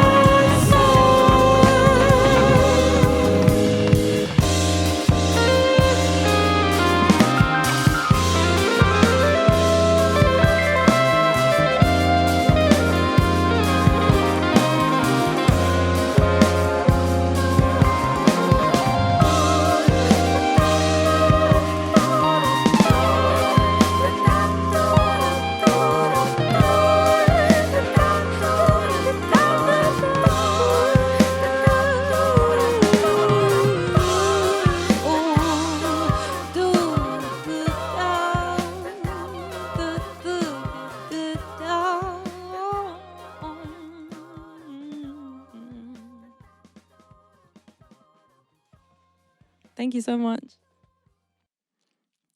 The next song I'm going to play for you is a song with just me and guitar, and it's a song called When You Watch Me. It's a love song. It goes like this.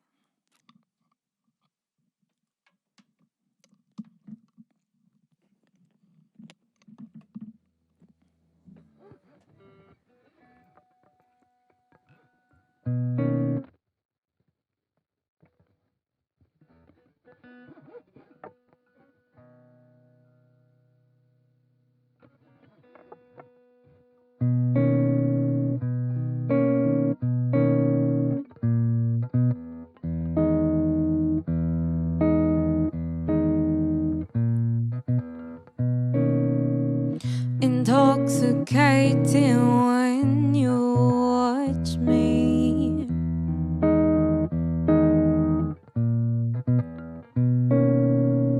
With eyes that linger on my skin.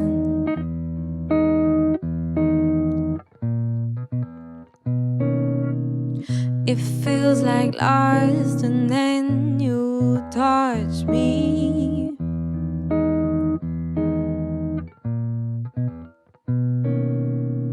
I fall away, then I begin.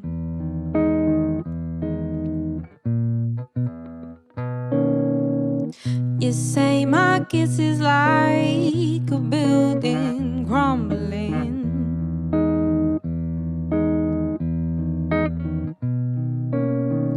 I say your soul's dripping from your eyes.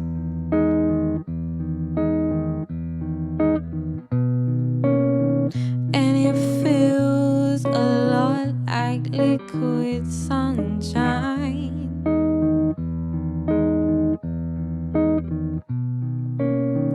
Every time that I close mine,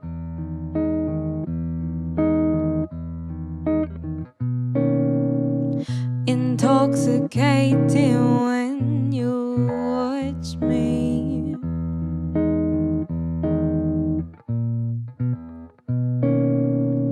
With eyes that linger on my skin.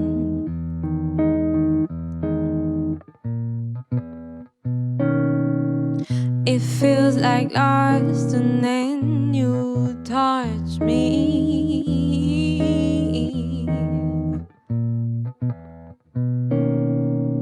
I fall away, then I begin.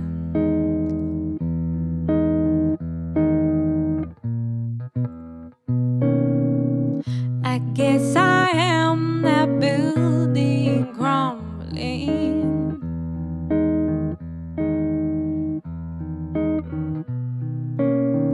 While you play steady as a rock.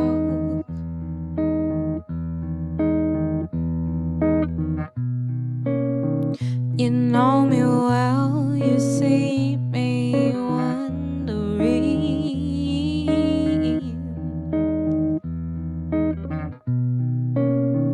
And all the same, you let me know.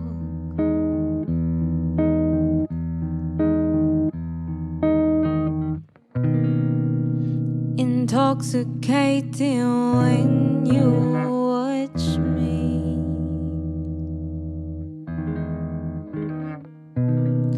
With eyes that linger on my skin. It feels like lost and then you touch me. I fall away, then I begin.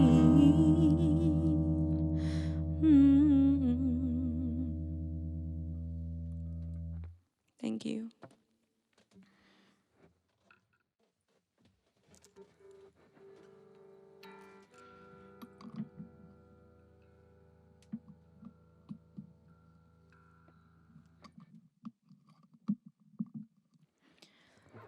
The last song I'm going to play is called Black Joy, Black Peace, Black Justice, and it is my most recent song, and it's a song for racial equality that I wrote, and it goes like this.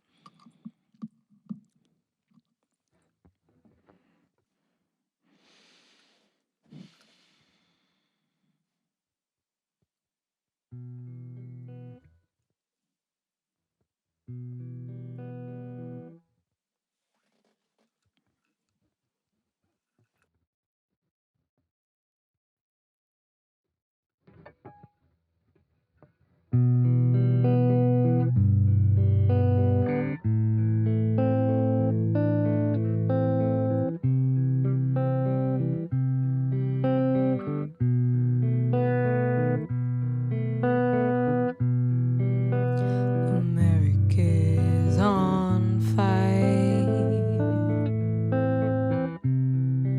They gonna burn those cities down. The president's a tyrant. Ain't no reparations going round. It's been burning deep inside. Got us held down to the ground.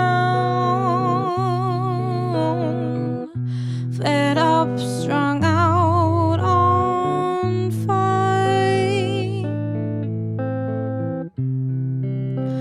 There's pawns in their playground. Need to pull up, down, slow down to fight this till it's ours. Need to pull up, down, slow down to fight this till it's ours. Ooh.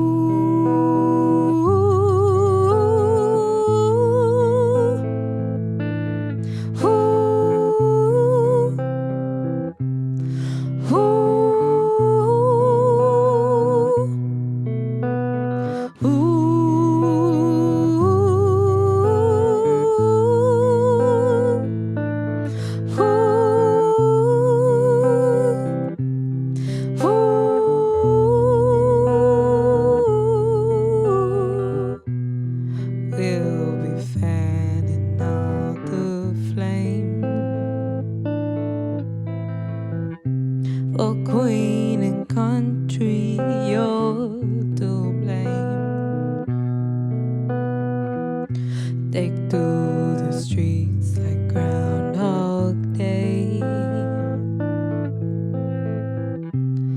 marching on. We'll say their names.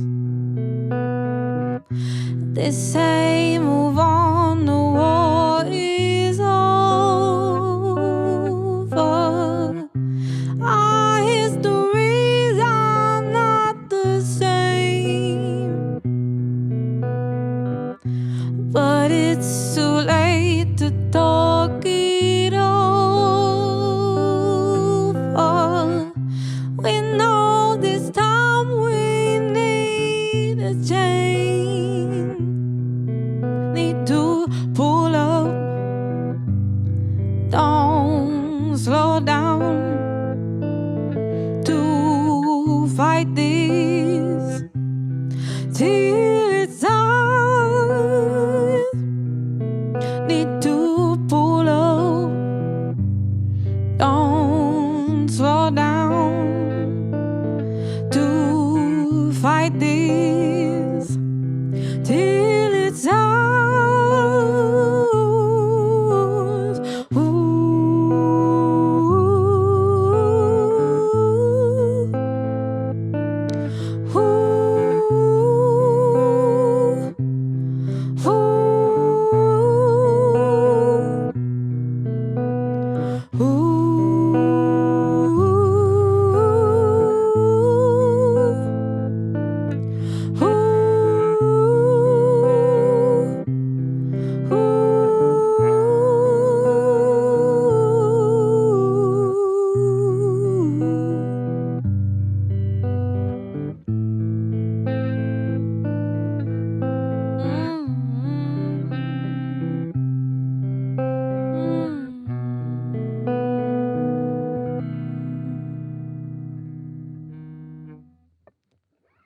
Thank you so much. Big love to RAAH Fest. Please, please go and donate.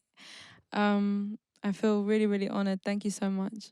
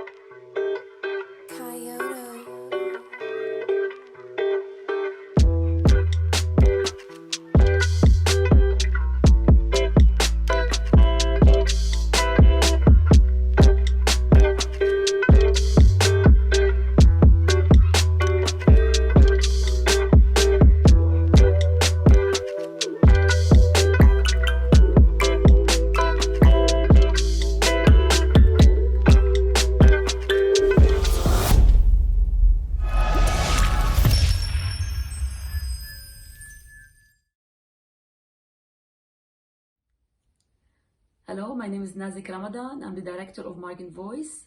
Migrant Voice is a migrant-led organization working in 3 UK regions, London, the West Midlands, and Glasgow in Scotland. We set up to make sure that we migrants are speaking for ourselves and telling our own stories.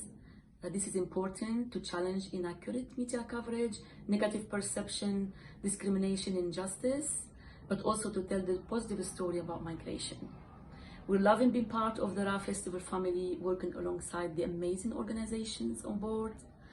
We're really inspired by the positivity, creativity, and enthusiasm of the young leaders who are leading this movement. And we're delighted to be part of a movement that shares our goal of amplifying the voices of those who are often silenced.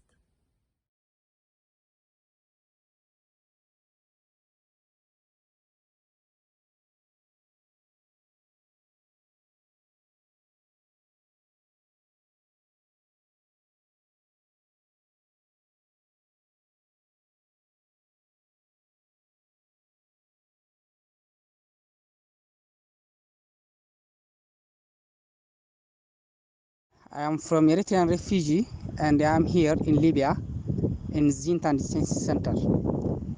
I came from Eritrea and I have got a lot of problem in Eritrea due to different political issue, and I am here in Libya for 3 years. And our situation is very bad in general.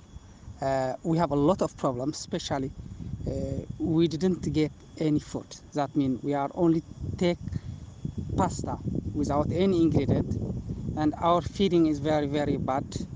Our situation is very worse. Even I don't have enough words to define this whole problem in this detention center. And we have been detained for 2 years in this DC. Our living is very overcrowded. That means in one cell, 25 people were asleep at the same time. And our living style is very concentrated, very, very overcrowded. And additional, the MSF group, that means the Doctors Without Borders, are present with us, and they try to help us medically items. But the problem is, within 2 years, 25 people were died due to TB. Most of them are died by TB, and some of them are by different kinds of diseases. And TB, as this detention center is very common, our living is very bad, especially for our washing. We are totally using salty water. So for our feeding and washing is very difficult to live, and we don't have any free movement in this area. We are always detained in a very small compound, so we are always living in a very depressed condition. And most of these people are from the first asylum seekers, which are registered in 2017 under the UNICEF. But we are here abundantly. We don't have any help from UNICEF, especially. We don't have any help from any agency except MSF. And MSF tried to help us, but everything is very, very, very heavy at this time. It is a very long story how I am coming to this detention center. At first, we have got a lot of torturing by the different smugglers and human traffickers. And then at that time, we have some hopes from UNICEF. If we are try to conserve with the UNICEF, we have an hope to save our life. But still now we are torturing and we are abusing. I don't have enough words. We are really humans, but we are here as slaves. Please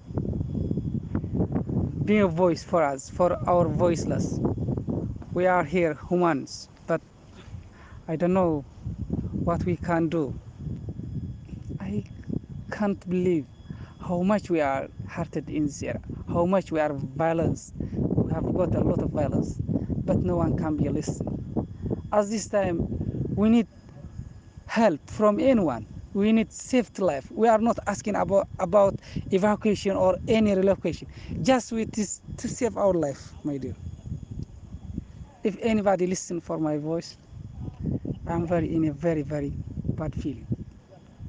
But what I can do it, if there is no way, if there is no any opportunity to escape, because we are very apart from the capital city of Tripoli, about 180 kilometers are very apart from this area. Until now we are here without nothing help. We are here in a very desert area.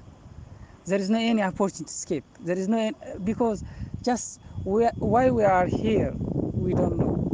That's why most people of this Zintan are very desperate. We feel lonely. At this time, the world maybe forget us, but some else may be help for us, those who have some fear of God. So we are always praying for our God to help us as soon as possible. But our hope is very hard, and we need to be helped. Anyone who have feeling of good, who have any personalized, who have any humanity activity, we need to help us. We are human beings, we are not animals. We have a hope, we have a children, we have a family, we have a lot of relatives. So as a human, we need to be joined with them, and we need to be shared. We need peacefully living in everywhere of the world. Just we are asking to live peacefully. We need to be anyone who will be stand on behalf of us as a voice for our voiceless.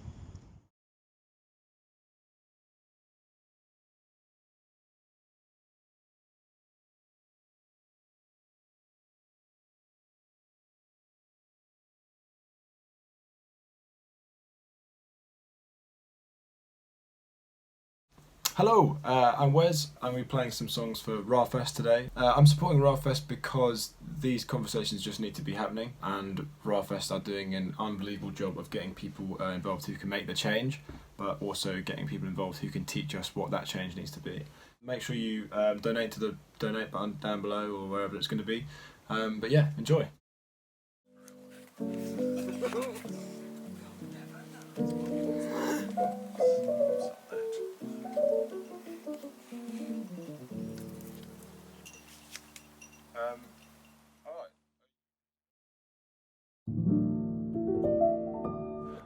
This one's called On the Escape.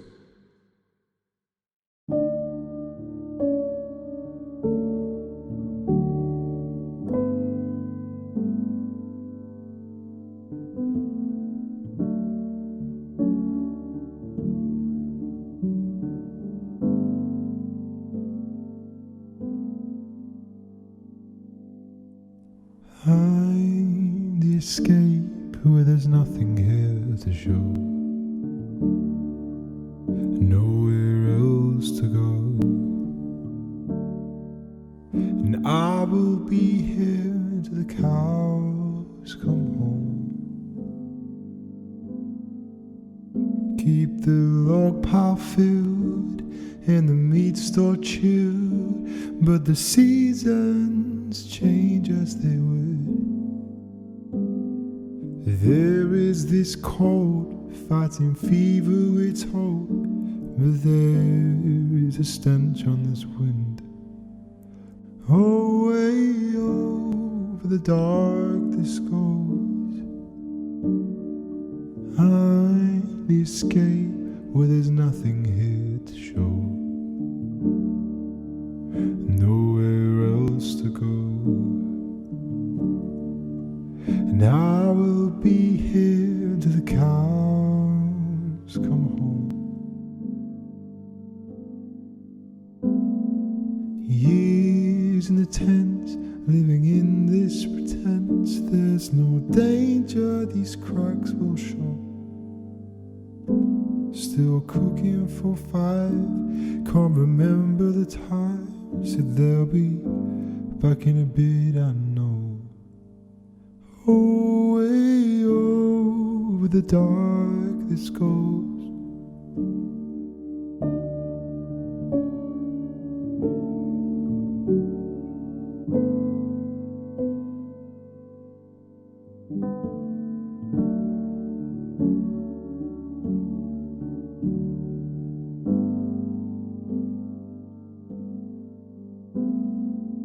I'm the escape where there's nothing here to show,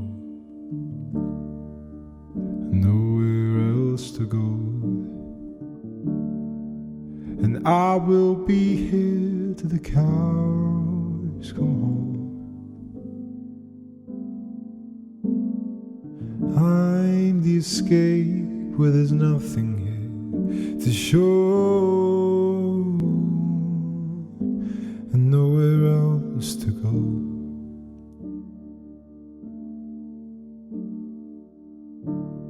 And I will be here till the cows come home. Will you come home?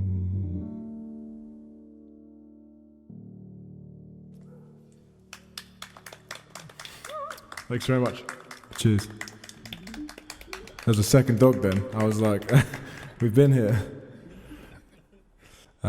So this is the last one for this evening, I'm afraid, guys. It's a massive set, but this is the encore that you just asked for.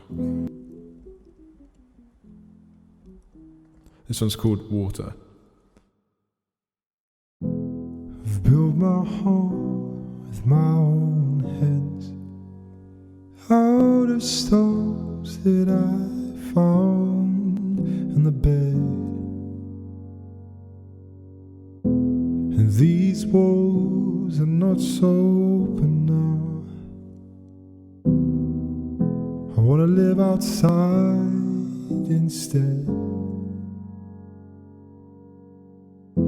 I've always been fond of the water. Down by the stream it flows, but sticks like glass. I've always been safe by the water. It's all that I have doesn't slip away too fast. Move me somewhere where the light tumbles. Move me somewhere the old wood creaks and groans and crumbles.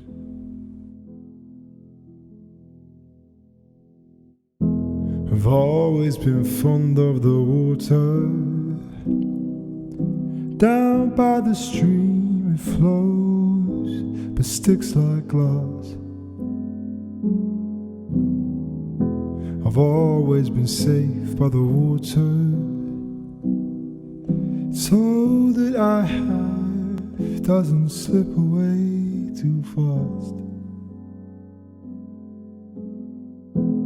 Move me somewhere where the light tumbles. Move me somewhere the old wood creaks and groans and crumbles.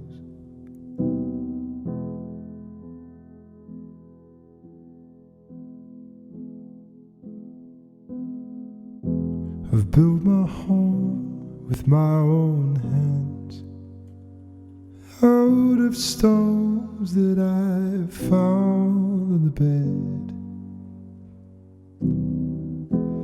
These walls are not so open now. Just wanna get out of my own head.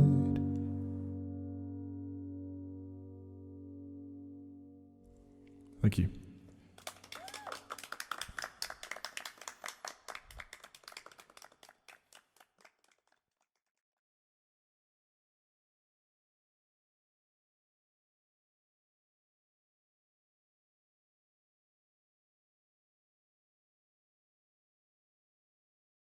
Hey everyone, thanks for joining us here today and for listening to the wonderful stories published in Echo magazine.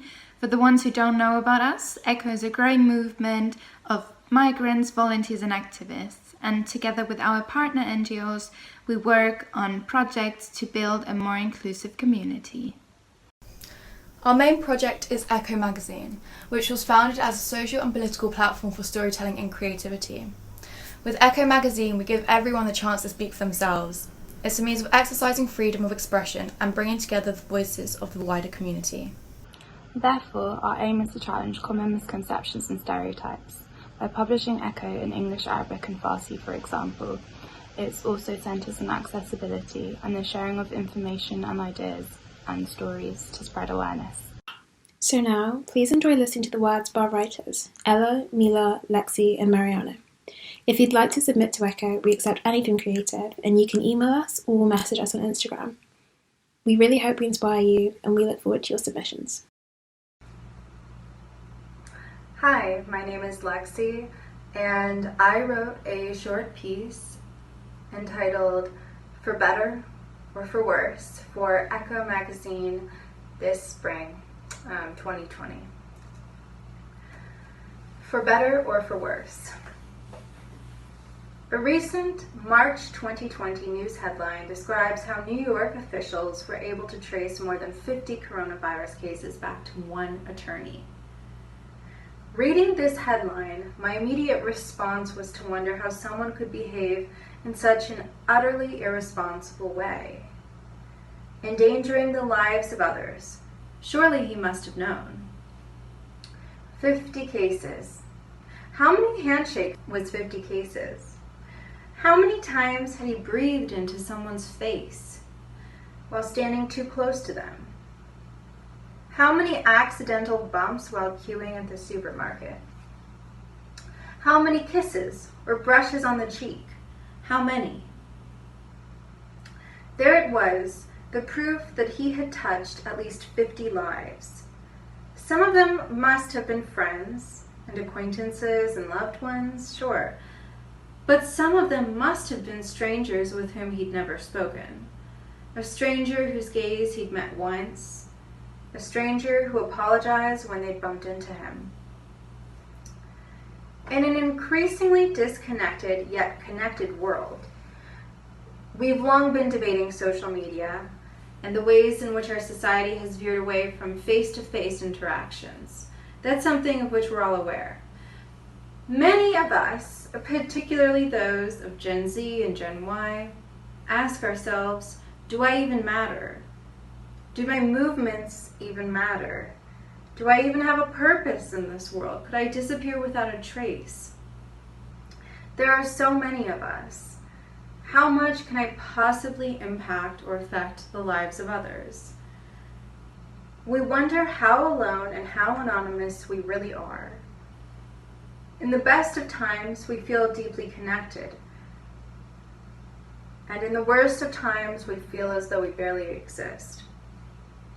But there it is, perhaps the proof is in the coronavirus. Perhaps as ugly and gruesome as it is, there is a silver lining to be found.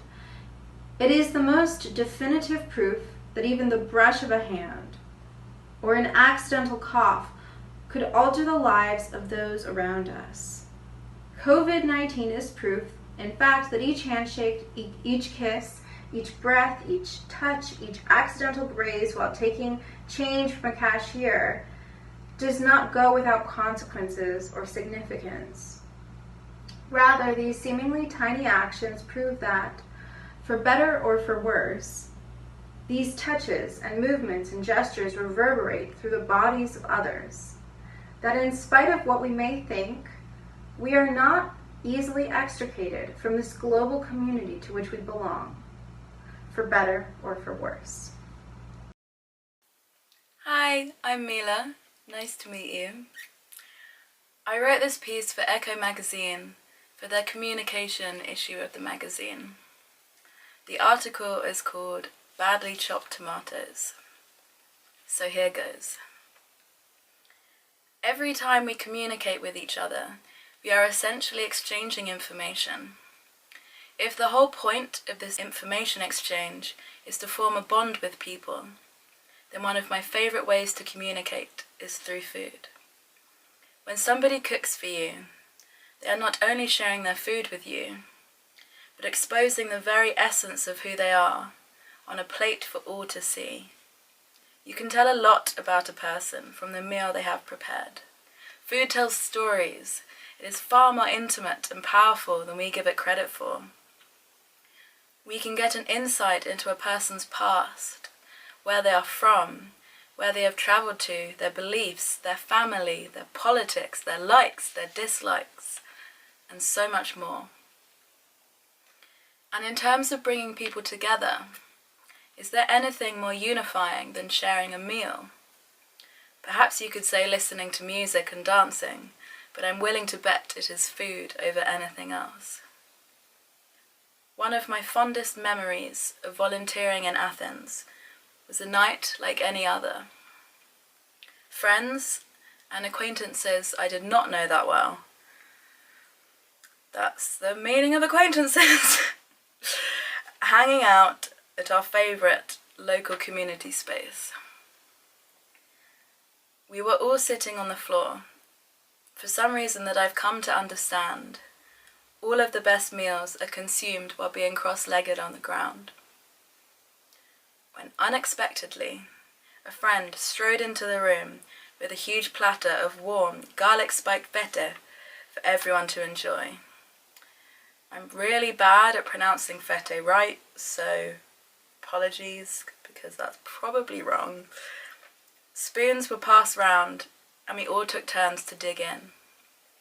It's strange, and perhaps you have felt this too, but even though I'd not properly spoken to everybody in that room before, we all felt like family that night.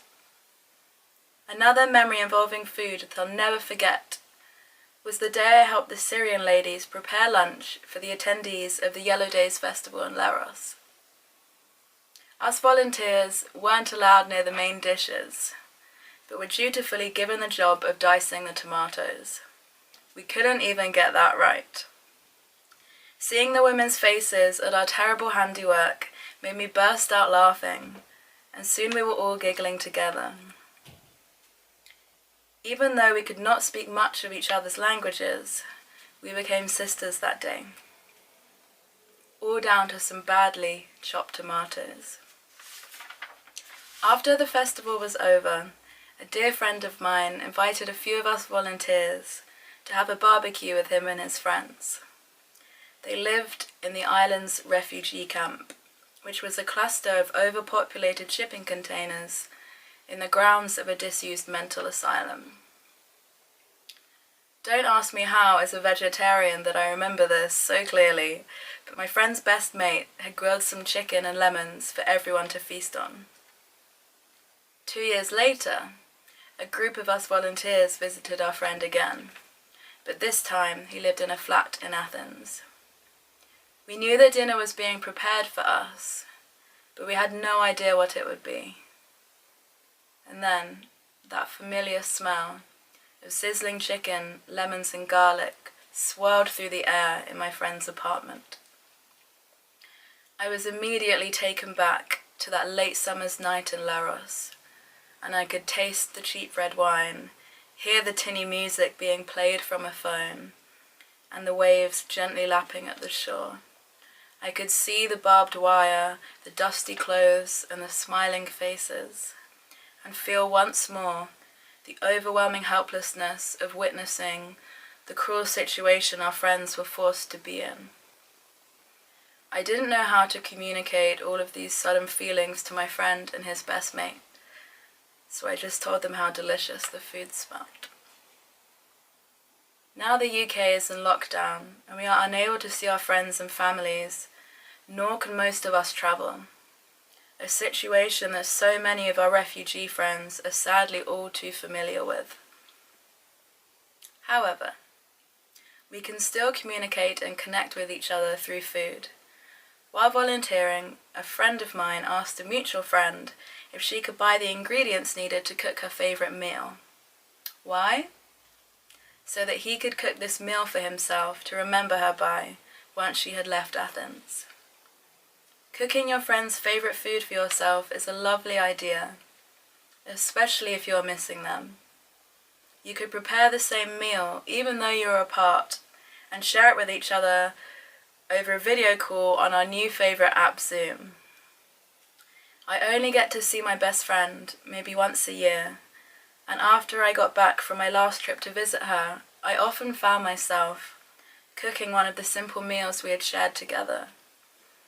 It is a great source of comfort for me.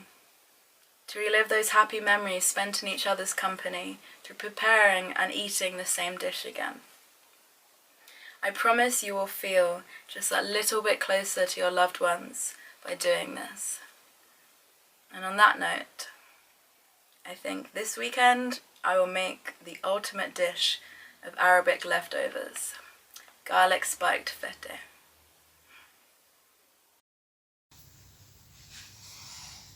Hi everyone, thanks for watching this video. I'm going to read the story I wrote last year after volunteering for a couple of months at a refugee camp in northern Greece. And it's called The Elephant in the Room.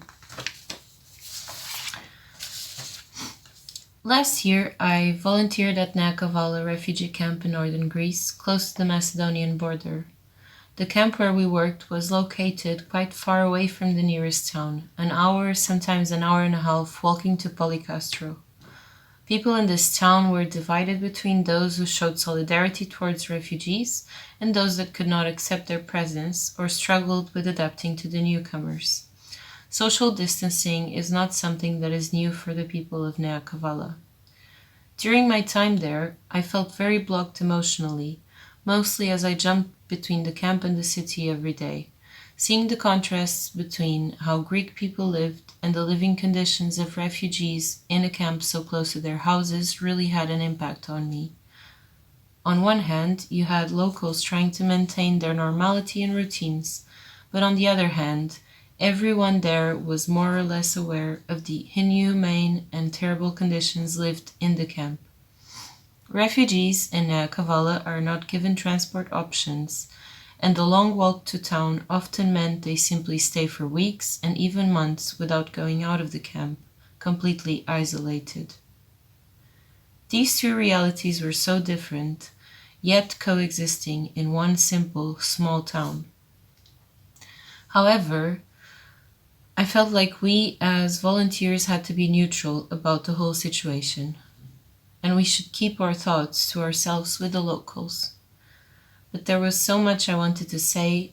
I even wanted to scream and shout at times, but kept things to myself. Maybe you know what I mean. It's this frustration you feel when you see clearly that people are being treated unfairly, not being given a chance to defend themselves, to prove their worth, to show their value, and to get access to opportunities that would improve their lives.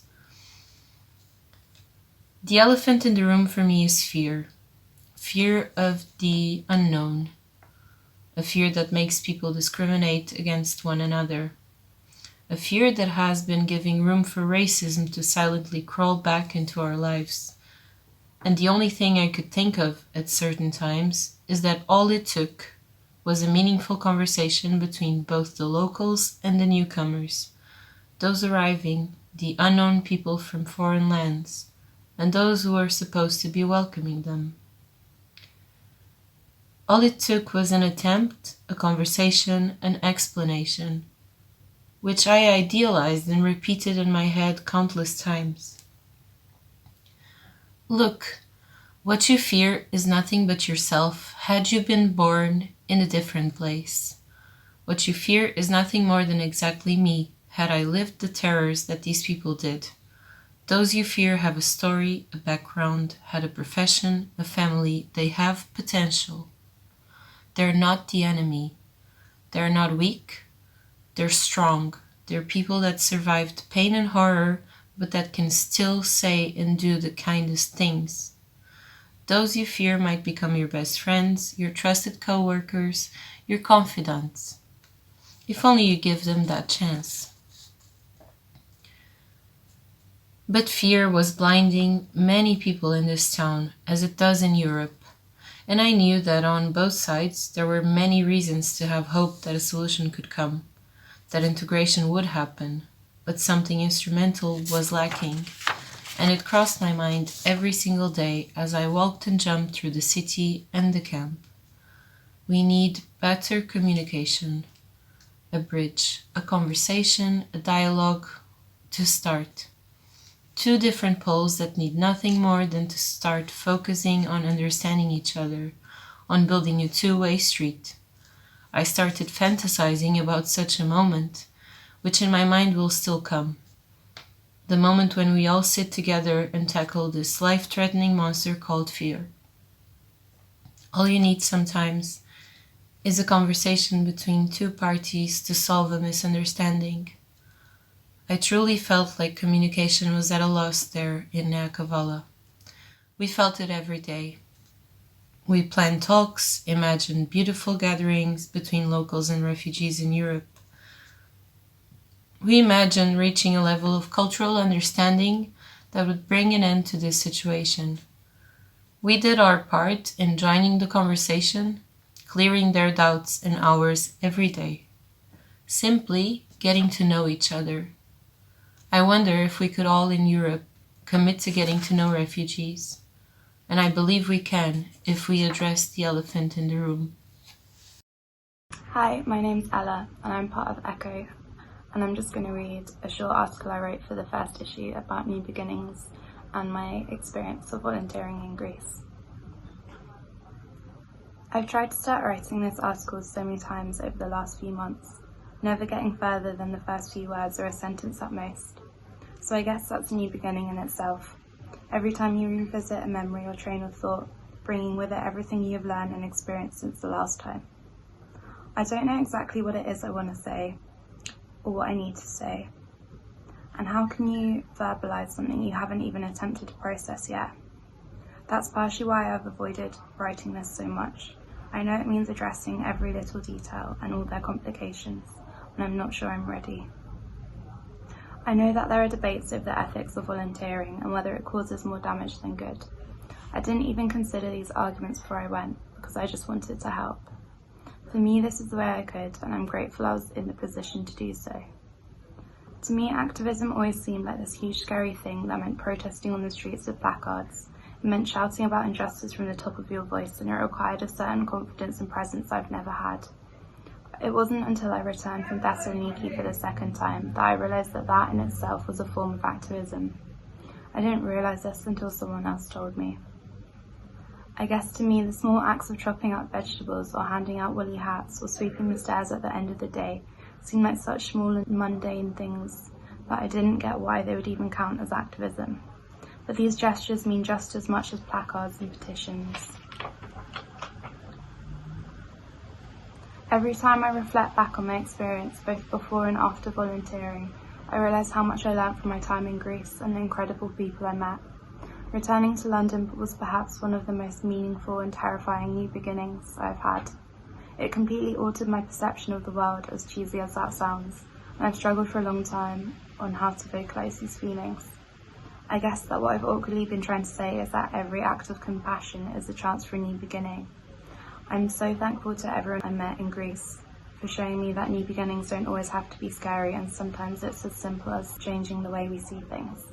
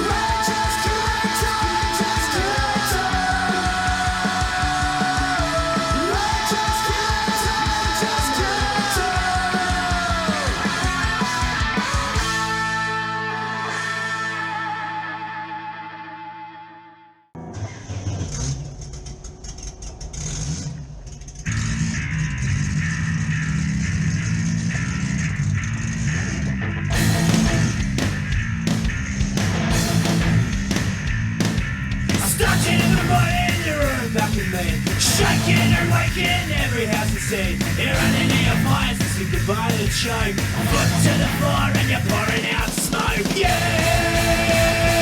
mean nothing to somebody. Chill, but to me it's me.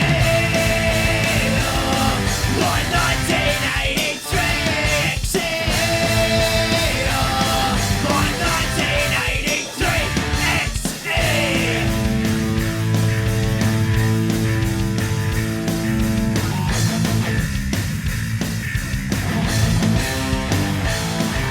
Cruising in the city is not something you do.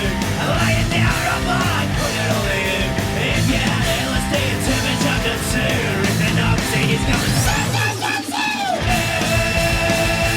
Mean nothing to somebody. Chill, but to me it's me. My 1983 exit. My 1983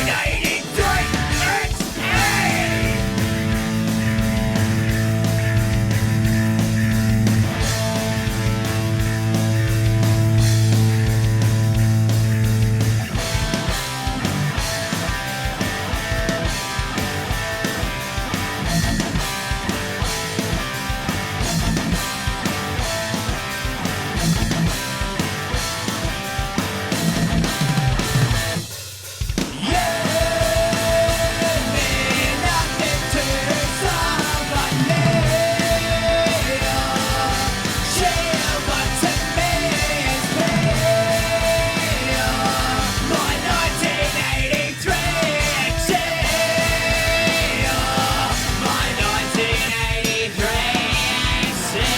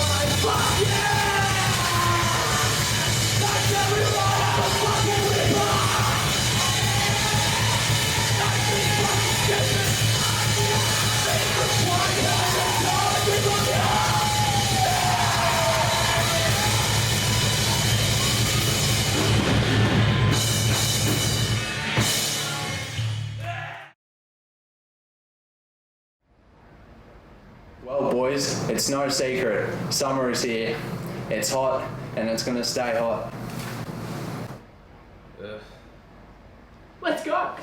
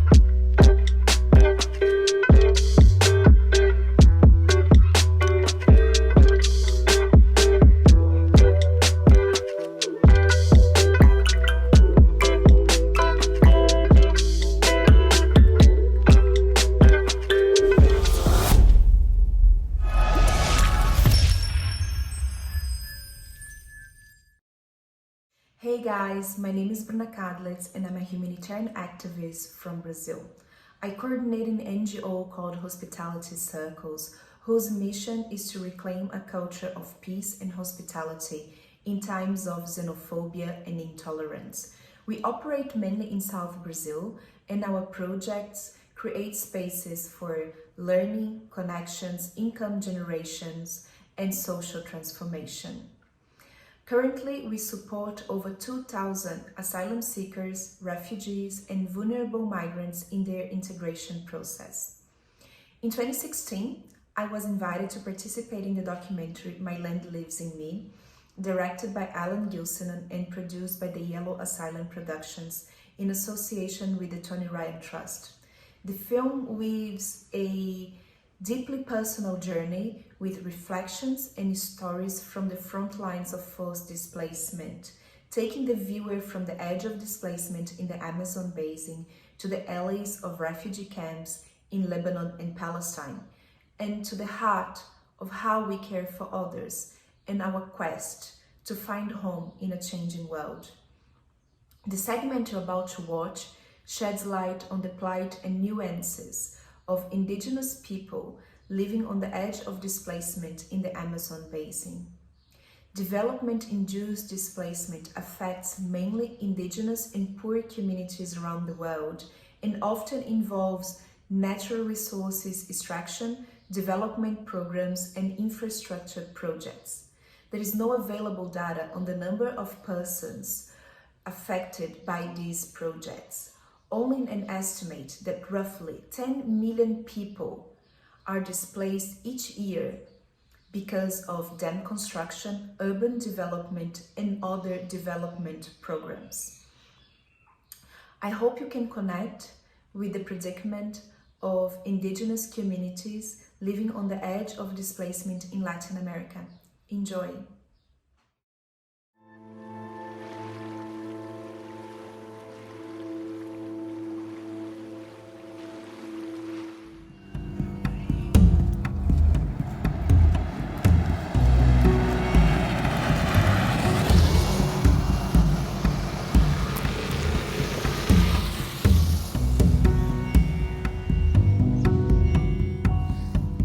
Wars, persecution, environmental change, and disasters are not the only triggers of forced displacement.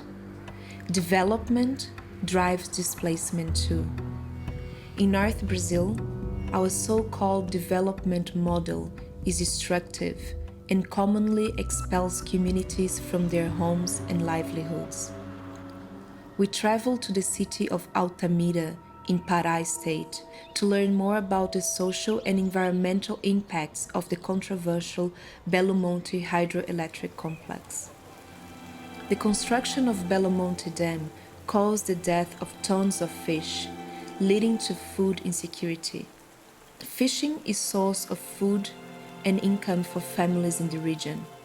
Fishing is part of their culture. During our visit, an unexpected rise in the river level led to flooding in many areas of the city. The dam is interfering with the natural rhythms of the water and the ecosystem, generating imbalance. On the way to the powerhouse, our hearts were broken. A graveyard of trees laying silent on the ground. The rainforest is being decimated. The loss in biodiversity is unmeasurable. The pain in the heart is very vivid. To build the canal which diverts water from the Xingu River to the dam, Belo Monte constructors cut down large stretches of the rainforest, harming plants, animals, and all living creatures populating the area.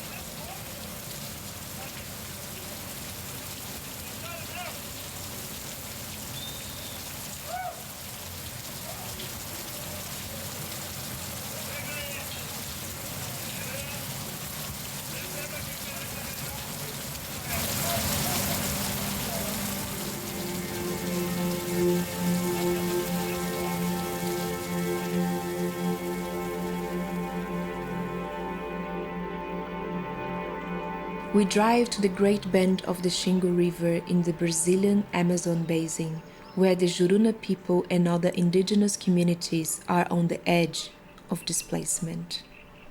Belle, a community leader who has fiercely opposed the damming of the river, welcomed us in her village.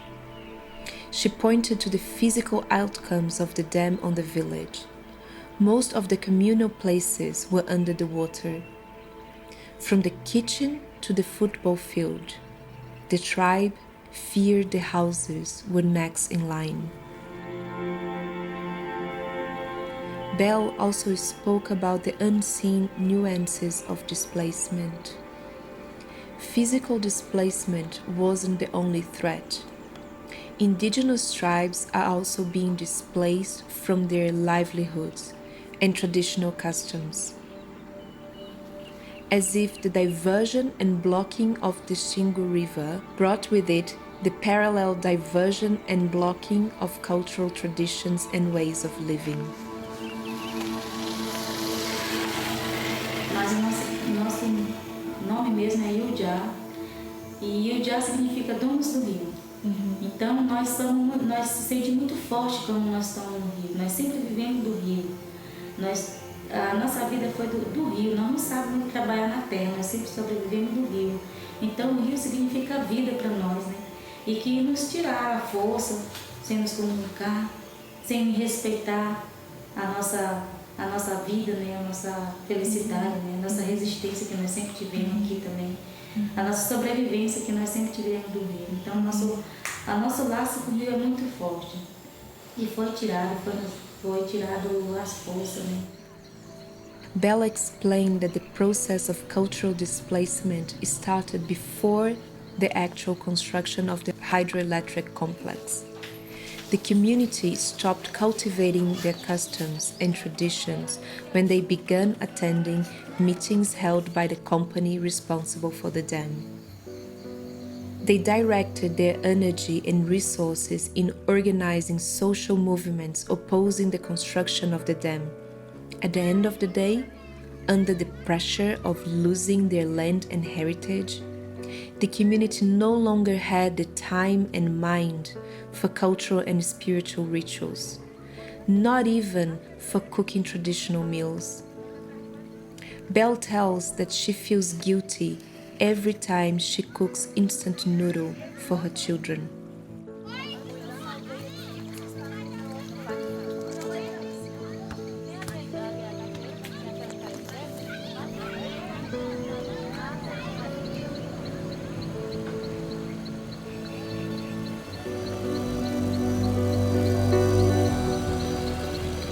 Rivers are more than a body of water and fish reservoir. Rivers are more than resources to be exploited, but instead are a rich source of culture and identity. A river is a place of meaning and reverence for indigenous tribes, a place out of which life comes into being. To interrupt a river is to interrupt the flow of life.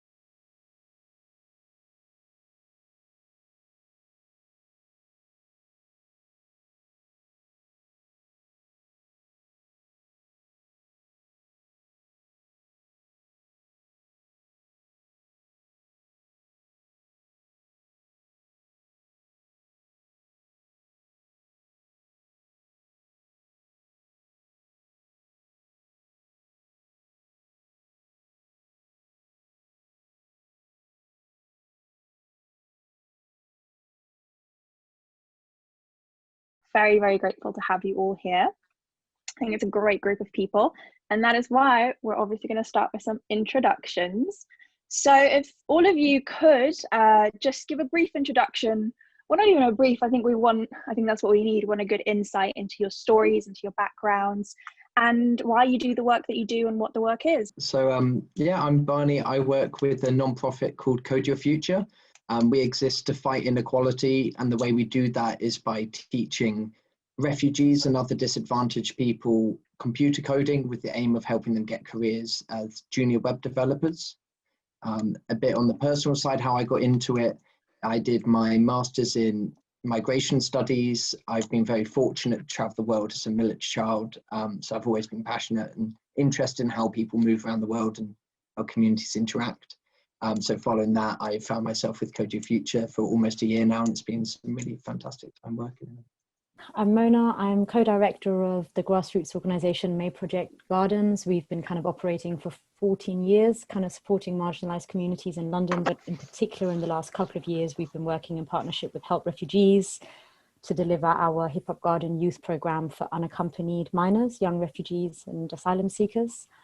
My own parents were political refugees after the Iranian Revolution, and I grew up in Denmark where they sought asylum, and sort of my whole childhood worked on a lot of social justice issues, including helping new asylum seekers to safety. And my mum founded like a women's rights organization and a Farsi women's editorial and kind of radio broadcast. So this was all happening from my home, like as a child.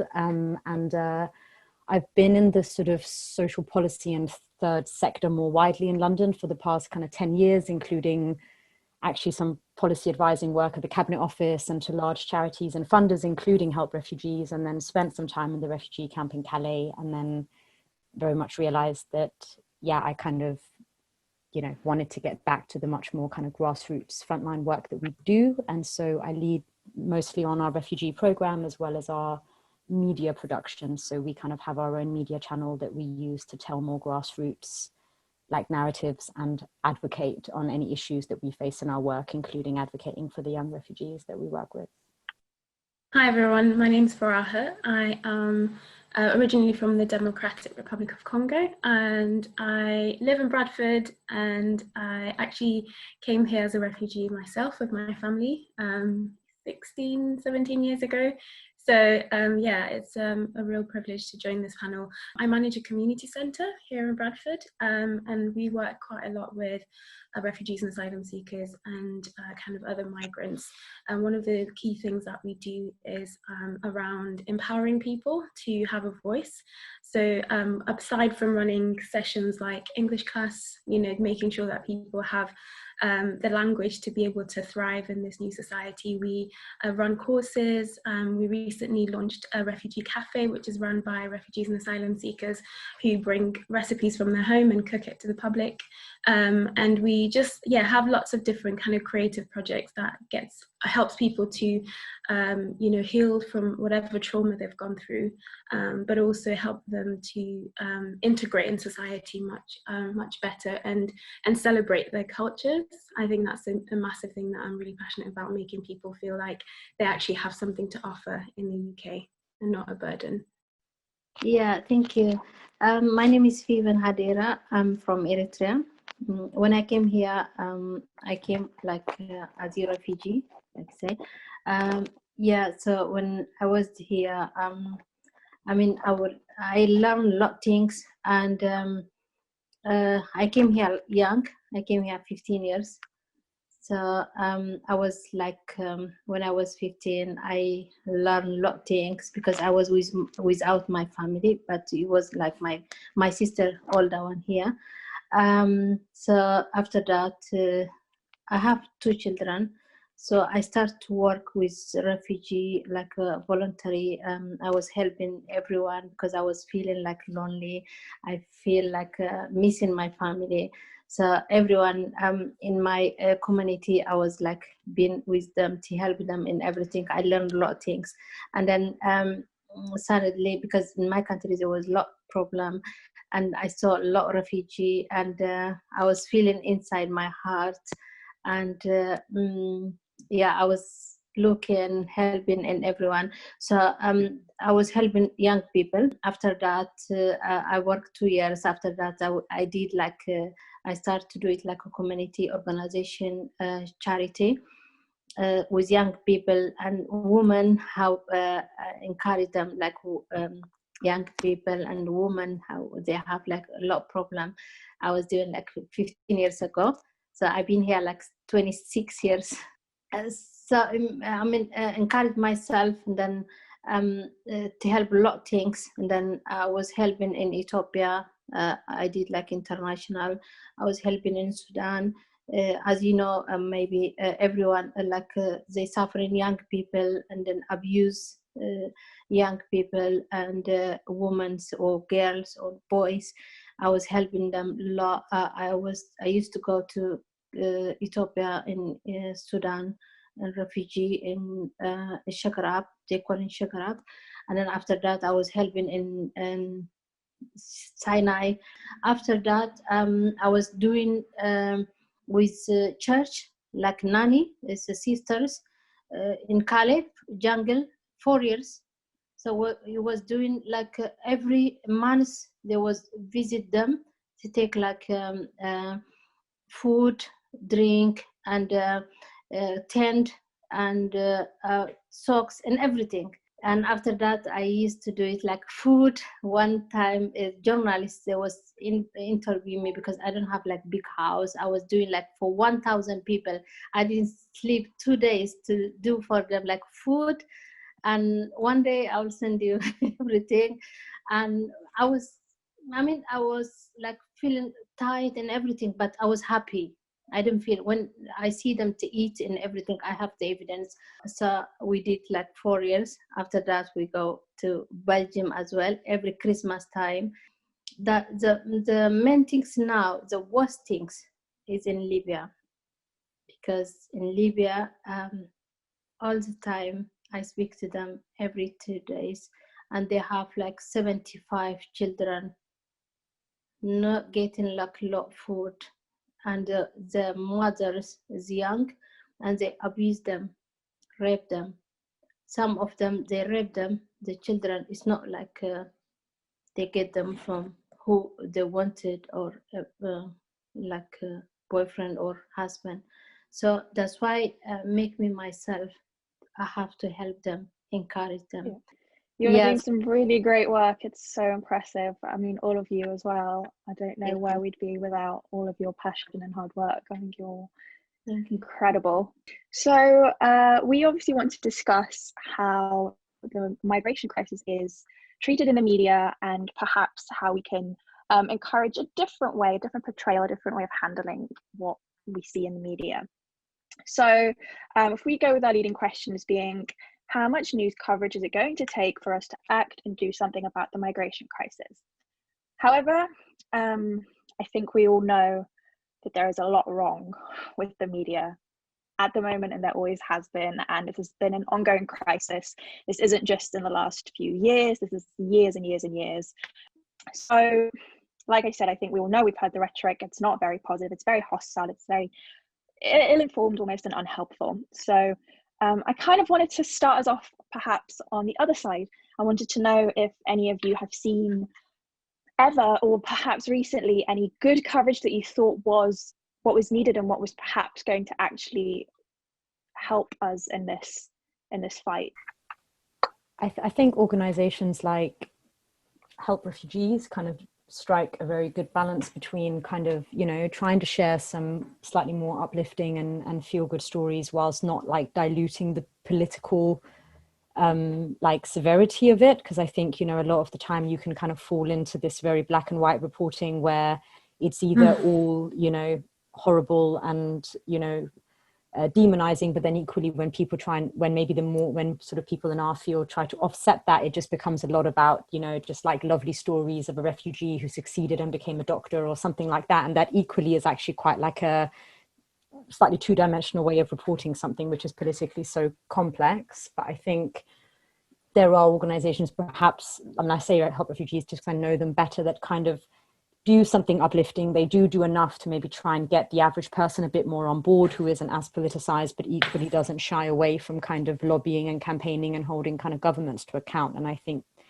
the crucial thing is having both of those things, because no amount of just media coverage is ever going to change like a politically systemic issue otherwise. I think the problem is also that we kind of exist in this bubble where a lot of left-wing media, a lot of people, you're basically you're preaching to the choir, you're to the converted, aren't you? So I don't know, how do you, all of you guys who are working for organizations and charities, what's your relationship like with the media? Do you approach them? Do you feel like you're quite proactive, or is it more a reactive situation? What's your sort of relationship like with traditional media, I would say? I think our relationship with the media, or rather just our relationship with the public in general, stems from something that I think is really important in the debate, which is that our students and our volunteers always speak for us. So wherever possible, if we have the option to have our students represent us and tell their stories and their experiences, as opposed to us trying to speak for them, I think that's really powerful, to spread voices and to raise awareness from people who sort of have that experience. And it's something that I sort of try and live by as well, is empower people to speak for themselves rather than speaking for them. Yeah, I think that's such a good point, because a lot of us are so are kind of really used to advocating for people, so it can be quite hard to let go, and I think it's so important, and what Barney said is to actually let people tell their stories. I think a lot of times the media, like what Morena just said, the media can tell a kind of a single story, so it's important that we actually strike a balance between telling people's real story, because actually I think that's what's missing in the media. It's a lot of times a lot of ignorance it comes from people being fed the wrong information, or only fed one side of the story. So we're kind of being told that the same stories of migrants coming to the UK to take your jobs and your home, your housing and all those things, but actually nobody really, if you could ask a normal, bloke walking down the street, have you ever had a conversation with a refugee or an asylum seeker? They'll say no, because actually, and I think that's one of the problems, is even forgetting the media, is we don't have safe spaces where communities people who are coming from those countries are actually integrating in conversation with host communities. And I think that's where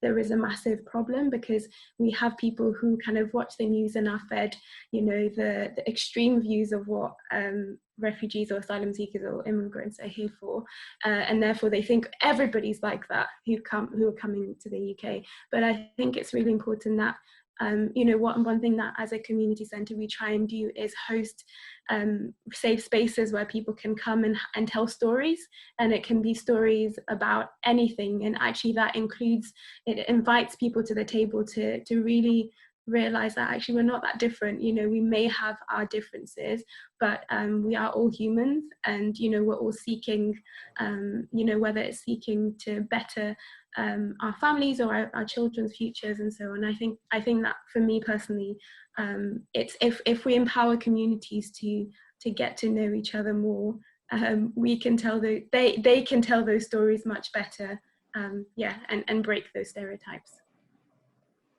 Absolutely, I entirely agree with you, and I think with both of you and all three of you, what you've just said is, I think personal testimony, personal stories is what reaches people as much as, or maybe perhaps I think it reaches people, the audience, differently than perhaps data and research and all of that. I think you need people's personal stories, like you said. I think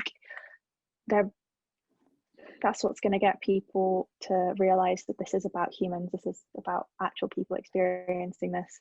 I do, however, have also felt that, or rather this is a question that I have as well, I don't know how you guys have experienced this, but obviously it's hard for some people, for asylum seekers or refugees, to engage with the media, because they can be very skeptical of the media coming from their host country, where perhaps they are fearful even of the media, you can't be perhaps as outspoken in some countries, or you simply, when you've come to this country, you're scared of putting yourself out there because you don't really know how you're going to be received and if it's even safe for you to do that, depending on what status you have. Yeah, you know, because the media is a power. I know that. I work with Sudanese, Eritrean, Somalis. I involve with them, but actually in Eritrean, they have lot refugee here. As you refugee, when they come in here, they don't feel like comfortable. They scare. They don't say anything because they can't understand them, because all this they crossing all the I mean, like Libya and Calais. When they stay in there, they get lot problem. When they come here, they don't feel like confidence. They think they scared. They couldn't say what they want, and they think like if they say something, they're going to take them back. They don't have any confidence. But as the Eritrean, when they came here, some of them they encourage themselves, or they get like lot of things to encourage themselves. But some of them because they stress, no one to understand them, they kill themselves. And some of them, like, they don't want to talk. They keep in the hard things inside. They don't want to talk with. They don't want to share what they have the problem, what they cross, because some of them, the young people, they. I mean, like when you be young is beautiful and everything. So when they came from all the crossing all this deserts and everything, they rape them. They don't want to talk. My culture, they can't say and these things. So they don't want to say, they shy, I think so. So if you encourage them, like they need counseling to talk to them as your organization, all of us working together. So yeah. So you mean, how do we encourage more of these voices to actually be actively heard in the media, in the mainstream, the media that is really going to reach a lot of people? I mean, do you have any sort of suggestions as to how do we get these voices into the mainstream media? But maybe also, if that isn't how we can do it, or if that's not going to get us there as quickly, are there other avenues that we can take? We work with mostly East African, like unaccompanied minors, so young people from Eritrea and Ethiopia. And there is definitely I see that, like, that we've been approached by quite a lot of media, especially in the last couple of years, and we've the BBC did a big brief feature on us, and we've recently had, especially during this period of COVID and Black Lives Matter and all these kind of token things, like we've had like a lot of media interest. But we've definitely found that, you know, they actually do come and say, could we please talk to a refugee? Because I guess they now sort of know that that's how they have to do media. And we speak to the boys regularly, and it's actually really difficult to get any of them who kind of wants to do that. And I mean, and we always tell them, and they might even say like, happy for you to do it. But, you know, they might feel unsafe to be documented if their status isn't confirmed in this country yet. They don't want to be seen.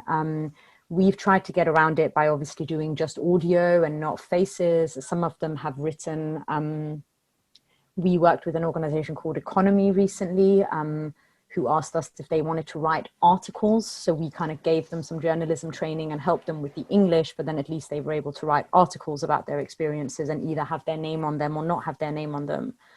And so now we're kind of trying to work a bit more with podcasts and radio and things that can be a bit more anonymous. But when we did do the BBC feature, we ended up having sort of one boy speak with his face and then only one other boy speak with like a blurred face. And that was as much as we were able to. And I think there is a really fine line between, you know, not speaking on behalf of people and then recognizing like the amount of complexity involved for them to speak. And also, as Fevin said, like they've been through such difficult things that it's not just a casual thing for them to speak in a panel or in the media. Like it can just bring up a question that for us is an intellectual question and a political question is not for them. And I think that's like one of the things that we need to kind of find a way around. I was just going to add on that as well. I think on the question that was asked and the lack of representation in the media is a massive thing. You know, not a lot of refugees look you know, watch things on TV that it represents their story or where they come from or whatever. So actually, I think that in itself it speaks volumes about why people would refrain from wanting to share their stories, because actually, you know, it takes a lot of courage to be able to share your story. It takes it like you're re-traumatizing yourself to be able to share those things. You know, I think when I came to the UK, one of the things that you know, even as like a young 11-year-old girl, I noticed what kind of rhetoric was in the media about people like me, and even not only that, but I think also experiences of young people then going to schools and colleges and being asked like, why are you here consistently? You know, you already feel like I need to just keep my mouth shut and I need to be invisible so that I don't, you know, tick any stereotype boxes that people already have about migrants or refugees or asylum seekers. And I shared recently in a video that I made with my parents about our experience of racism in the UK as refugees, that when I went to school, I actually didn't speak for 3 years because I didn't want to just that awareness of how other kids in my school were treating myself and other refugees. It was just a lot easier to keep quiet. And I think it's so sad, because I know that obviously there are some young people who are refugees who have gone through a lot of trauma, and they need counselling and they need help, and that's the most important thing that they need right now. And time over the years will heal, and organisations or people that step in to invest in them will empower them to see that actually, you know what, my voice matters. Unless those things are in place, they're continually going to feel less than, and they're going to feel like their story and their voice doesn't matter. And I think all of us, you know, have the opportunity, you know, within our organizations to empower people and to make them realize that they do have a voice, and whether they choose to speak or not, they need to know that.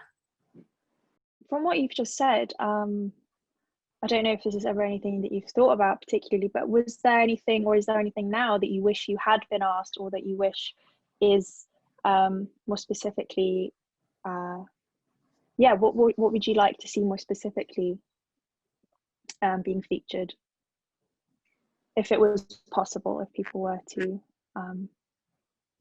can I say, want to speak? Yeah, you know, because from my as a favor, what I want to see as a refugee, to encourage them, because if I want to say about Eritrean or Ethiopian, more about Eritrean, because they do they speech law, they say something, but they didn't get any change for them, even in United Nations. And then I was involved in a lot of things is going on, so they couldn't trust. So what we have to encourage them as a community, as a organization, or as you with other big organization, we have to work like more to encourage them, young people, to do something to make them trust. And when they trust, they can say what they have inside. Because as I see them, the young people, I know a lot of young people, I mean like boys and girls, they couldn't say anything, and they get in a lot of problem. They're killing themselves, and some of them, they don't want to say anything, because if they say something, I think so they know they're not going to get like any change as the Eritrean, because if they say something, and then if someone or the organization, if they didn't do something for them, so they're going back to home. So home is not safe. So that's why they're killing themselves. They put themselves in danger things. Everyone now at this time, they're talking about them. So when we see, because we have president in our country, I'm not going to talk about like a politics, but as a humanity. So myself, I'm not a politician. So I have my children, they're born here. Until now, they didn't see in my country. I can't go because I'm helping the refugee. So underground, we have a lot of problem. You know why? Because we don't have war, we don't have anything. But underground, if they say something, they're going to put them family under like the politics, because without anything. So what I want to say, encourage this organization to help this refugee, to encourage them to be to make them confidence, to encourage them to do the education, or to change for themselves with other organization, to feel like as a humanity they have encourage, we're going to encourage them, they're going to encourage them. So what, in my opinion, so we have to be in one hand to do something for this refugee. It's not only origin, but other things they have. So I don't know, that's in my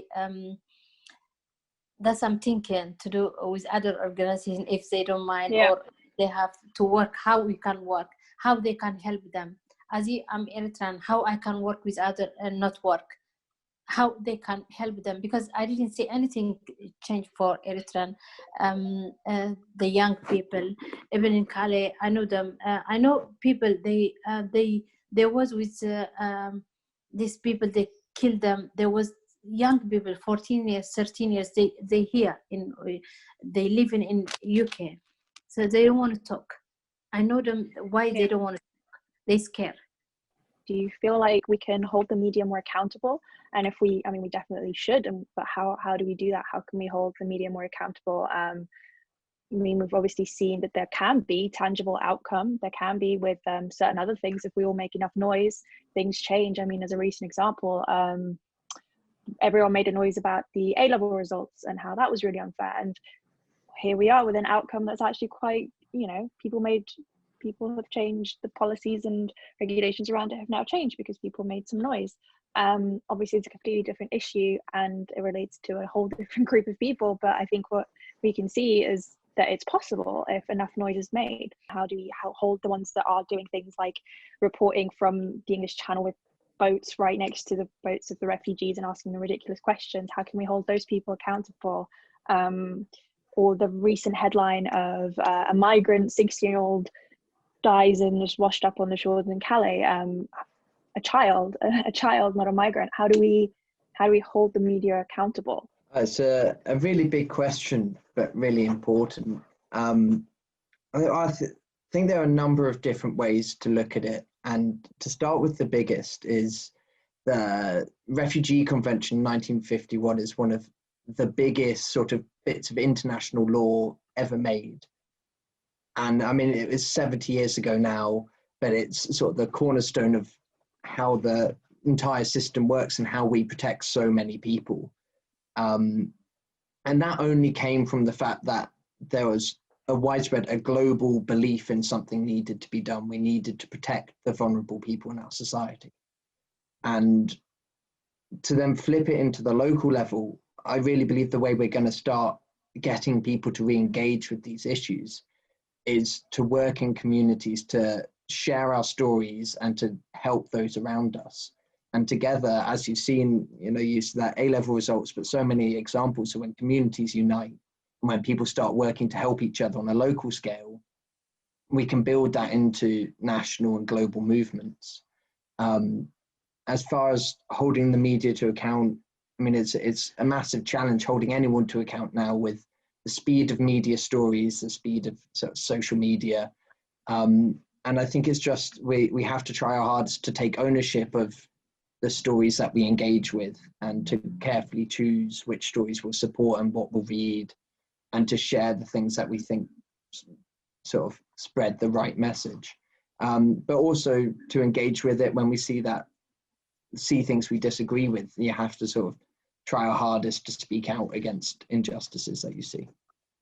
I think we've kind of, as Barney said, things move at a really, really rapid pace. And I think there is a real sense that although maybe in some senses more and more people might be able to might engage briefly or on we might find that, I don't know, Black Lives Matter uprising happens yet again and thousands and thousands of people engage, but there's a real kind of culture now of engaging very, very briefly and engaging at a very surface level and giving the illusion that things are changing and giving the illusion that, but actually it's been just after such a massive supposed awareness of Black Lives Matter that we've come up, that we've literally now heard the recent stories from Calais and, our government's reaction to those things. So that massive uprising doesn't seem to translate into any kind of real policy change or political change. They kind of seem to exist very, very separately. And I think there is a real sense that, you asked about what would we like to see more of in the media if possible. And I think there's something about, again,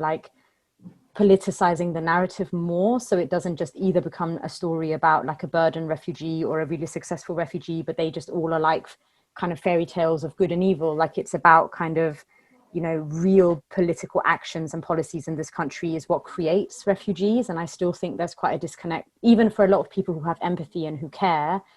I definitely know I have friends who might donate to a Choose Love campaign, and then they'll go and vote for parties that don't have the right foreign policy. So there isn't that connection. So whether that's more political education in schools and youth centers and whatever, whether it's media education, advocacy training, it's just something about people really understanding that empathy you feel for a kid who washes up on the shore is actually it's not enough to just feel that empathy and donate for another blanket or something. It's a lot deeper than that. And you have to take your actions regularly, as opposed to just joining in with a social media campaign and then not taking actions kind of throughout the year that are more politically grounded.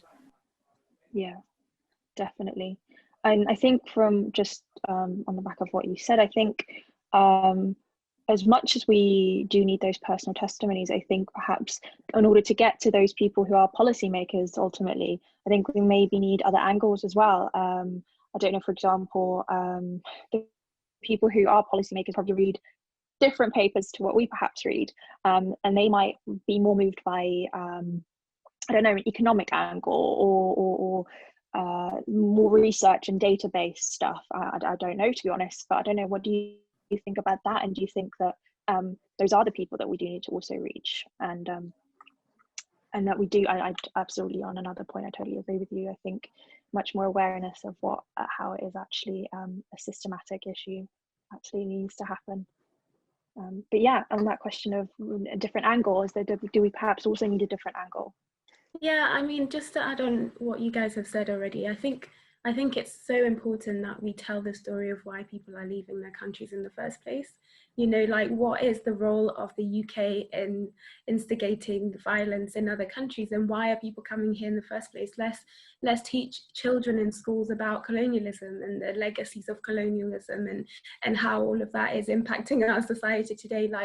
I think, media is such a big thing to try and tackle. Personally, I believe that it's so key to start from a local grassroots level, because unless we start engaging those conversations with young people, with children, with parents in their homes, it's not gonna, that's where it's gonna, I believe it's gonna have a much wider impact, because we're teaching children who will be the future of tomorrow, who will be future leaders of tomorrow. And I think once we are kind of trying to target politicians who are already in power, who could care less about some of these issues, it's almost like I don't want to say this, but I've done a lot of activism, but it's kind of sometimes it's really tedious and it's a waste of time. And I just think, like you're saying, we need to think outside the box a little bit. We need to think about other ways of trying to teach the kind of nuanced stories of migration in general, not just focusing on East versus West. Let's talk about what happened with slavery. Let's talk about, why people left the UK to go to America and all of that, the broader story. And sadly, those things are only taught if somebody chooses to study history at university. And those who don't go down that route will never know. So we are, the way that we're taught in, that young people are being taught in school is very one-sided, and I think that's where a lot of the problem lies, because by the time those young people have become leaders and managers and whatever in the next few years, they will be the ones who will be perpetuating some of these stereotypes anyway. So I think it's important to use creative ways of doing that, whether that's storytelling, whether that's using film to tell those narratives. And I'm really passionate about music, so I think some of the young people that we work with are really passionate about, you know, using politics to write, you know, I don't know, grime music around what they feel about, you know, politics and how it affects their daily lives. So those are the things that I think, you know, anything that will engage with a community or a kind of group of people who wouldn't normally have those access to those information. And we live in such a you know, a technologically wide world, you know, with the technologies everywhere, we have so much information, you know, access to it, but not many people are actually, not many people care, which is really sad. But I think we need to really, all of us, think more creatively about how we need to kind of engage with those who aren't as bothered in a language and a way that they will actually understand. But also not to necessarily make people feel bad or make them feel like they're responsible for the, you know, the ills of society, because I think that's also the kind of challenge, is trying to tell the story in a way that we're like, okay, you're not the problem, but we need to have this conversation. Absolutely. I think you, yeah, sorry, did anyone else want to add anything there? So we have to encourage this young people, refugee, to do something. That's I'm thinking now. I'm going to do like a workshop. If anyone interested to be with me, that's how I want to do it, because they have a lot from college. They come in this few weeks. Even now, they've been like in different hotels, different. It's like they keeping themselves, so they don't want to talk. I know them, but I can't encourage them. So I think so. We have to encourage them, not because they've been like refugee and then they don't want to say anything. So we have to encourage them. We have to do something. I don't know, if we do that, it would be more. Yeah, definitely. I think everyone needs to come together and sort of let them know. I think that's the narrative that needs to change. They need to know that they are welcome, and even if there are the voices that say that they aren't, or they make them feel like they aren't, they are. And we as a community, we're definitely here to help, and as much as we can, we will try to encourage them to speak up, to speak for their people, definitely. I also wanted to, we're coming to a close now, but I just wanted to also quickly go back to something Farah said, which basically pretty much summed up something that I wanted to close with, which was the fact that, yes, there's a lot out there that's making us really angry and very sad, and we do kind of want people to feel those emotions as well. But I think ultimately, like you said, I think we need to have people think creatively, think of creative solutions to these problems, think more to generate like an impetus that is perhaps a little more filled with passion and creativity and positivity, rather than pure anger. And I think you guys are all you're that community who is leading that positive creative change, and you're so passionate, and I think all of us are so grateful to have heard you speak about this topic. So I'm really, really grateful for that. I also wanted to give you all the opportunity, just quickly to finish up, to maybe just talk a few more sentences about your organizations, where we can find you, and if you have any projects going on, if you want to share those and where they can be found. Do we want to start in the same round that we introduced ourselves, maybe? I don't know. Brilliant. Yes, it's been great to be a part of this discussion, and really excited to see what everyone gets up to next. With Code Your Future, we operate across the UK, currently in Glasgow, Manchester, Birmingham and London. But obviously with the lockdown as well, we've done lots of stuff online. If anyone wants to sort of get involved, you can find us on Twitter at Code Your Future or codeyourfuture.io. And yeah, there's loads of opportunities to get involved and to help sort of with education, support, teaching. And yeah, just be part of our community. It'd be great. Yeah, so I mean, May Project Gardens, we're based in South London, we're based in Morden. We have a physical community garden space that's like set up at the back of a council house actually, and that's in Morden, and we are actually running a crowdfunder campaign at the moment to raise the deposit to try and buy our premises so that we're not at risk of potential kind of, who knows where the future is going and where public funds are going, and so that we don't end up potentially at some point not having that site.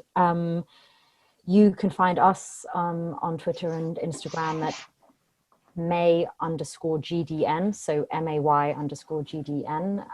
And our youth program is called Hip Hop Garden. It's delivered in partnership with Help Refugees, and we're always looking for people to kind of, I don't know, be tutors, be mentors, be therapists, translators, interpreters, and actually employability opportunities as well. And actually Code Your Future is one of the organizations we have also looked at. So yeah, I guess if anybody's listening, that's kind of the sort of things that we're always after.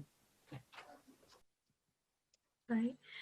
So we're based, as I said before, in Bradford. So currently, because of lockdown, we've had to close our building just because of, yeah, we can't really social distance people, and Bradford is under local lockdown, which is really sad.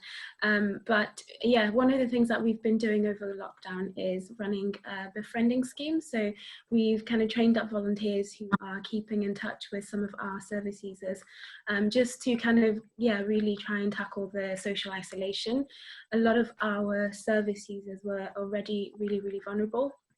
So yeah, so this whole COVID-19 has just really thrown it completely sideways for a lot of people. So we're still operating remotely. So we run a drop-in where the Red Cross, who used to do a drop-in for refugees on Tuesdays, are continuing to do that from home.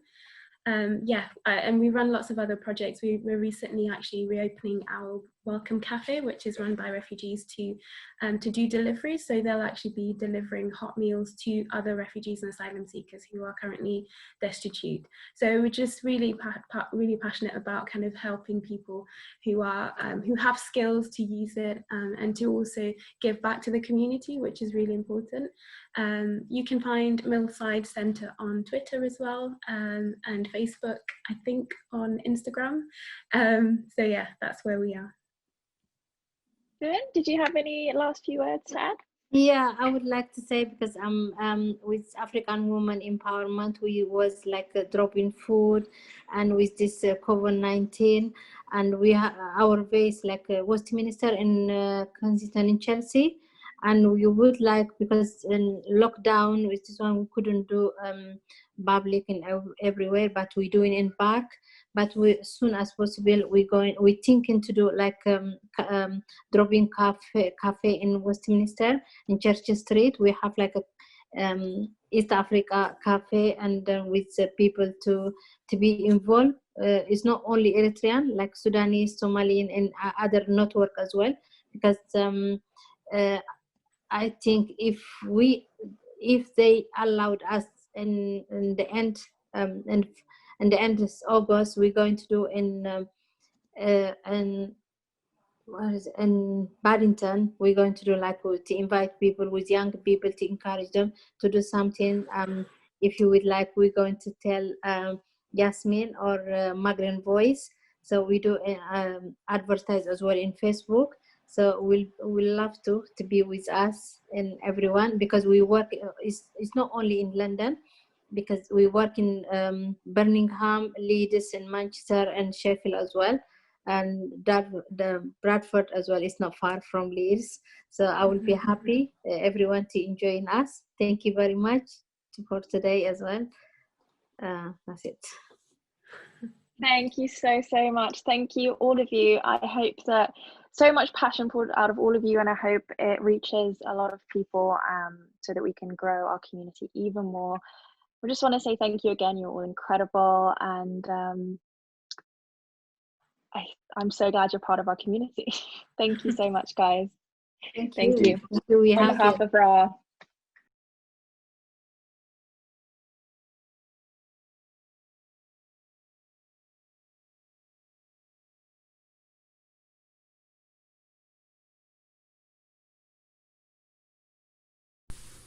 Hi, I'm Andy, founder of Known, Valued, Loved, a charity focusing on education development in communities impacted by conflict, primarily across the Middle East.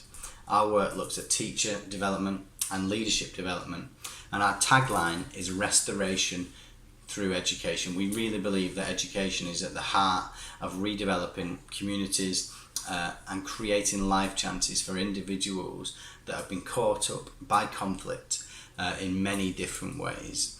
We are delighted to be part of RAAH Fest this year, and we are so grateful for all the work that's going in from all the members of the RAAH family in supporting and promoting our work and the work of many other charities similar to ours. We hope you're enjoying the festival, and we hope that you spend some time trying to find out a little bit more about how you can support us and other organisations. See you soon.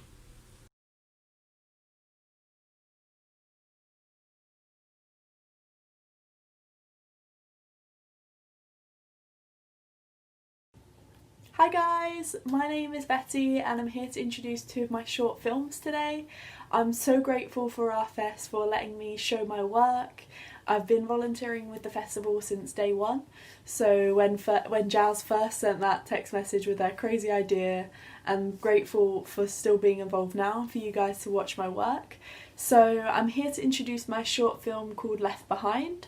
So I made this film as my personal interpretation of the refugee crisis and the refugee journey that so many people go through.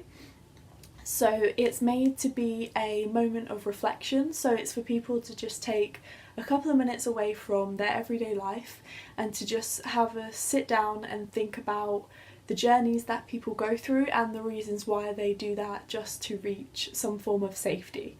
So I think it's really important to recognise that the only thing separating us from being in that situation is luck, and the luck of where we are born, and that's the privilege that we have. So although people can be so quick to judge them, I would just encourage you to think about what you would do if you were in that situation with your loved ones, because I'm pretty sure that you would make the same decision as they do, because I know for a fact that I would too. So thank you so much for watching my film. I really hope that you enjoy this moment to reflect and this time to be calm and just think about other people. I really hope that you enjoy the rest of the festival, and this film is dedicated to all of the people that have been left behind. Thank you so much.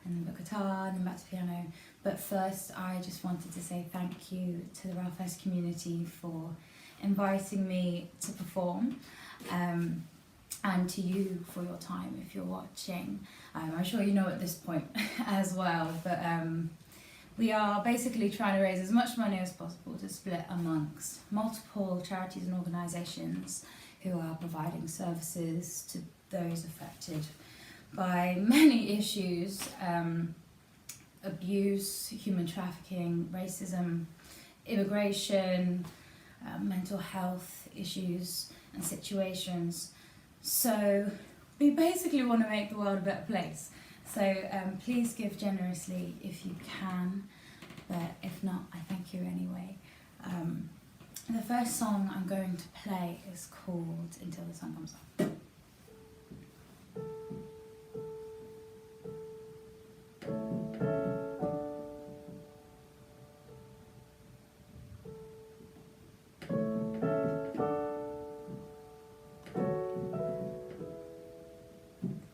Lately every day feels like a week, carrying a weight on both my shoulders, and I can't stand this air like I can't breathe, and the only thing I've got is 1 week older. Do you wanna get lost, go waste our time, lose this city skyline? It's so much better if you're by my side, by my side.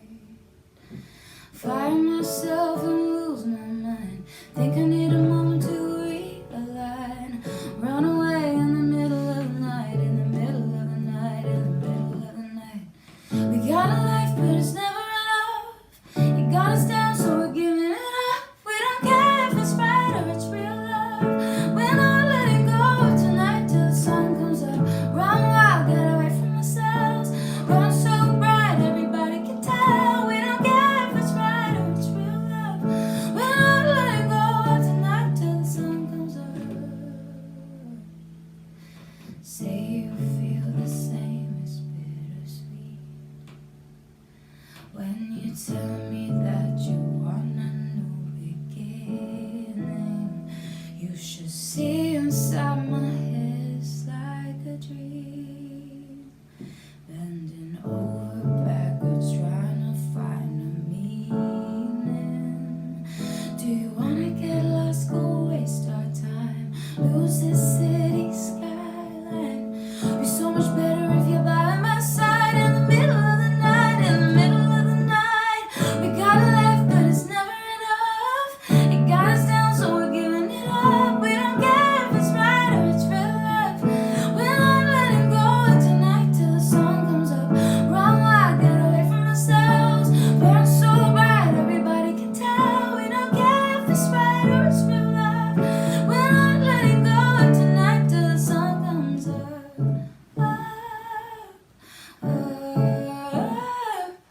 We don't care if it's right or it's real love, we're not letting go, we're not letting go.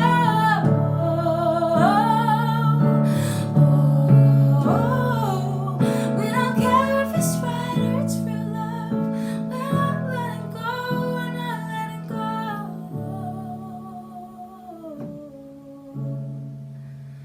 Run away in the middle of the night, in the middle of the night, in the middle of the night. We got a life but it's never enough, it got us down so we're giving it up. We don't care if it's right or it's real love, we're not letting go of tonight till the sun comes up.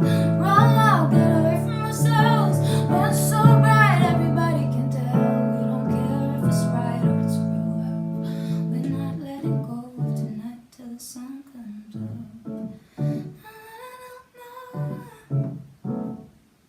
We don't care if it's right or it's real love, we're not letting go of tonight till the sun comes up.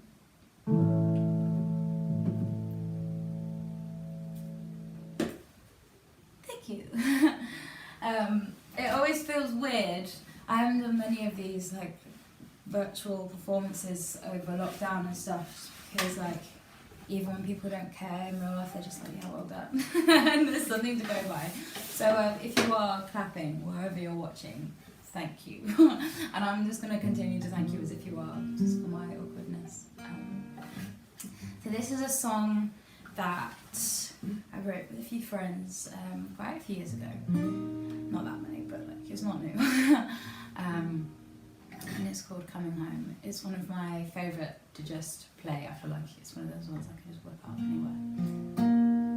But now I've said that, I'm probably going to get it wrong, but hopefully I don't. But yeah, this is called Coming Home.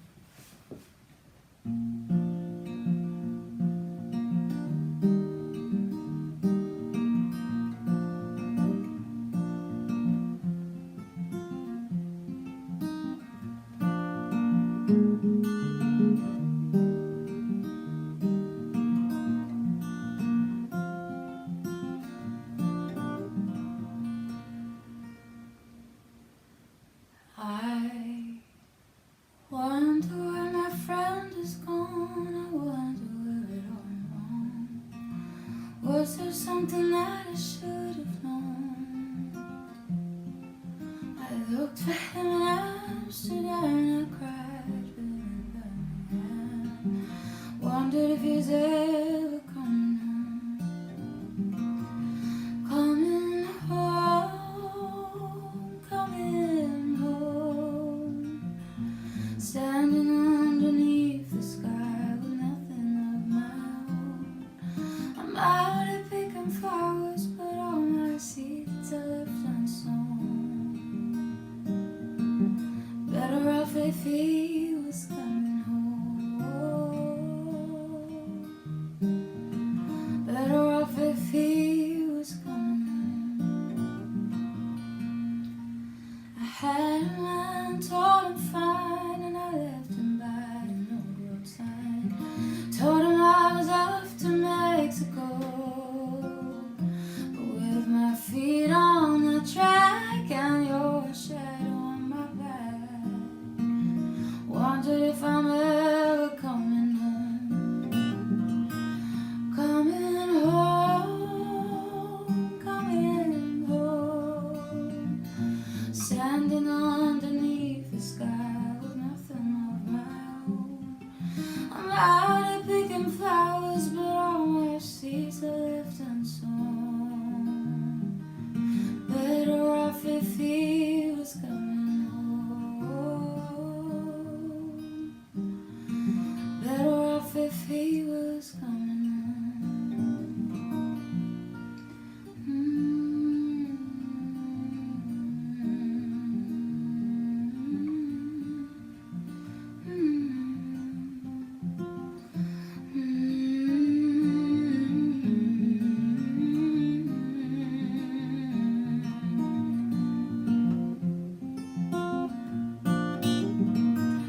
Coming home, coming home. Standing underneath the sky with nothing of my own. I'm out here picking flowers, all my seeds are left unsown. Better off if he was coming home. Better off if he was coming home. Better off if he was coming home. Better off if he was coming home.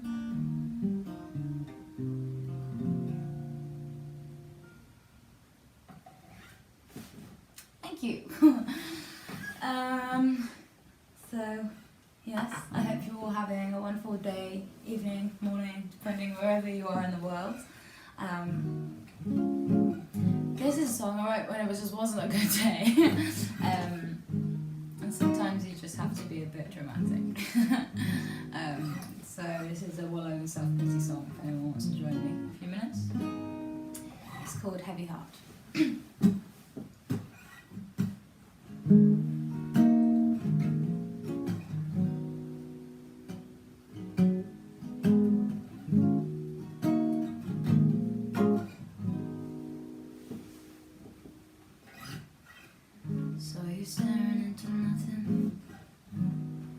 the silence, something screaming. Know you're trying, but there's nothing you can say. Feel better in the morning, but all my troubles losing meaning. Let go, there's nothing you can change. I know it hurts to watch me bleeding. Can't tell you what I need, and we can't stop the river rising.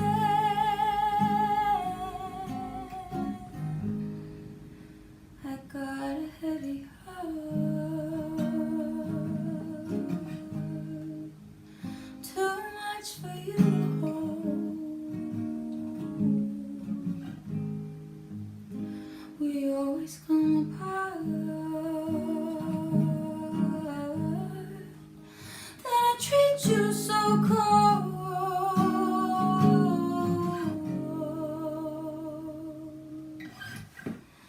Can't pretend there's nothing wrong, but I was telling you it's not your fault. You wanna help, but it's helpless every time. Bittersweet in the sunlight. I can't believe every story we sold, but there's truth in the darkness we find. Well, I know it hurts to watch me bleeding. Can't tell you what I'm needing. We can't stop the river rising.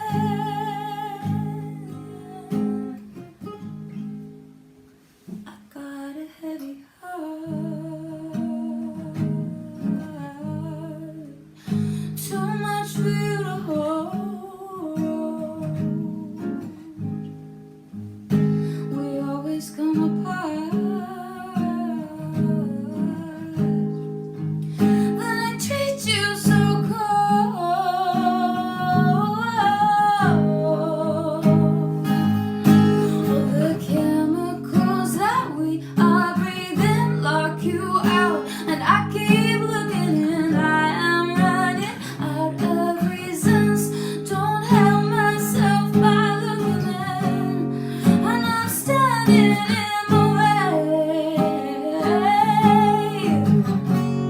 And I'm standing in my way.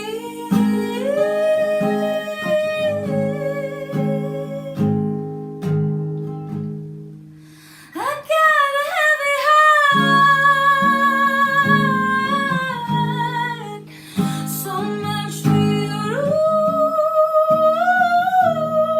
hold. We'll always come apart. Then I treat you so cold. I treat you so cold. I treat you so cold.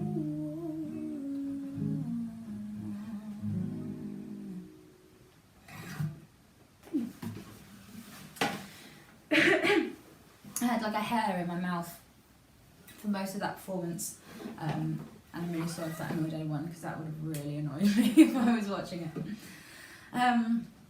So when the pandemic really kicked off, I was on tour, and then I got sent home, and whilst I still kind of kept on writing and like working virtually with like writers and artists and stuff, kind of forgot that I had my own songs and how to play them. This is one of those songs I kind of forget to play really, unless like I have to, so it's nice to play it for you now. And it's called Please Don't Say Love Me.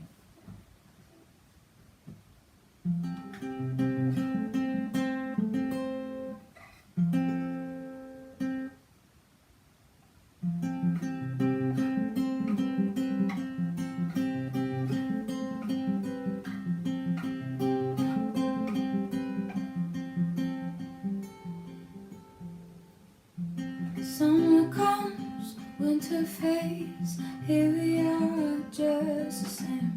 Don't need pressure, don't need change, let's not give the game away.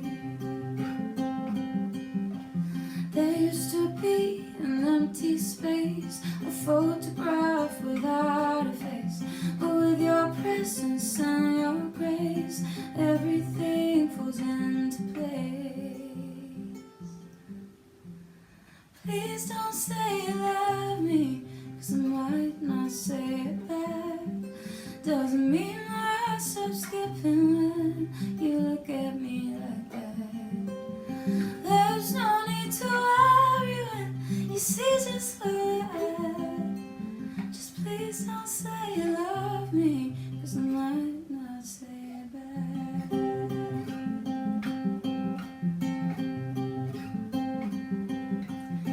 Heavy words are hard to take. Under pressure, precious things can break, and how we feel is hard to fake. So let's not give the game away.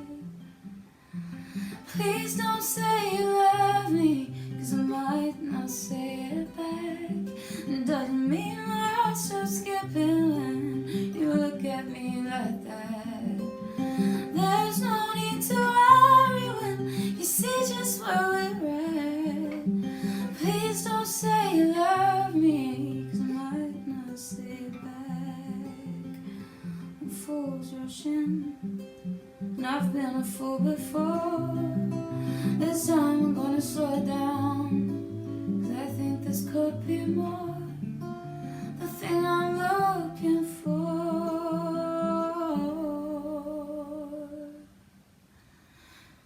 Just please don't say you love me, 'cause I might not say it back. Doesn't mean my heart stops skipping when you look at me like that. There's no need to worry when you see just where we're at. Oh, please don't say you love me, 'cause I might not say it back. Just please don't say you love me, 'cause I might not say it back. Thank you. Cool. Okay, so I don't know if you can hear, but there's trains. I've tried my best to hide the trains, but just keeping it real. And there's also squeaky floorboards. So I hope they're not annoying too much, but they might come back now on the piano. So this is one of my favourite songs to play. This is called Miss You. I wrote it about, with my friend Liz, was having a bit of an identity crisis. I think we kind of all have them from time to time. And a bit of an existential crisis too. And it was all just about coming back to yourself, this song. So yeah, it's called Miss You.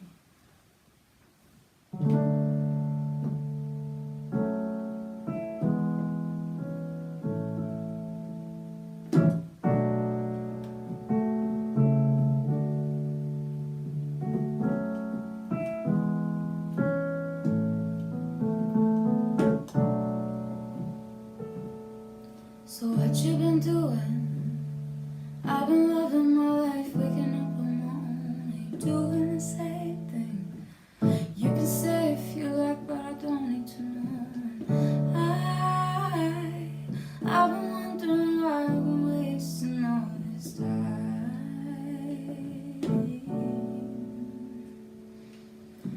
So what you been doing? I thought that I saw you, I guess I was wrong. Are you doing the same thing?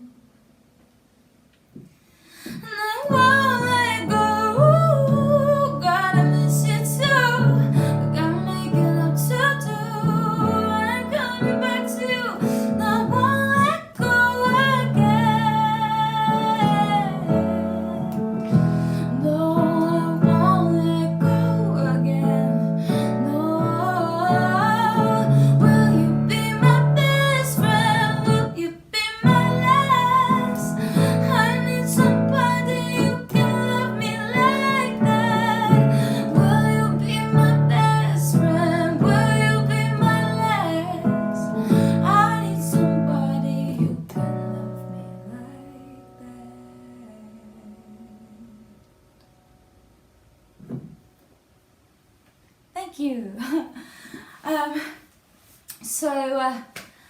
I've got one song left, but before I play it, I just wanted to thank you again for your time, and thank you to RAAH Fest for having me.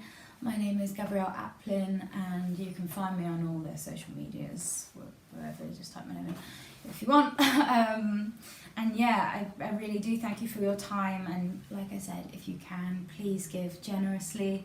I have to just shout out Choose Love for being the mediator for me and RAAH, and introducing us and inviting me to be a part of this great community. So thank you. Yeah, and if you can't give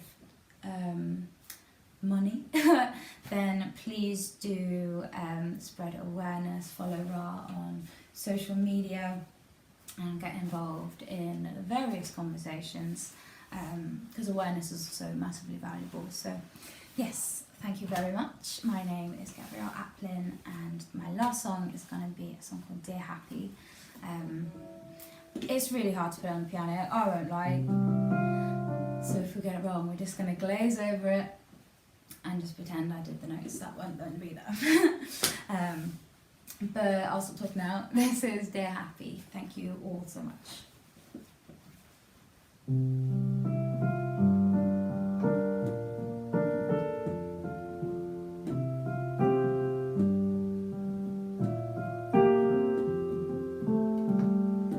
Started thinking I should open my mouth and let the words out, yeah. Let the words out, yeah. I know they'll happen if I only allow them. They'll come as a crowd, yeah. Out as a crowd, yeah. Dear happy, don't go.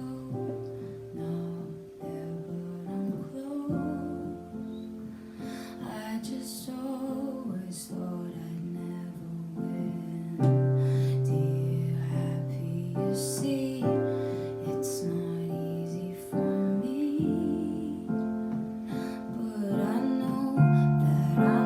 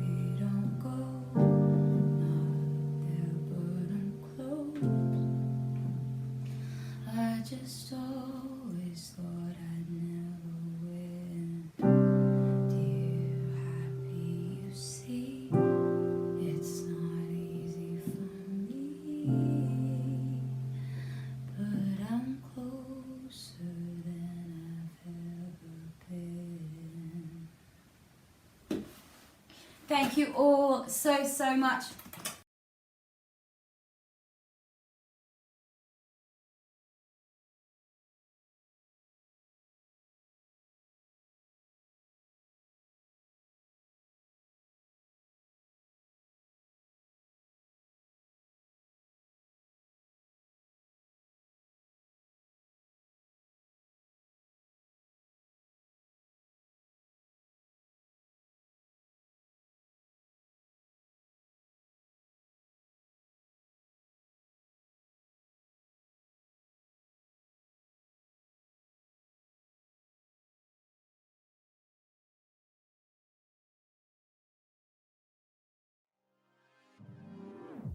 I don't know why I can't get loose.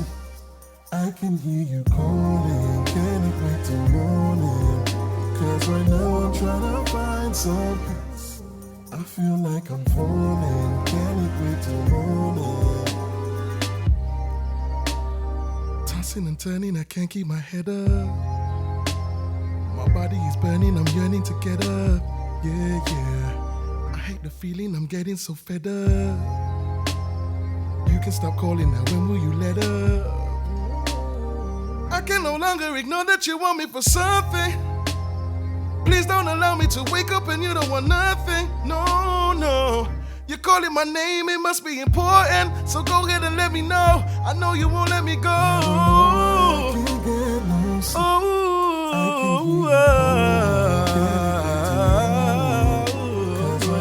trying to find something. Trying to find some peace, yeah, fully. Said I don't know why I'm calling, can't wait till morning. I'm trying to find some. When all I can hear is your voice. So can it? Now you got my attention, what is it you wanted? I don't need this tension, what is it you wanted? See, I was happy tucked up all in my bed. But you said you needed me, I'm up instead. Oh yeah. No way I can hear you, I know it's for something. How could I dare say you don't want nothing? No. Now I can clearly see you wouldn't let me be, cause you know that the demon was after me. I can hear you calling, can't wait till morning. Said this couldn't wait till morning. I hear ya, I thank ya, I hear ya. I can hear you calling, can't wait till morning. Till morning. I feel like I'm falling, can't wait till morning. Said I don't know why I can't get no.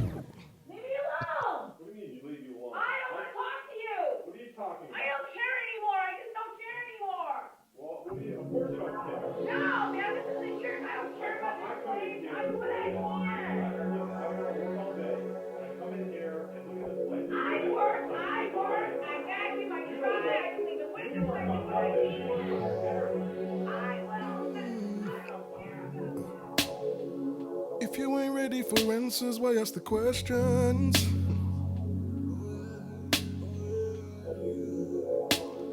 I see we're starting to move in different directions. I